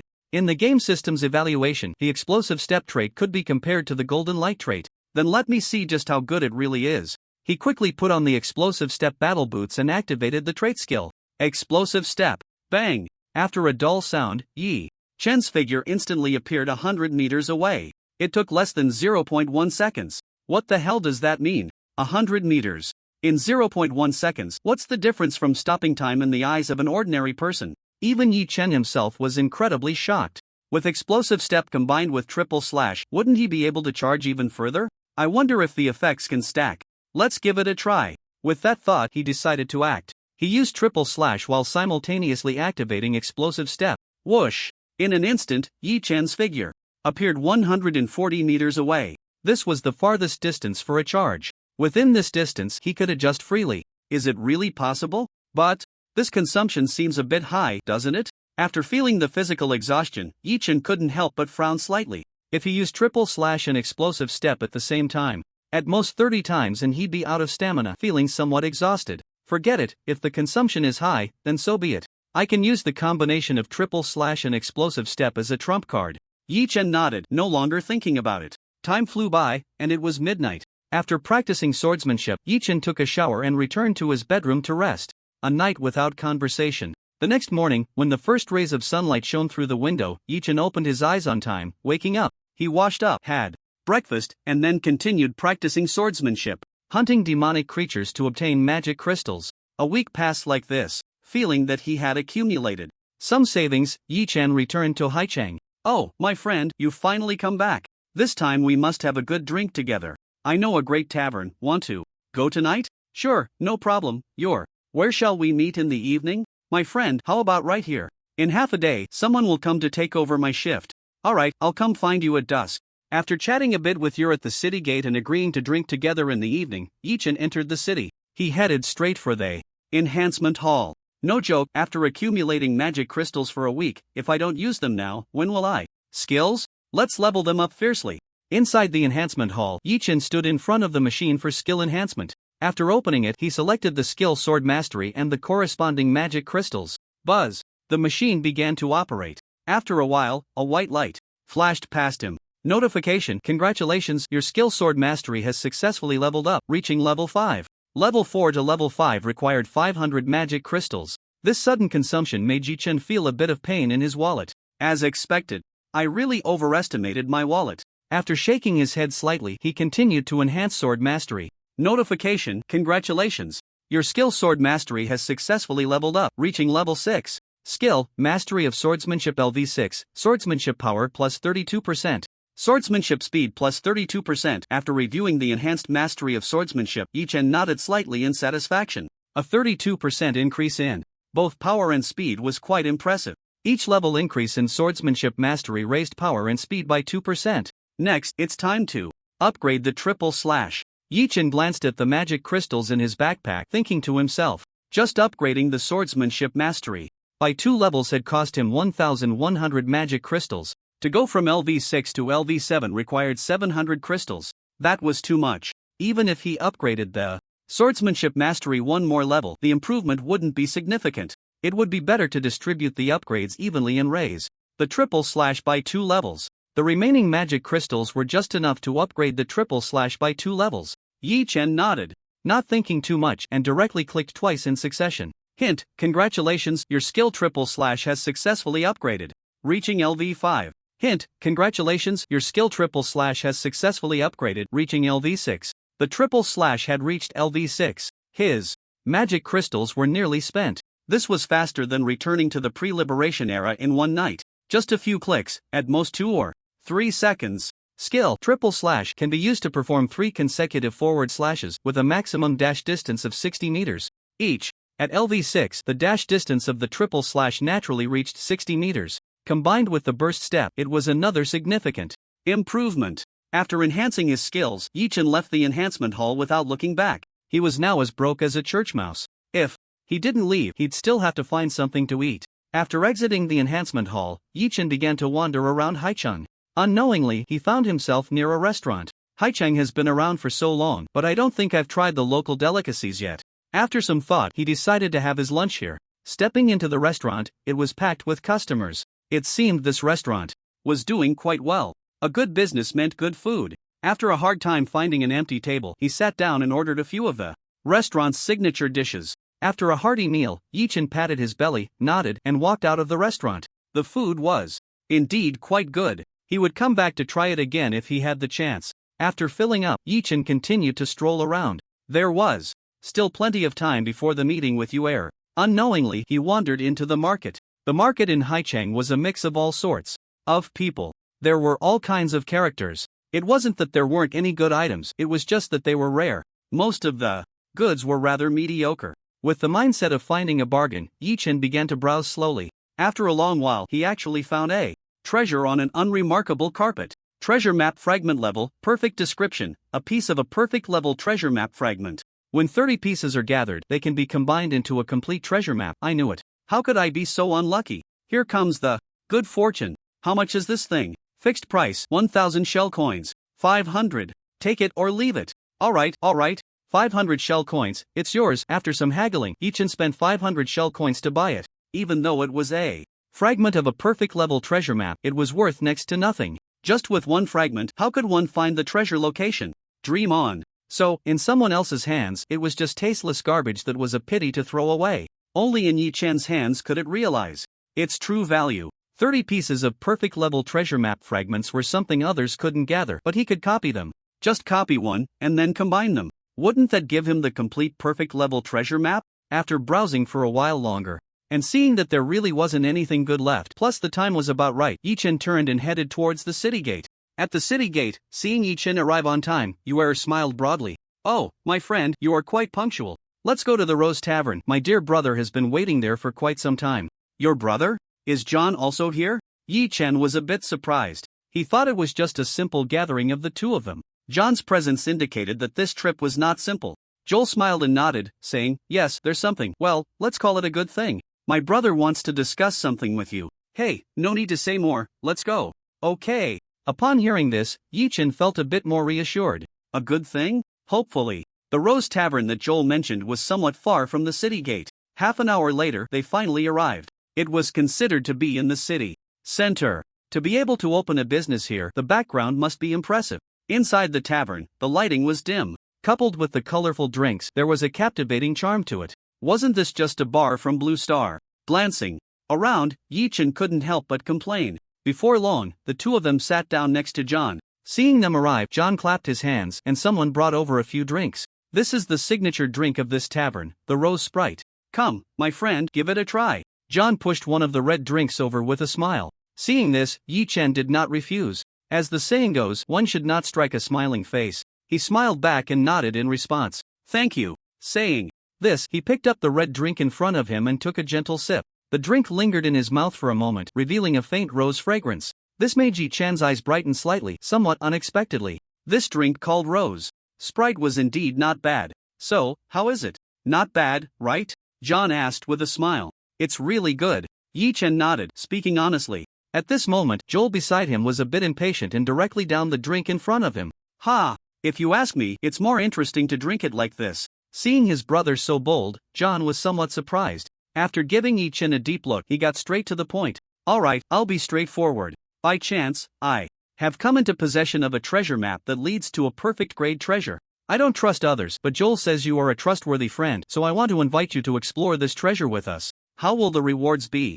Divided based on the effort each person puts in? After John finished speaking, Yi-Chen did not rush to respond. After thinking for a moment, he asked, how far is this treasure location? Is it dangerous inside? If it was too far, he wouldn't bother going. If it was too dangerous, he didn't want to go either. It might be a thankless task. There was no need for that, right? However, what John said next changed his mind. It's not far, we can get there in a few hours. If there's danger, I will take the lead. I, John, promise you in the name of a knight that I will never abandon a friend to escape alone in times of danger. Also, regardless of whether you contribute or not, I will ensure you receive some rewards, and take you into the black market of Sea City. After this statement, Yi-Chen was taken aback. He stared intently at John, trying to discern the truth from his expression. Was this guy a knight? A righteous knight? Seeing his serious demeanor, unwavering gaze, and determined eyes, Yi-Chen believed him 7 parts. A person's expression can convey a lot. Liars are always betrayed by their lies. Alright, I believe you. One more question, what exactly is the black market of Sea City that you just mentioned? Sea City has markets. He had visited them before. However, this was the first time he had heard of the black market that John mentioned. Could it be something hidden in the shadows? The black market of Sea City is a market not open to outsiders, or rather, a place not open to the weak. Inside, there are usually valuable weapons, equipment, items, skills, and even potions that might appear. John explained what the black market was like, his expression growing more serious as he spoke. Especially when he mentioned potions, he became extremely solemn. One could imagine that these were definitely not simple things. Potion? What is that? Yi Chen asked curiously. However, John shook his head and said no more. Potions are essential items after reaching the epic level, and they even relate to sequences. At this point, his voice suddenly trailed off. Potions? Sequences? Above epic? Seeing that John was unwilling to elaborate, Yi Chen wisely chose not to press further. He silently committed these terms to memory. The game system categorized levels as ordinary, excellent, fine, rare, uncommon, perfect, epic. There was nothing beyond that. Yi Chen had originally thought that epic was the final level, but after hearing John mention something above epic, potions, and sequences, he couldn't help but feel doubtful. Could it be that the game system intentionally did not display the subsequent levels? Or was it unable to show them? After a while, he shook his head and stopped thinking about it. He turned his gaze to John and spoke. When do we set off? Tomorrow morning at 8, you, me, and your will meet at the city gate. Just the three of us? Yes, having more people would only complicate things. All right then. After finalizing the discussion, the three of them smiled slightly, raised their glasses, and clinked them together. Then they drank in one go, as if celebrating their victory in advance. After finishing the drink, it was already late at night. Yi Chen declined John's suggestion to rest for the night in Sea City. He felt insecure not sleeping in his mobile base. Returning to the base, he greeted little Tuan Tuan and then went back to his room to sleep. There was no conversation throughout the night. In the blink of an eye, it was the next morning. Yi Chen woke up on time. After washing up, he had breakfast with little Tuan Tuan. After breakfast, they headed to Sea City. When they arrived at the city gate, they saw John and Ye ready to set off. They were not only on time but had also arrived early. Fortunately, Yi Chen was not late either. My friend, you came quite early, Ye said as he walked over and patted him on the shoulder. Aren't you the same? Yi Chen smiled and nodded. Now that you're here, let's set off, John said, then whistled towards the sea not far away. Before long, several seahorses surfaced in the water. These seahorses, to be fair, did resemble horses a bit, but these horses did not walk on land, they swam in the sea. These are mounts specially raised in Sea City for the guards to use at sea. Don't be fooled by their small size, they are quite fast, and even a perfect level creature might not catch up to them in the water, John explained, pointing at the seahorses. I see, Yi Chen nodded, feeling enlightened. Then the three of them each rode a seahorse and plunged into the vast ocean. During the journey, John occasionally took out a map to check. Thus, the three of them moved further away from Sea City. Occasionally, marine creatures and mutated beings would attack, but John dealt with them effortlessly. He didn't care about the corpses, they wouldn't sell for much. Without the game system, they wouldn't be able to decompose. Yi Chen followed behind, picking up the scraps. The decomposed materials all went into his backpack, counting as an extra gain. Not having to lift a finger and still getting something to eat was quite nice. Time passed quickly. Several hours later, the three of them stopped in an unknown sea area. John scanned the surroundings and then took out the map to check. According to the indications on it, he quickly found something. This way, he said, riding his seahorse in a certain direction. Yi Chen and Yor followed closely behind. Gradually, at some point, a faint white mist began to rise around them, making it hard to see the surroundings. After passing through the white mist, the three of them arrived in front of an unknown small island. This is it. After comparing it with the map, John's expression showed some joy. I say, dear brother, this island looks quite ordinary. Yor commented from behind. John ignored him, and Yi Chen patted his shoulder to remind him. Still, let's be careful. After all, we've never been to this place before. Who knows what dangers might be lurking? True. Joel nodded, his expression gradually becoming serious. Usually, they joked around without a care, but at critical moments they had to be alert. Otherwise, they would really be fools. The three of them cautiously made their way deeper into the small island. Silence. This small island was incredibly quiet. Not a single bird or beast was in sight, not even the sound of insects. There were only two possibilities for this situation.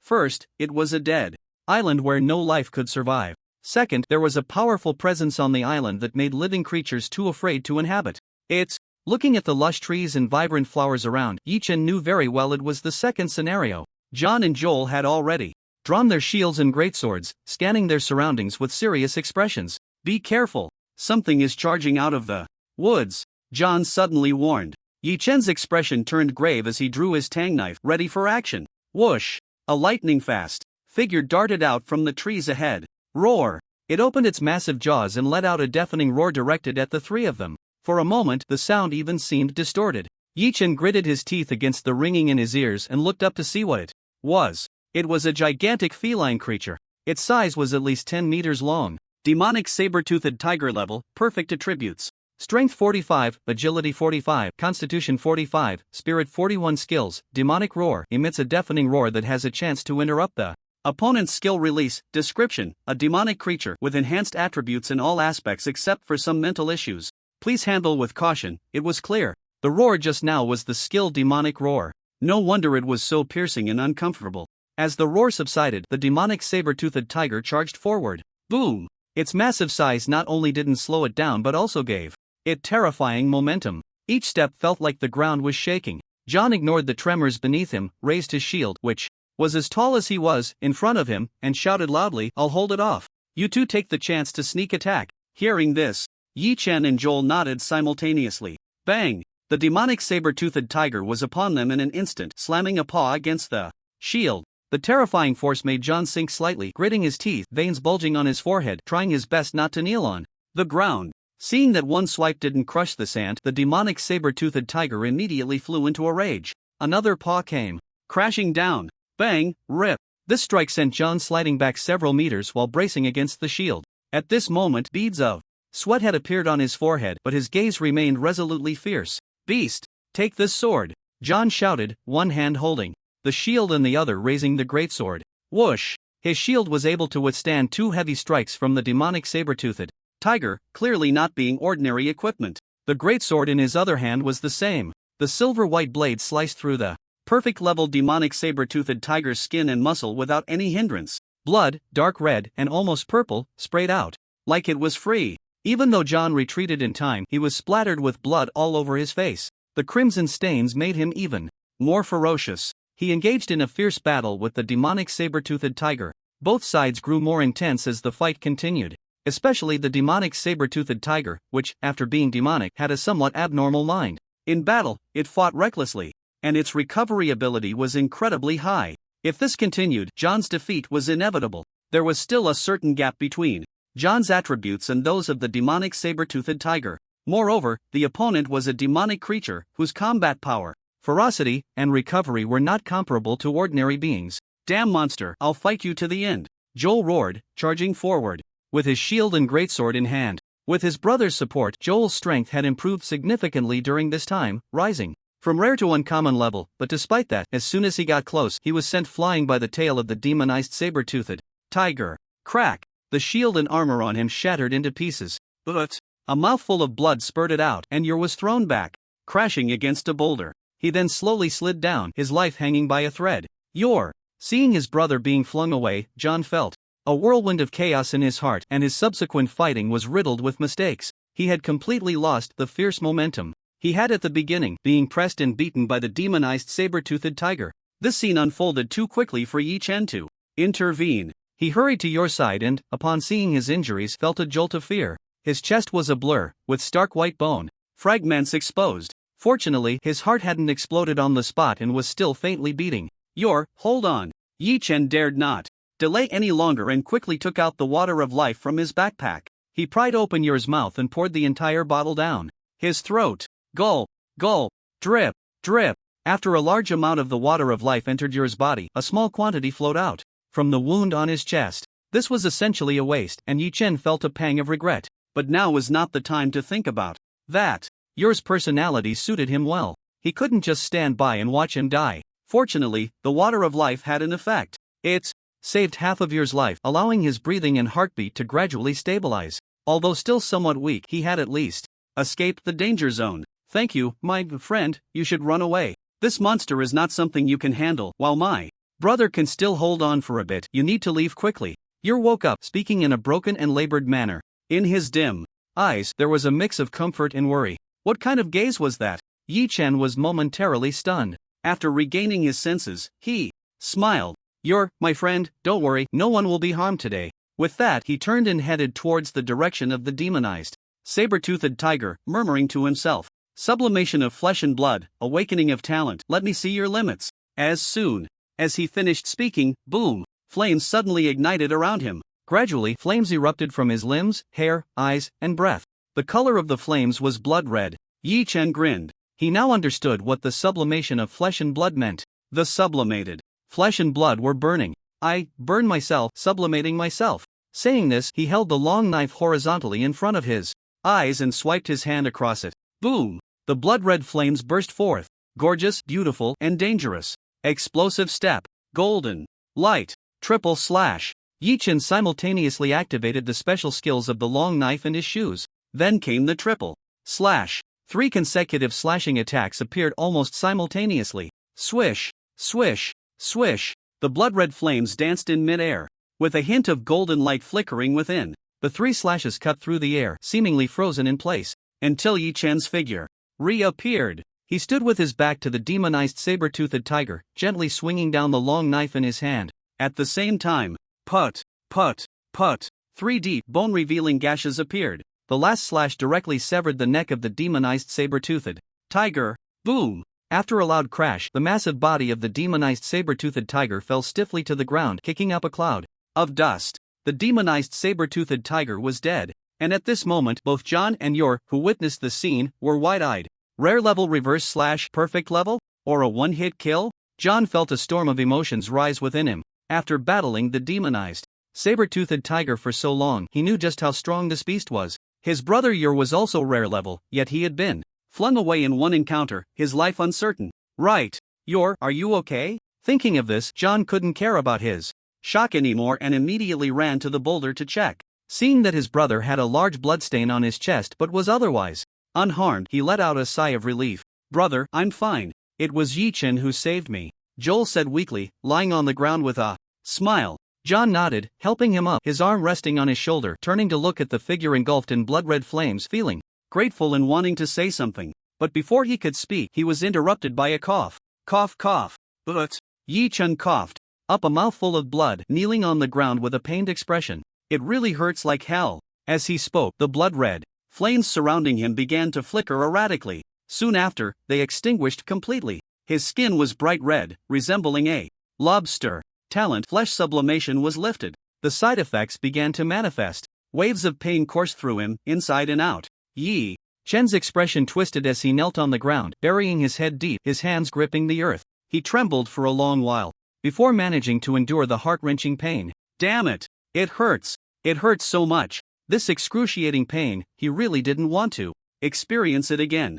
Huff! After regaining his composure, Yi-chan staggered to his feet, letting out a long breath. Seeing the worried looks on John and Joel's faces, he forced a weak smile and said, I'm fine. A man can't admit he's not okay, no matter how much it hurts, he has to hold it in. Upon hearing this, John and Joel both sighed in relief, their faces showing the joy of having survived a disaster. Yi-chan, my friend, inviting you to join us was the best decision I've ever made in my life, John said with a smile. If it weren't for Yi-chan's explosive power at a critical moment, they might have really met their end here. The demonized saber-toothed tiger was just too strong. Its true combat power was probably on par with an ordinary perfect-level ultimate creature. From now on, you will be my best friend, Yi-chan. If you need help in Haichang, just say the word. Also, we agreed before that whoever contributes the most will reap the most rewards. You killed this monster, so the treasure is yours, John said sincerely. Although they missed out on the treasure, gaining a best friend made it worthwhile. Joel also expressed his gratitude.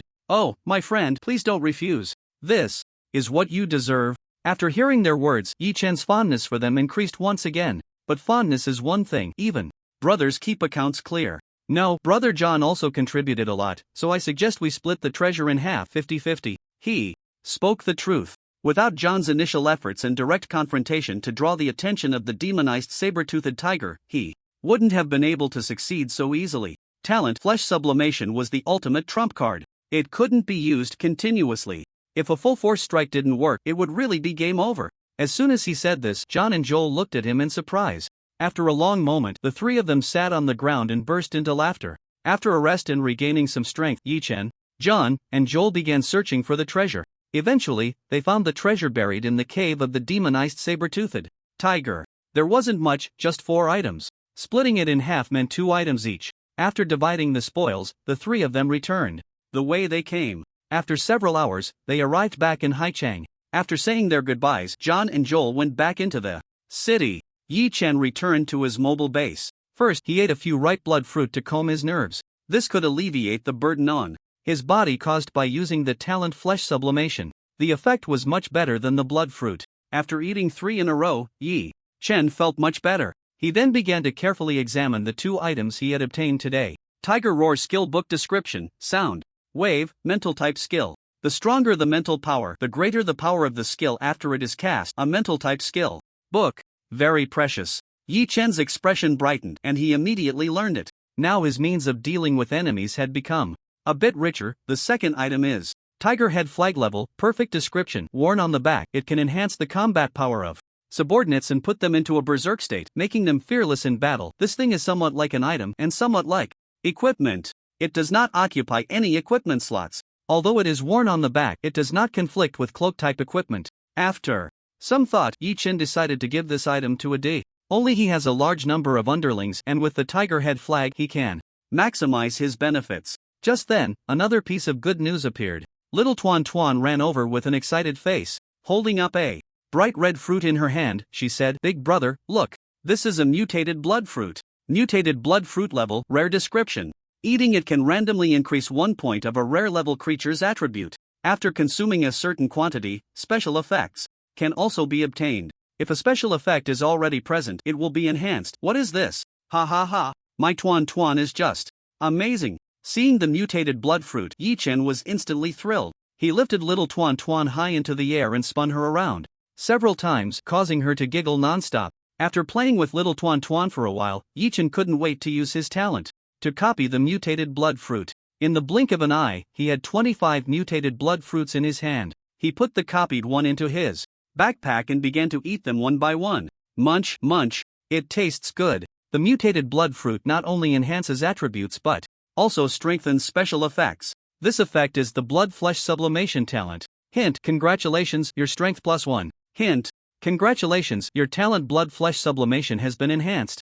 Hint: congratulations, your spirit +1. Hint: congratulations, your talent blood flesh sublimation. Hint: congratulations, your constitution +1. The hint light screen in front of him kept flashing. It wasn't until Yi Chen finished eating all 25 mutated blood fruits that it finally quieted down. Feeling the continuously strengthening power within him, he was extremely satisfied. He then immediately opened the attribute panel to check. Name: Yi Chen. Title: Beastmaster. Talent: Copy, Resilience, Blood Flesh Sublimation. Level: Rare Attributes, Strength 37, +4, Agility 38, +6, Constitution 35, +8, Spirit 35, +3, Skills: Mastery of Swordsmanship LV6, Swordsmanship Power +32%, Swordsmanship Speed +32%, Triple Slash can use a forward thrust / 3 times in succession with a maximum thrust distance of 60 meters each time. Tiger Roar LV1. The stronger the spirit, the greater the power. Equipment: Golden Tang Dao, rare, Explosive Step Boots, rare. Description: each point of rare level attribute is equivalent to double that of uncommon level. The biggest change on the panel was in the attributes. However, after Yi Chen carefully sensed it, he found that the greatest improvement was not from the increase in attributes. It was the blood flesh sublimation talent. To put it simply, after eating so many mutated blood fruits, this talent was enhanced. Not only had his physical body increased by more than double, but even his control over blood and flesh had improved significantly. For example, with some simple wounds, Yi Chen can now control them to stop bleeding and heal quickly. Of course, this action consumes a lot of stamina, but it was already quite abnormal. And this was only under normal circumstances. If he activated the blood flesh sublimation talent, it would only become more abnormal. The consumption would probably be even greater. Yi Chen stroked his chin, deep in thought. In the blink of an eye, the next day arrived. Yi Chen continued to use his talent to copy the mutated blood fruit. Today's talent usage was again fully consumed. The next second, 25 mutated blood fruits appeared before him. Without hesitation, he began to devour them. Hint: congratulations, your constitution +1. Tip: congratulations, your talent for blood and flesh sublimation has been enhanced. Tip: in the meantime, the prompt on the light screen displayed that his various attributes had reached the rare level limit. Even if he continued to eat, the attributes would not increase. But Yi Chen didn't care. He kept eating, because the mutated blood fruit still had an effect on the blood and flesh sublimation talent. Until he had consumed all 25 mutated blood fruits again, the game system's prompt appeared. Tip: you have reached the limit for consuming mutated blood fruits. Further consumption will not yield any enhancement effects. Seeing this, Yi Chen nodded slightly. He set aside the thought of continuing to replicate blood fruits tomorrow and instead focused on feeling the changes in his body. The blood and flesh sublimation talent had enhanced again, and so had his physique. It had increased by more than double. However, it did not display in data form on the panel. It should be a hidden attribute that came with the talent. And all attributes had already been raised to 40 points. He had reached the rare level limit for attributes. To further enhance, he would need to raise his level to perfect level. This required a perfect level upgrade stone. Coincidentally, he had one of those. He had traded for it with John last time. However, there was some regret. He couldn't use it immediately to upgrade himself, because Yi Chen hadn't had the chance to replicate it yet. There was no need to say how precious a perfect level upgrade stone was. At this stage, all players forget about perfect level upgrade stones. Even rare level ones were nearly impossible to obtain. That's right, it was that difficult. Otherwise, why would there only be a handful of players above rare level in an entire region? What a pity. Today's replication attempts were all used on the mutated blood fruits. I can only wait until tomorrow to use the perfect level upgrade stone to raise my level, Yi Chen said with some regret. He wasn't the only one needing a perfect level upgrade stone. Xiao He, Xiao Bai, Adi, and Tuan Tuan all needed it. Raising their levels was also a way to indirectly enhance his own strength. Moreover, after some time, when Ada's Wildman army raised their levels, wouldn't they need to use it too? So, he had to endure for now. Yi Chen shook his head slightly, suppressing the urge to upgrade immediately. After that, he began practicing his swordsmanship. He also didn't forget to practice the newly acquired skill, Tiger Roar. Roar! With a loud roar, Yi Chen actually let out a tiger's cry. However, compared to that demonized saber-toothed tiger, it was still too immature. At most, it was a bit jarring, and it had no other effect. Roar! Roar! Roar! Thus, Yi Chen continuously used the skill Tiger Roar, directing his roar at the sea. As he used it, he became more and more proficient. Eventually, he was able to create a small disturbance in the water, raising 1 or 2 meters of waves. Splash! After a while, cough cough cough cough. This thing really is a pain in the throat. Yi Chen rubbed his throat and said in a somewhat hoarse voice. Suddenly, a flash of inspiration struck him. He precisely controlled his blood and flesh, starting to repair his throat. A miraculous scene occurred. A few seconds later, Yi Chen's originally swollen and hoarse throat was surprisingly healed. It actually works. The passive effect brought by the blood and flesh. Sublimation talent was the subtle control of his own blood and flesh. Of course, this subtlety was only relative to his previous level of control over his blood and flesh. If he were to try to control cells or something, that would be a complete dream. If he could control cells, Yi Chen estimated he would be close to becoming a god. I could directly develop cells, getting stronger and stronger until it's done. But that was just something to dream about. For now, he still needed to keep his feet on the ground, transform into a horse, and work hard to become stronger. Area prompt: half a month has passed, the power of the Overlord has increased significantly, and the difficulty of the Overlord Battle Stage 1 has risen. Area alert: the Overlord split body has appeared, and they will leave their territory to launch indiscriminate attacks on players. Note: the Overlord split body is a smaller entity derived from the Overlord, with rare level strength. Although much weaker than the Overlord, it still far exceeds its level, just as Yi Chen took out the perfect level upgrade stone, preparing to copy it. A prompt screen suddenly appeared. Overlord split body? Strength far exceeds its level? Able to suppress others with a higher realm. Who the hell still plays with you at the same level of invincibility? Upgrade stone, give it to me. With that, Yi Chen activated his talent and copied a bunch of perfect level upgrade stones. Then he picked one up and crushed it directly. Crack! With a crisp sound, the shards of the upgrade stone transformed into light spots and entered his body. A familiar sensation emerged. His whole body felt warm, and it was incredibly comfortable. In the midst of it all, Yi Chen vaguely heard a sound like shackles breaking.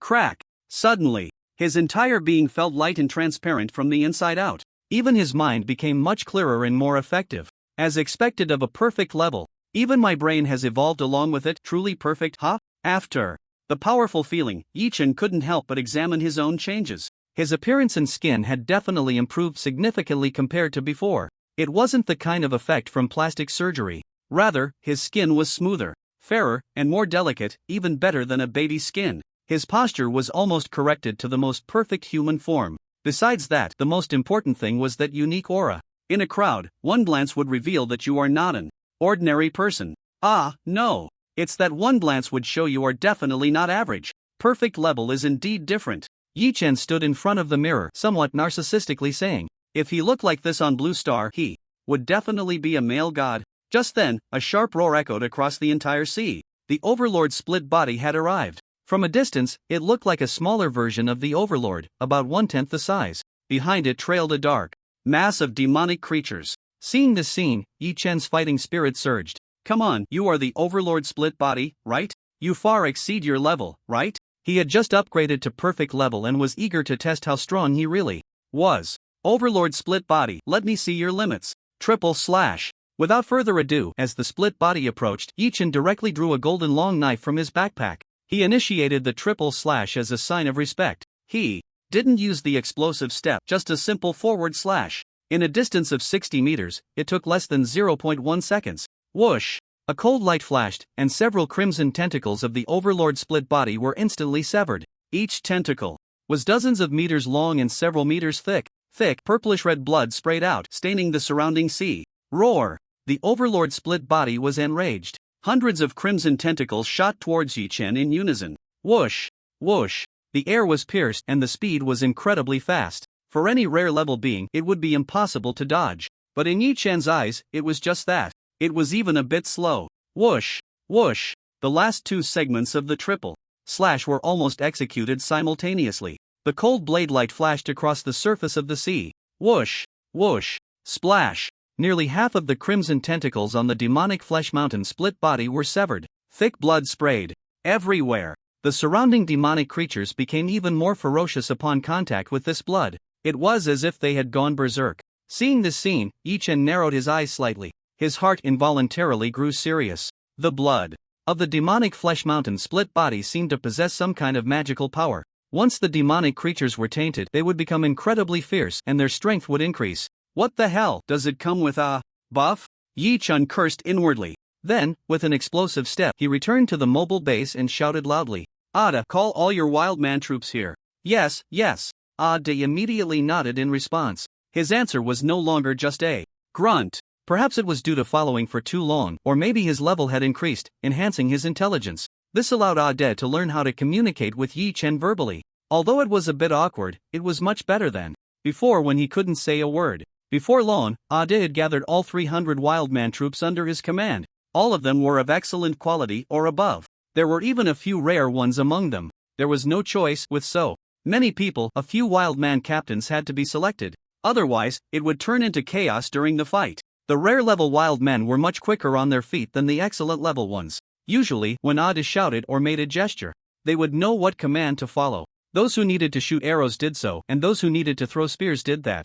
Everything proceeded in an orderly fashion. Under Ada's command, the 300 wildman troops began to counterattack, blocking the mutated creatures that wanted to approach the base. Of course, the wildman troops could only clear out the minor enemies. The rare level and above had to be handled by Xiaohei, Xiaobai, and Ada. Oh right, and Xiao Tuan, who was providing support from the back. Although Xiaohei, Xiaobai, and Ada had not yet reached the rare level limit, their Beast Master title bonus allowed them to withstand and even kill rare level mutated creatures. Thus, the battle situation became clear. Soldier against soldier, general against general. Next up was king against king. Golden Radiance. Triple slash. Yichin pointed his long knife at the ground and a golden shimmer appeared on the blade. Then, he took a sudden step forward and initiated the triple slash again. The 60-meter distance was crossed in an instant. Whoosh! Slash! A segment of the advanced slash was unleashed. Put! The mutated flesh mountain's split body couldn't even react. A large chunk of its disgusting flesh was sliced off. Roar! Whoosh! Whoosh! Whoosh! It was furious, flinging the remaining scarlet tentacles off its body. Dozens of bloody tentacles rushed towards Yichin. Whoosh! Whoosh! Without even looking, Yichin executed the last two segments of the advanced slash. Not only did he evade the scarlet tentacles attack, but he also severed all of them. But thick, purplish-red blood sprayed out like water gushing from a faucet. A large amount of blood splattered across the surrounding sea, significantly increasing the mutated creature's desire to attack again. Fortunately, there was a limit to the increase in strength, and this time it didn't get much stronger. Huff! Yichin let out a long breath, feeling relieved. If these things were to be amplified without limits, the mobile base really wouldn't be able to withstand it. After glancing at Xiaohei, Xiaobai, and Ada, who were still holding their ground, Yichin no longer distracted himself and continued to focus on dealing with the creature in front of him. At this moment, all the scarlet tentacles on the mutated flesh mountain's split body had been severed. It looked somewhat like it was at the end of its rope. Yichin naturally wouldn't let this good opportunity slip by, take advantage of its illness to claim its life. Saying this, he directly activated three skills. Explosive Step, Golden Radiance, Triple Slash. A set of skills struck down. Put. The mutated flesh mountain's split body was almost cut in half.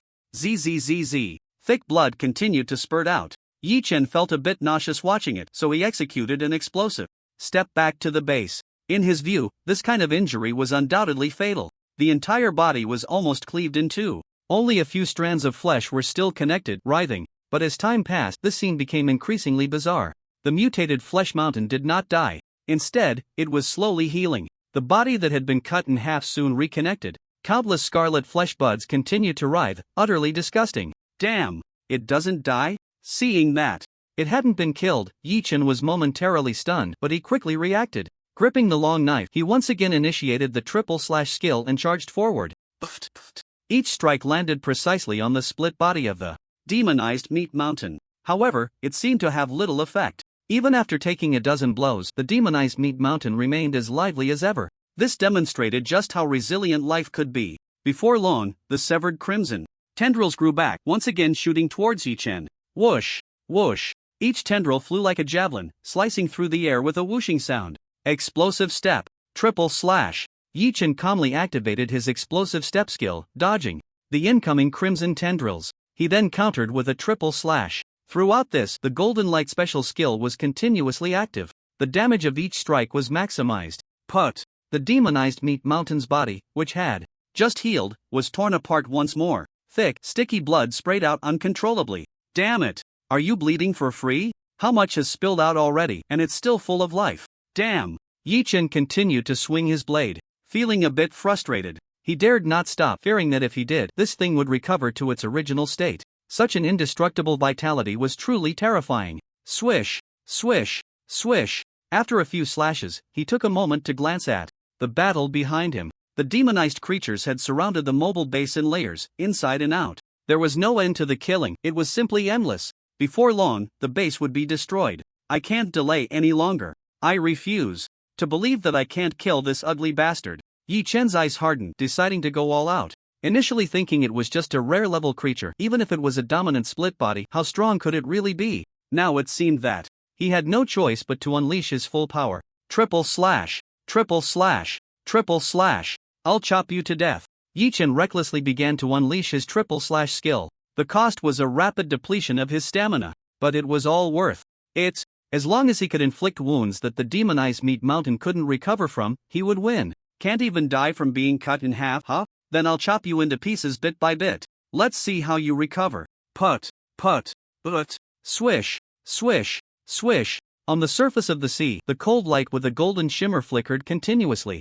It even froze in mid-air for a moment before disappearing. Facing Yi Chen's full-on assault, the demonized meat mountain had no power to fight back. The crimson tendrils couldn't reach him and could only passively take the hits. The massive body was accumulating more and more wounds. After dozens of minutes, with Yi Chen recklessly consuming his stamina and unleashing skills, the demonized meat mountain's enormous body was now covered in cracks. It looked like a tattered cloth that could fall apart at any moment. Now's the time. Explosive step. Golden light. Triple slash. Die for me. Yi Chen roared, using all his attacking means to deliver the final three strikes. Put, zzz. Roar. The demonized meat mountain let out a reluctant roar before dying. It then shattered into countless pieces of flesh, falling into the sea. Thick, purplish-red blood covered a vast area of the surrounding waters. Accompanying it was a foul stench. Phew, finally killed it. I still have about half my stamina left, that's enough. Ignoring the unpleasant smell, Yi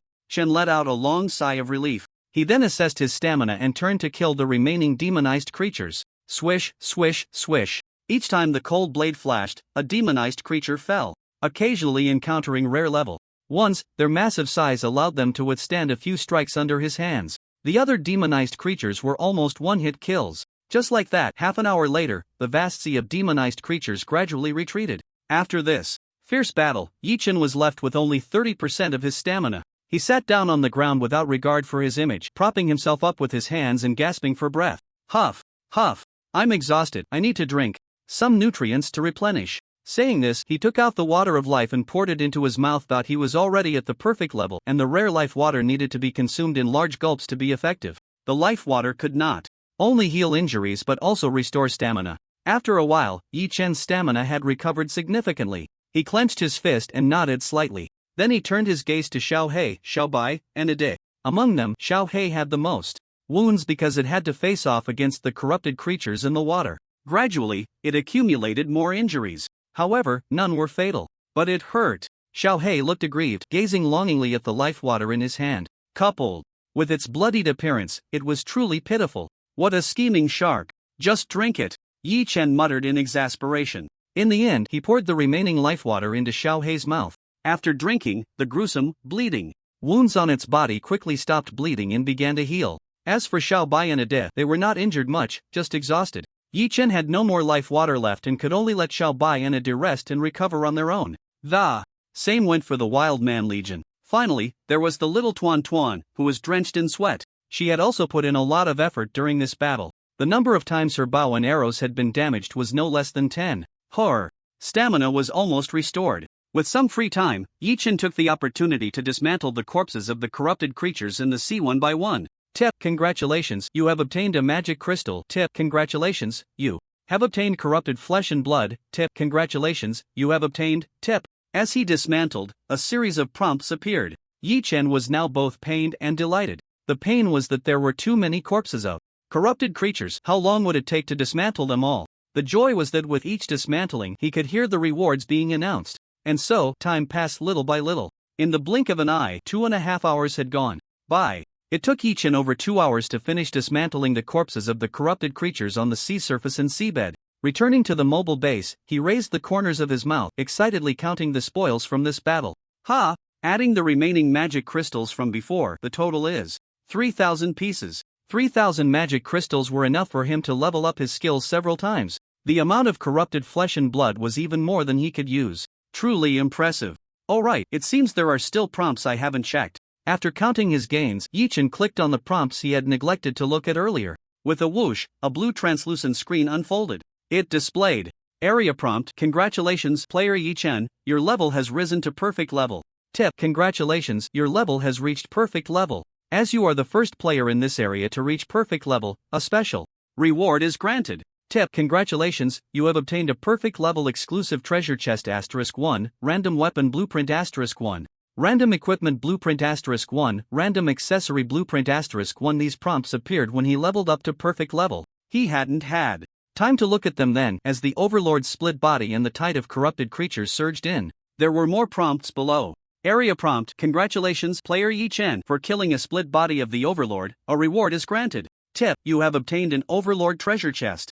*1 warning. Warning. Warning. You have killed a split body and have been marked by the Overlord. The Overlord will launch attacks on you at unpredictable times. What the hell? I've been targeted by the Overlord? Seeing this prompt, Yi Chen was instantly shocked. It had taken him so long to kill just one split body. If the Overlord came knocking, wouldn't he be done for? Damn it, the bold survive while the timid perish. What a mess. First, let's see what this Overlord treasure chest is all about. Soon, Yi Chen suppressed his panic and calmed down. He took out the Overlord treasure chest and examined it carefully. Dominion treasure chest, fake, level, rare description, a chest obtained after defeating the Dominion Splitter. Although it is not a true Dominion treasure chest, there is a chance to find some good items inside. Fake Dominion treasure chest? Looking at the chest before him, Yi Chen muttered. Then, with a slight thought, he consumed one use of his talent. Copy. In the next second, 6 Dominion treasure chests appeared. The level rose to perfect and the number of talent copies increased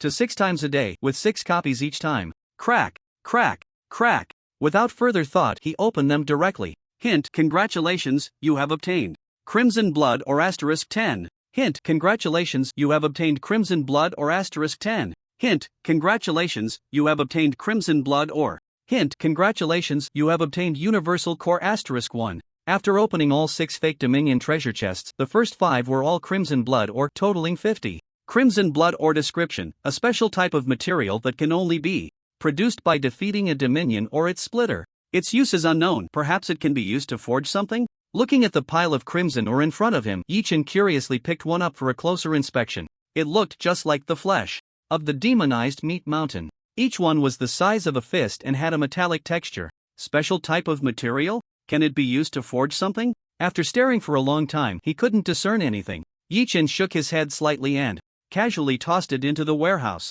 The next item, the Universal Core, was the main event. Universal Core level, rare description, can replace all cores of the same level, a remarkably concise introduction that made Yi Chen's eyes light. Up! What a good item, he exclaimed as he immediately took it in hand. Let's not forget, his mobile base was still at the rare level. To upgrade it, he needed a rare floating core. He had never even seen or heard of such a thing. Where was he supposed to get one? And this universal core right in front of him perfectly solved that problem. It could replace all cores of the same level. Not only did it cover the core needed for the base upgrade, but it also took care of the core required for the seawater separator upgrade. Copy. Hurry up and copy. Without a moment's hesitation, Yi-Chen directly used his third copying opportunity of the day. The universal core in his hand immediately multiplied to 6. He could barely hold them all. 1 for the mobile base, 1 for the seawater separator. I won't run out. Absolutely won't run out. Ha ha ha, Yi-Chen exclaimed excitedly. Then, he began upgrading the mobile base. Long ago, aside from the floating core, he had already gathered the other materials. Now that he had the core, if not now, then when? Mobile base, upgrade for me. Hint, do you want to consume materials to upgrade the mobile base? Yes, hurry up. Hint, materials consumed, the mobile base is upgrading, please. Wait patiently, ding ding dang, buzz, boom. As the upgrade prompt appeared, various sounds immediately erupted from every corner of the mobile base. Vibrations, tremors, noise. Previously, these would have been annoying. But now, Yi-Chen not only didn't find the sounds bothersome, he even found them somewhat pleasant. Thus, with an excited heart, he began practicing his swordsmanship. He practiced for 6 hours straight. After 6 hours, the mobile base finally completed its upgrade. Oh, no! It could no longer be called a mobile base, it was now an aerial fortress floating castle level. Rare durability 10,000/10,000 description, a castle that can float in the air, possessing remarkable mobility and equipped with high-tech devices that can absorb light energy, water energy, and wind energy to provide power. Upgrade materials: floating planks, perfect *100000, blue sea stones, perfect *10,000, mithril, perfect *3000, floating core, perfect *10. There were still a large number of special materials behind, far too many to list. Yi-Chen glanced at the floating castles panel carelessly and closed it. The rare level floating castle had changed significantly. First, the area had expanded from 100 meters by 100 meters to 200 meters by 200 meters. At a glance, it was much larger, almost to the point of being endless. Secondly, every part had become much more exquisite.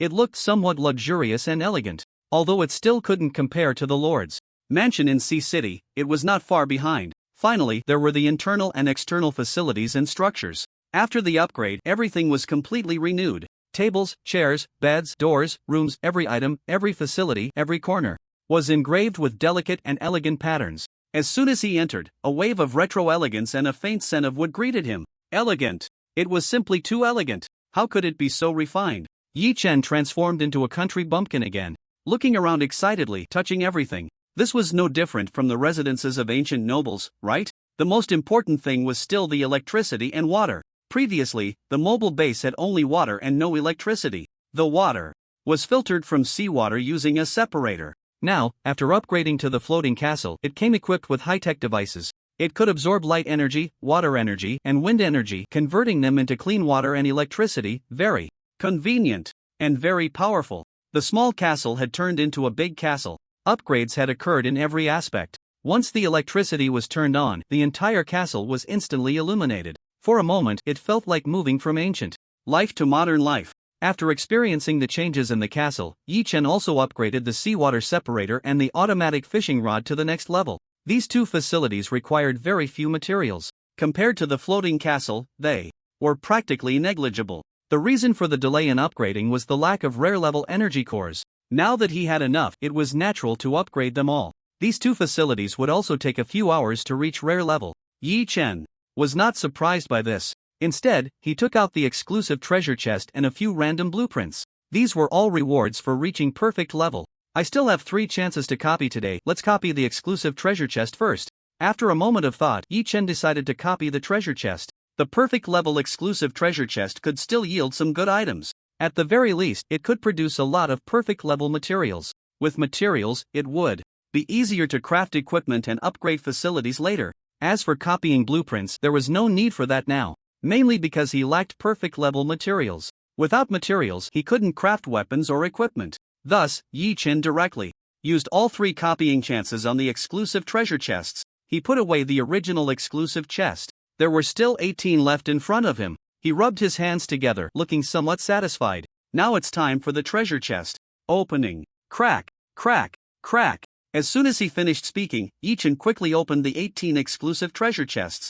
A series of prompt screens appeared before him. Prompt: congratulations, you have obtained perfect level materials. Prompt: congratulations, you have obtained perfect level materials. Prompt: congratulations, you have obtained. A continuous stream of prompts, all about obtaining materials. Looking around, there wasn't a single good item. Seeing, Yi-chan was not annoyed. He needed perfect level materials. Although they weren't anything too great, they were useful, and that was what mattered. Until the last exclusive treasure chest opened something that caught his eye. Tip: congratulations. You have obtained a demonized blood sapling *1 demonized blood sapling? What is this thing? Yi-chan opened the item description with some confusion and began to examine it closely. Demonized blood sapling level, common, can grow. Description: a legendary plant that seems to have infinite growth potential provided it is given enough nutrients, blood and flesh. A legendary plant? It can grow infinitely? Given enough nutrients, could it be that this thing needs blood and flesh to nourish it? Yi-chan stroked his chin, pondering over this item.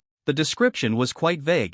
Aside from mentioning that it was a legendary plant capable of infinite growth, there was nothing else. So, should I plant it and see? After all, this thing has the potential for infinite growth. It looks quite impressive. It shouldn't disappoint me, right? At the top of the castle, Yi-chan arrived here. After leveling up, the area of the top floor had doubled. This made the farm seem a bit small. Just in time to take out the farm and place it. He nodded, recalling a special building he had obtained earlier.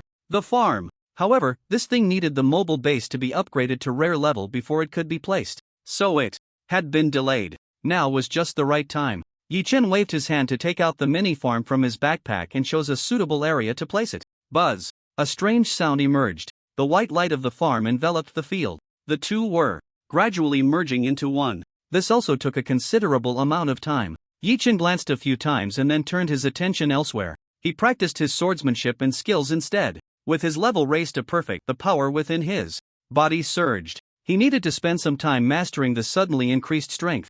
Otherwise, it could cause some troubles in daily life. In the evening, at dusk, the seawater separator and automatic fishing rod had completed their upgrades. Both had reached rare level. The seawater separator mainly improved the level of life water, increasing the amount produced per hour. The automatic fishing rod could now catch rare level fish. The changes in both made Yi-chan feel gratified. However, the fusion of the farm and the field at the top of the castle was still not complete. It might take longer. After having dinner with Xiao Tuan, Yi-chan continued to practice his swordsmanship and skills. He returned to his room to sleep only after midnight. The next morning, as the first rays of sunlight streamed in, Yi-chan slowly awakened from his dreams. After washing up and having breakfast, he went to the top of the castle. At this time, the farm and the field had already merged completely. Farm level, perfect description, can plant various plants and crops, and can also tame and raise animals, aiding in the growth of both plants and animals. A large farm almost covered the entire top floor of the castle. Looking at the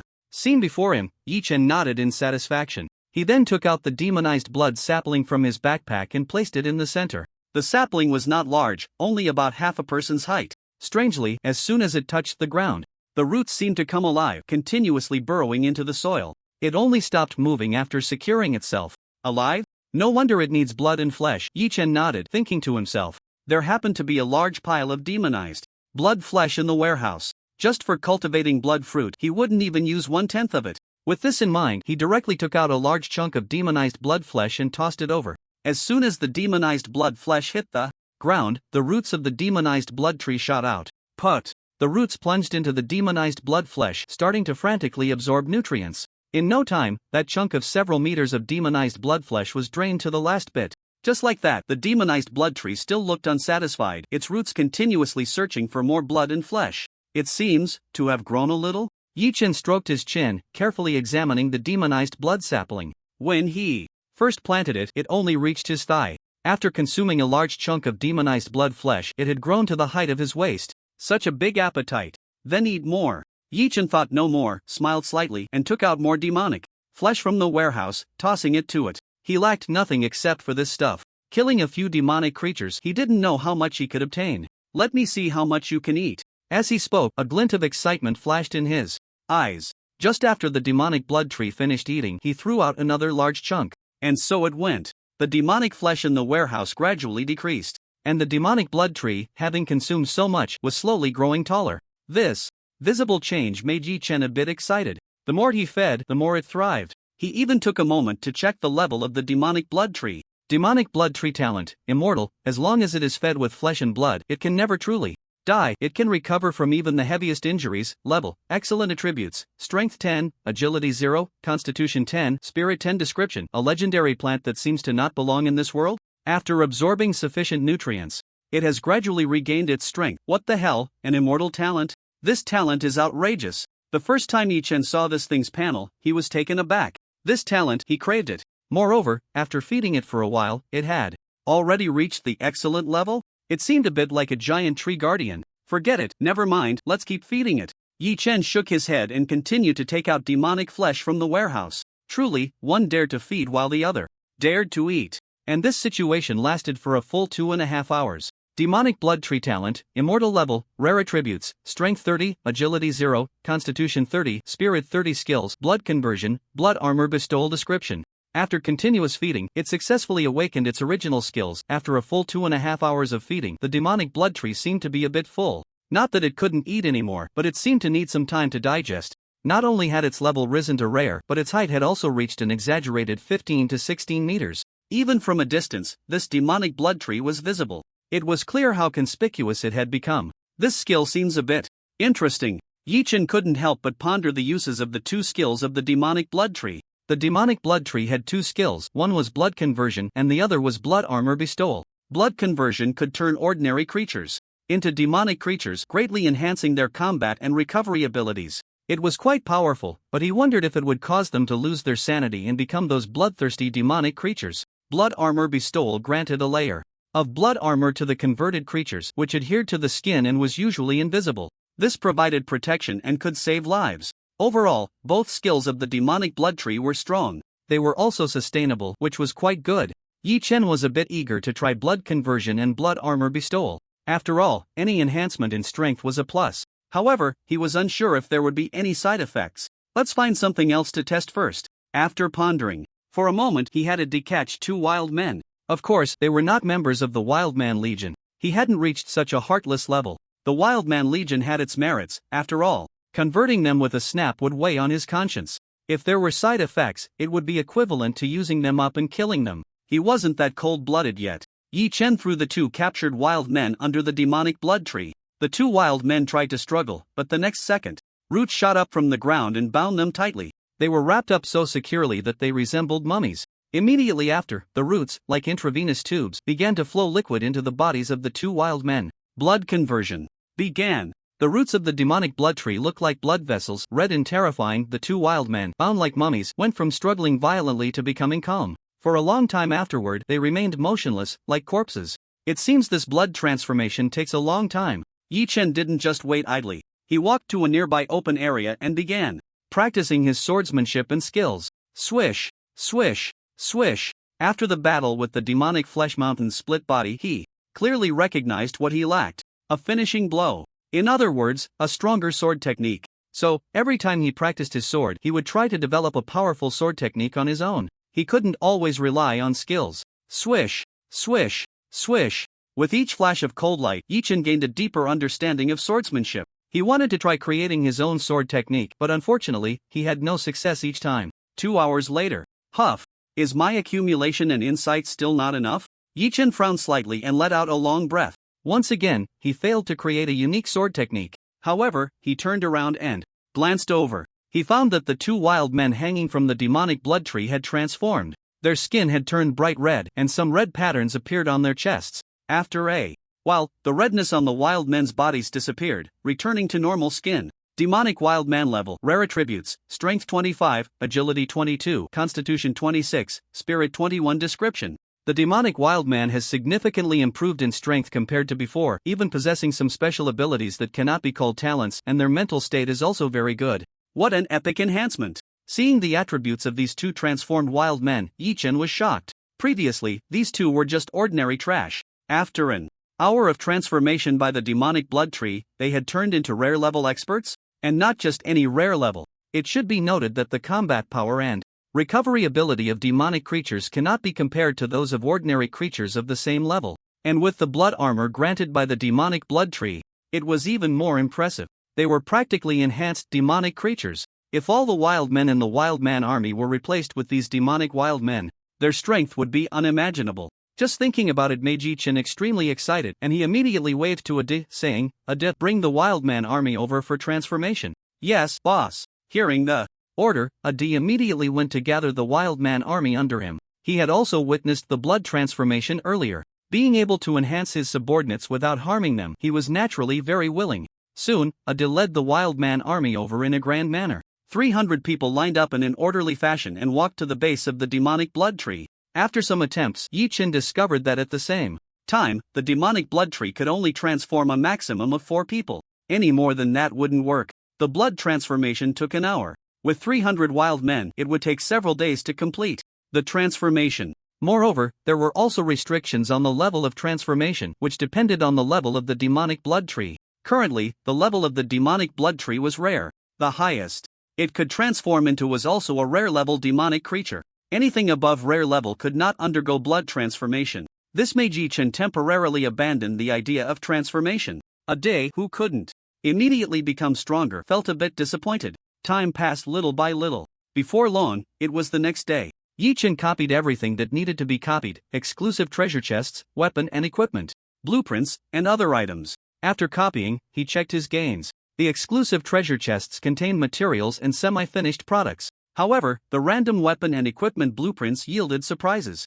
Mithril ring crafting blueprint level, perfect description, comes with additional attributes and trait bonuses. Crafting materials, Mithril * 100. Mithril necklace crafting blueprint level, perfect description. Crafting materials, Mithril * 100. Mithril bracelet crafting blueprint level, perfect description.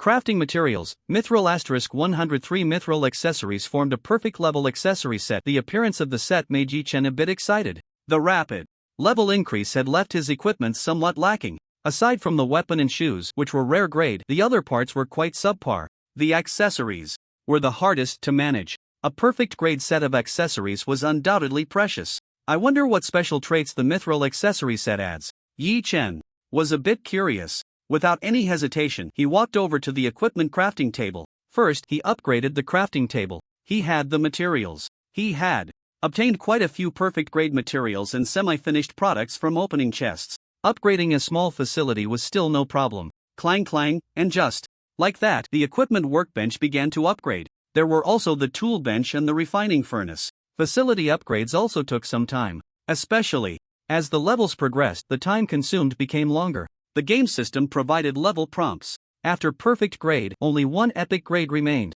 Am I close to the peak? For a moment, Yi-Chen felt a bit lost. He realized that he seemed to have never ventured beyond this sea area. He had only encountered people from the same sea area. In this game world, each person had their own sea area. Could it be that epic grade is just the beginning? Yi-Chen recalled what John had said last time. Above epic grade, potions, and sequences. These things were definitely not simple. Several hours later, the tool bench, refining furnace, and equipment workbench upgrades were complete. They had reached perfect grade, allowing the crafting of perfect grade semi-finished products, weapons, and equipment, etc. Yi-Chen placed the Mithril accessory crafting blueprint on the table and began crafting. He could still afford 300 Mithril.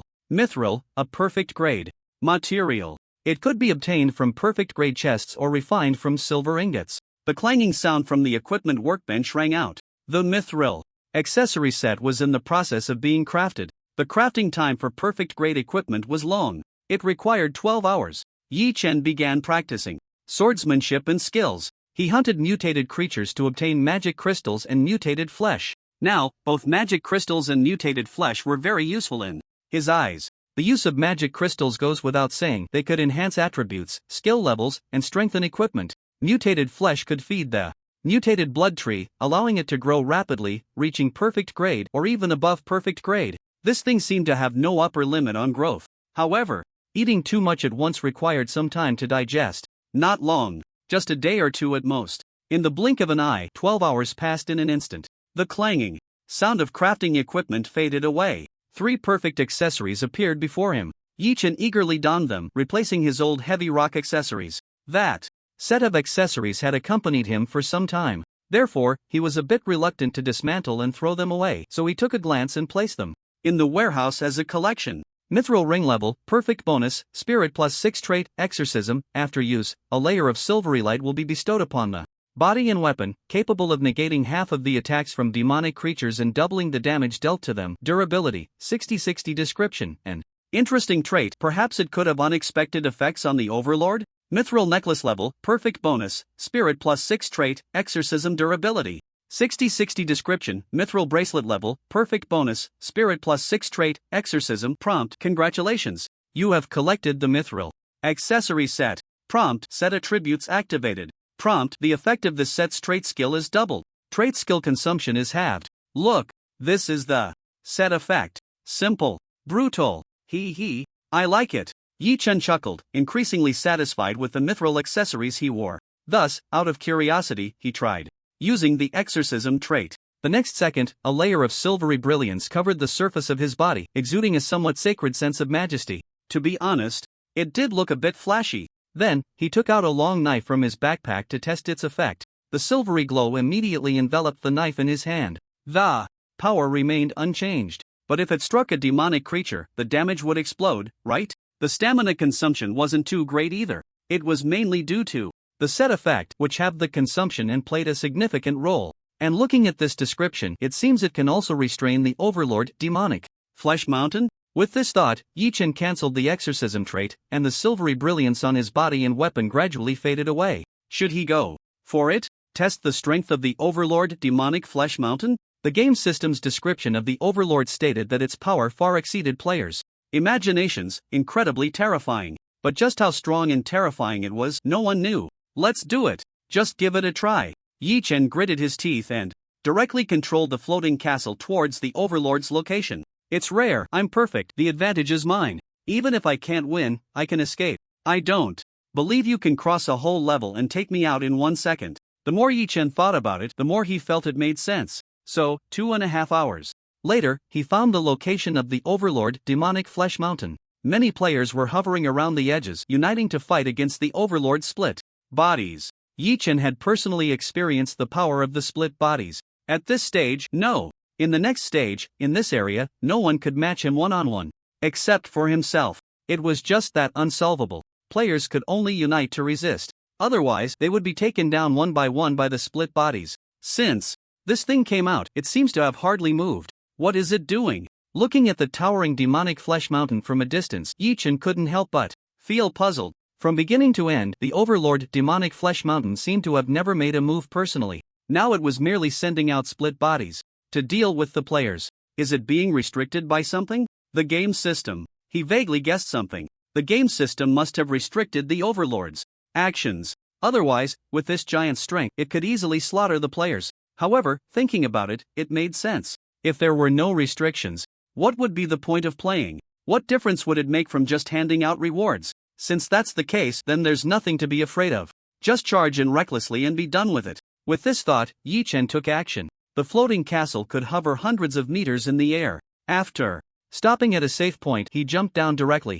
He started with the leap of faith. Oh no, it was the explosive step followed by a triple slash. Then, he brushed the back of his left hand against the knife and a golden glow appeared, looking cool. Swish! With all the enhancements, he struck the Overlord demonic Flesh Mountain with a single blow. Holy crap! Holy crap! Someone's gone in. Who is it? So fierce, just charging in like that? It's Gue, hit it. And the Overlord is bleeding. Is this the top player in the area? It's Yi Chen. Then it's fine. The big shot is already at the perfect level, and not long ago he killed a split body of the Overlord. The Overlord demonic Flesh Mountain is just rare level. It should be stable, right? I don't know. The game system rates the Overlord as far exceeding players, incredibly terrifying.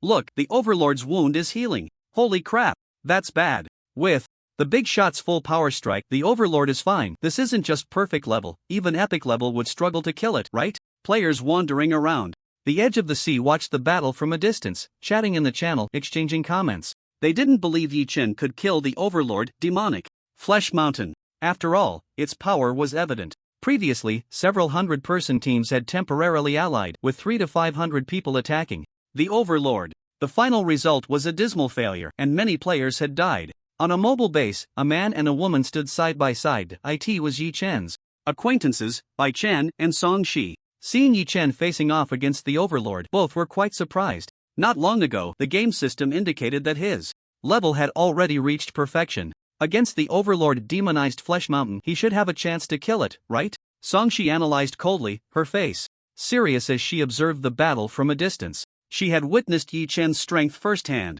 They had fought side by side at the beginning. Now, he had become the undisputed number one, leaving the remaining players with no chance to catch up. His rapid growth and strength made her wonder what his talent truly was.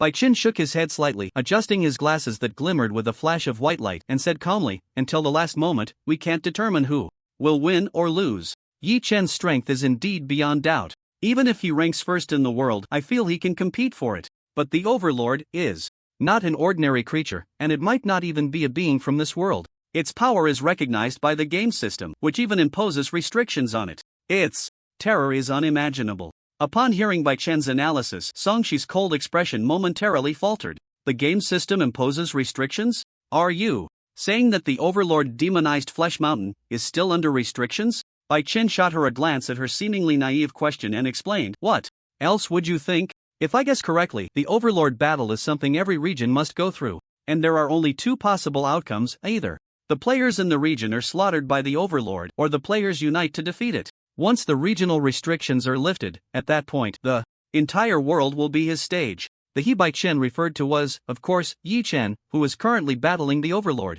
Hearing such high praise for someone from Bai Chen left Songshi somewhat shocked. All along, Bai Chen had been the type to strategize confidently, controlling everything. Yet now, he claimed that the entire world would be that person's stage. This implied that not only would she be a supporting character, but even he himself would be relegated to the background? So what should we do next? After the shock, Songshi calmed down and couldn't help but ask. Upon hearing this, Bai Chen seemed to have anticipated it, shrugged, and nonchalantly spread his hands, saying, "What else can we do? He is not someone we can control. Forcing this step will only lead us to destruction. But if we follow him, with him as our leader, soon we too can rise with the tide. Following him can elevate our limits, otherwise we will fade into the crowd. The talents in the top 10 of the world rankings are all monstrous, and even I estimate I wouldn't make it into the top 100, let alone you." As his words fell, Songshi was left speechless, her cold expression turning somewhat unpleasant. Whether in Blue Star before or in the current game world, she had always considered herself a prodigy, not inferior to anyone.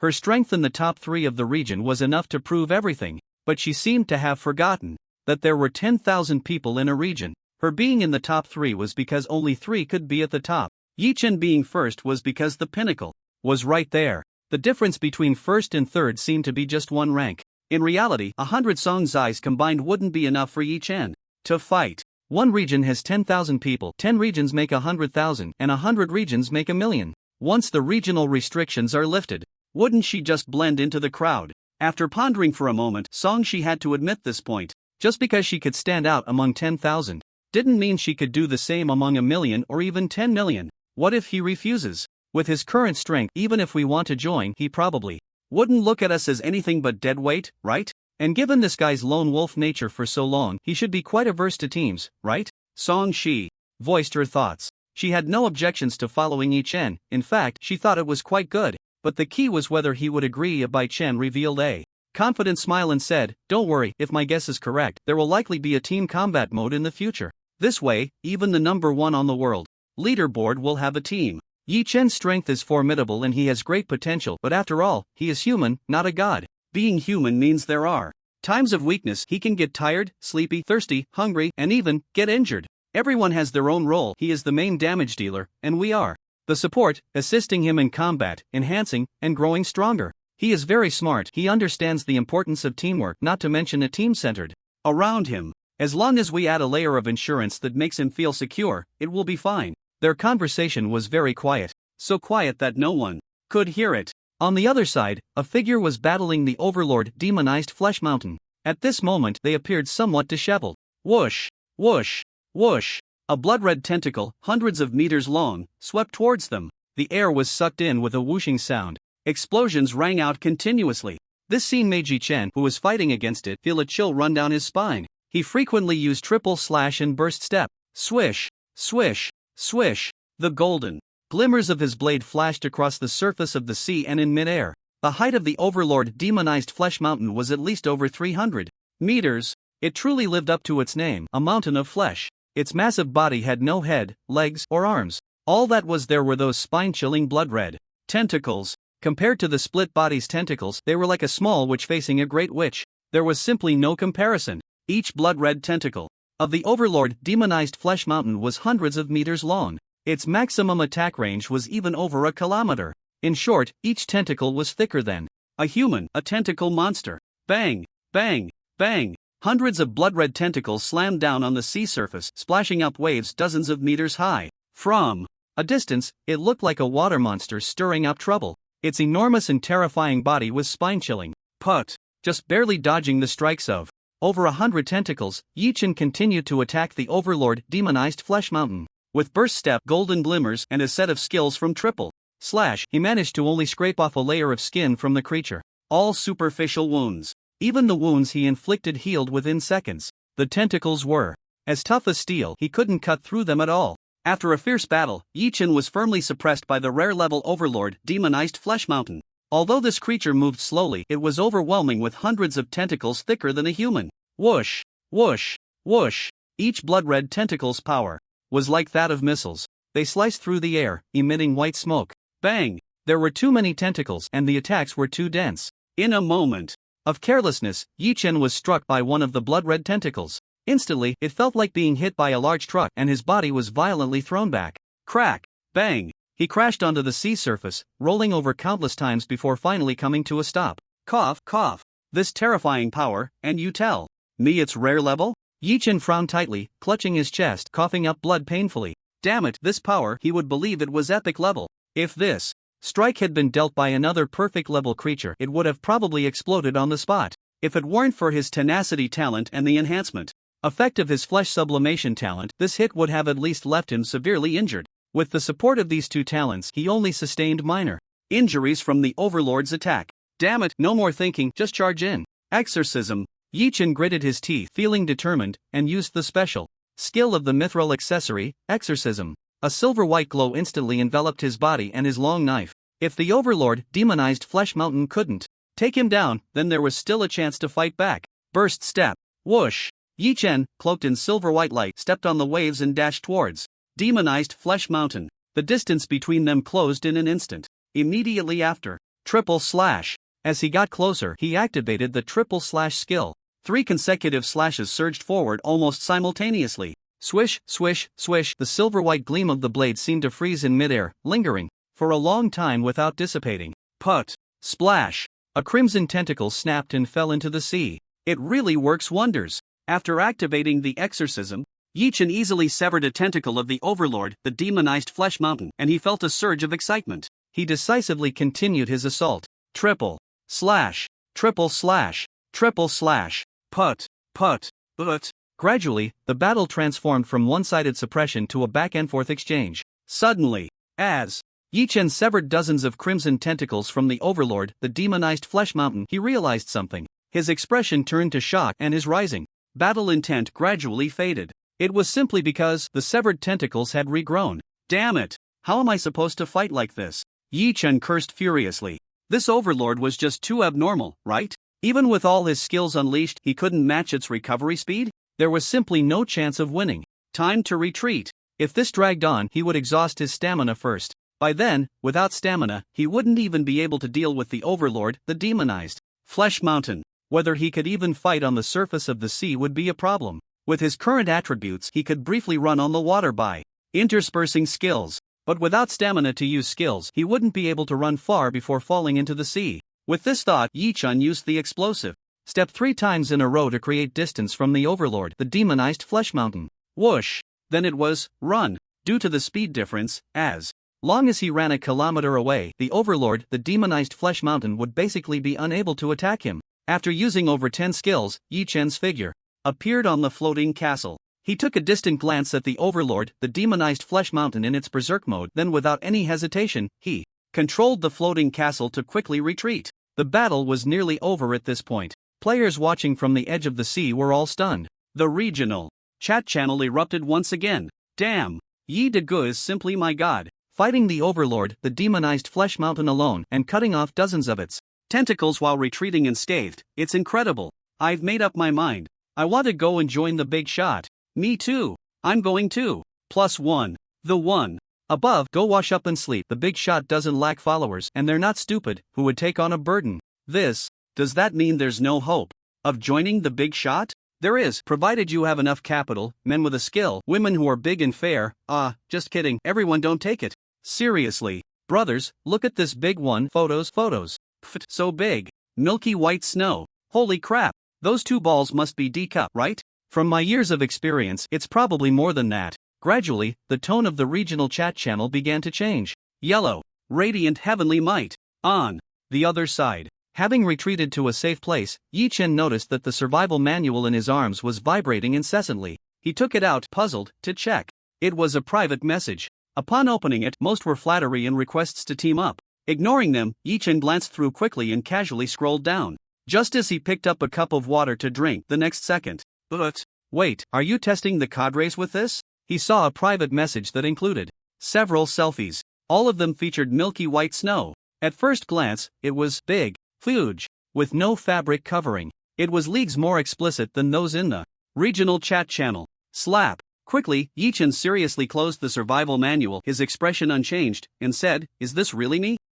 Just one more look, just the last look." After a mental struggle, he opened the survival manual again with a critical gaze. Unknowingly, 3 minutes passed. After a thorough critique, Yi Chen closed the survival manual, returning to a serious demeanor. "Expressionless," he said calmly, "but it's just a mere shell. Am I such a shallow person? Beautiful appearances are a dime a dozen, but interesting souls are 1 in a million. Well, speaking of which, that pair of milky white snowflakes. The sheer size was even rarer than an interesting soul?" Yi Chen shook his head slightly, dismissing the thoughts that had wandered off somewhere in his mind. He pulled out a long knife from his backpack and began to swing it. "Women only affect the speed at which I grow stronger. Women only affect the speed at which I draw my blade." Swish, swish, swish. And so, he resumed his diligent knife practice. Ever since he learned the knife technique, he felt restless if he didn't practice for a day. Once he started practicing, he was full of energy. Could it be that he had some talent in the way of the knife?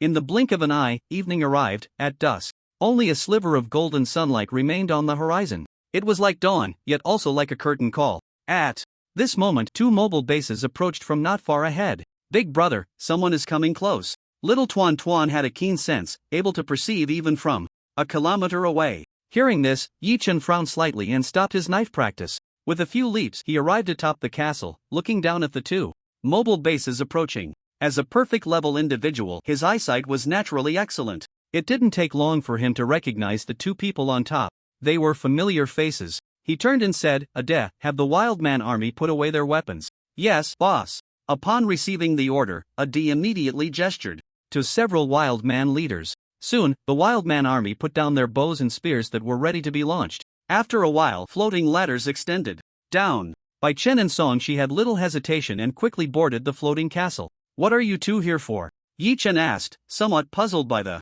sudden visit. These 2 usually acted like they were dead, not speaking at all. However, whenever they did move, it was always something big. "We are here to..." Song she was about to speak when Bai Chen interrupted from the side. "Let me say it.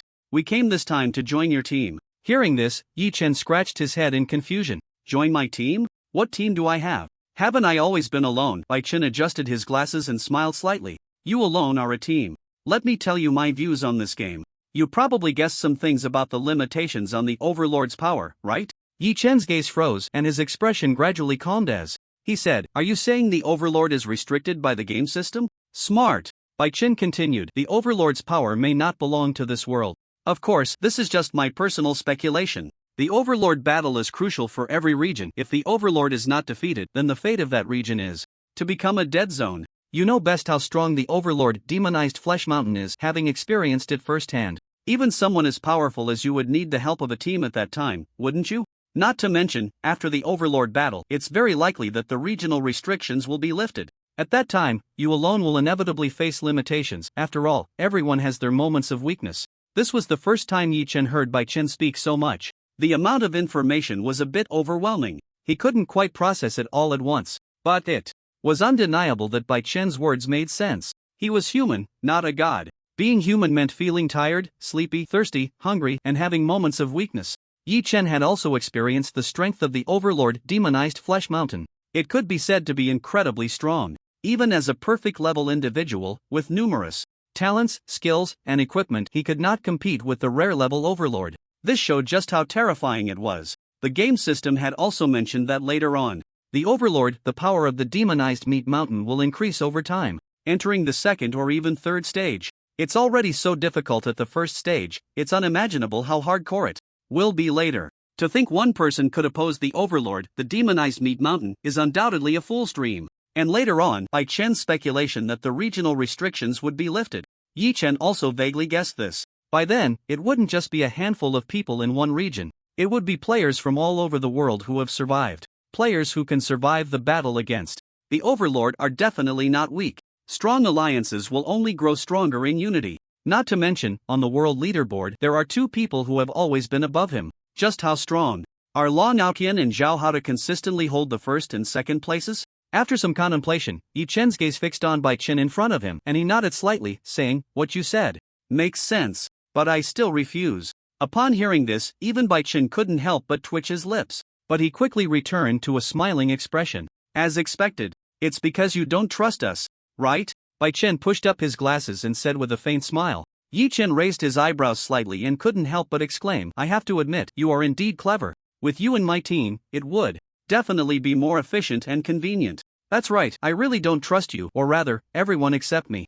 He spoke honestly. Bai Chen's mind was indeed sharp. Yi Chen even thought that, if this guy had the talent to replicate, he could definitely do better than him. Acknowledging others' strengths is nothing to be ashamed of. Moreover, there are no ifs in this world. Well, if it's just a simple alliance, I indeed find it a bit hard to trust. We can merge the mobile base into your floating castle. This way, you would be in charge. As long as you don't agree, we can't separate, and you can even prioritize using our resources. If we can't take action against you or steal your resources, there's no need to worry. The moment we merge our mobile base into your floating castle, our things become yours and your things remain yours. If we want to use facilities or divert resources, we must get your consent first." As his words fell, Yi Chen was somewhat shocked by the actions of the two. He took a slight breath to calm his emotions. You really trust me this much? Just to be clear, I'm not a good person." He was genuinely astonished by Bai Chen's boldness. Who would dare to pull off such a move? It was practically akin to putting oneself in a life or death situation,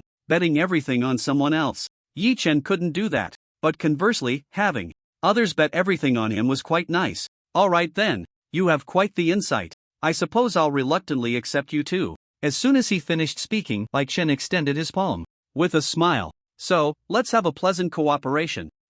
Pleasant cooperation." Yi Chen nodded and shook hands with him. As for Songshi, she was left out to the side. With her big chest and little brain, she could at most be considered a beautiful ornament.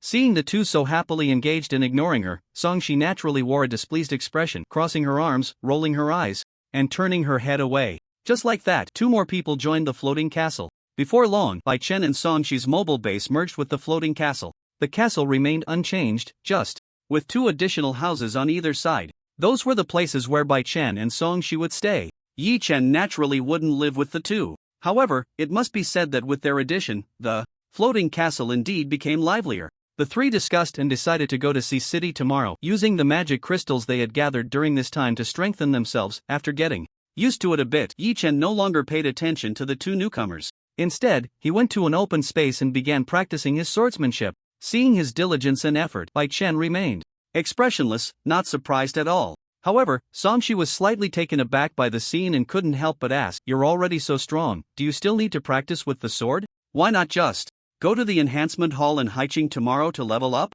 Hearing this, Yi Chen didn't pause and continued practicing his sword techniques, only casually replying after a moment, "I'm not practicing the sword, I'm practicing my heart." He made a casual remark. Songshi was left dumbfounded by his words. "Practicing the heart? Have you read too many novels? Practicing the sword heart?" She crossed her arms and murmured with a cold expression. Yi Chen ignored her and continued with his sword practice. Ever since his level had risen to perfection, he felt that his body's perception of the outside world had sharpened significantly. There were often gentle breezes over the sea, and sometimes he would swing his sword with the wind, other times against it. Each time he did this, it gave him a sense of, well, how should he put it? An understanding and insight into swordsmanship? It sounded a bit mystical, but that was indeed the case. Bai Chen pulled Songshi aside and shook his head slightly, signaling her not to disturb him. "What are you doing?" "I'm just watching, I'm not really going to do anything." Song-shi replied, speechless. Bai Chen responded with a serious gaze. Don't disturb him while he's practicing. He's about to touch another level of power. Every word and action of yours could interrupt his sword momentum or insight. As soon as he finished speaking, Song-shi looked puzzled and asked, what are you talking about? Sword momentum? Insight? She was about to say that Bai Chen must also be obsessed with novels, but thinking of his talent, she quickly swallowed her words, and instead asked, what have you noticed? Bai Chen nodded, his expression serious. Well, you should be able to guess what type of talent I have. Through my observation, I've found that every sword strike he practices now carries a faint, special fluctuation. It's somewhat like the sword intent and momentum in fantasy novels. And this type of ability is most sensitive to disturbances. During practice, even a slight mistake can affect the insight. He probably doesn't even realize that he's comprehending this ability. After hearing Bai Chen's words, Song-shi was shocked and also confused. Is it really that while others practice martial arts, he is cultivating immortality? Immediately, she obediently closed her mouth and stopped talking to avoid disturbing him. Thus, the two stood a short distance away, observing. Song-shi found the process quite boring, while Bai Chen appeared deep in thought, thoroughly engrossed. Occasionally, a glimmer of brilliance would flash in his eyes, and his evaluation of Yi Chen rose another level. Before long, the next day arrived. At 8 in the morning, the floating castle reached the gates of Haichang. Yi Chen, Bai Chen, and Song-shi stepped down. Is Yuer not here? When Yi Chen glanced at the guard as he entered the city, he didn't see Yuer's figure and felt a bit puzzled. However, he didn't think much of it. Once inside the city, they headed straight for the enhancement hall. After more than 10 minutes, the three appeared in the enhancement hall. Yi Chen approached the device for upgrading skills and was about to activate it when Song-shi hesitantly spoke up.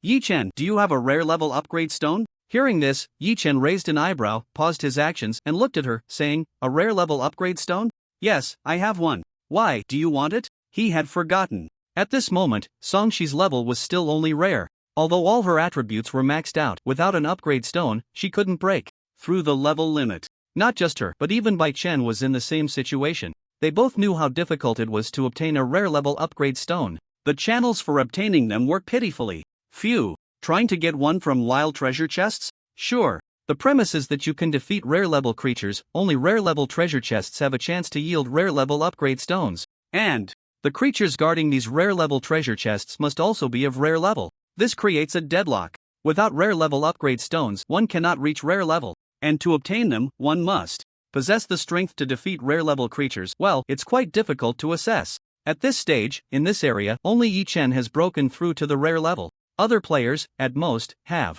raised their attributes to the highest, reaching the rare level limit, just like Bai Chen and Song-shi. Yes, I want to. Before Song-shi could finish her sentence, Yi Chen interrupted her directly.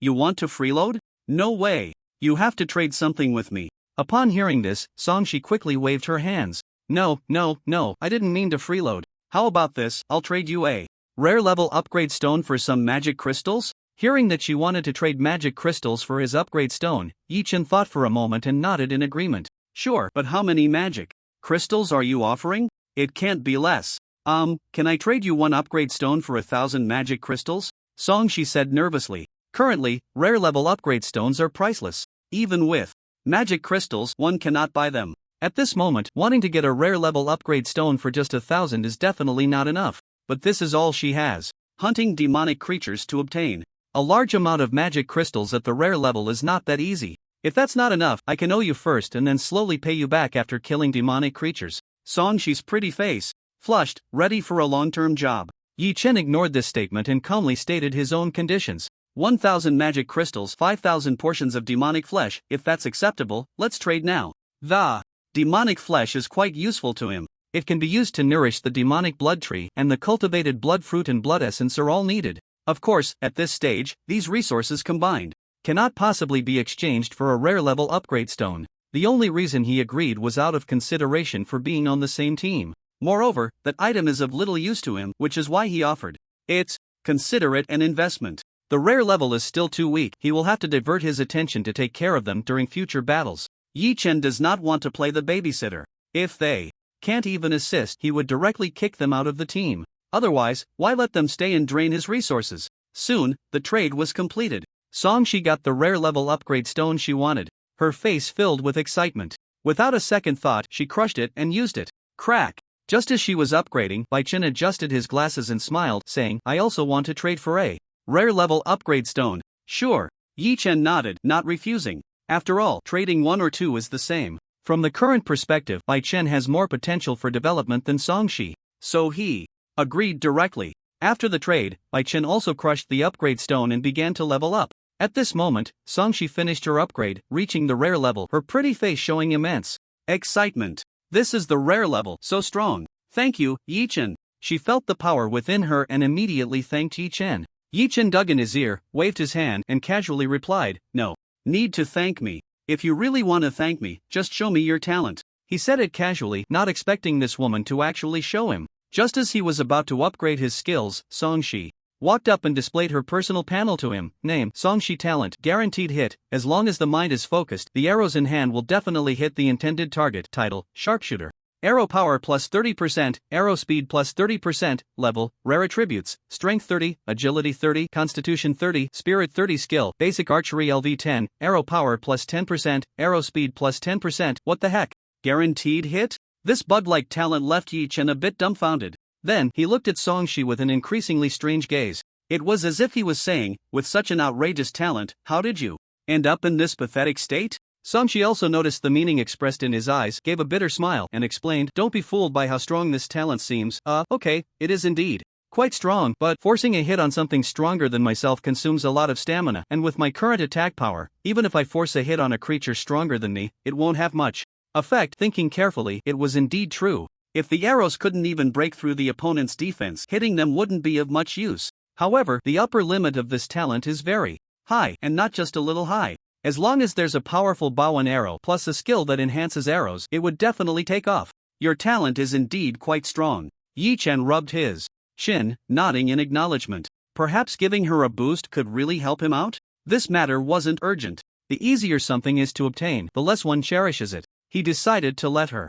exchange for magic crystals bit by bit. Yi Chen took a deep look at Songshi. She truly qualified to be a member of his team. Then he shook his head slightly, temporarily burying this thought. His attention returned to the interface for upgrading skills. After considering for a moment, he decided to upgrade his mastery of swordsmanship to level 10. Prompt, do you want to consume? Yes. Before the prompt could finish, Yi Chen directly clicked yes. Whoosh!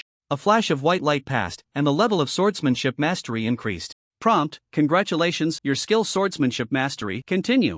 Without looking too much, Yi Chen continued to upgrade swordsmanship mastery. Prompt, do you want to consume? Yes. Whoosh! Another flash of white light. Following that, the prompt appeared. After several consecutive times, he finally maxed out swordsmanship mastery. Skill, swordsmanship mastery LV10, sword power plus 40%, sword speed plus 40%. This is the attribute bonus after maxing out swordsmanship mastery. The sword power and speed increased by nearly half. This value was already quite considerable. Yi Chen nodded in satisfaction. Then he glanced at his pouch. He found that there were still enough magic crystals to upgrade // Continue. / upgrade. Whoosh, whoosh, whoosh. With each click of the upgrade skill button, a flash of white light passed over him. Correspondingly, the magic crystals in his pouch were disappearing at a visible rate. Whoosh! Finally, with the last click to upgrade, the white light flashed. Prompt, congratulations, your skill / has successfully upgraded, level increased to LV10.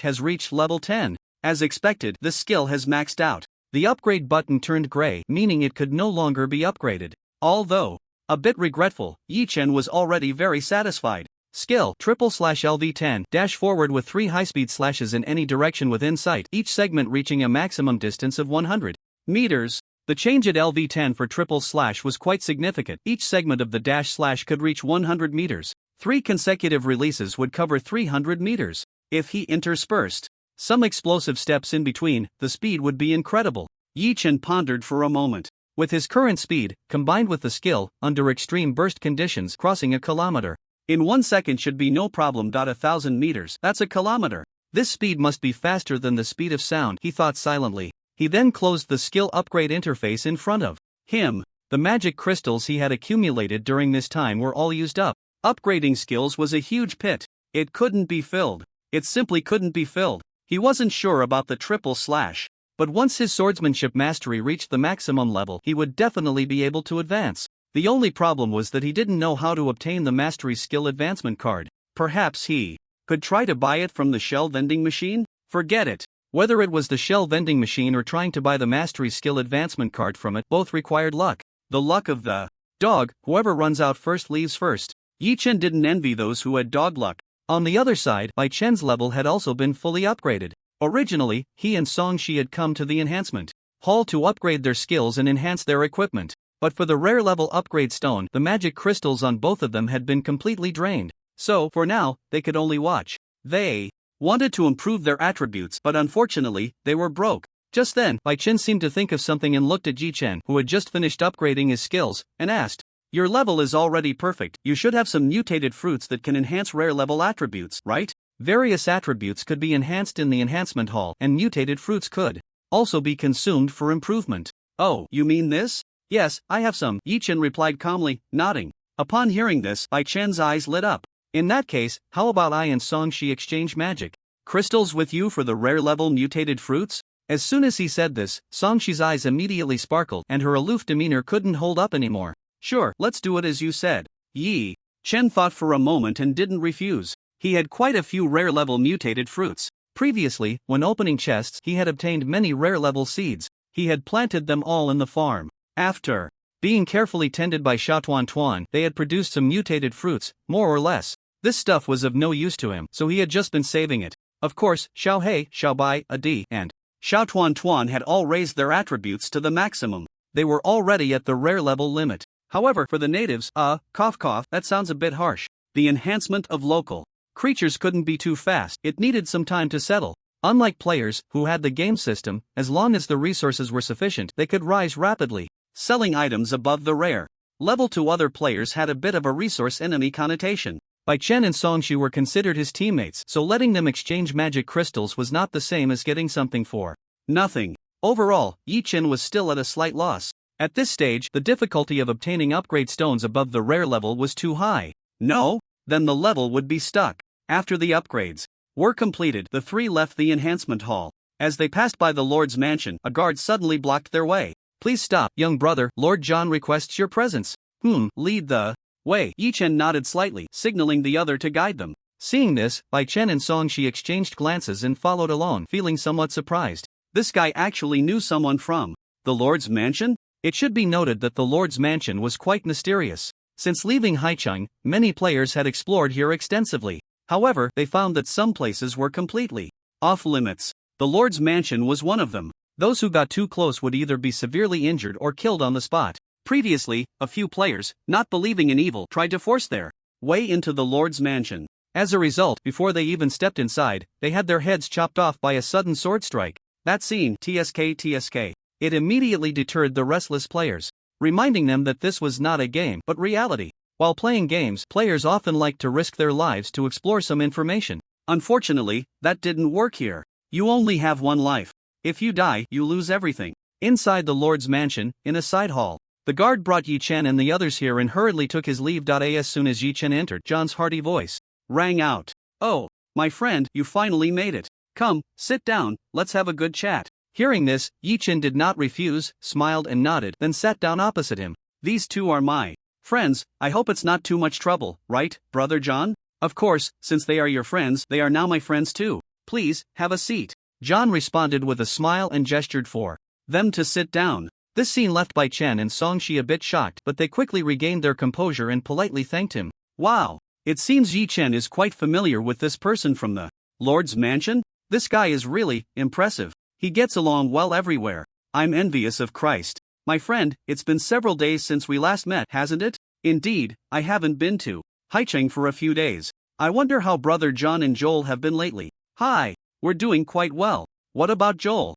Why isn't he standing guard at the city gate?" "Oh, that kid, he's recently been promoted to perfect level." "I see." Hearing that Joel was about to be promoted to perfect level, Yi Chen was still a bit surprised. It hasn't been long, and both John and Joel are about to reach perfect level. Is life in the Lord's mansion really that good? At this moment, he couldn't help but feel a bit envious of Christ. As for Bai Chen and Song Shi, who were sitting nearby listening, they had already become numb. Perfect level is mentioned so casually. It was quite a blow to the two who had just reached rare level. While chatting, Yi Chen took a moment to glance at John's current attributes. Name, John. Talent, incredible physique. Title, Lord's bodyguard. Level, perfect. Attributes, strength 47, agility 46, physique 48, spirit 45. Skills. After a quick look at the attributes, he didn't pay much attention to the rest. This glance left Yi Chen stunned again. Damn, the speed of this attribute increase is actually faster than his? It's confirmed. This guy must have some cheat. Just as he was slightly dazed, John began to talk about the last time he wanted to take him into the black market. Glancing at Bai Chen and Song Shi beside him, he hesitated for a moment but still spoke. Yi Chen, do you remember the black market I mentioned last time? Black market? Is that the one with the... Of course I remember. Yi Chen was about to say it was the place where potions appeared. With a chance, but upon seeing John's expression, he immediately changed his words. Clearly, potions and sequences are matters of epic level or above, and John didn't want to tell anyone else. Simply put, he just didn't trust them. The big-chested and brainless Song Shi didn't catch on. However, the astute Bai Chen, upon hearing this exchange, suddenly focused his gaze. He felt that the black market John mentioned, along with the unclear things Yi Chen had not elaborated on, were quite extraordinary. What could possibly make two perfect level guys so, even epic level above wouldn't make them this cautious? Could it be something above epic level? It must be admitted that Bai Chen really guessed it right. At this moment, Yi Chen was discussing the black market with John, completely unaware that this guy had already deduced key information from their brief conversation. Half an hour later, their conversation was nearing its end. A week from now, the black market will open for a limited time of 12 hours. I'll take you in then. There should be things you want inside, John said seriously, nodding. Yi Chen naturally wouldn't refuse. He had long wanted to see the black market.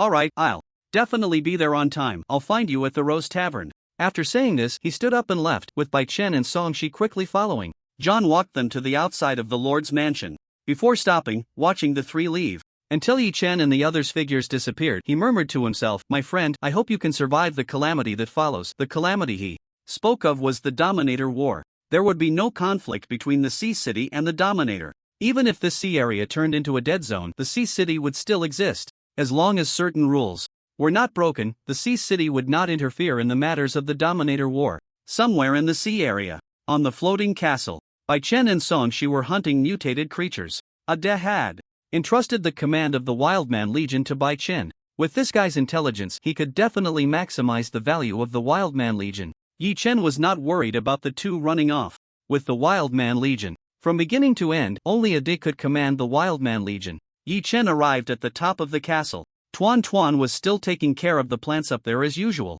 Usually, the task of feeding the mutated blood tree with flesh and blood was done by her. Gently patting Tuan Tuan's head, Yi Chen said softly, "Tuan Tuan, don't work too hard, take care of your health. It's okay, big brother." Tuan Tuan isn't tired. Helping big brother makes Tuan Tuan very happy. Little Tuan Tuan shook her head, her cute face full of smiles. Seeing this, Yi Chen had no choice but to say no more. He walked over to the mutated blood tree and carefully checked its attributes. Mutated blood tree talent, undying level, rare attributes. It leveled up. Having absorbed enough nutrients, the mutated blood tree's level increased again. It reached the rare level. It could now mutate rare level creatures. Yi Chen felt a surge of joy in his heart and immediately called over the sleeping swordbeak lark nearby. "Xiao Bai, do you want to become a mutated creature?" He didn't force it to undergo the blood transformation. Xiao Bai was his partner. The Wild Man Legion was at most just consumables. Whether to mutate or not, he could decide directly. But for Xiao Bai, he wanted it to choose for itself. Xiao Bai tilted its head, staring at the mutated blood tree. The mutated blood tree friendly extended its vines, greeting it. Ga. Xiao Bai made a sound, indicating agreement. It had seen the transformation of the Wildman Legion, which had no impact on consciousness and life.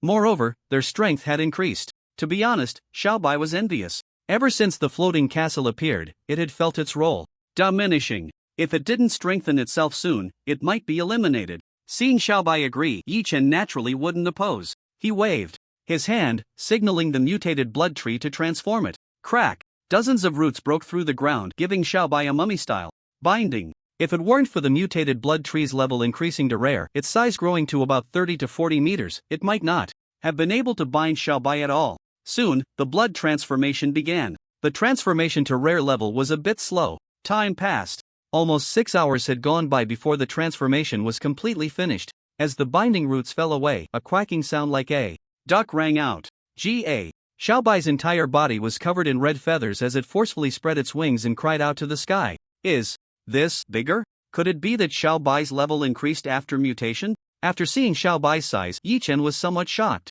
Over 20 meters in size, even larger when it spread its wings. He immediately checked Xiao Bai's detailed attributes. Swordbeak Lark Talent.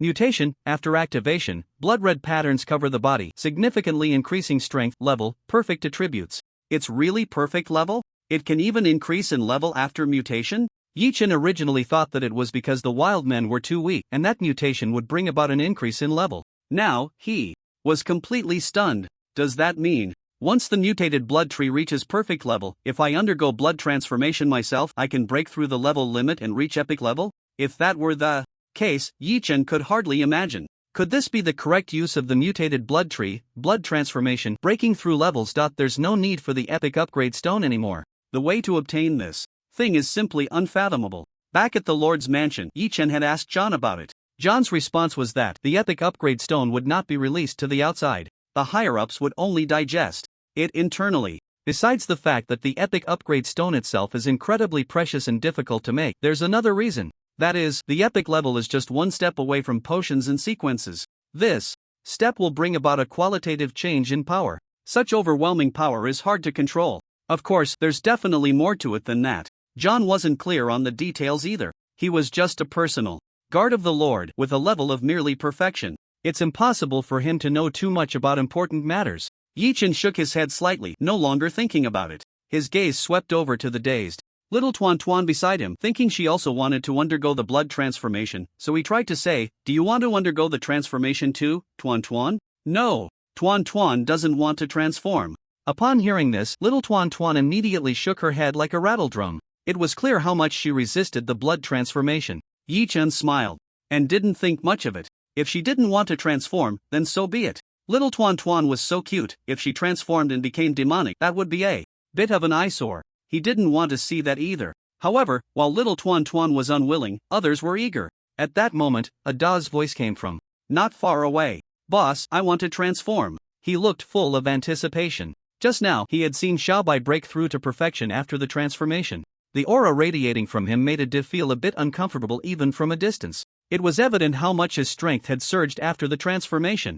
"Don't worry, you won't be left out." Yi Chen smiled slightly and nodded. He certainly wouldn't refuse Ada's request. The stronger AD became, the more wildlings he could subdue. This would increase the upper limit of the wildling army's numbers. At that time, it was hopeful to exceed 500 or even 1,000. 1,000 wildlings, all transformed by blood magic. Just imagining that scene was thrilling. With high-end combat power secured, mid-tier strength wouldn't fall behind either. It was simply a comprehensive development. At this moment, Xiaobai finally adapted to the changes in his body and the increase in strength. The blood-red feathers all over him gradually turned back to white. Flap, flap. His strong and powerful wings stirred the surrounding air, making the clothes of those nearby rustle. Xiaobai flew high into the sky, darting into the clouds, continuously ascending, then gliding. Watching Xiaobai having so much fun, Yi Chen smiled and shook his head, not bothering with him. "Alright, Ade, you can go for the transformation now." "Yes, boss." Upon hearing that he could transform, Ade was instantly overjoyed. He took several big steps to the base of the demonic blood tree. However, this time, the transformation didn't start immediately. The demonic blood tree extended its roots, asking Yi Chen for demonic blood flesh. Transforming an entity of the same level was extremely energy-consuming. Moreover, the energy required for the breakthrough after the transformation also had to come from it. Therefore, this action required a large amount of demonic blood flesh. Seeing this, Yi Chen smiled slightly and said, "Hurry up and give Adi the transformation. I'll provide you with plenty of demonic blood flesh." Saying this, he pulled out a large pile of demonic blood flesh from the warehouse and spread it around.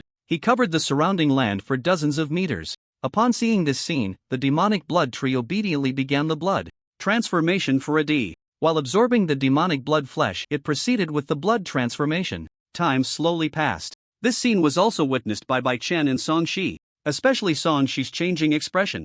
Yi Chen saw it clearly. "You two can stop thinking about it. It's not that I'm preventing you from transforming, but you need to push your attributes to the limit first." Upon hearing this, Song Shi's expression immediately turned a bit disappointed. Bai Chen, on the other hand, adjusted his glasses, revealing a thoughtful look. That tall tree was truly extraordinary. After his talent exploration, he discovered that this was a plant not belonging to this world. The upper limit was very high. Time passed and a day went by. Xiaobai, Adi, and Xiaohei all underwent blood magic transformation. Breaking through their limits, their levels reached perfection. Their strength surged. They also gained a talent called demonization. After activating demonization, crimson lines would appear, covering their bodies. Speed, strength, and recovery would increase significantly. Bai Chen and Song Shi were also envious. After the transformation, there was no need for upgrade stones and they could break through to perfection. Moreover, their strength would be much greater than that of ordinary creatures at the same level. But unfortunately, Yi Chen would not let them take advantage for free. Want rare level mutated fruits to enhance attributes? Sure, trade for magic crystals. Want to break through levels through the demonized blood tree? That's fine too, just keep trading magic crystals. In short, if you want to gain something, you have to pay for it. It could barely be considered an equivalent exchange. 3 more days passed. Yi Chen never forgot to use his copying talent every day. He copied the exclusive treasure chests and random equipment blueprints of the perfect level. Most of the items opened from the chests were perfect level materials and semi-finished products. The higher the level, the harder it was to obtain corresponding level equipment blueprints, items, seeds, and so on. However, even if it was difficult to obtain, it couldn't compare to the sheer quantity. If one was hard to get, then there would be 10. If 10 didn't work, then open 100. He would always manage to get some desired items. The seeds of perfect level fruits were also obtained from the exclusive chests. Even if there was only one, Yi Chen could replicate an infinite number. The greatest harvest of these days was not these, but a complete set of perfect level equipment. After continuously copying random equipment blueprints, he finally managed to open a satisfactory set. The mithril set. Compared to scattered pieces, the mithril set was clearly more powerful. Not only that, but this mithril set also matched with mithril accessories. The combination brought even greater bonuses. Then, Yi Chen eagerly placed it on the equipment crafting table to start forging. After spending some time and materials, he finally succeeded in crafting it. Mithril helmet level, perfect bonus, constitution +5 trait, mithril body. After activation, the power of mithril will cover your entire body, significantly enhancing defense while also being more effective against attacks from demonic creatures. Durability 60/60 description. The brilliance of mithril's power will protect you from being tainted by demonic forces. Mithril armor level, perfect bonus, constitution +5 trait, mithril body durability 60/60 description. Mithril greaves level, perfect bonus, constitution +5 trait, mithril body. Mithril boots level, perfect bonus, agility +5. A mithril cloak level, perfect bonus, constitution +5, spirit +5.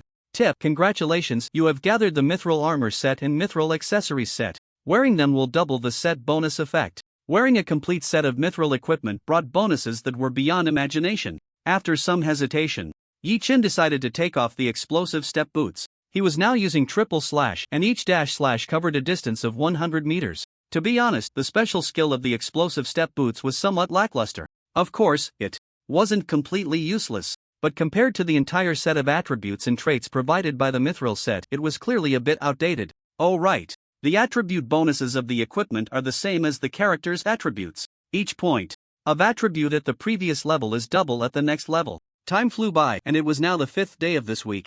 After several days of relentless training, the level of the demonized blood tree finally reached perfection, and it was at its limit. Except for agility, which remained at 0, all other attributes had reached their maximum. This also means that Yi Chen can perform the blood magic transformation. However, he is not in a hurry.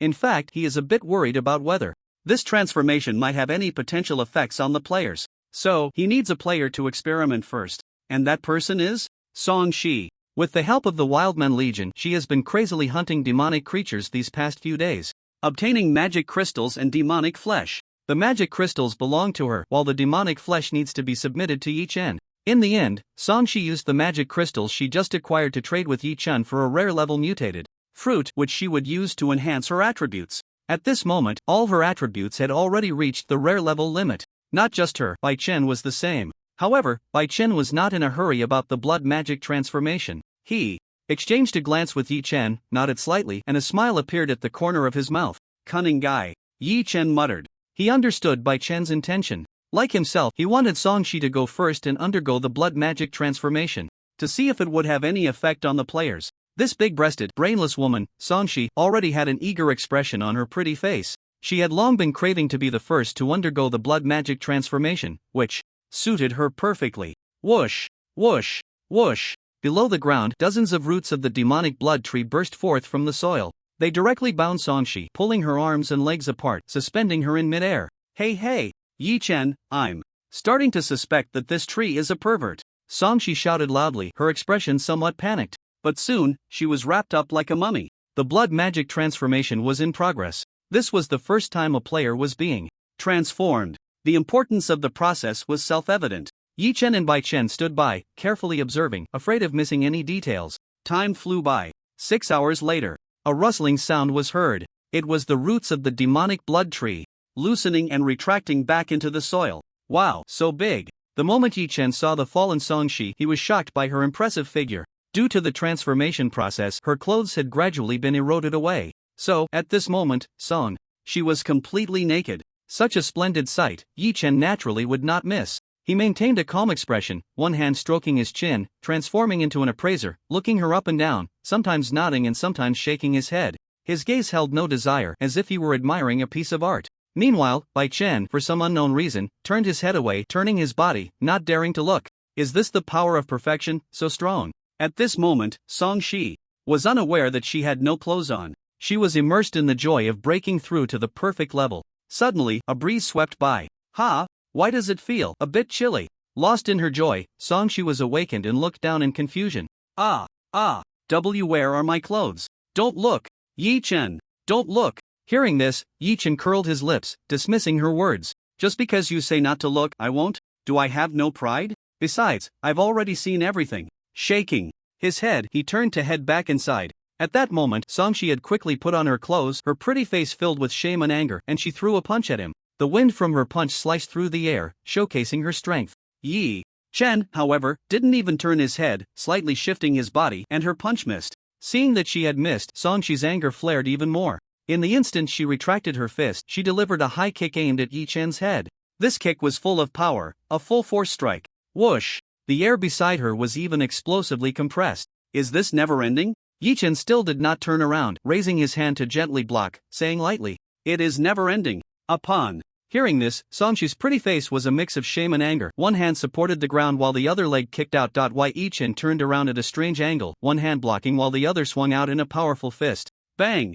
Just as the punch was about to land, he transformed his fist into a palm, striking her abdomen. The speed of his attack was so fast that Songshi couldn't react at all. In an instant, she was sent flying by the palm strike. After flipping in the air a few times, she landed steadily several meters away. Cough cough.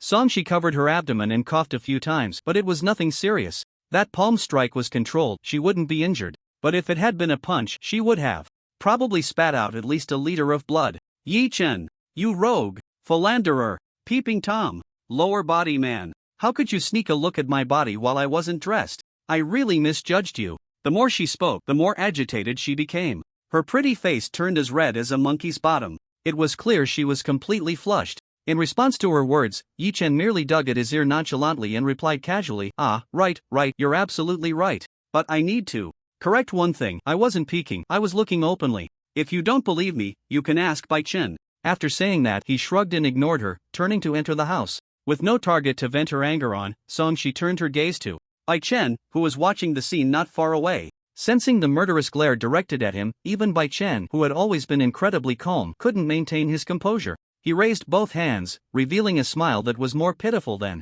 crying, and said, let me explain. I really didn't see anything, really, Songshi, you have to believe me. Crack, crack. Songshi clenched her fists, making cracking sounds, her expression growing increasingly grim as she gritted her teeth, and said, how can I believe you? Go die. Boom. With that, she threw a punch. Seeing the situation turn dire, Bai Chen immediately turned to flee. Thus, one ran ahead while the other chased behind. Yi Chen stood by the window, watching this scene with a mischievous smile. She chases him, he can't escape. After the farce ended, the three gathered together. However, Songshi's expression remained extremely grim. Usually cold and aloof, she now exuded a chilling aura mixed with a hint of murderous intent. Every time her gaze swept over, Bai Chen couldn't help but shiver. Yi Chen, on the other hand, appeared indifferent, looking at Songshi and inquiring about a few things. How does it feel after the demonic transformation? What aspect are you referring to? Songshi gritted her teeth. At that moment, Bai Chen's voice chimed in. After the blood transformation, has there been any adverse reaction to your identity as a player? Hearing this, Songshi thought for a moment and shook her head in response. No adverse reactions. I feel my body has become much stronger, and I gained a demonic transformation talent that I can activate at any time. After detailing her feelings about the blood transformation, She suddenly froze, realizing something, and immediately shouted, You guys, are experimenting on me? Even as Songshi was big-chested and not very bright, she understood something from Bai Chen's words at that moment. She became even angrier. Hee, what do you mean by experimenting? Don't say it so harshly, we're all part of the same team. Aren't you making a huge contribution to the team? Bai Chen adjusted his glasses, speaking somewhat awkwardly. Upon hearing this, Songshi snorted coldly, crossing her arms and responding with extreme indifference, that sounds nice. Since I made a significant contribution to the team, shouldn't there be some kind of reward? Upon hearing this, Bai Chen fell silent. What good things could he possibly have? If we're talking about good things, this lady next to him probably had a whole pile. Hearing this, Yi Chen shrugged and said, Alright, how about I waive the cost of this blood transformation? For you. That's more like it. Then I'll reluctantly accept it. Songshi's eyes lit up at the mention of waiving the blood transformation cost, but she still forced herself to suppress her excitement, putting on a nonchalant facade. Yi Chen shook his head, said no more, and turned to Bai Chen, saying, Next, it's your turn? Sure. Bai Chen adjusted his glasses and nodded in agreement without any hesitation. He then walked under the demonized blood tree. However, the demonized blood tree was on strike again. Yi Chen knew what it wanted. With a wave of his hand, he pulled out a large pile of demonized blood flesh from the warehouse and tossed it over. After absorbing enough nutrients, the demonized blood tree immediately revived from its feigned death. Its roots burst forth from the ground, with a small portion inserting into the demonized blood flesh to draw nutrients. Most of the roots wrapped around Bai Chen, quickly binding him into a mummy. At this moment, it was time for the blood transformation. Time passed. After 6 hours of transformation, evening fell. The roots of the demonized blood tree gradually fell away, retracting into the depths of the earth. Bai Chen, who had fallen to the ground, was prepared and took out a set of clothes, quickly turning around to change. Seeing that he was done, Yi Chen nodded and prepared to go back to sleep. However, after taking a few steps, Bai Chen called out to him, Wait, I want to show you something. Hearing this, Yi Chen stumbled, thinking that this guy's interests had changed after the transformation. Beside them, Songshi's eyes instantly ignited with gossip. Her big, beautiful eyes kept darting back and forth between the two. One could only say that the prettier the girl, the more she secretly enjoyed seeing boys together. However, unfortunately for her, her expectations were dashed. After Bai Chen walked in front of Yi Chen, he simply opened his personal panel. Is this it? Songshi was dumbfounded, expecting to see some shocking scene. Instead, it was just a personal panel. You should have said that earlier. You made me look forward to it for nothing. Yi Chen shot a glare at Songshi, then took 2 steps back and said, If you're just looking at the panel, why are you so close? As he spoke, his gaze fell on Bai Chen's panel. Name, Bai Chen. Talent, Eye of Truth. Theoretically, this pair of eyes can see everything clearly. Of course, this is just theoretical. Level, perfect title, absolute control. Can fully control his current power. This title is 1 in 10,000. No, 1 in 100 million. Attributes. At first glance at Bai Chen's personal panel, Yi Chen was shocked. The Eye of Truth that can see everything clearly? The title of absolute control that allows one to fully control their current power? He had thought that Songshi's talent and title were strong enough. He didn't expect Bai Chen's to be even more monstrous. After reading, Bai Chen put the panel away. Yi Chen took a deep look at him before turning back inside. He had originally wanted to undergo blood transformation as well. However, unfortunately, aside from not reaching the limits of his perfect level attributes, the demonized blood tree also conveyed some information to him. The gist was that Yi Chen's foundation was too strong, different from the usual perfect level, and that undergoing blood transformation required too much energy. This energy limit had already exceeded what the current demonized blood tree could bear. Therefore, even if he raised all his attributes to the perfect level limit, he still couldn't undergo blood transformation. He would have to wait until the demonized blood tree's level broke through to the epic level. Only then could it bear the energy needed for Yi Chen's transformation. Forcing the transformation would not only fail but could also lead to irreversible side effects. Understanding this principle, Yi Chen didn't rush to undergo blood transformation. Instead, in the following days, he consumed perfect level mutated fruits to enhance his attributes while feeding the demonized blood tree sufficient amounts of demonized blood flesh. Both their strengths were steadily growing. In the blink of an eye, a week had passed. Yi Chen naturally hadn't forgotten what John had told him before. The black market would open in a week and there would only be 12 hours. That meant this evening. Without delay, he arrived early in Haicheng, sitting in the Rose Tavern waiting for John. Bai Chen and Songshi naturally followed along, eager to see what the black market in Haicheng was like. Yi Chen treated them, ordering each a signature drink, the Rose Sprite. Before long, the drinks were served. He took a sip and glanced at Bai Chen, lowering his voice as he spoke. Does your talent have limits? It does. Bai Chen understood his meaning and nodded. I can only see through epic level information at most. As for anything above epic, the true I can't penetrate. Hearing this, Yi Chen nodded. Slightly, as expected. Your true eye should be able to observe any object, right? Yes, are you thinking of? Well, whether we gain anything from this trip to the black market depends on your true eye, old Bai. I understand. Bai Chen realized what he was planning. He wanted to use his true eye to see if he could find any hidden treasures in the black market. Although players could also discern the general information of items, some things were not explained by the game system. The true eye was different. This talent was powerful and comprehensive. Even though it was merely an auxiliary ability, it should not be underestimated. The true eye could observe all items, such as detailed information about weapons, equipment, and materials, as well as their specific uses. You think that's it? No. The true eye is far more than that. It can observe the opponent's attacks during combat and quickly identify weak points. It can even predict the opponent's next move. This ability to assist in combat is incredibly strong. Therefore, the true eye is among the top-tier talents among all players. The three of them sipped their drinks, chatting idly. Time passed slowly. An hour later, at the entrance of the Rose Tavern, two tall figures in knight armor appeared. It was the brothers John and Joel. My friend, it's been a while since we last met, and you've indeed broken through to the perfect level. Before they got close, they heard Joel's loud, boisterous voice. Joel, not bad yourself, you succeeded in your breakthrough? Yi Chen asked with a smile. Of course, with me in action, breaking through to the perfect level is a piece of cake. Slap. Before he could finish, John raised his large hand and slapped the back of his head, looking slightly annoyed as he said, Stop rambling, hurry up and sit down to drink. Ouch. I got it, my dear brother. Joel rubbed the back of his head, which was a bit sore, and pouted. After John sat down, he glanced at Bai Chen and Songshi. He noticed that their auras were much stronger than before, even faintly stronger than his brother. He was slightly taken aback, then smiled and nodded. It's only been a week, and your two friends have also broken through to the perfect level. Truly, I can only say they are worthy of being your friends. Just luck, Bai Chen replied with a smile. Well, you're also just lucky, huh? Yi Chen thought to himself, sipping his drink. Just then, Joel suddenly stood up with his drink in hand and approached Songshi, displaying what he thought was a gentlemanly gesture, smiling as he said, Oh, beautiful lady, your beauty has utterly captivated me. May I have the honor of dancing with you here? As soon as he said this, the table fell silent. The drink that John was about to gulp down paused in midair. He was visibly annoyed, gripping his glass tightly. Meanwhile, Yi Chen and Bai Chen sat to the side, looking on with amusement. After a moment of silence, Songshi, regaining her composure, immediately crossed her arms and said loudly, No. Ah, what a pity. Then this beautiful lady, would you at least share a drink with me? Fine, okay. Ultimately, Songshi reluctantly clinked glasses with Joel. Just as Joel was about to continue his pursuit, John spoke up with a stern face.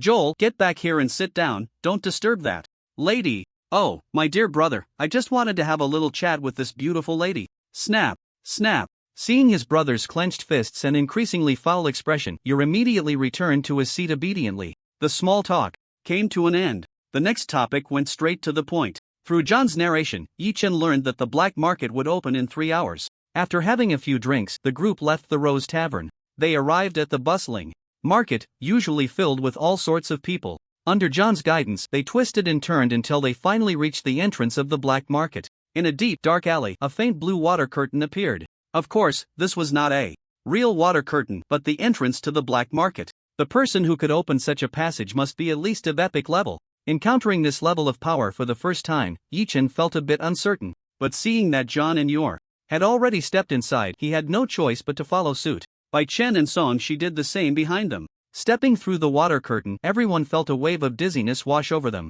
When they opened their eyes again, the surrounding scene had completely transformed. Before them was a seemingly endless street lined with stalls, shops, and other buildings. People came and went, most of them cloaked in black, making it hard to discern their faces and figures. Once they arrived, John turned to Yi Chen and said, You can wander around here freely, but make sure not to get your hands dirty. Even after leaving the black market, stealing is prohibited. In Haichang, duels to the death are banned, so if you see something you like, feel free to buy it. Oh, by the way, do you see that building in the middle? That's the auction house. The items inside are better and more expensive, and you need to use shell coins to buy them. Of course, you can also trade items?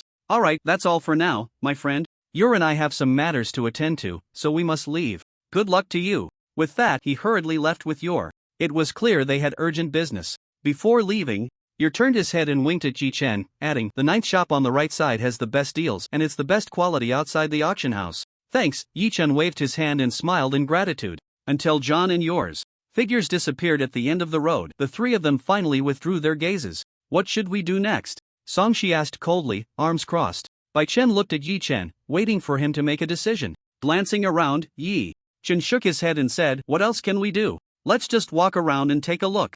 With that, he stepped forward towards the nearest stall. Bai Chen and Songshi exchanged glances but followed him nonetheless. In front of the stall, Yi Chen continuously scanned the items displayed. Unknown ore, level, unknown, description. Unknown herb, level, unknown, description. Unknown potion, level, unknown, description. Goodness, everything was unknown and unclassified. There wasn't a single useful piece of information. What use is the game system to you? Yi Chen silently complained in his heart, then turned to Bai Chen beside him, shrugging casually as he asked, so, have you found anything? Without needing a reminder, Bai Chen approached the stall and activated his talent, True Eye. A glance revealed nothing but defective junk. There wasn't a single useful item. Seeing this, he shook his head slightly. No, let's check the next place. Alright, let's go. Yi Chen nodded, not surprised. After all, good items aren't that easy to come by. If one had a luck-enhancing talent, it might be possible to stumble upon treasures just by wandering around. But unfortunately, none of the three had such talents.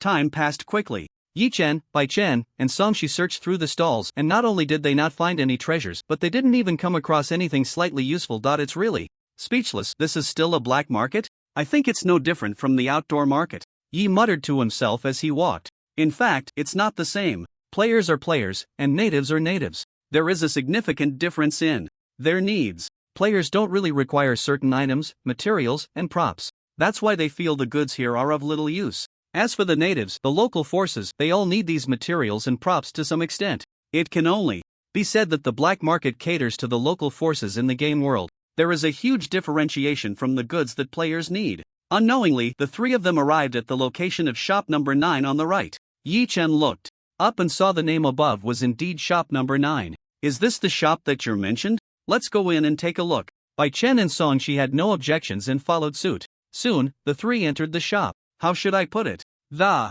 first glance upon entering was somewhat disappointing. Looking around, the items in the shop were a bit messy, almost like a general store. Yi Chen stood in front of the shelves, stroking his chin, carefully examining to see if there were any good items hidden inside. As soon as Bai Chen entered, he activated his talent, the Eye of Truth, to observe. The two were thoroughly entertained. Only Songshi stood at the door with her arms crossed, staring blankly, yawning in boredom. Suddenly, a slightly hoarse and low voice sounded from behind. So, little friends, is there anything that interests you? Someone behind them? When did this happen? Hearing the sudden voice from behind, Yi Chen's heart jolted. With his current perception, even an epic level being above perfect level couldn't approach him silently within dozens of meters. Not to mention now, the person behind was only 2 or 3 meters away, and he hadn't noticed at all. Above epic level? Or was there some special means? Bai Chen beside him was also startled, frowning, thinking that if this person behind wanted to kill them, it would probably be a matter of an instant. Yi Chen turned around and saw an old woman in a black robe, slightly hunched over, holding a cane.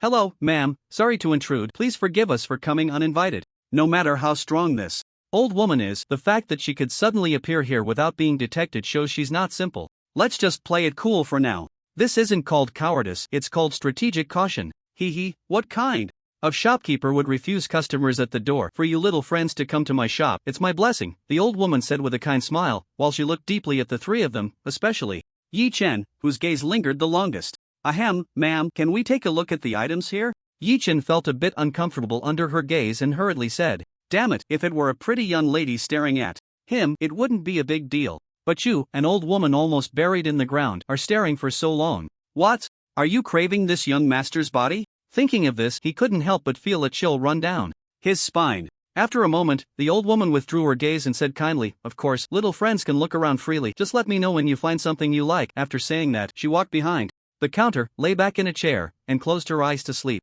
Seeing this, Yi Chen and Bai Chen exchanged glances and ultimately decided to continue looking. This shop was recommended by your. They couldn't just leave empty-handed. A few minutes later, Bai Chen brought over an item, which was a book. There's an advanced card for a mastery-level skill tucked inside. He lowered his voice to explain. Hearing this, Yi Chen, who was initially puzzled, suddenly brightened up and asked, are there any other good items? There's nothing left. I just used the Eye of Truth to look around here and found something useful. Upon hearing this, Yi Chen abandoned his plan to continue scavenging. Holding the book mixed with personal content, he approached the counter. Granny, I'll take this one. How much is it? As soon as he finished speaking, the old woman, who had been pretending to doze off, slowly opened her eyes, glanced around, and said softly, "It's just a worthless trinket. If the little guy likes it, just take it." After saying that, she closed her eyes again and continued to sleep. Free? Is this really happening? Yi-Chen looked at the old woman in confusion, and when he saw that she truly had no intention of taking any money, he took the book back into his hands. "Thank you, Granny." After expressing his gratitude, the three turned to leave. Just as they stepped over the threshold, suddenly, the old woman's low, hoarse voice came from behind. "Little guy, come find me at shop number 9 when you reach the epic level." Yi-Chen was taken aback, turned his head to look, and found that the old woman was no longer in the recliner behind the counter. What is this? Is it haunted? She had come in silently and left just as quietly. This old woman definitely has something going on. And she said to come find her after reaching the epic level. It's all so baffling. Yi-Chen shook his head slightly, no longer wanting to linger, and called out to Bai and Song-shi as they left shop number 9. The three continued to stroll through the black market. Before they knew it, they had approached the auction house in the center. "Hey, should we go take a look inside?" Song-shi pointed to the bustling auction house ahead, speaking with interest. Yi-Chen nodded, "Sure, let's go check it out." With that, the three walked towards the auction house. Entering required 300 shell coins. It wasn't much, so the three paid and quickly entered. In the center was a large stage, surrounded by some seats and viewing areas. At that moment, someone was performing on the stage. After a while, a woman dressed somewhat revealingly walked onto the stage holding an item. The auction officially began. For several items, Yi-Chen wasn't very interested. To be precise, they didn't hold much use for players until this one item. This book records the insights of the Gale Swordmaster. Although it's only at the beginner level, it's still quite good. Starting price is 10,000 shell coins. As the woman's voice fell, the crowd erupted in an uproar. To be called a swordmaster, one must at least be an epic level or higher powerhouse. Insights from such beings are naturally incredibly precious. However, it seemed that most of the insights were likely related to swords, and they were still at the beginner level, which significantly reduced their value. As a result, most people lost interest. But after all, it was the insights of a swordmaster, which still attracted quite a few people to call out bids. Yi-Chen was one of them. Although he practiced swordsmanship, historically, swords and knives are not separate. Moreover, he felt that the Gale Swordmaster's insights couldn't possibly be limited to just swords. Time passed. After a round of bidding, he finally won the item. He spent a whopping 29,000 shell coins. This book took up almost half of Yi-Chen's shell coins. Naturally, the remaining items in the auction house were out of his reach. After winning what he wanted and realizing he didn't have much money left, Yi-Chen looked at Bai Chen and Song-shi, shrugging. "I'm planning to leave. What about you two?" "Sure. Okay." The two of them weren't as wealthy as he was. Even if they pooled their shell coins together, they couldn't buy half of anything being auctioned on stage. Just watching was a bit painful, so they decided to leave together. Exiting the auction house, the three headed straight for the black market exit. This trip had been quite fruitful. Staying here any longer probably wouldn't yield any more fines. Rather than waste time, it was better to leave directly. Whoosh, whoosh, whoosh. The three passed through the light blue water curtain and returned to the dark alley. After a series of twists and turns, they finally made their way out. In the floating castle, Yi-Chen took out a card and casually tossed it to Bai Chen, who was not far behind, saying, "Here, this is your reward. An advanced skill card, huh? Thanks." Bai Chen reached out to catch the flying card, and after seeing its function and information, his eyes lit up. "You're welcome, you put in some effort this time too," Yi-Chen waved his hand and said. At that moment, on the other side, Song-shi, with a slightly displeased expression, asked, "What about mine? Why does he have one and I don't? That's not fair." Upon hearing this, Bai Chen simply glanced at her calmly, pushed up his glasses, and said nothing. However, Yi-Chen, hearing her words, replied irritably, "Yours? What effort did you put in this time? What about yours? This isn't fair. What, is it because you have a bigger face or a bigger chest? Oh right, your chest is indeed quite big." As soon as these words were spoken, Song-shi immediately exploded, crossing her arms and shouting angrily, "Yi-Chen, you're shameless. Huff, huff. Last time you saw me naked, so what's wrong with me wanting an advanced skill card?" She wanted to use this to get compensation. Unfortunately, Yi-Chen wasn't buying it. "Cut it out, you forgot to wear clothes yourself. What does that have to do with me? If you want an advanced skill card, trade it for magic crystals. There's no way I'm letting you get it for free. That damn Yi-Chen, I curse you to never have a girlfriend for the rest of your life." Song-shi viciously cursed in her heart. After a moment, she agreed to exchange magic crystals. "Just give it to me, I can owe you the magic crystals for now." Yi-Chen was somewhat speechless. These days, everyone wanting money acts like a big shot. but he still casually tossed her an advanced skill card. Thinking about it, having this woman work for him long-term to pay off her debt didn't seem too bad. Songshi, you wouldn't want to be unable to pay off your debt, right? Cough cough. What a wicked thought, my bad, my bad. Yi-chan quickly suppressed the evil idea that flashed through his mind. He then ignored the two and quickly made his way to the top of the castle. Once up there, he took out the mastery skill advancement card he had obtained from the black market, focused his mind, and activated his talent. Copy. In the blink of an eye, he had a stack of advancement cards in his hand. It was that simple and straightforward. He then entered the Sea City and arrived at the enhancement hall. Yi-chan opened the machine for upgrading skills and used the mastery skill advancement card. Whoosh! A flash of white light passed. The game's system upgrade followed suit. Notification: congratulations, the skill Blade Mastery advancement is complete, upgraded to Blade Expert. Blade Expert? The next second, Yi-chan felt a flood of memories about blade techniques surge into his mind, along with muscle memory in his body. After a while, he digested these memories, opened his eyes, and a shocking brilliance flashed within them. At that moment, he was like a sharp blade drawn from its sheath, radiating sharpness.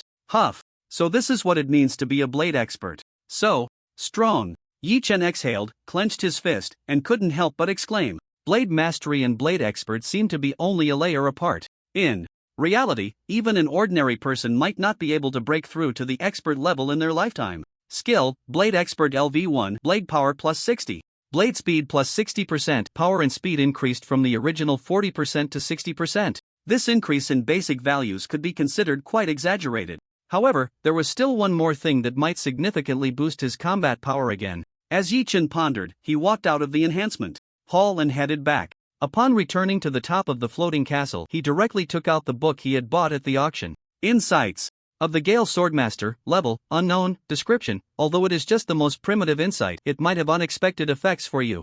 Now, the most primitive insights of the Gale Swordmaster, unexpected effects, After reading the description, Yi-chan first tried to copy it. Unfortunately, his previously infallible copying talent actually failed this time. It feels like, I can't copy it? He furrowed his brows. This was the first time he encountered such a situation. After careful consideration, Yi-chan realized that it wasn't that his talent had failed, but rather that this thing's rank far exceeded his current self. It surpassed the upper limit of what he could replicate at this stage. In that case, I can only use it directly. He shook his head regretfully. Then, he clasped his hands together and struck the book with force. Crack! The book instantly shattered like glass, producing a crisp and pleasant sound. Immediately, countless specks of light appeared, rushing madly into his body. In an instant, he felt everything around him quiet down. No! There was still one sound that hadn't disappeared. That was the wind. Gradually, the gentle breeze transformed into a strong wind, roaring towards him. Then, a blurry figure appeared, drawing a sword from its waist. No, it was a long knife. But that didn't matter anymore. The knife moved swiftly, cutting through the wind, so fast that it was almost imperceptible to the naked eye. Crack! The wind split apart. This scene was visible to the naked eye, a single stroke severing the wind's force, bringing the gale to an abrupt halt. As the image neared its end, that figure seemed to glance back. At this point, the scene completely ended. Huff! Huff! Sensations withdrew, and Yi-chan broke out in a cold sweat, panting heavily, his eyes filled with shock. After a moment, the shock transformed into excitement and exhilaration. Wind against the wind, cutting the wind. So that's it. I understand now. Saying this, he quickly drew the long knife from his backpack, mimicking the figure from the earlier scene, swinging the knife again and again. The more he practiced, the more entranced his expression became, as if he had completely immersed himself in it. Not far away, Songshi watched Yi-chan's frenzied display, a hint of worry appearing in her eyes, unable to help but say, he won't be in trouble, will he? Whose family practices knife skills like this? It's as if he's completely possessed, ignoring everything. Bai Chen, standing nearby, didn't respond. He had already activated his talent, the Eye of Truth, from the very beginning. He could barely see some changes in Yi-chan and his surroundings. After a while, he slowly said, he's fine, he should be close to mastering it. Close to mastering it? Upon hearing this, Songshi was slightly taken aback, then quickly asked, mastering what? Becoming an immortal or a god? Hearing this, Bai Chen shot her a somewhat speechless glance and explained, he should be close to grasping the knife's momentum or intent? Oh. Songshi responded thoughtfully, feeling as if she understood, yet also feeling confused. She scratched her head, feeling quite troubled, the kind of trouble that makes one think too much. Swish, swish, swish. At the top of the castle, Yi-chan faced the gentle breeze, continuously swinging the long knife in his hand. His expression and movements seemed frozen in that moment, until a strong wind blew in. Seeing this, Yi Chen's eyes lit up, and he whispered, "Now's the time. Ride the wind." Cut. He slightly tilted his body, rotating the long knife, and swung it out. This strike carried the force of the wind, slicing out a visible blade of energy. "It's not over yet. Ride the wind, reverse, counter wind cut." Yi Chen shouted, using all his strength to cut against the wind. Crack!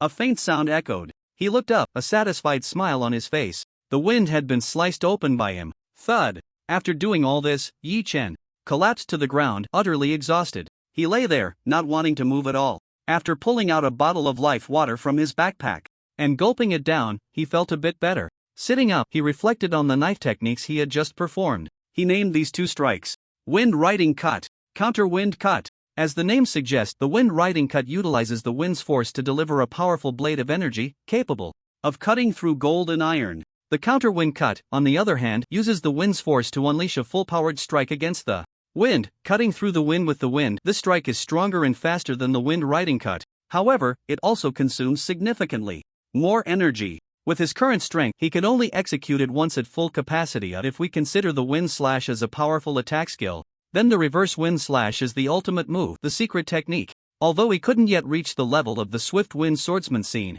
earlier, Yi Chen was already very satisfied. Creating a powerful skill, who else could do that? He opened his personal panel to check the skills section. However, he found that there were no wind slash or reverse wind slash skills. There were only blade force skills. Skill, Blade Force LV1. Self-created core skill, greatly enhances strength. The higher the blade force level, the greater the enhancement to self-created skills. Blade force, huh? It seems that wind slash and reverse wind slash are included within blade force. Yi Chen shook his head slightly and closed the panel. He stretched lazily towards the sea, feeling completely relaxed. After comprehending the sword technique he desired, his heart felt exceptionally clear. Time flew by. In the blink of an eye, a month had passed. It had been a full 30 days since the appearance of the Overlord.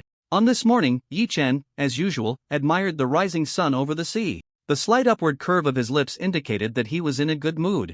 Ever since he comprehended blade force and created his own skill, his strength had surged once again. With a strong attack skill, dealing with demonic creatures was incredibly easy. He could now take down demonic creatures of the same level with a single strike. Bai Chen and Song Shi, without their talents, needed some time to kill them. That was the difference. However, the next second, a sudden game system notification shattered someone's pleasant mood. Area notification: a month has passed, and as time flows, the Overlord's strength has grown stronger. Warning: Overlord Demonic Flesh Mountains level has risen to perfect level. Warning: Overlord Demonic Flesh Mountains level has. Warning: Overlord Demonic Flesh Mountain. Following the area notification was a series of warning sounds. Upon seeing these notifications, Yi Chen immediately stopped, smiling. All right, are you messing with me? I just comprehended Blade Force not long ago, and the game system throws this at me?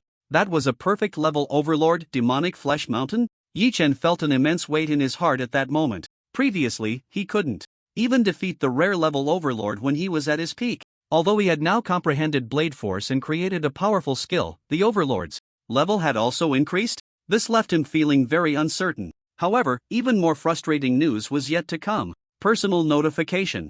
Due to your provocation of the Overlord Demonic Flesh Mountain and the killing of its split body, the Overlord harbors a deep hatred for you. Personal notification: after the Overlord's level increased to perfect level, it has gained considerable mobility. It will seek you out until it tears you apart. Alright. Another piece of bad news. After reading the notifications, Yi Chen felt an indescribable calmness within. He was used to it. He then showed these personal notifications to Bai Chen and Song Shi. After reading them, their expressions instantly turned serious. They had witnessed how terrifying the Overlord's strength could be. Now, with the Overlord Demonic Flesh Mountains level raised to perfect level, even the two of them, both at perfect level, would not stand a chance together. If they encountered it, wouldn't they be wiped out immediately? No, not necessarily. With him around, with his strength, he should be able to contend against the Overlord Demonic Flesh Mountain after its level increase. At the very least, he could retreat unscathed. With this thought, Bai Chen looked at Yi Chen, his expression grave as he asked, "Are you confident?" "Who knows?" Yi Chen shrugged and replied. He didn't know how much the perfect level Overlord's strength had truly increased. However, he was confident that with his current strength he wouldn't be crushed. Who was stronger or weaker would have to be tested. Nevertheless, being targeted by the Overlord still increased his pressure. To avoid being caught off guard, Yi Chen instructed Ade to lead the Wildman Legion, to increase vigilance and patrol around. Then came other precautionary measures. After preparing everything, Yi Chen contemplated the strength of his own lineup. Even apart from himself, there were quite a few at the perfect level. Bai Chen, Songshi, Xiaohei, Xiaobai, and Ade were all at the perfect level. After the transformation with demon blood, their combat power was impressive. Among them, Bai Chen, Songshi, and Ade were equipped with a full set of perfect level gear, significantly boosting their strength. Facing demonized creatures of the same level, they could easily create a crushing situation. Of course, aside from Ada's gear being free, the perfect level equipment worn by Bai Chen and Songshi was exchanged for demon crystals obtained during their recent hunts. It seemed like Yi Chen was squeezing them, but let's not forget that at this stage, perfect level equipment couldn't be bought even with money. As part of the same team, he not only provided them with a means to acquire it but also offered a discounted price. That was already quite generous. Alright. Later, Xiao Tuan also used a perfect level upgrade stone to reach the perfect level. However, her strength was much weaker than that of perfect level demonized creatures. So, in battle, she was just clearing out the minions behind the Wildmen Legion. Yi Chen gathered all combat power together and arranged the division of labor for the battle. A boss wouldn't come alone. There would definitely be a horde of demonized creatures following it, charging into battle one after another. Therefore, the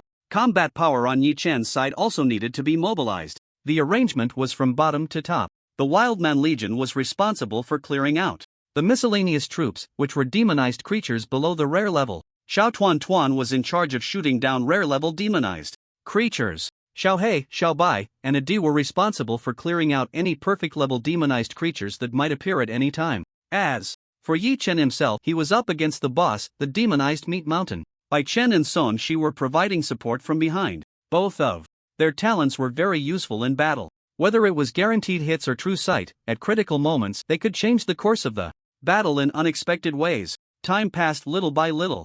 2 days went by in the blink of an eye. During these days, they hadn't even seen the shadow of the boss, the demonized Meat Mountain. The tension that everyone had been holding on to began to slowly ease. Just then, danger gradually approached from afar. Beneath the floating castle, a massive dark shadow seemed to emerge from the depths of the sea. Glub, glub, bubbles gradually appeared on the surface of the sea. Due to the angle, everyone didn't notice it right away. It was Xiao Tuan, dizzy in the farm, who sensed the danger and quickly shouted, "Big brother, be careful." What? Yi Chen was about to ask, but before he could finish his sentence, he saw the surface of the sea suddenly roiling beneath him. Whoosh, whoosh, whoosh. Thick, crimson tentacles sliced through the air, violently, whipping towards the floating castle. Bang, bang, bang, boom. The floating castle shook violently from the strikes of these tentacles. The sudden attack nearly knocked everyone off their feet. The boss, the demonized Meat Mountain, is here. Follow the battle plan we discussed. The moment the crimson tentacles appeared, Yi Chen recognized who it was. He quickly shouted for everyone to act according to the original plan. He himself drew his long knife and leaped down from the floating castle. Triple slash. Dozens of tentacles surged in instantly, the air bursting around them. Yi Chen seized the moment and executed his skill, triple slash. The 3 rapid strikes, each under 0.1 seconds, allowed him to swiftly break through the encirclement of these tentacles. His appearance successfully drew the attention of the boss, the demonized Meat Mountain, diverting its focus from attacking the floating castle. Just moments ago, Yi Chen had checked the durability of the floating castle. With just a few hits, the castle's durability dropped by 1,000. The defense of the floating castle was utterly inadequate against the boss, the demonized Meat Mountain. Splash! A massive shark-like demonized creature broke through the surface of the sea just as Yi Chen was about to land, opening its gaping maw to swallow him whole. Yi Chen ignored this scene, because, in the next second, whoosh, whoosh, whoosh, 3 arrows shot out from above. He pierced through the demonized creature and pinned it back into the sea. Instantly, the deep red blood stained the surrounding waters. Splash!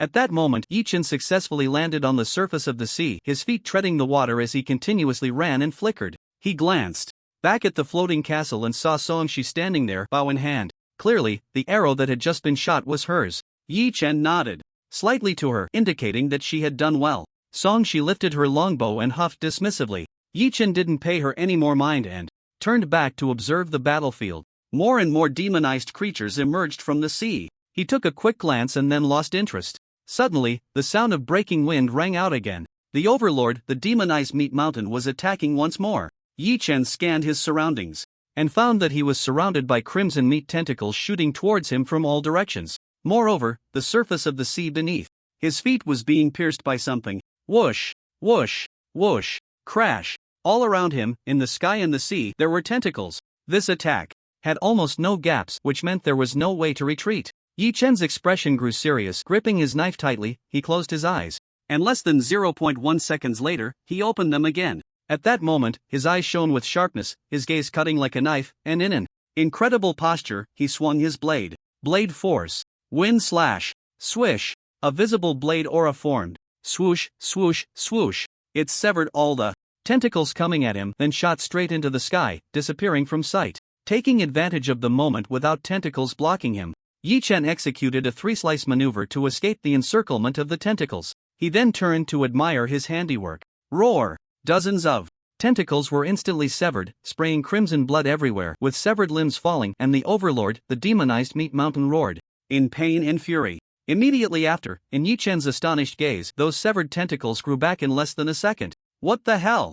This guy's recovery ability has increased again. Bang, bang, bang. The overlord, the demonized meat mountain, went completely berserk. Hundreds of tentacles began to wildly thrash the surface of the sea. Crash! The seawater within a radius of several thousand meters churned violently, resembling a monstrous sea creature that could destroy everything. The churning water made it hard for Yi Chen to maintain his balance, forcing him to continuously use the three-slice maneuver to shift and evade. Fortunately, his strength had already reached the perfect limit. The consumption of the three-slice maneuver was not too great for him. However, that last wind slash had consumed 1/10 of his stamina. Unlike the reverse wind slash, which consumed all his stamina, the wind slash allowed him to choose how much stamina to expend. At minimum, it was 1/10, and at maximum, 1/5. With tentacles continuously attacking, Yi Chen had no choice but to engage in a war of attrition. The longer he fought, the more uncomfortable it became. He was being suppressed. First, the sea was the overlord, the demonized meat mountain's home turf.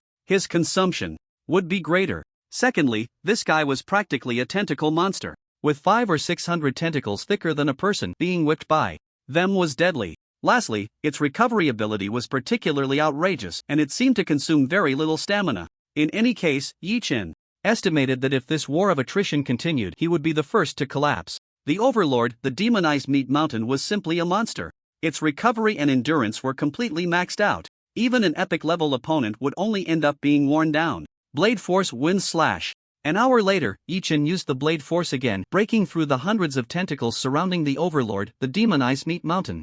This time, he adjusted the angle of his attack, allowing the blade aura to strike its flesh wall-like body. Swoosh! The effect couldn't be said to be non-existent. It was better than nothing. It only created a gash over 10 meters long. For the hundreds of meter-sized overlord, the demonized meat mountain, it was hardly a fatal wound. It recovered in less than 2 seconds. Moreover, even if it were split in half, Yi Chen estimated it could recover in a short time. How the hell am I supposed to play this? Yi Chen complained. In the next moment, hundreds of tentacles surged forward, intertwining to form a net that seemed impenetrable. Just as he was about to continue slicing through the wind, whoosh, whoosh, whoosh, a series of arrows shot forth, all striking a single point, like the alignment of 9 stars. Put! The arrows seemed to hit the weakest part of the tentacles, instantly tearing apart the net. Triple slash. Seeing the encirclement break, Yi Chen wasted no time and immediately executed a triple slash. With 3 swift strikes, he created a distance of 300 meters from the tentacles. At that moment, Bai Chen's voice echoed from the floating castle. Yi Chen, attack the center of the boss's back, that's where its weak point is.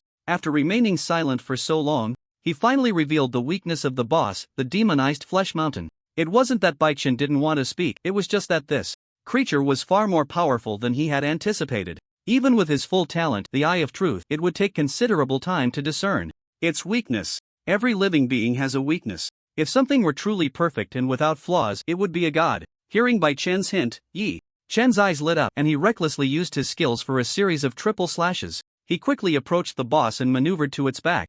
The boss, the demonized flesh mountain, seemed to sense his movement and roared, unleashing all its tentacles towards him. Roar! Whoosh, whoosh, whoosh. Sangshi struck again, ensuring a hit with her talent, and with the title of sharpshooter, she opened a small gap for him in no time. Though the gap was small, it was enough for Yi Chen to slip through. Thanks! Yi Chen shouted towards the floating castle as he used the triple slash to pass through the gap. He then unleashed his full power. Blade Force Wind Slash. This time, he expended half of his stamina. He executed the strongest wind slash he could muster. But the blade energy swept through the center of the boss, the demonized Flesh Mountain's back, nearly severing it in half. Splashing, scarlet blood sprayed like rain into the surrounding sea for hundreds of meters. The demonized creatures attacking the floating castle went into a frenzy, charging forward one after another. Roar! The upper and lower halves of the boss, the demonized Flesh Mountain, were barely connected by a few strips of flesh. The scene was bloody, bizarre, and disgusting. Yet, even with such terrifying and severe injuries, it still did not die immediately. To be precise, it was simply unable to die. At the fracture of its two halves, flesh buds began to grow, slowly reconnecting, but it was a slow process. This recovery speed was like night and day compared to when it had healed its tentacles before. Huff, huff. Yi Chen panted heavily. He gripped his long knife, staring intently at the boss, the demonized Flesh Mountain. Strangely, no one moved at that moment. Yi Chen wanted to strike directly and finish it off in one go. However, he had less than 10% stamina left. The continuous use of skills had drained him significantly, especially that last wind slash, which had consumed 50% of his stamina. Yi Chen valued his life. In his current state, making a move could easily lead to a counterattack that would take him down with it. After a moment, having caught his breath, he flickered a few times and appeared at the top of the floating castle. Holding his long knife, he looked down expressionlessly. Meanwhile, the boss, the demonized Flesh Mountain, did not continue its assault. Its upper and lower halves had been reconnected by the flesh buds. Of course, this was merely superficial. Internally, much of its flesh and blood had yet to recover. This was because that last strike had hit its core, its weak point, significantly reducing its recovery ability. Yet it still retained the capacity for a dying counterattack. If Yi Chen had continued to attack just now, it was very likely they would have perished together. The demonized creatures in the surrounding sea also seemed to have received orders, ceasing their assault on the floating castle. Roar! Until the overlord, the demonized Flesh Mountain, let out a furious roar. All the demonized creatures began to burrow into the sea. Gradually, the overlord's massive body also sank down, disappearing into the depths of the ocean. After a while, seeing that the overlord, the demonized Flesh Mountain, had truly left, Yi Chen let out a long breath, his tense body relaxing a bit. Then, a wave of intense fatigue washed over him, causing him to sit down on the ground without regard for his image, gasping for air. "Are you okay?" She walked over with her arms crossed, her expression cold. Although her face was icy, a trace of barely noticeable concern flickered in her eyes. Upon closer inspection, one could also see the undeniable fatigue hidden in her gaze. In this battle, she had used her talents extensively, ensuring hits to give Yi Chen opportunities. However, using them against a being stronger than herself consumed a lot of stamina. At this moment, Songshi was also very tired, just not as quickly exhausted as Yi Chen. "I'm fine, just need to rest a bit." Yi Chen smiled at her, signaling her not to worry. Seeing this guy being so friendly to her for once, Songshi was taken aback. Then she curled her lips in disdain and said, "Humph, as long as you're not dead." With that, she turned and left. At that moment, Xiao Tuan ran over, holding a bottle of crystal clear water in her hands. "Big brother, here. The water of life, drink it quickly." Seeing Xiao Tuan being so thoughtful, Yi Chen felt a wave of comfort and smiled as he took the water of life, patting her little head. He then drank the water of life in one go. Gulp, gulp. "Ah, I'm alive again." Yi Chen wiped his mouth casually, feeling the stamina in his body rapidly recovering, and sighed. Seeing that he was almost recovered, Bai Chen slowly walked over from a distance, his expression calm as he said, "The overlord, the demonized Flesh Mountain, has been severely injured by you. Logically speaking, now is the best opportunity to pursue it. Unfortunately, the sea area is too vast, and since this isn't our home turf, we probably wouldn't even find the overlord, the demonized Flesh Mountain, before being worn down by the endless demonized creatures it sends our way. By the way, how is the situation with the demonized blood tree? When will it reach the epic level?"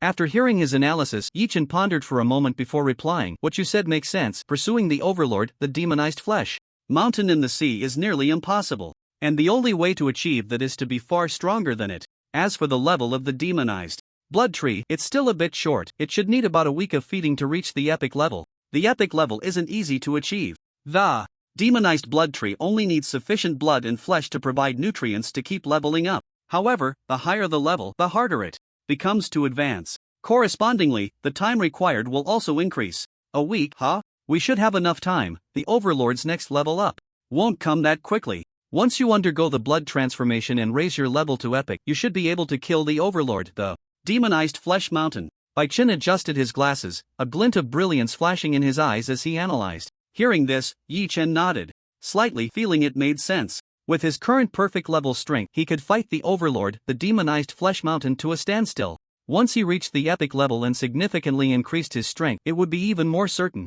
He felt it was possible.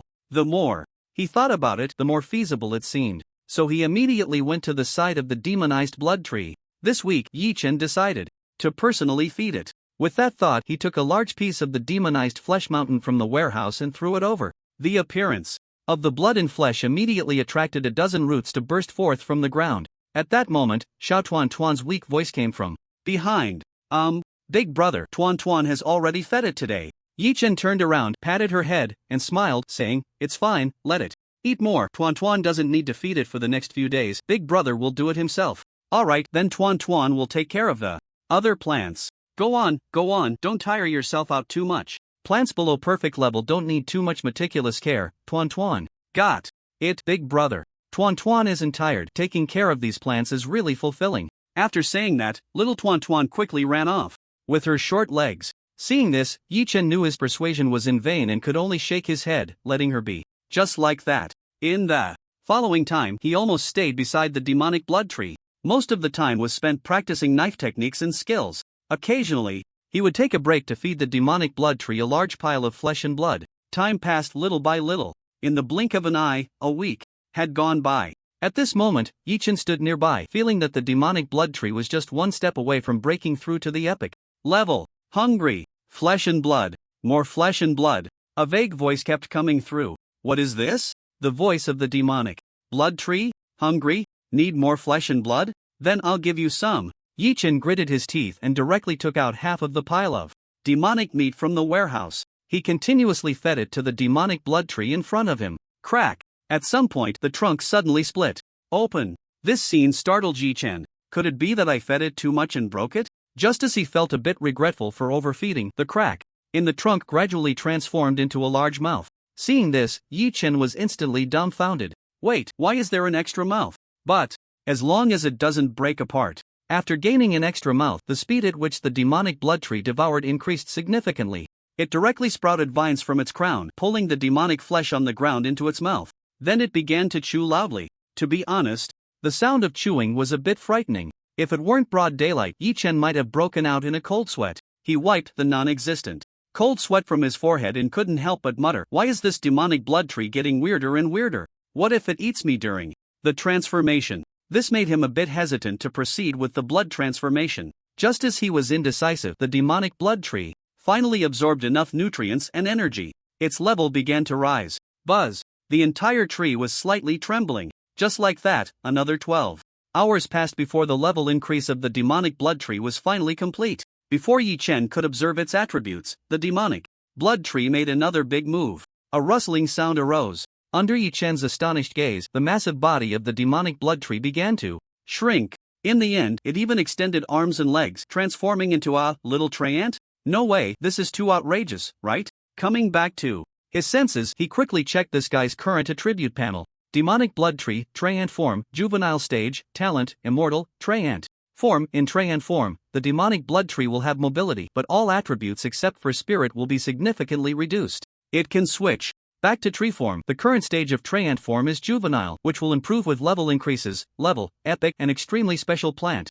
That can continue to break through levels by absorbing nutrients and energy from flesh and blood. Attributes: Strength 15, 51, Agility 20. 51, Constitution 29, 52, Spirit 51. Skills: Blood Transformation, Blood Armor Grant, Vine Strangulation, Root Entanglement. Description: in Trey Ant form, it is vulnerable, but in tree form, it has decent strength. What a luxurious panel! After reading the attributes of the demonic blood tree, Yi-Chen was once again shocked. He even suspected that this guy could now challenge the perfect level overlord, the demonic meat mountain. Yi-Chen was just about to ask it about performing blood transformation for him. Before him stood the demonized blood tree in the form of a small tree ant, its arms outstretched, cradling something. Red roots sprouted forth, gradually growing, taking root, and bearing a fruit about the size of an apple. "Eat it, and you can," the demonized blood tree said, its tone disjointed as it offered the fruit to him. Yi-Chen, puzzled, picked up the fruit. This is...